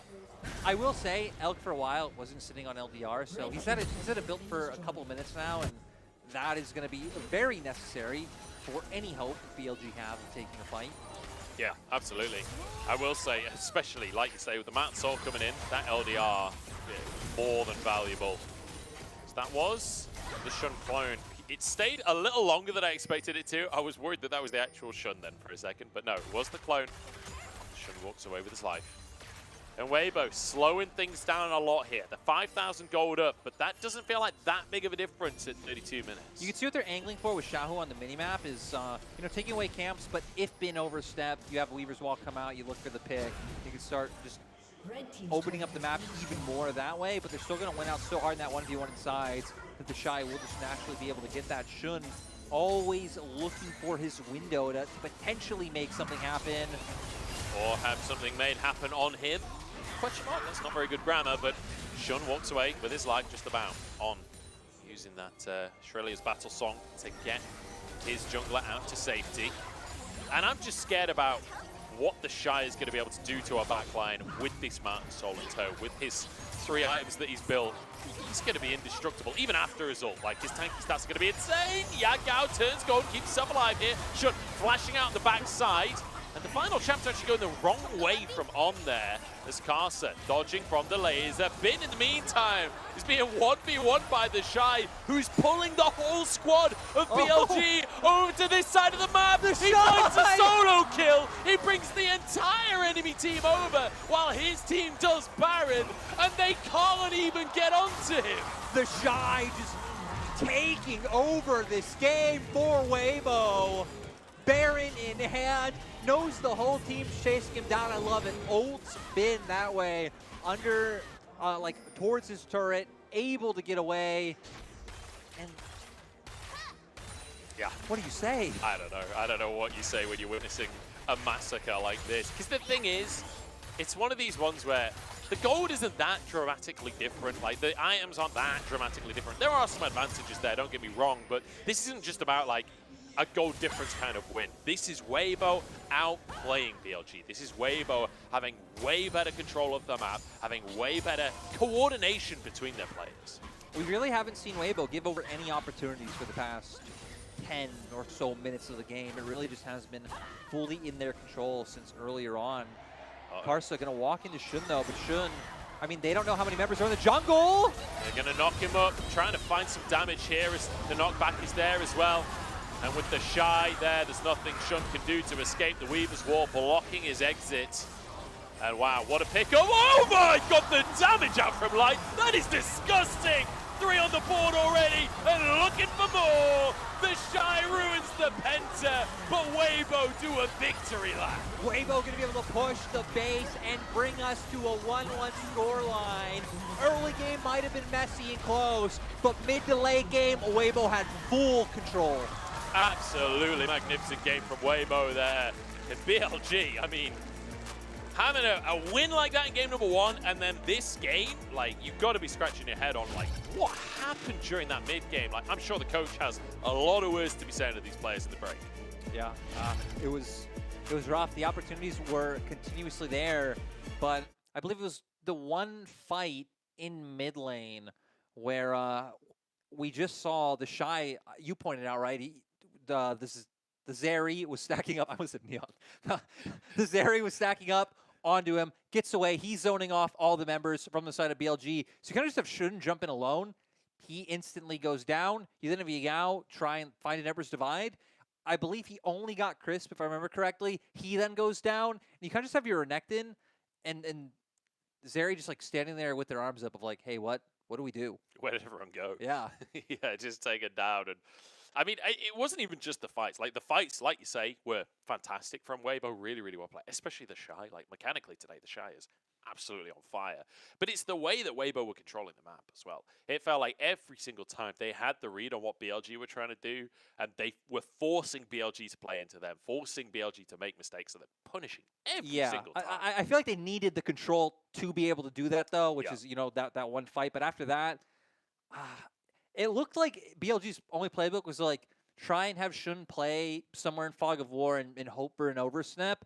And then even when that happened, every time before he could find an overstep, Weibo would be the ones engaging on BLG. So he didn't have time to react or do anything. They're like, we've got vision in every brush except this one. So that's where Shun is. Let's get him, boys. And everyone just piles in. Yeah, a really, really tough game for BLG. I mean, the early game still looked fantastic. Like the even kills were like close even when the game ended. The goal was extremely close until like, I don't know, 25 minutes or something. Yeah. Like, it was a very, very close early game. So definitely some positives to take away for BLG. And, you know, maybe the draft strategy is just get Kindred again. You know, that could be a good progress of game 3. When you have the Shy, just... I know. I mean, 1v1, 1v2, 1v5, it doesn't matter how many members you send to the Shy this game. The Shy was not only getting away, he was killing someone on his way out. Yeah, he was honestly manhandling BLG this game. And, you know, against Bin, who I would say it's his old team. It's a different organization and none of the same players. So, in a weird way, this is his old team. But the Shy stepping in here and just demolishing him. I feel like at this point as BLG, there's no way that you can't ban Cassante in this game, right? Like, you just have to remove that, or at least take it yourself. That'd be something that we're interested in seeing. Can Bin feel comfortable piloting this champion because he hasn't played it once yet in the LPL, or is it something with the team not playing around it? Because yeah, I'd love to see Bin play some Cassante because from what we saw from the Shy, you would imagine that Bin should be able to do similar things. But if he isn't willing to, I'm with you. I mean, you just got to take it away. I don't know if Weibo will look to early rotate it anyway. Maybe they will after this game, but at least banning it in 4 or 5 if it isn't sounds like a good call. Yeah, we'll have to see if they are going to ban that champion away or what the plan is going to be. I'm excited, though. It's match of the week, and we, of course, get 3 games. So we'll see who's going to have the upper hand at the end of the day. It's Weibo, it's BLG. We'll be back after the break. The LPL are kings again. Things are heating up once again. In fact, I'd say they're absolutely red hot. I don't think that actually went over to Light. Oh, he actually connected it. That was a nice little wait there, but now Xiaohu's about to just kill Tien. He does. It's a solo bolo.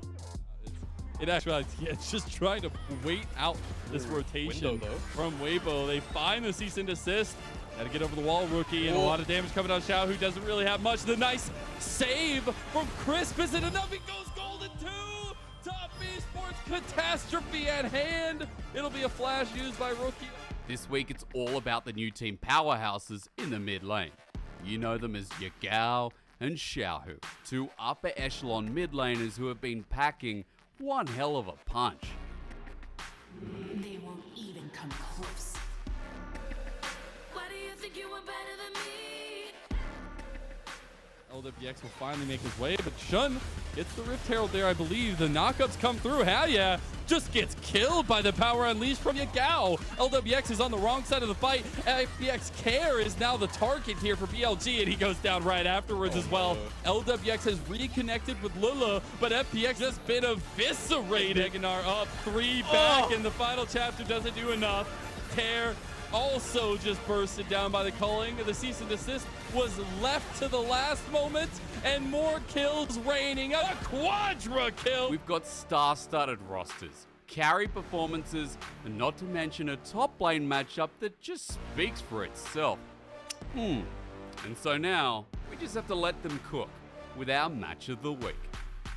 Save some space for his teammates as King Tien get a nice little engage on the Shy, and he's going for the all-in here. He's gone all out. A lot of damage on the Shy. It's a 1v1. The execution, is it there for the Shy? He misses the spear, and the Shy, is he going to go to the solo bolo? He's got to get out of there. He gets the execution, and the Shy is Giga Shy unlocked.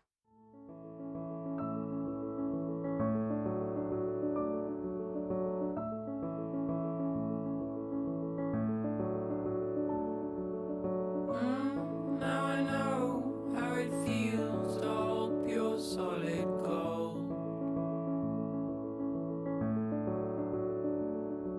Sleep in the arms of my only minute tiny world.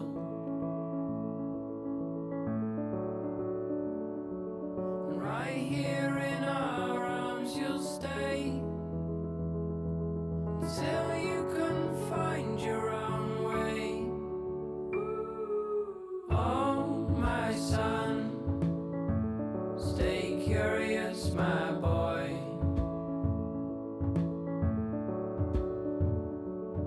Always ask where this road goes. Oh, my son, stay curious, my boy.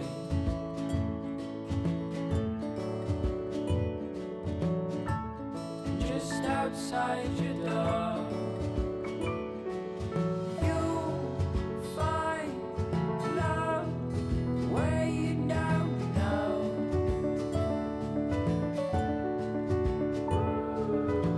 You know that if you ever tried your last, call out on me if the old wind broke your mind. Set out to sea if you've fallen down. You know that I'm here, so you come on home to me.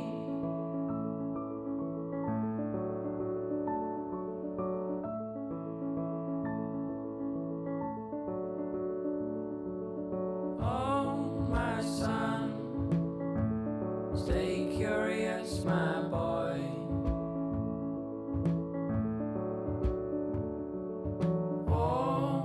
Always ask where this road goes.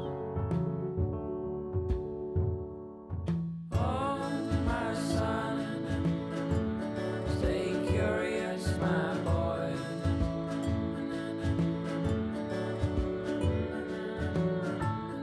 Just outside your door, you'll find love where you don't know.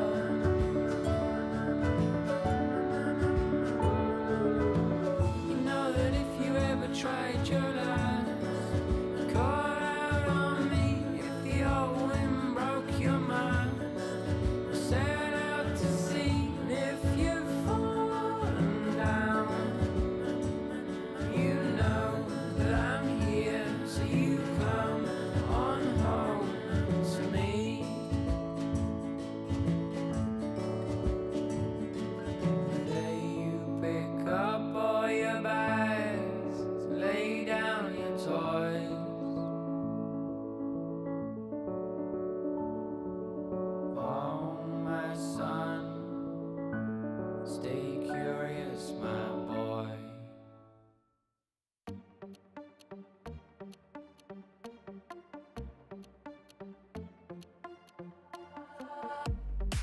身も蓋もないわねマジでメール既読無視でもうてめトラブルならすぐ相談してよだなんて細い指先が僕を指す Please come this way ピンヒールで突き刺す血の味が欲しいまで純粋だと思ったバカねゴー赤いリップで踊るネオンライトがきらめく騙されたなんてめめしいやつねゴー通報するならすれば罪も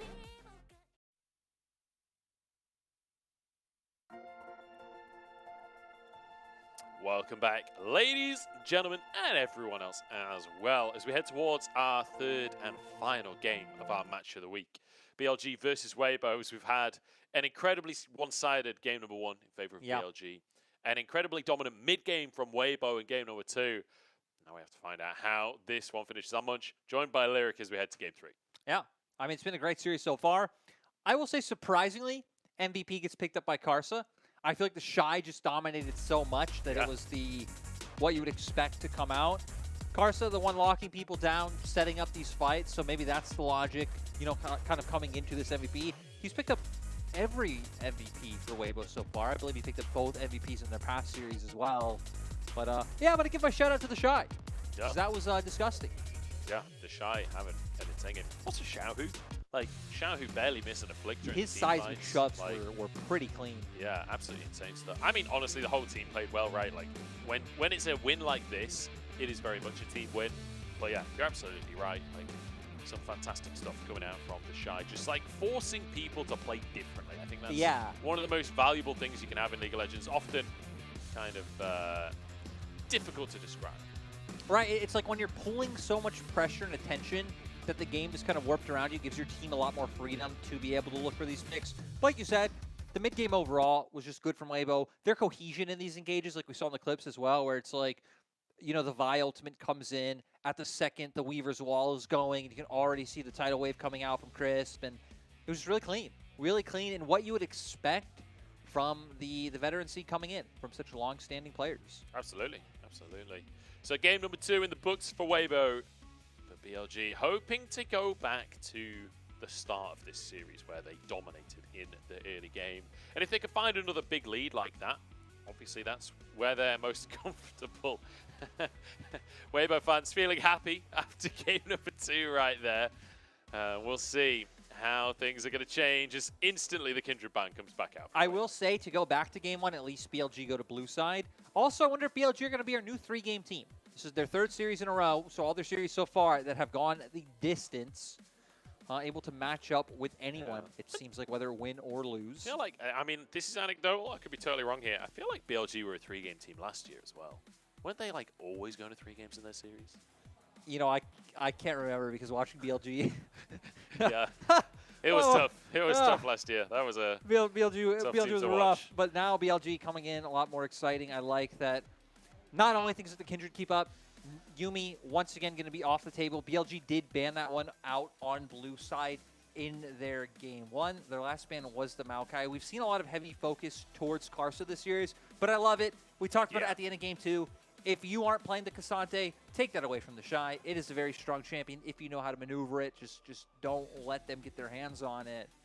And now for Weibo, we've seen top lane bans earlier on in the games, but now going to completely swap over. Game 1, we need to remember Weibo banned out the Jackson, the Fiora. This time around, shifting that focus down to AD carries, and the Shy seeming a lot more confident, willing to go up against whatever BLG pull out.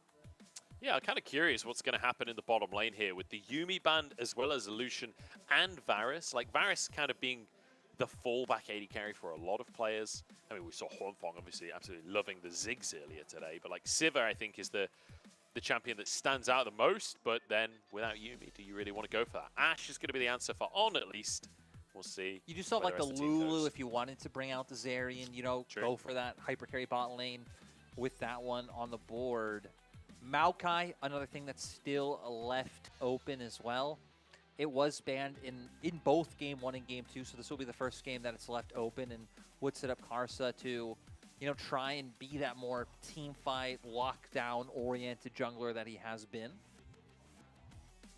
Yeah, so Riley's locked in here. Xiaohu. And we'll see where we're going to go. Does feel like, you know, when you think back to the first draft of today for these two teams, they were instant. Like, both teams knew exactly what they wanted to play. They knew exactly what they wanted to ban. Like, there was no thinking involved. It was just straight away. Game number 3 of the series, much slower, much more contemplative, as the Rise and the Maokai come through for Xiaohu and Karsa respectively. And over to BLG. We'll see whether this Ashe is going to be that Ashe support that we've seen so much, or we have seen Ashe and Heimerdinger, with Ashe being the AD carry as well. So we'll see what the option will be for BLG. Ooh, and immediately, I expect them to lock this in, get Shun on something he's comfortable on. But I'm really curious about jungle, because we've only seen Shun on 3 champions, Wukong, Vi, and the Kindred yeah. so far. So with Maokai off the table, you now have like a solid 80 top laner. I wouldn't expect something like Nidalee to come out a lot like with this. So it's going to be the bottom lane, the Heimerdinger that we talked about. So Elk will be taking the Ashe as the AD carry instead, and On will be bringing the Heimerdinger out. So now we need an answer from Weibo. Do you lock in a top laner to match up against Bin's Jax, or do you opt to continue I actually going think for this will be bot lane, our or- first AD carry playing the Ashe of the split so far. We've only had it in support. So we're going to see what this... I mean, this lane just looks so irritating coming through. Ashe, Heimerdinger together, even if it is our first in LPL with it paired together. You get the answer to your question, though. Yeah. The Shy going to look to match Jax on the opposing side. I mean, the Shy famous for his Jace and in what he's able to do. You know, you're talking about this being the first time we're seeing an Ashe as the AD carry in LPL. Obviously, we've seen it internationally. But this might be the first time that we're seeing a draft go where neither AD carry nor support is locked in the first 3 this year. Honestly, feels like every draft, AD carries are like first pick. We've had one that I've seen, which was the RNG draft of like the Galio, Graves, you know, whatever thing that didn't end up working. Didn't work for RNG, so we'll see if Weibo... I mean, they still did go with, you know, very strong meta picks, Rise and Maokai coming out. So far, setting up for playing toward the top side with the Realm Warp, having some team fighting options, but especially playing with the side lane pressure you're going to have with both the Rise and the Jace throughout the game.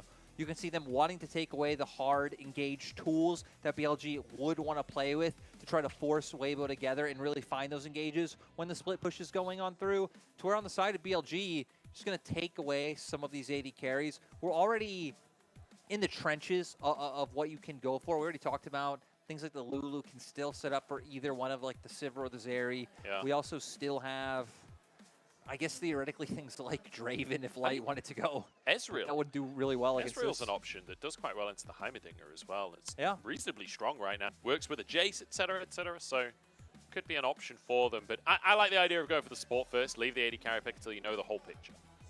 We've only seen Leona against Timer come out from Southwind so far. 2 varying degrees of success. I believe it is 1 win, 1 loss. Obviously struggled incredibly hard in lane both games, but if you could get to the mid game, I mean, we know what a Solar Flare is going to provide to being able to find a team fight. Especially alongside that Maokai, right? Where Yeah. you've got the long-range route, you can follow up with CC and guarantee that engage. We talked about the Nidalee. It's locked in. Shun grabbing himself that hyper carry once again. And I'm a bit surprised to see it paired through. You do have CC coming out right, Counter-Strike from Jax. You have the grenade for Heimer and Air. Like, tons of CC. I will say none of it is as easy as, you know, the typical just Renekton W set up for the spear to come through. Shun, though, still going to get his hands on it. And if they lock this in, you have a lot of great ults to steal from the side of Weibo, but you are very magic damage heavy, which can make it very easy for some of the members of Weibo to itemize against. And, oh, Another Ziggs. yeah. I don't know what's been going on in scrims, but apparently it's Ziggs, because we saw this from Warthog earlier. Obviously, a lot of AD carry bans that have led us to this point, but no looking for things like the Ezreal. It is very much about this Ziggs today. So very long-range composition. And once again, it's this Ziggs-Jace combo that looked pretty good earlier. Didn't get the win, but a lot of damage later on in the game. It's going to be one of those things where I think it is still very side lane focused when you have Jace and Ryze together. Also just feels very awkward in early mid-game trying to like run in and engage with these sorts of champions. And then later on, you can pivot to what we saw earlier in the day where you are grouping up more. You have things like the Maokai and Leona to buy space. You're just pretty much constantly dishing out this poke with the Ziggs and the Jace to where on the side of BLG, a lot more pick-oriented. Throw out the Enchanted Crystal Arrow, try and find something on the opposite side. Shun's there to follow up with the damage. Pretty scrappy in terms of like Bolt, Jax, and Sylas. Just very short-range composition other than things like the Nidalee and I guess Ashe volleys, but I don't feel like that will be a contributing factor in the mid-game, right? Absolutely. So, I do feel like on the positive side, at least they have a Sylas. So like the Maokai engage, the Leona engage can be worked on both teams. So that does sort of bridge the gap a little bit, but I definitely agree. It's going to be a scrappy team from the side of BLG. And honestly, I'm just excited for this early game because I do feel like BLG, after game number 1 and game number 2, they're going to be wanting a solid early game. I feel like that is the foundation of how this team can succeed. We'll see if they can pull it off against Weibo here. Game number 3 of our match of the week. And they want an early game right off of the bat here as they're sneaking on through the brushes. Karsa spotting it out and will be able to walk away with his life. Very good presence of mind from Weibo to think that this might be coming. And knowing Bin's going to want to find this advantage early on, if you get the Jax going and just set up, he'll be able to constantly look for all-ins up against the Jace. We know just both Jax and Nidalee will be the focal points of this composition. Your bottom lane's going to be just all about push, and you're going to leave them to their own devices. They'll be able to get pushed as well. And then Yagao linking up with the Nidalee. The whole gang just waiting behind that wall, hoping that Xiaohu will overstep here. But the Weibo bottom lane managing to get out there, grab a ward, slam it over onto the red buff as well. Then Crisp recalls, grabs a sweeper for himself. BLG really wanting to be aggressive to start this one off, but Light just getting a good chunk of damage down onto multiple players. Karsa is here though. He's not wanting to let these jungle camps go without a fight. Definitely wants to be a part of the play. Looks like they will just end up giving the blue buff away in the end. Will look to finish off his wolves. And oh, he's gonna... he's walking over, like threatening the possibility of walking over to just smite away the blue. Okay, smite for smite. Shun gets the blue buff. Looking for Karsa as well as Bin and the Shy in a 1v1. And Bin forcing the Shy away from his tower here. But the Shy using the brush to get out and actually winning the trade all in all. I mean, he did a nice job, right? He didn't end up taking any damage from the counter-strike, so he was able to then kite that out, get some more damage onto Bin, wanting to find that all-in at level 1. How you do try and find a semblance of advantage in this melee versus range matchup. But the Shy, I mean, the Shy wrote the books on how to play these matchups. He certainly did. I feel like the Shy is one of the players that Bin watched while he was practicing top lane because Bin, you know, like you said earlier, one of the players that very quickly on became a... like, he was one of the the Shy players, you know, up in the top lane, so... There are many people who get called Mini the Shy. Yeah. Why anyone that gets a solo kill, basically. Pretty much. Ala was called Mini the Shy. YSKM now people are... It's just... Plays like Shanji, where he was bringing out these wacky picks and finding solo kills. Did get that moniker for a time. But the Shy is the big the Shy, so... Oh, the Shanji one never really made sense to me because he never really played in that way to where like everyone else, whether I agree with it or not, like I get it. I get like volatility, mechanics. Yeah.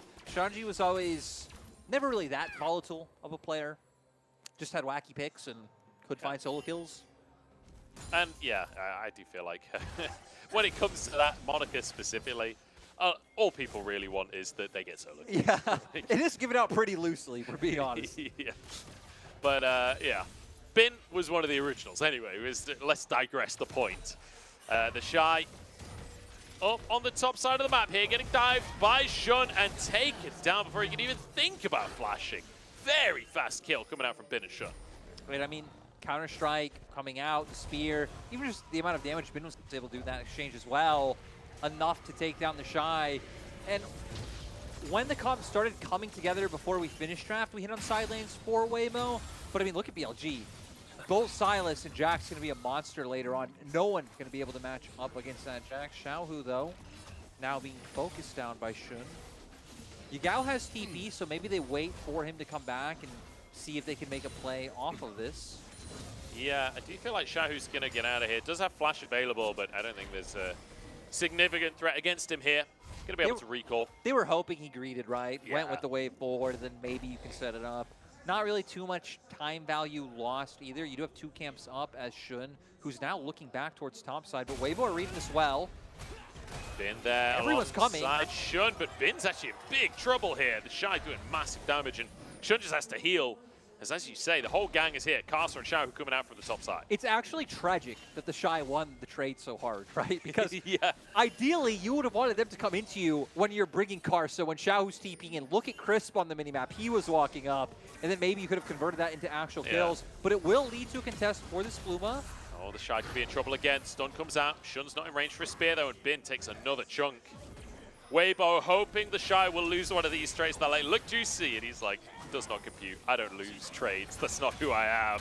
Here we go, Chris finding a stun. Yagao level 5 jumping into the midst of everyone. The bomb's flying in as well. Carcer gets the blue buff, flashes out. Shun's got a bit deep on this one. Ignited and will just be pummeled into the wall. Taken down. Carcer gets the kill. Yagao trying to trade it, but there's so much CC between the Maokai and the Leona. Yagao low on HP as the Shy trying to follow up. Xiaohu over the wall looking for auto attacks. There's a tether from Chris, but Xiaohu's gone the other way. Finds the kill onto On. Yagao can't do anything. You hit the nail on the head, though. The amount of CC coming out opens up for the kills to be picked up by Weibo. It's a nice swing of gold that they've been looking for. Bot lane still just going to end up being this farm fest where both sides are fine, but looking here, I was a little scared for Weibo at first because the Shy is going to have to walk all the way around to where Bin can very easily walk through this Tri-Brush, but it's here. The amount of CC, stunned by Leona, follows up with the Zenith Blade. Karsa able to get the knockback. They take him down.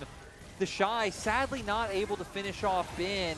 Sure, Yagao might find a return kill, but I thought here, maybe Xiaohu had just wasted his flash since he doesn't really have much mana left, but has enough to get that last Q off to finish off On. Just enough. And BLG now will grab a Drake off the back of that one. Chemtech to kick us off in this game. Shun stacking those up nicely, as you would hope on the Nidalee as well. I love the harsh comparison there as well, as we saw that chaotic fight in the top river there, and then the camera pans to the bottom lane, and his 280 carries just throwing abilities, you know, just chilling, both full HP, trying to farm up. That's not going to be the case anymore, though, as Light having to use a biscuit just to be able to use a satchel there, make sure that he doesn't go down. Not a big fan of the yordle on yordle violence, I gotta say. Oh, I'm a huge fan of it. I actually, I subscribe to a pay-per-play service where it's Yordle UFC, and honestly, incredible stuff. Who is the champ right now? Well, they're mid-tournament, so there is no crunch. It's the first championship, you know. It's exciting, though. Nah, looking pretty good. He keeps on stopping being a Yordle partway through the fights is the problem, and there's a lot of discussion on whether that should be part of the rules. I gotta say, if an animator actually made this, I'm kind of interested. I'm on the brink of paying someone to do this at this point. It does sound amazing. The Bandle City Beatdown, we could call it. We could call it the Bandle City Beatdown. It actually works. Rumble could be the commentator. Either way, that's not going to be on our screen today, unfortunately. But hopefully, somebody listening will make it happen. Crisp stops the recall to try and dodge the arrow. Still gets hit, but hey, not the end of the world. Should be able to still get back to base. Luckily for him, Light wasn't hit. That's what matters the most. We have a very similar thing that we had earlier in the day. On has been in lane so little. He's level 3 to Crisp, who is level 5 on the Leona. And I mean, it won't mean too much right now, but with Crisp hitting 6 soon, that could just give so much more pressure to the side of Weibo. BLG will use this amount of movement to pick up a Herald now, so hopefully they can use this to start getting a gold swing going. But I'm really scared once those ults start coming online for the key members of Weibo. Yeah, definitely.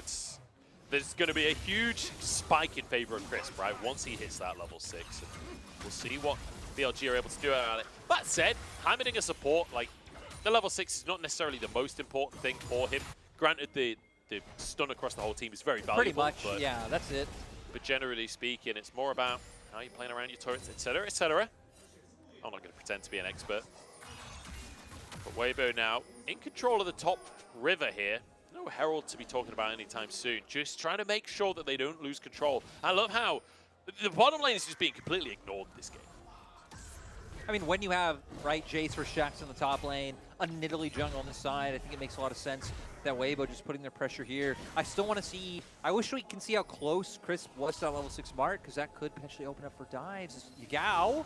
Rooted up, here comes Crisp to get the CC chain down as well. Yagao, low on HP, ignited so he can't get the healing. Misses with the solar flare and the realm warp to get back into the play. Yagao thinks he can go upwards, but Karsa is waiting. And here comes Light just to get a bit of kill credit. Actually misses his bomb, so doesn't get any kill credit, but a great little pickup there by Weibo.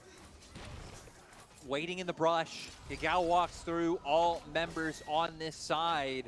Level 6 now finally picked up by Chris. We've been highlighting it so much because now having that opportunity with how much he's been moving towards this mid and top lane, I think to really get aggressive onto Yagao and Bin, because we know Light still going to be able to throw out these Qs and clear out waves all by his lonesome in the bot side, which is why look at the minimap. Crisp is still just heading out straight towards his top side. Light, though, might be in trouble. Does have that satchel charge, has flash, but not quick enough on the fingers. The spear lands. Ooh. Satchel charge buys him some time. The bomb will clear the wave at very least, so they can't get plates, but still a big pick. And they have Herald, so they're going to drop Herald in bot side, so Weibo are going to need to find a play. Yeah, Weibo are going to need to find a play on top, which is why you have so many members up here right now. No wave yet. Yeah, Bin just jumped in as well. Will get rooted up, and I don't think he'll escape this one. Bit more damage coming on through. Crisp is behind enemy lines here. Wants to find Bin, looking for the stun with his Q. There's the tether, but the stun comes out from Bin, meaning that Chris can't really do anything. No ignite available. And it looked like Weibo's team weren't ready to make that play all at that time, right? We have the Maokai ultimate come out. The Shy is there, but Crisp is still making his way around. Could have taken a more direct path to where if you have that solar flare available, maybe then the Shy can follow up to dish out more damage. Yeah. Still will deny Jax, as we can see now. About a 30 CS lead for the Shy up in top side. Plus 3 plates on top of that as well, so it is a sizable gold lead in the Shy's pocket. We've seen what you can do with the gold lead earlier today. Xiaohu, nice dodge on the spear. Realm Warp going to come on through, but just flashes over to the rest of his team. Dodges the stun, dodges everything, and Crisp had tank up for his teammate. Utilizing that phase rush well. Also think it was good for him to flash towards his team and not fall that Realm Warp. Feels like that could have been a bit of a doom with other members of BLG still able to force up. Elk does have his Enchanted Crystal Arrow, so that's something we have to watch out for with action anywhere on the map of being able to set that one up. And now BLG's a team going to look for this dragon. You have Wave pushing the top side, so Bin even leaning into Fog of War puts even more threat on this play down here. And it should open up for it as Bin actually might just move completely down towards that mid lane. Yeah, we could see a play on towards Xiaohu here. Crystal Arrow comes on through, no flash available, but he doesn't care. Walks on forward, the solar flare there for Crisp as well. Bin flashing in to make the play happen. Takes a couple of tower shots, but happy to do so in order to get that pick onto the Weibo mid laner. Will open up for even more plates for the Shy. At least we'll be able to get this one. He's already sitting on his Eclipse as well, so pretty big right now for the Shy. And when you look at how squishy the roster of BLG is, those accelerated shot blasts, you're going to start hitting like a truck very early on in this game. We had the Ziggs Jace combo much earlier in the day, and it started to fall behind a little bit, but it took time to come online, right? We were up to like 45 minutes into the game before it was really starting. The fact that we had minutes available for it to come online says everything about the picks in themselves. Like, the Leandries is the biggest, like, okay, I finally do damage spike, and that's just been hit. So Light, at least, his bombs will start to be noticed now, but he's still a long way away from being, you know, a significant damage threat. Whereas Elk, you know, 2 items, really, Ashe is going to start to hit pretty hard. I mean, Ashe never hits that hard, but yeah, you know what I mean. Relative to how hard the Ashe champion can hit. Yeah. I love what Weibo are doing. They're still making their way up towards his top side. It seems like BLG have started to shift their focal point. They've accepted we really can't do anything up here for Bin anymore. You can see Shun on the opposite side of the map. They're going to first go for push in mid, but they can always pivot down towards the bottom side for some vision. BLG getting some plates here, but it's traded for potentially a tower up in the top side as the Shy hitting away there. We'll be able to do it. So that's first tower of the game, taken by the Shy, and he got pretty much all of the gold from that. Yeah. Like, I don't think he shared even a single plate. Maybe Karsa got part of one of them, but Yeah, massive gold influx for the Shy. They're trying to trade it in the mid lane, but the plates are now gone. So no more gold coming out from those. I like the Xiaohu's backing off here because BLG are following kind of the expected plan of attack. Push in mid. You really have to accept that you've lost out on top side. They even have like Leona, Maokai. Team fighting into that for Herald right now would be incredibly hard. So just take away the vision on bot side. Xiaohu expecting that to come in, goes for a recall quite early so he can't be dove. And it is just going to be a trade. Looks like the Shy should still be able to get to bot in time to be able to catch the wave that Yagao's pushing in now. Yeah, should be able to get there, grab those minions for himself, and he'll be very happy with that. And we're off to a fairly quiet early game, really, in the grand scheme of things. In the grand scheme of this series, anyway. 15 minutes, 7 kills on the clock. But the gold, once again, almost dead even. Just like game number 2 in the series, the first sort of 20 minutes, extremely close between the two teams. And then things really start to heat up for Weibo. When we talk about the scaling, though, this game, a lot of AP on the side of Weibo. Certainly a lot of long-range damage and a lot of dots going to be coming out with the Maokai and the Ziggs. Both going to be going for that kind of burn damage. We're finally at a point where just first items are finished across the board. So we're going to start having noticeable damage come out. Shun has been such an annoyance right now, but Weibo, the team with the Rift Herald, is who we should really be looking at. They don't even have a chance to use it, though, with all the posturing coming out around this mid lane. And the Shy looks like he's either freezing or slow pushing that turret down in bot, so it might open up an opportunity for Bin to be able to get some more on this top lane. Oh, Xiaohu's in big trouble. Flash, I think, is still just on cooldown. It's a matter of seconds here, but I don't think he's going to be able to use it. It's a big bomb, but it doesn't really do much damage at this point. Xiaohu going down, just caught with his trousers around his ankles. Quite an aggressive path to take to answer that wave on top side, but a big thing is the vision. We can see, especially that ward right there, towards top side for BLG. BLG have wards littered across the top half of the map. They even have more vision in the bot side. We see a control ward down there now. Weibo really needing to try and establish a vision line anywhere on the map. With the Shy now pushing down in bot, you would want some wards down there for him to push safely. I was really mad at Carson for dropping that Herald, just wailing on the guy, but he's able to walk away. And Bin should be able to grab a tower on the top side. So trades across the board here, but it's still Weibo with that advantage. 3-2 so far. Let's take another look. The Xiaohu walks across the control ward, stunned up. Nice little shot there by Elk, and the rest of the team just piles on. They even saw him pathing there just from when he initially left mid. And I believe you're right. I think he had like seconds up on his flash before it could have came up, or he could have just flashed over to like where Krugs were and been able to get away. So nice shot by BLG, and a lot of it coming down to this vision control. When they are playing a more like pick-oriented comp in this early mid game, that's exactly what you need to get those enchanted crystal arrows off the ground, and the kills brought in line. All right, TP comes through. I believe that's Xiaohu. No, it's the Shy joining the play. Yagao takes away those grasping roots. Perhaps a way for BLG to find themselves an advantageous fight, but it's going to be tough, honestly. There's quite a lot of poke on both sides. I'm not sure these fights will ever kick off. I think it might actually just be a battle of attrition, poke versus poke. I'd say we have more for Weibo with the fact that they have the Leona and the Maokai, but you're right. I mean, all BLG needs is book someone low enough for an enchanted crystal arrow to come out. Karsa keeps eating these spears. Yeah, has to flash over the wall here, and the Shy caught out alone, but Yagao's the one that has to flash. The Xiaohu playing so aggressive. The bombs onto the backline. Elk incredible low. The Shy goes for it and finds the kill onto Elk. Beautiful bit of play on the Jace there. Scarcer on the top side of the fight, hoping somebody walks into those saplings. Remember that Light can just keep spamming these bombs out all day long. I still think the Shy was a huge part of that poke, able to come out. We have Yagao TPing in now. He might just go down. Uh-oh, that is not the place that you want to be, Yagao. The minefield keeps him there! What a play. Was that the satchel that pushed it back? I think it was. Huge play from Light. And now BLG, very low on HP. They're still committed to this Drake, but I don't know if they can. Xiaohu is TP, so I think he's going to back and try and come back in since Light and Karsa are still here. I thought things were going to be so bad for Weibo, considering that Karsa seriously was just a magnet for every spear there was coming out from Shun. And look at this. I mean, the Dragon is going to kill the BLG players alone here. It doesn't even need Weibo to arrive for them to win this fight. Dragon alone, the spear, Won't actually land in the end. And there we go. Carson grabs it. First oh! The Comet! Oh, goes down! What a blind shot from Light and finds his kill. Kills now evened up on both sides. Gold! Evened up on both sides.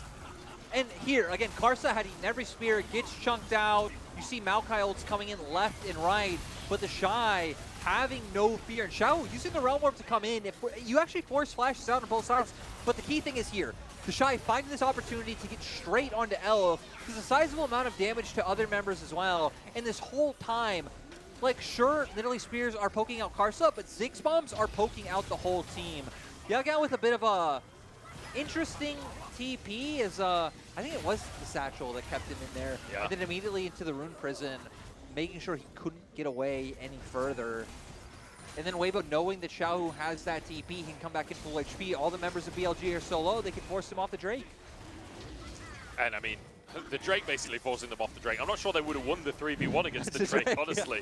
Yeah. Splash damage doing a lot of work there.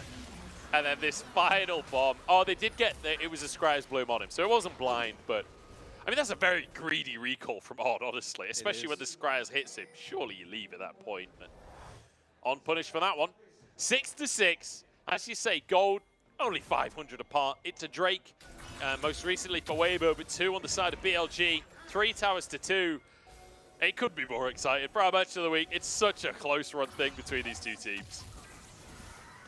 Yeah, and it looks like the excitement might not stop is on. Spots out Weibo. Honestly, had Weibo known how few members were here, they probably would have just turned on to him. Yeah, maybe. Because, I mean, you see Ash was in mid lane, like, Shun's on the opposite side of the map. The problem is they don't know that, right? They don't have vision spotting these ones out. I just want to say, that is the most deadpan delivery of the sentence. The excitement might not stop I've ever heard. Here we go. The root's going to come in on not having a good couple of minutes. Taken out again. Big pick there for Weibo, and that'll give him so much space around this Baron to just take complete vision control. Yeah, it doesn't look like they're going to go for it just yet, though. They're really just valuing getting the Shy as big as possible. As once again, just catching waves by his inner turret. Has allowed him to increment a huge CS advantage over Bin, though.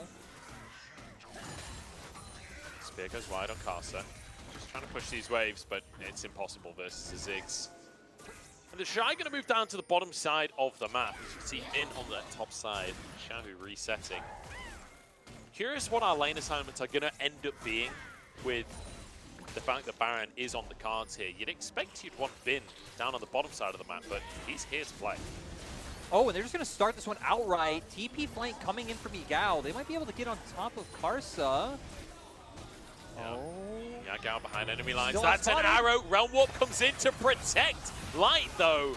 And Yagao trying to get onto the AD carry. Nobody Bear's turning being onto burned Light, out. though, because they want to go for the Baron here. Karsa over the wall, has a blast cone available, gets in the pit, and it's a smite off. Shun takes it, and now carnage ensues. Shun on the backside, but jumps over the wall here.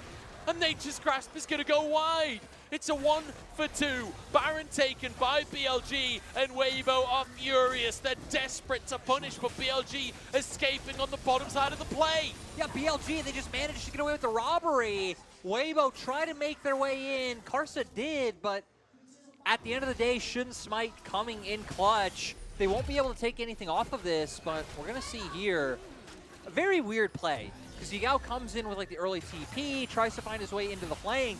And I like that BLG say here, hey, let him be a distraction. Burn down this Baron. Yagao even tries to stop Karsa from going in the pit. He manages to get in there, but Shun does get the better end of the smite coming on through.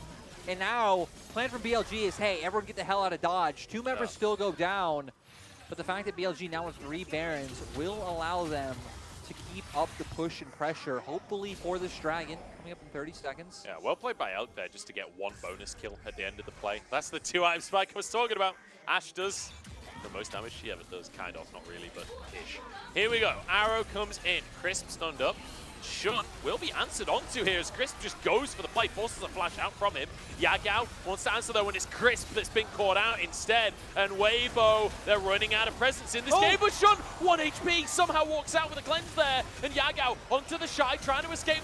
Yagao turns gold and keeps himself alive here. I don't know if Light has Satchel available, apparently not. As Bin tries to get onto Karsa, Light jumping forwards, misses his bomb, Yagao in and Karsa with a double. Health bars on the side of BLG are just so low. They were able to find more kills initially in the play, but now being the ones forced to back off. Karsa throwing out some saplings, hoping to find maybe stray kills on the way out. That shouldn't really happen. Oh, bombs coming out. Karsa, if he can get a sapling in, I mean, he's got two items at this point. He does a lot of damage. Yeah, but Bin TP'd back in at full HP, so it's going to be much harder. If BLG get this, it will put them on soul point. Shun is there. Smite's available for both junglers. Karsa really wants to go for it, but won't be allowed in. Taken by Shun. 3 Drakes now. BLG on soul point. Huge for the side of BLG. And, I mean, this one coming out of nowhere, it looked kind of awkward to start off with for Elk. Trying to get the arrow onto the Shy, can't, lands on Chris. And then the turnaround isn't there. One flash from Shun allows him to get away. And then the turn damage is so huge. Great ult by Yagao to get multiple members locked out. Shun surviving by the skin of his teeth. And then the fact that Weibo commits so much to trying to chase that down allows BLG to finish 2 kills pretty much right off the bat. Heimer is traded on the receiving end as well, though. But perfect trade, Bin! He's found the Shy. TP immediately from Xiaohu, but it's going to be too late. Oh no, Bin knocked away. The Shy surviving. Xiaohu trying to close the gap as fast as he possibly can. He's onto Bin here, but the counter-strike comes into play. The Shy dodging onto Yagao. It's 1-for-1 mid laner, getting the kill on either side. The Realm Warp gets him out of there, but there's On trying to get the mid laner down. The Realm Warp is answered with the Robbers. Yagao now trying to close the gap. Karsa trying to escape. Shun on the front line. Bombs flying out from Light. It's absolute chaos, but BLG are winning it. What is going on when you have to say a Realm Warp is being answered by a Realm Warp? Weibo trying to get away, BLG the one starting up the action, and the action is not stopping in this mid lane. Looks like BLG might head up. Baron's still not on the table just yet, so this isn't going to turn into anything. But gold being traded on both sides. And look at the gold lead. It's still only a minuscule 1,000. I love this matchup. This is a modern classic in my mind. After that, if this is like, if we get this in summer, if we get this in playoffs, and it's like this again, honestly, straight into the history books with these two teams, because this is absolutely amazing to watch. I'm having so much fun seeing these two teams brawl it out. We've got 1 minute and 40 seconds until Baron's back on the map, and you just know that's going to be the next time that we see these two teams go fist to fist once again. And a lot of it, in my mind, coming down to the BLG soul laners. Yagao especially is just being so proactive. Like, once a skirmish happens, it feels like he's always finding his way onto that backline with a very impactful ult, forcing out flashes or finding a kill. And Bin now getting to a point where he is becoming a nuisance in that side lane. BLG as a whole, though, wanting to set up for that side lane, trying to get some vision down towards that bottom half of the map to allow the Jacks to get some presence. Does feel like it's very much becoming a game of, can BLG force the fight or can Weibo poke them out? So far, BLG just about getting the advantage. Oh, the arrow going wide slightly. Bin just taking a bit of a hit from the Shy there. He'll be fine in the bottom side for the time being. 2 minutes on the Drake as BLG could be in trouble here on an Elk. No spell shields, but they're blocked by Yagao. Nicely played there by the BLG mid laner. I don't know if going into there would have been the play, honestly. Still, though, they're committing 2 ultimates to not even get a summoner out from the play, right? Both Solar Flare and Karsa's ultimate used. Literally Banshees, and that's it. Yeah. So now BLG going to be fine to just stay in this. I don't really know if stalemate's the right word, but they're kind of fine with this neutral map position. Just keep allowing your Jacks to get more and more items. But look at the CS steps in that lane, actually. We've seen it slowly grow from, like, I believe when we first looked, it was like 20, and then last time it was 50, and now we're up to a solid 60 CS lead for the Shy in this side lane. To be fair, though, a lot of the times the Shy will, like, hold the wave close to the tier 2, right? And then freeze for a bit, build up for that slow push, and come out with a huge advantage. Right now sitting at 3.5 items, only 2.5 picked up for Bin. Yeah, the Shy, terrifyingly huge at this point in the game. Those shot blasts, if you hit like On, for example, the Shy is 5 levels up on On, but he will one-shot that guy. But that's the amount of pressure that, you know, in Standard we need to hold him to if Weibo want to win. It needs to be on the back of the Shy's damage. It certainly does.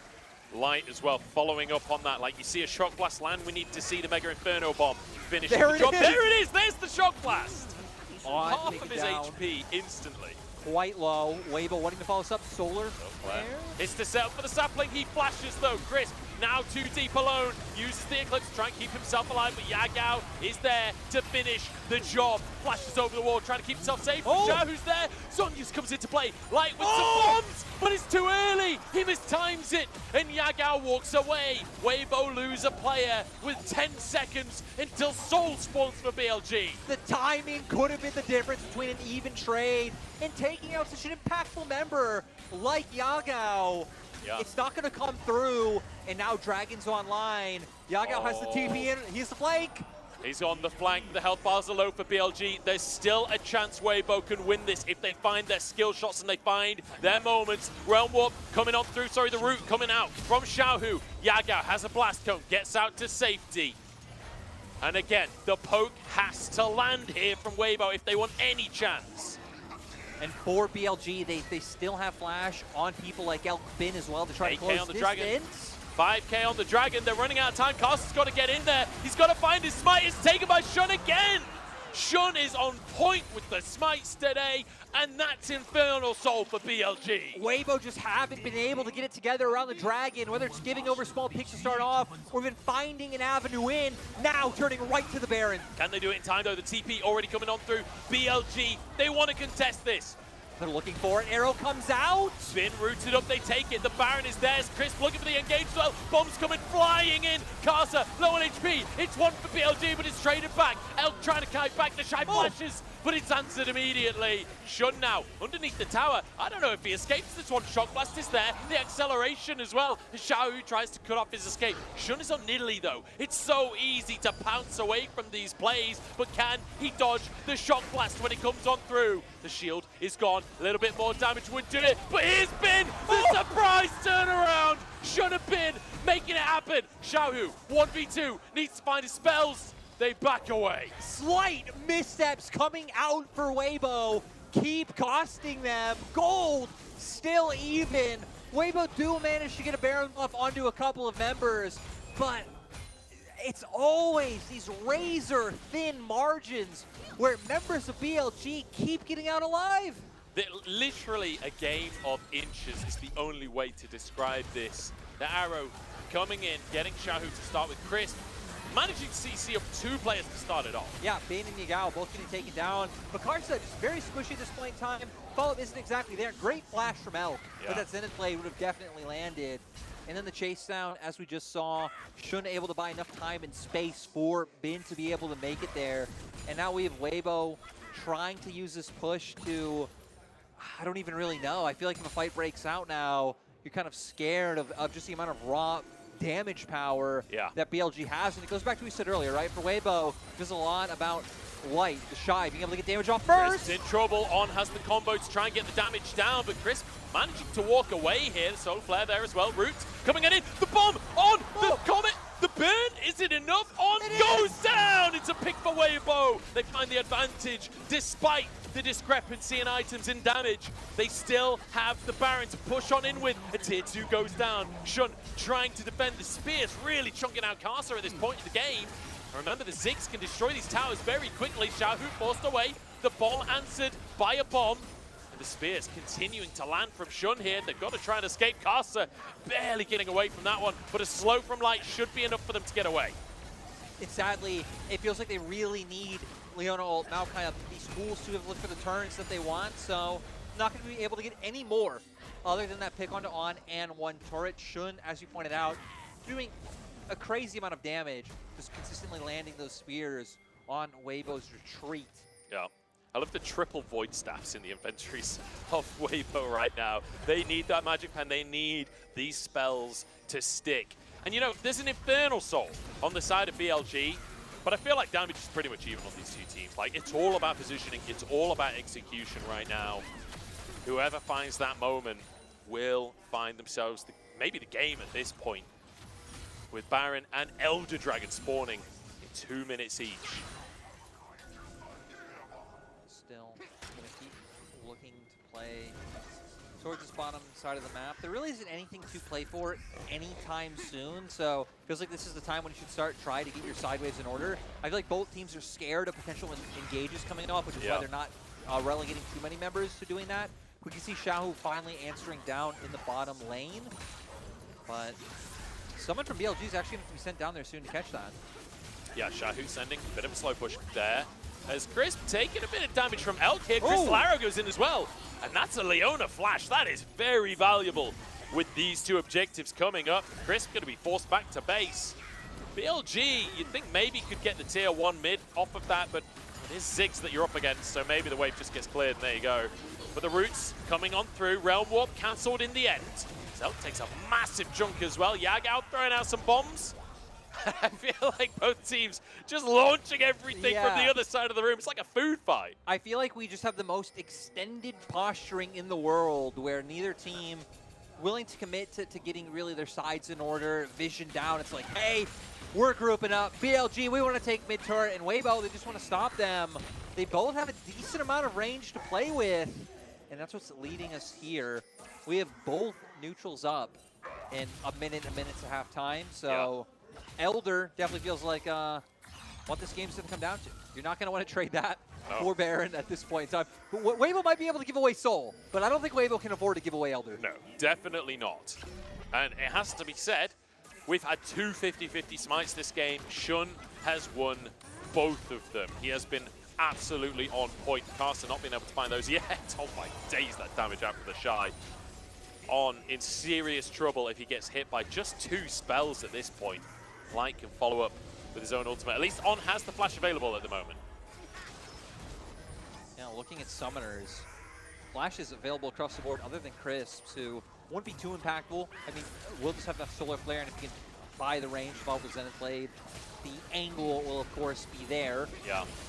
I mean, for BLG at this point, it's no longer League of Legends, it's Dodgeball. Bin taking a bit of a chunk. Xiaohu just charging forwards. 1v3 right there as the rest of the team now here. Crisp trying to survive. Is Yagao flashing away the bomb? Just shy of getting him, but both solo lane is so low for BLG. Carcer takes a massive chunk as well. Do both teams have to back away? But every time, Weibo get one member of BLG like 100 or HP less away from death, and they manage to escape. It just feels so unfortunate for them, but TP coming in for Elder. Carcer is really low on HP. This is a dire situation for Weibo, unless they can find something magical. Crisp is nowhere near, Hex skating over to try and be a part of the play. No, it was a Realm Warp actually from Xiaohu to make it over. There are no Hex skates in this game. Crisp on the front line, but he's already chunked, and Xiaohu's stunned. The flank from Bin is massive. Xiaohu walking away, goes down. Crisp low, and BLG finding the fight that they needed. Crisp falls, Yagao survives. The Shy 2 HP in a dream, but Light doesn't have that ultimate available. The Shy recalling. We need to see some kind of miracle from Weibo. Yeah, gonna have to see the Shy coming in, making something happen. Light gonna try and put out its own damage right now, but BLG should be able to get this in time. Light's in trouble, dodging everything. There goes Elder. Is there any answer? I don't think so. Shun trying to chase Light out of the play. And BLG slowly but surely inching this game out. And this is what happens. 2 teams that we expect to be top of the table teams competing for those slots to go to MSI. Both rosters absolutely stacked. So many LPL champions on the Rift right now. World champions, MSI champions. We see here one of them starts it off. Bin goes in, locks down Xiaohu. He gets deleted instantly. And that really just felt like the nail in the coffin. Because you hit it. Carson was already like 40% HP coming into this fight. He can do anything, and now BLG are looking for a Baron. And there's no way you can contest this. We just need some kind of steal. It's not going to happen. Shun has been on point with his smites today. And honestly, this match, this series, the story of recency versus veterancy, right? On the side of BLG, you've got these players that have been dominating in the last few splits, that have come together to make this powerful team. And on the side of Weibo, you've got veterans, maybe the most trophies of any team in the world, honestly, with just the sheer amount of winning they've done over the years.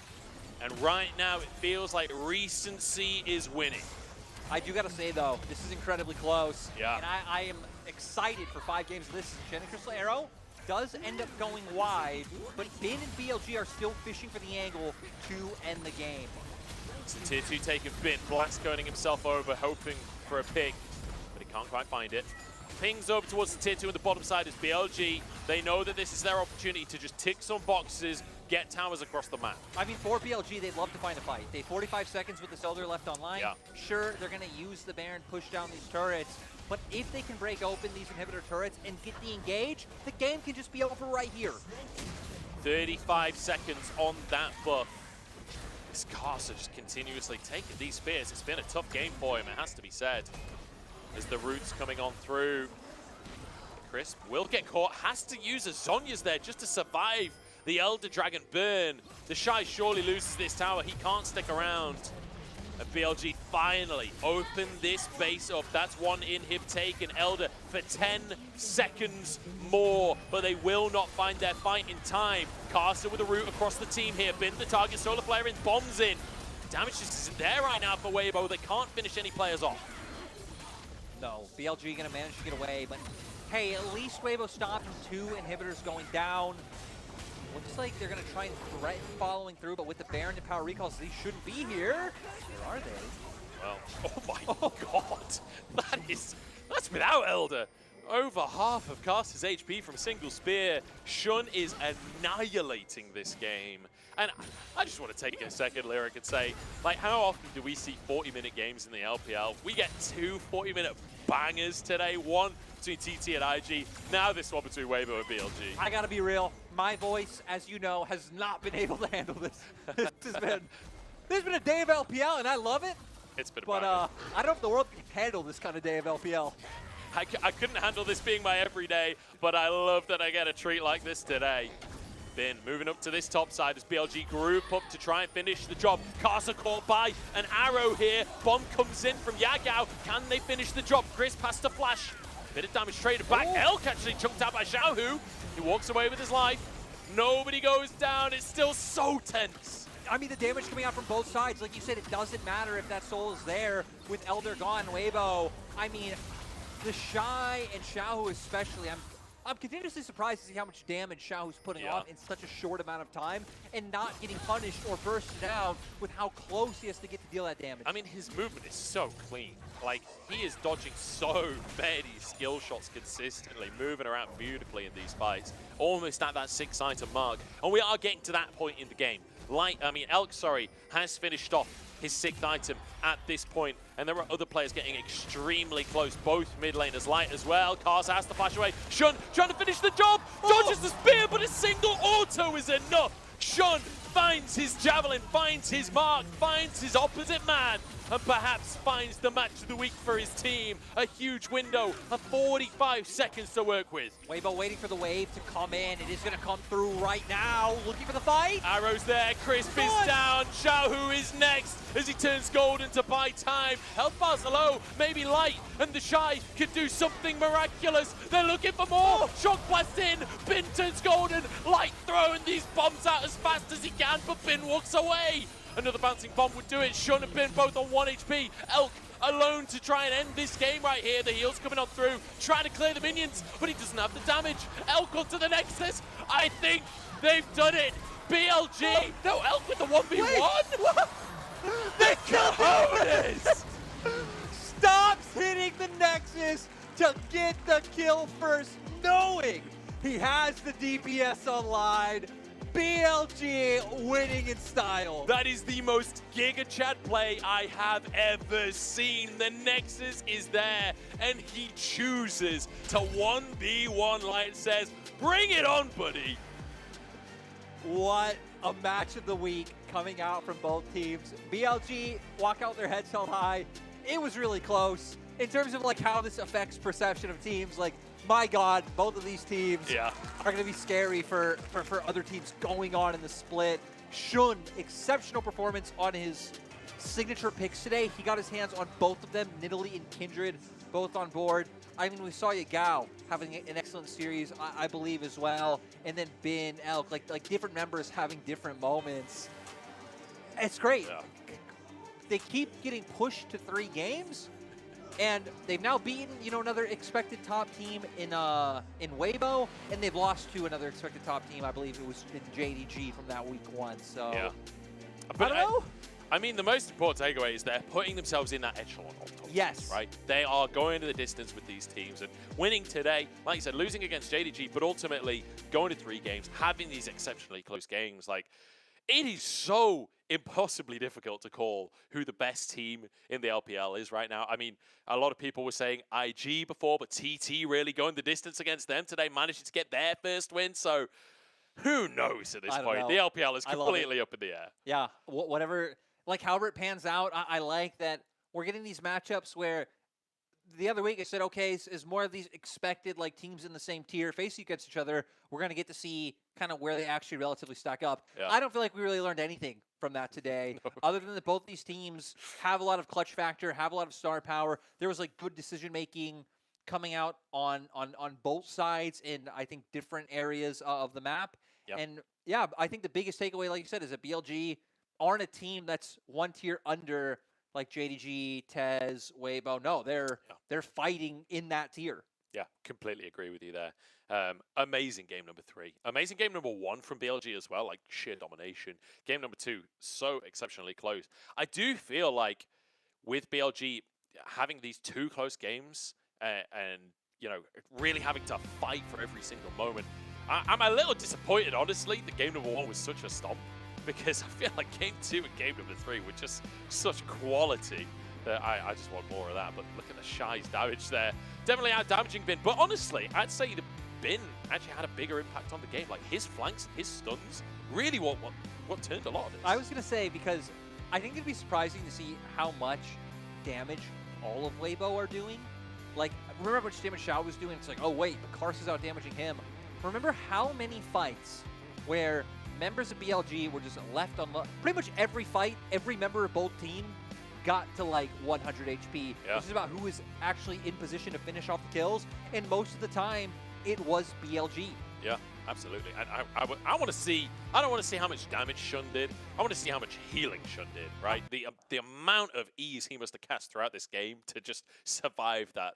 In my mind, like, I would give him MVP because Karsa was pretty much at less than half HP in front of every objective. Yeah. And it's like, sure, you know, like you can criticize Karsa on that in terms of like dodging skill shots, but Shun's throwing these skill shots, they're landing, and it felt like every fight, like, that's even more impressive to me that Weibo kept them all close, considering that, like, Karsa was literally never full HP at the start of a fight, but Shun just, we know what he can do on this champion. Yeah, we do. But I just to like bolster your point there, it's not even just that he's hitting these spears. We know he can hit spears, but he's like selecting Karsa resistance. Yeah. He's not just throwing at the nearest guy. He's finding Karsa with these spears. He could finding hit that crisp if he harassment wanted and, you know, get this like damage down onto Leona, but no, going for the jungler. Finding the vital damage, and that's the most Yeah. important thing. And then, you know, winning 50-50 smites, which at the end of the day, I don't necessarily put as much stock in that as a lot of people seem to on the internet, but still extremely valuable that he was able to do that on the day, able to get the Baron. Because I think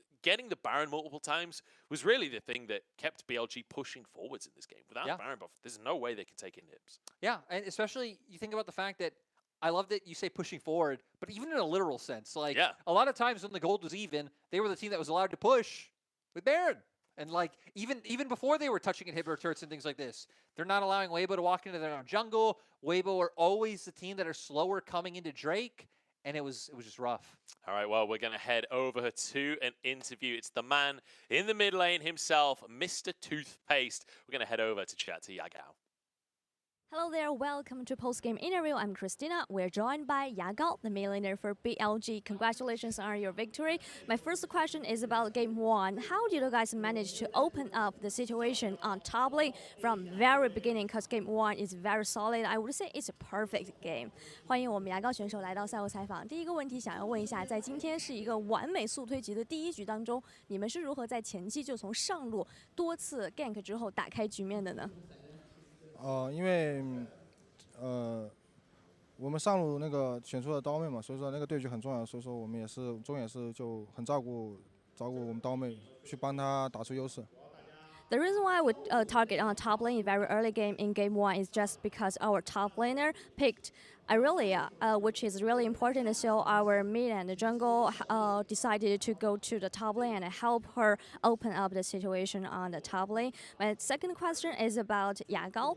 Since joining into the new team, something interesting that I found is he always picks Guardian for so many times and helps team a lot, roams a lot. So how would you evaluate your role in BLG now? 那么第二个问题，可以发现牙膏选手自从加入到新队伍之后，其实从早在德杯开始到现在的比赛，都是多次频繁选出了加里奥这样的英雄，并且是游走的非常多。所以你是怎么样看待自己现在在队内的一个角色的呢？还是根据阵容来选择吧。但我觉得我们队伍我更多去玩一些辅助英雄，感觉更适合我们吧。是中路玩辅助英雄，因为我们其他几位选手都是操作非常好的，就玩点这种功能性英雄我觉得也挺好的。The reason why I picked Galio, this kind of champion, is because I do think that our teammates really has great mechanics. So I decided to pick some support and champions who can roam and help other teammates a lot. That's really meets the needs for our team's draft. Third question, I'm curious about the game 3. How did you guys manage to secure both Elder Dragon and the Last Barrier and close the game smoothly? 最后一个问题，在非常焦灼的第3局的后期，你们是如何做到同时既拿下了远古龙，又拿下了大龙之后，顺势一波掉了比赛？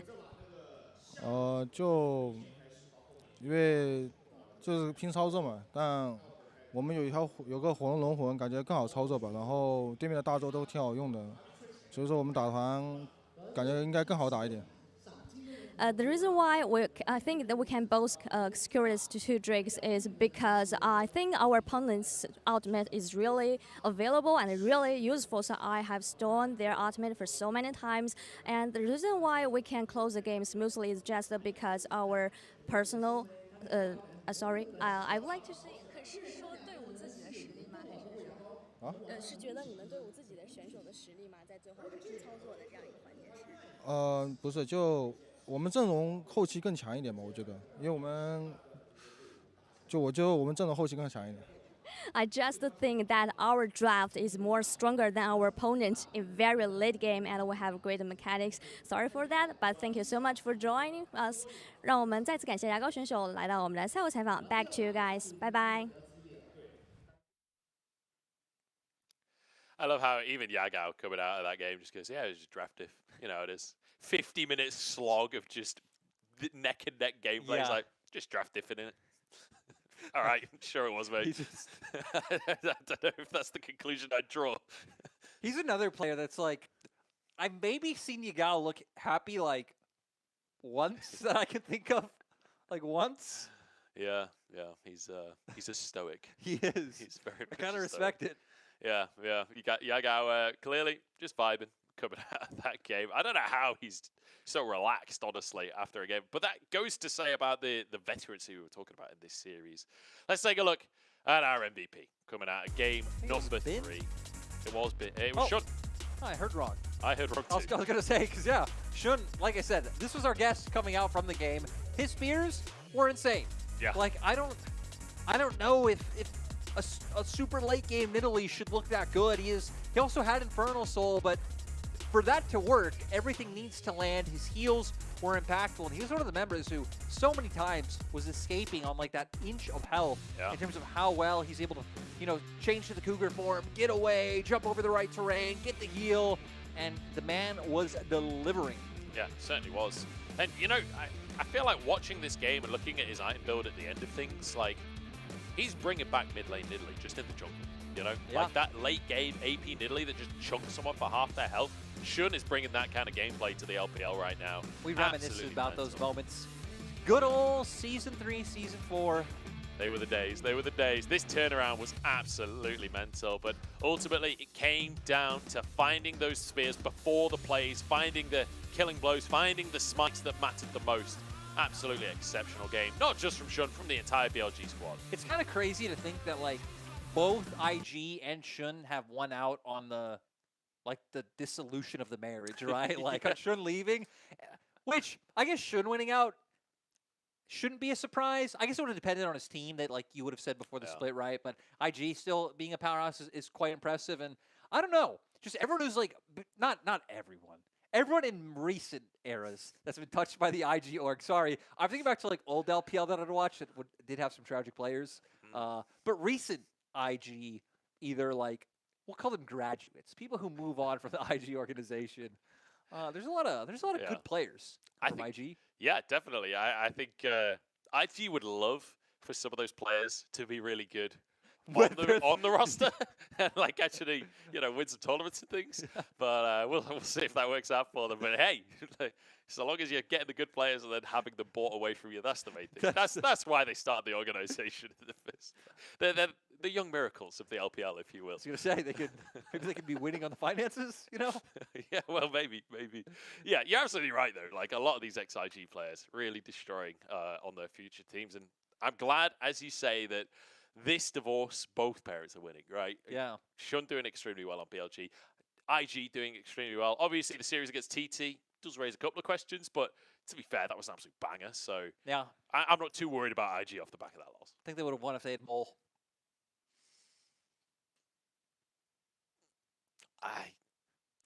No comment.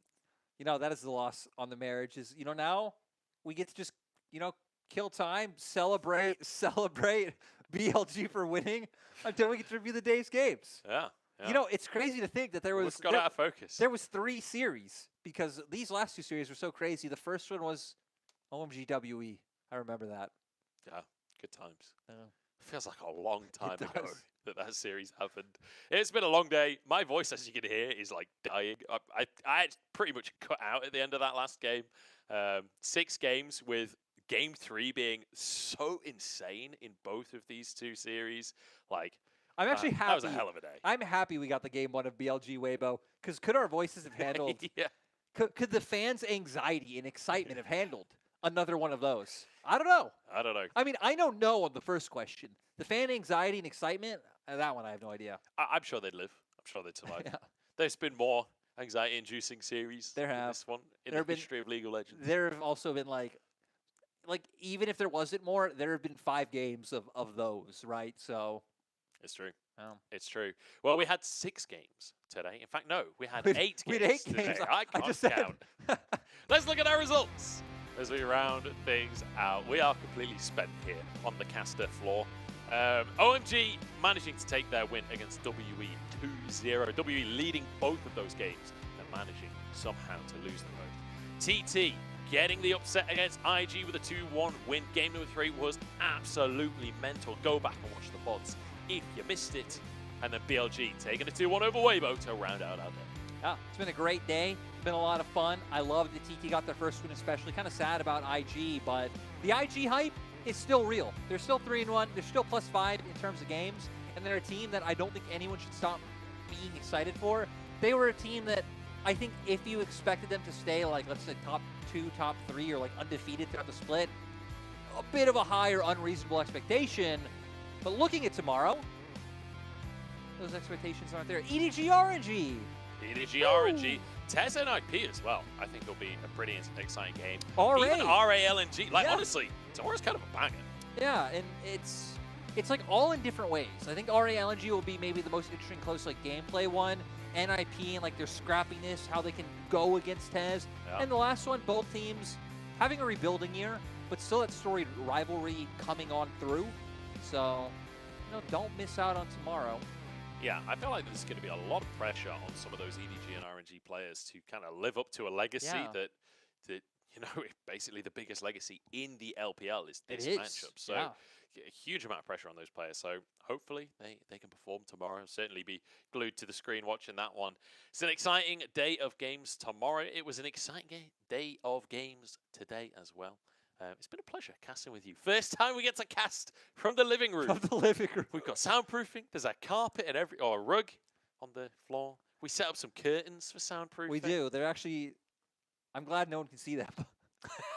Yeah. They're not long enough. I'm going to be honest, it doesn't look that great. The cable management is appalling, but we'll get there. We'll get there. But we finally got to use our this focus. setup. The camera, yeah, I'm going to replace the webcam because this thing is struggling. we're going to call it for today. Thank you so much, everybody, for watching. I've been joined by Lyric. It's been absolutely insane today. Make sure you're tuning in for those bangers tomorrow, and we will see you there in chat. But if not, we'll see you in Champs Select.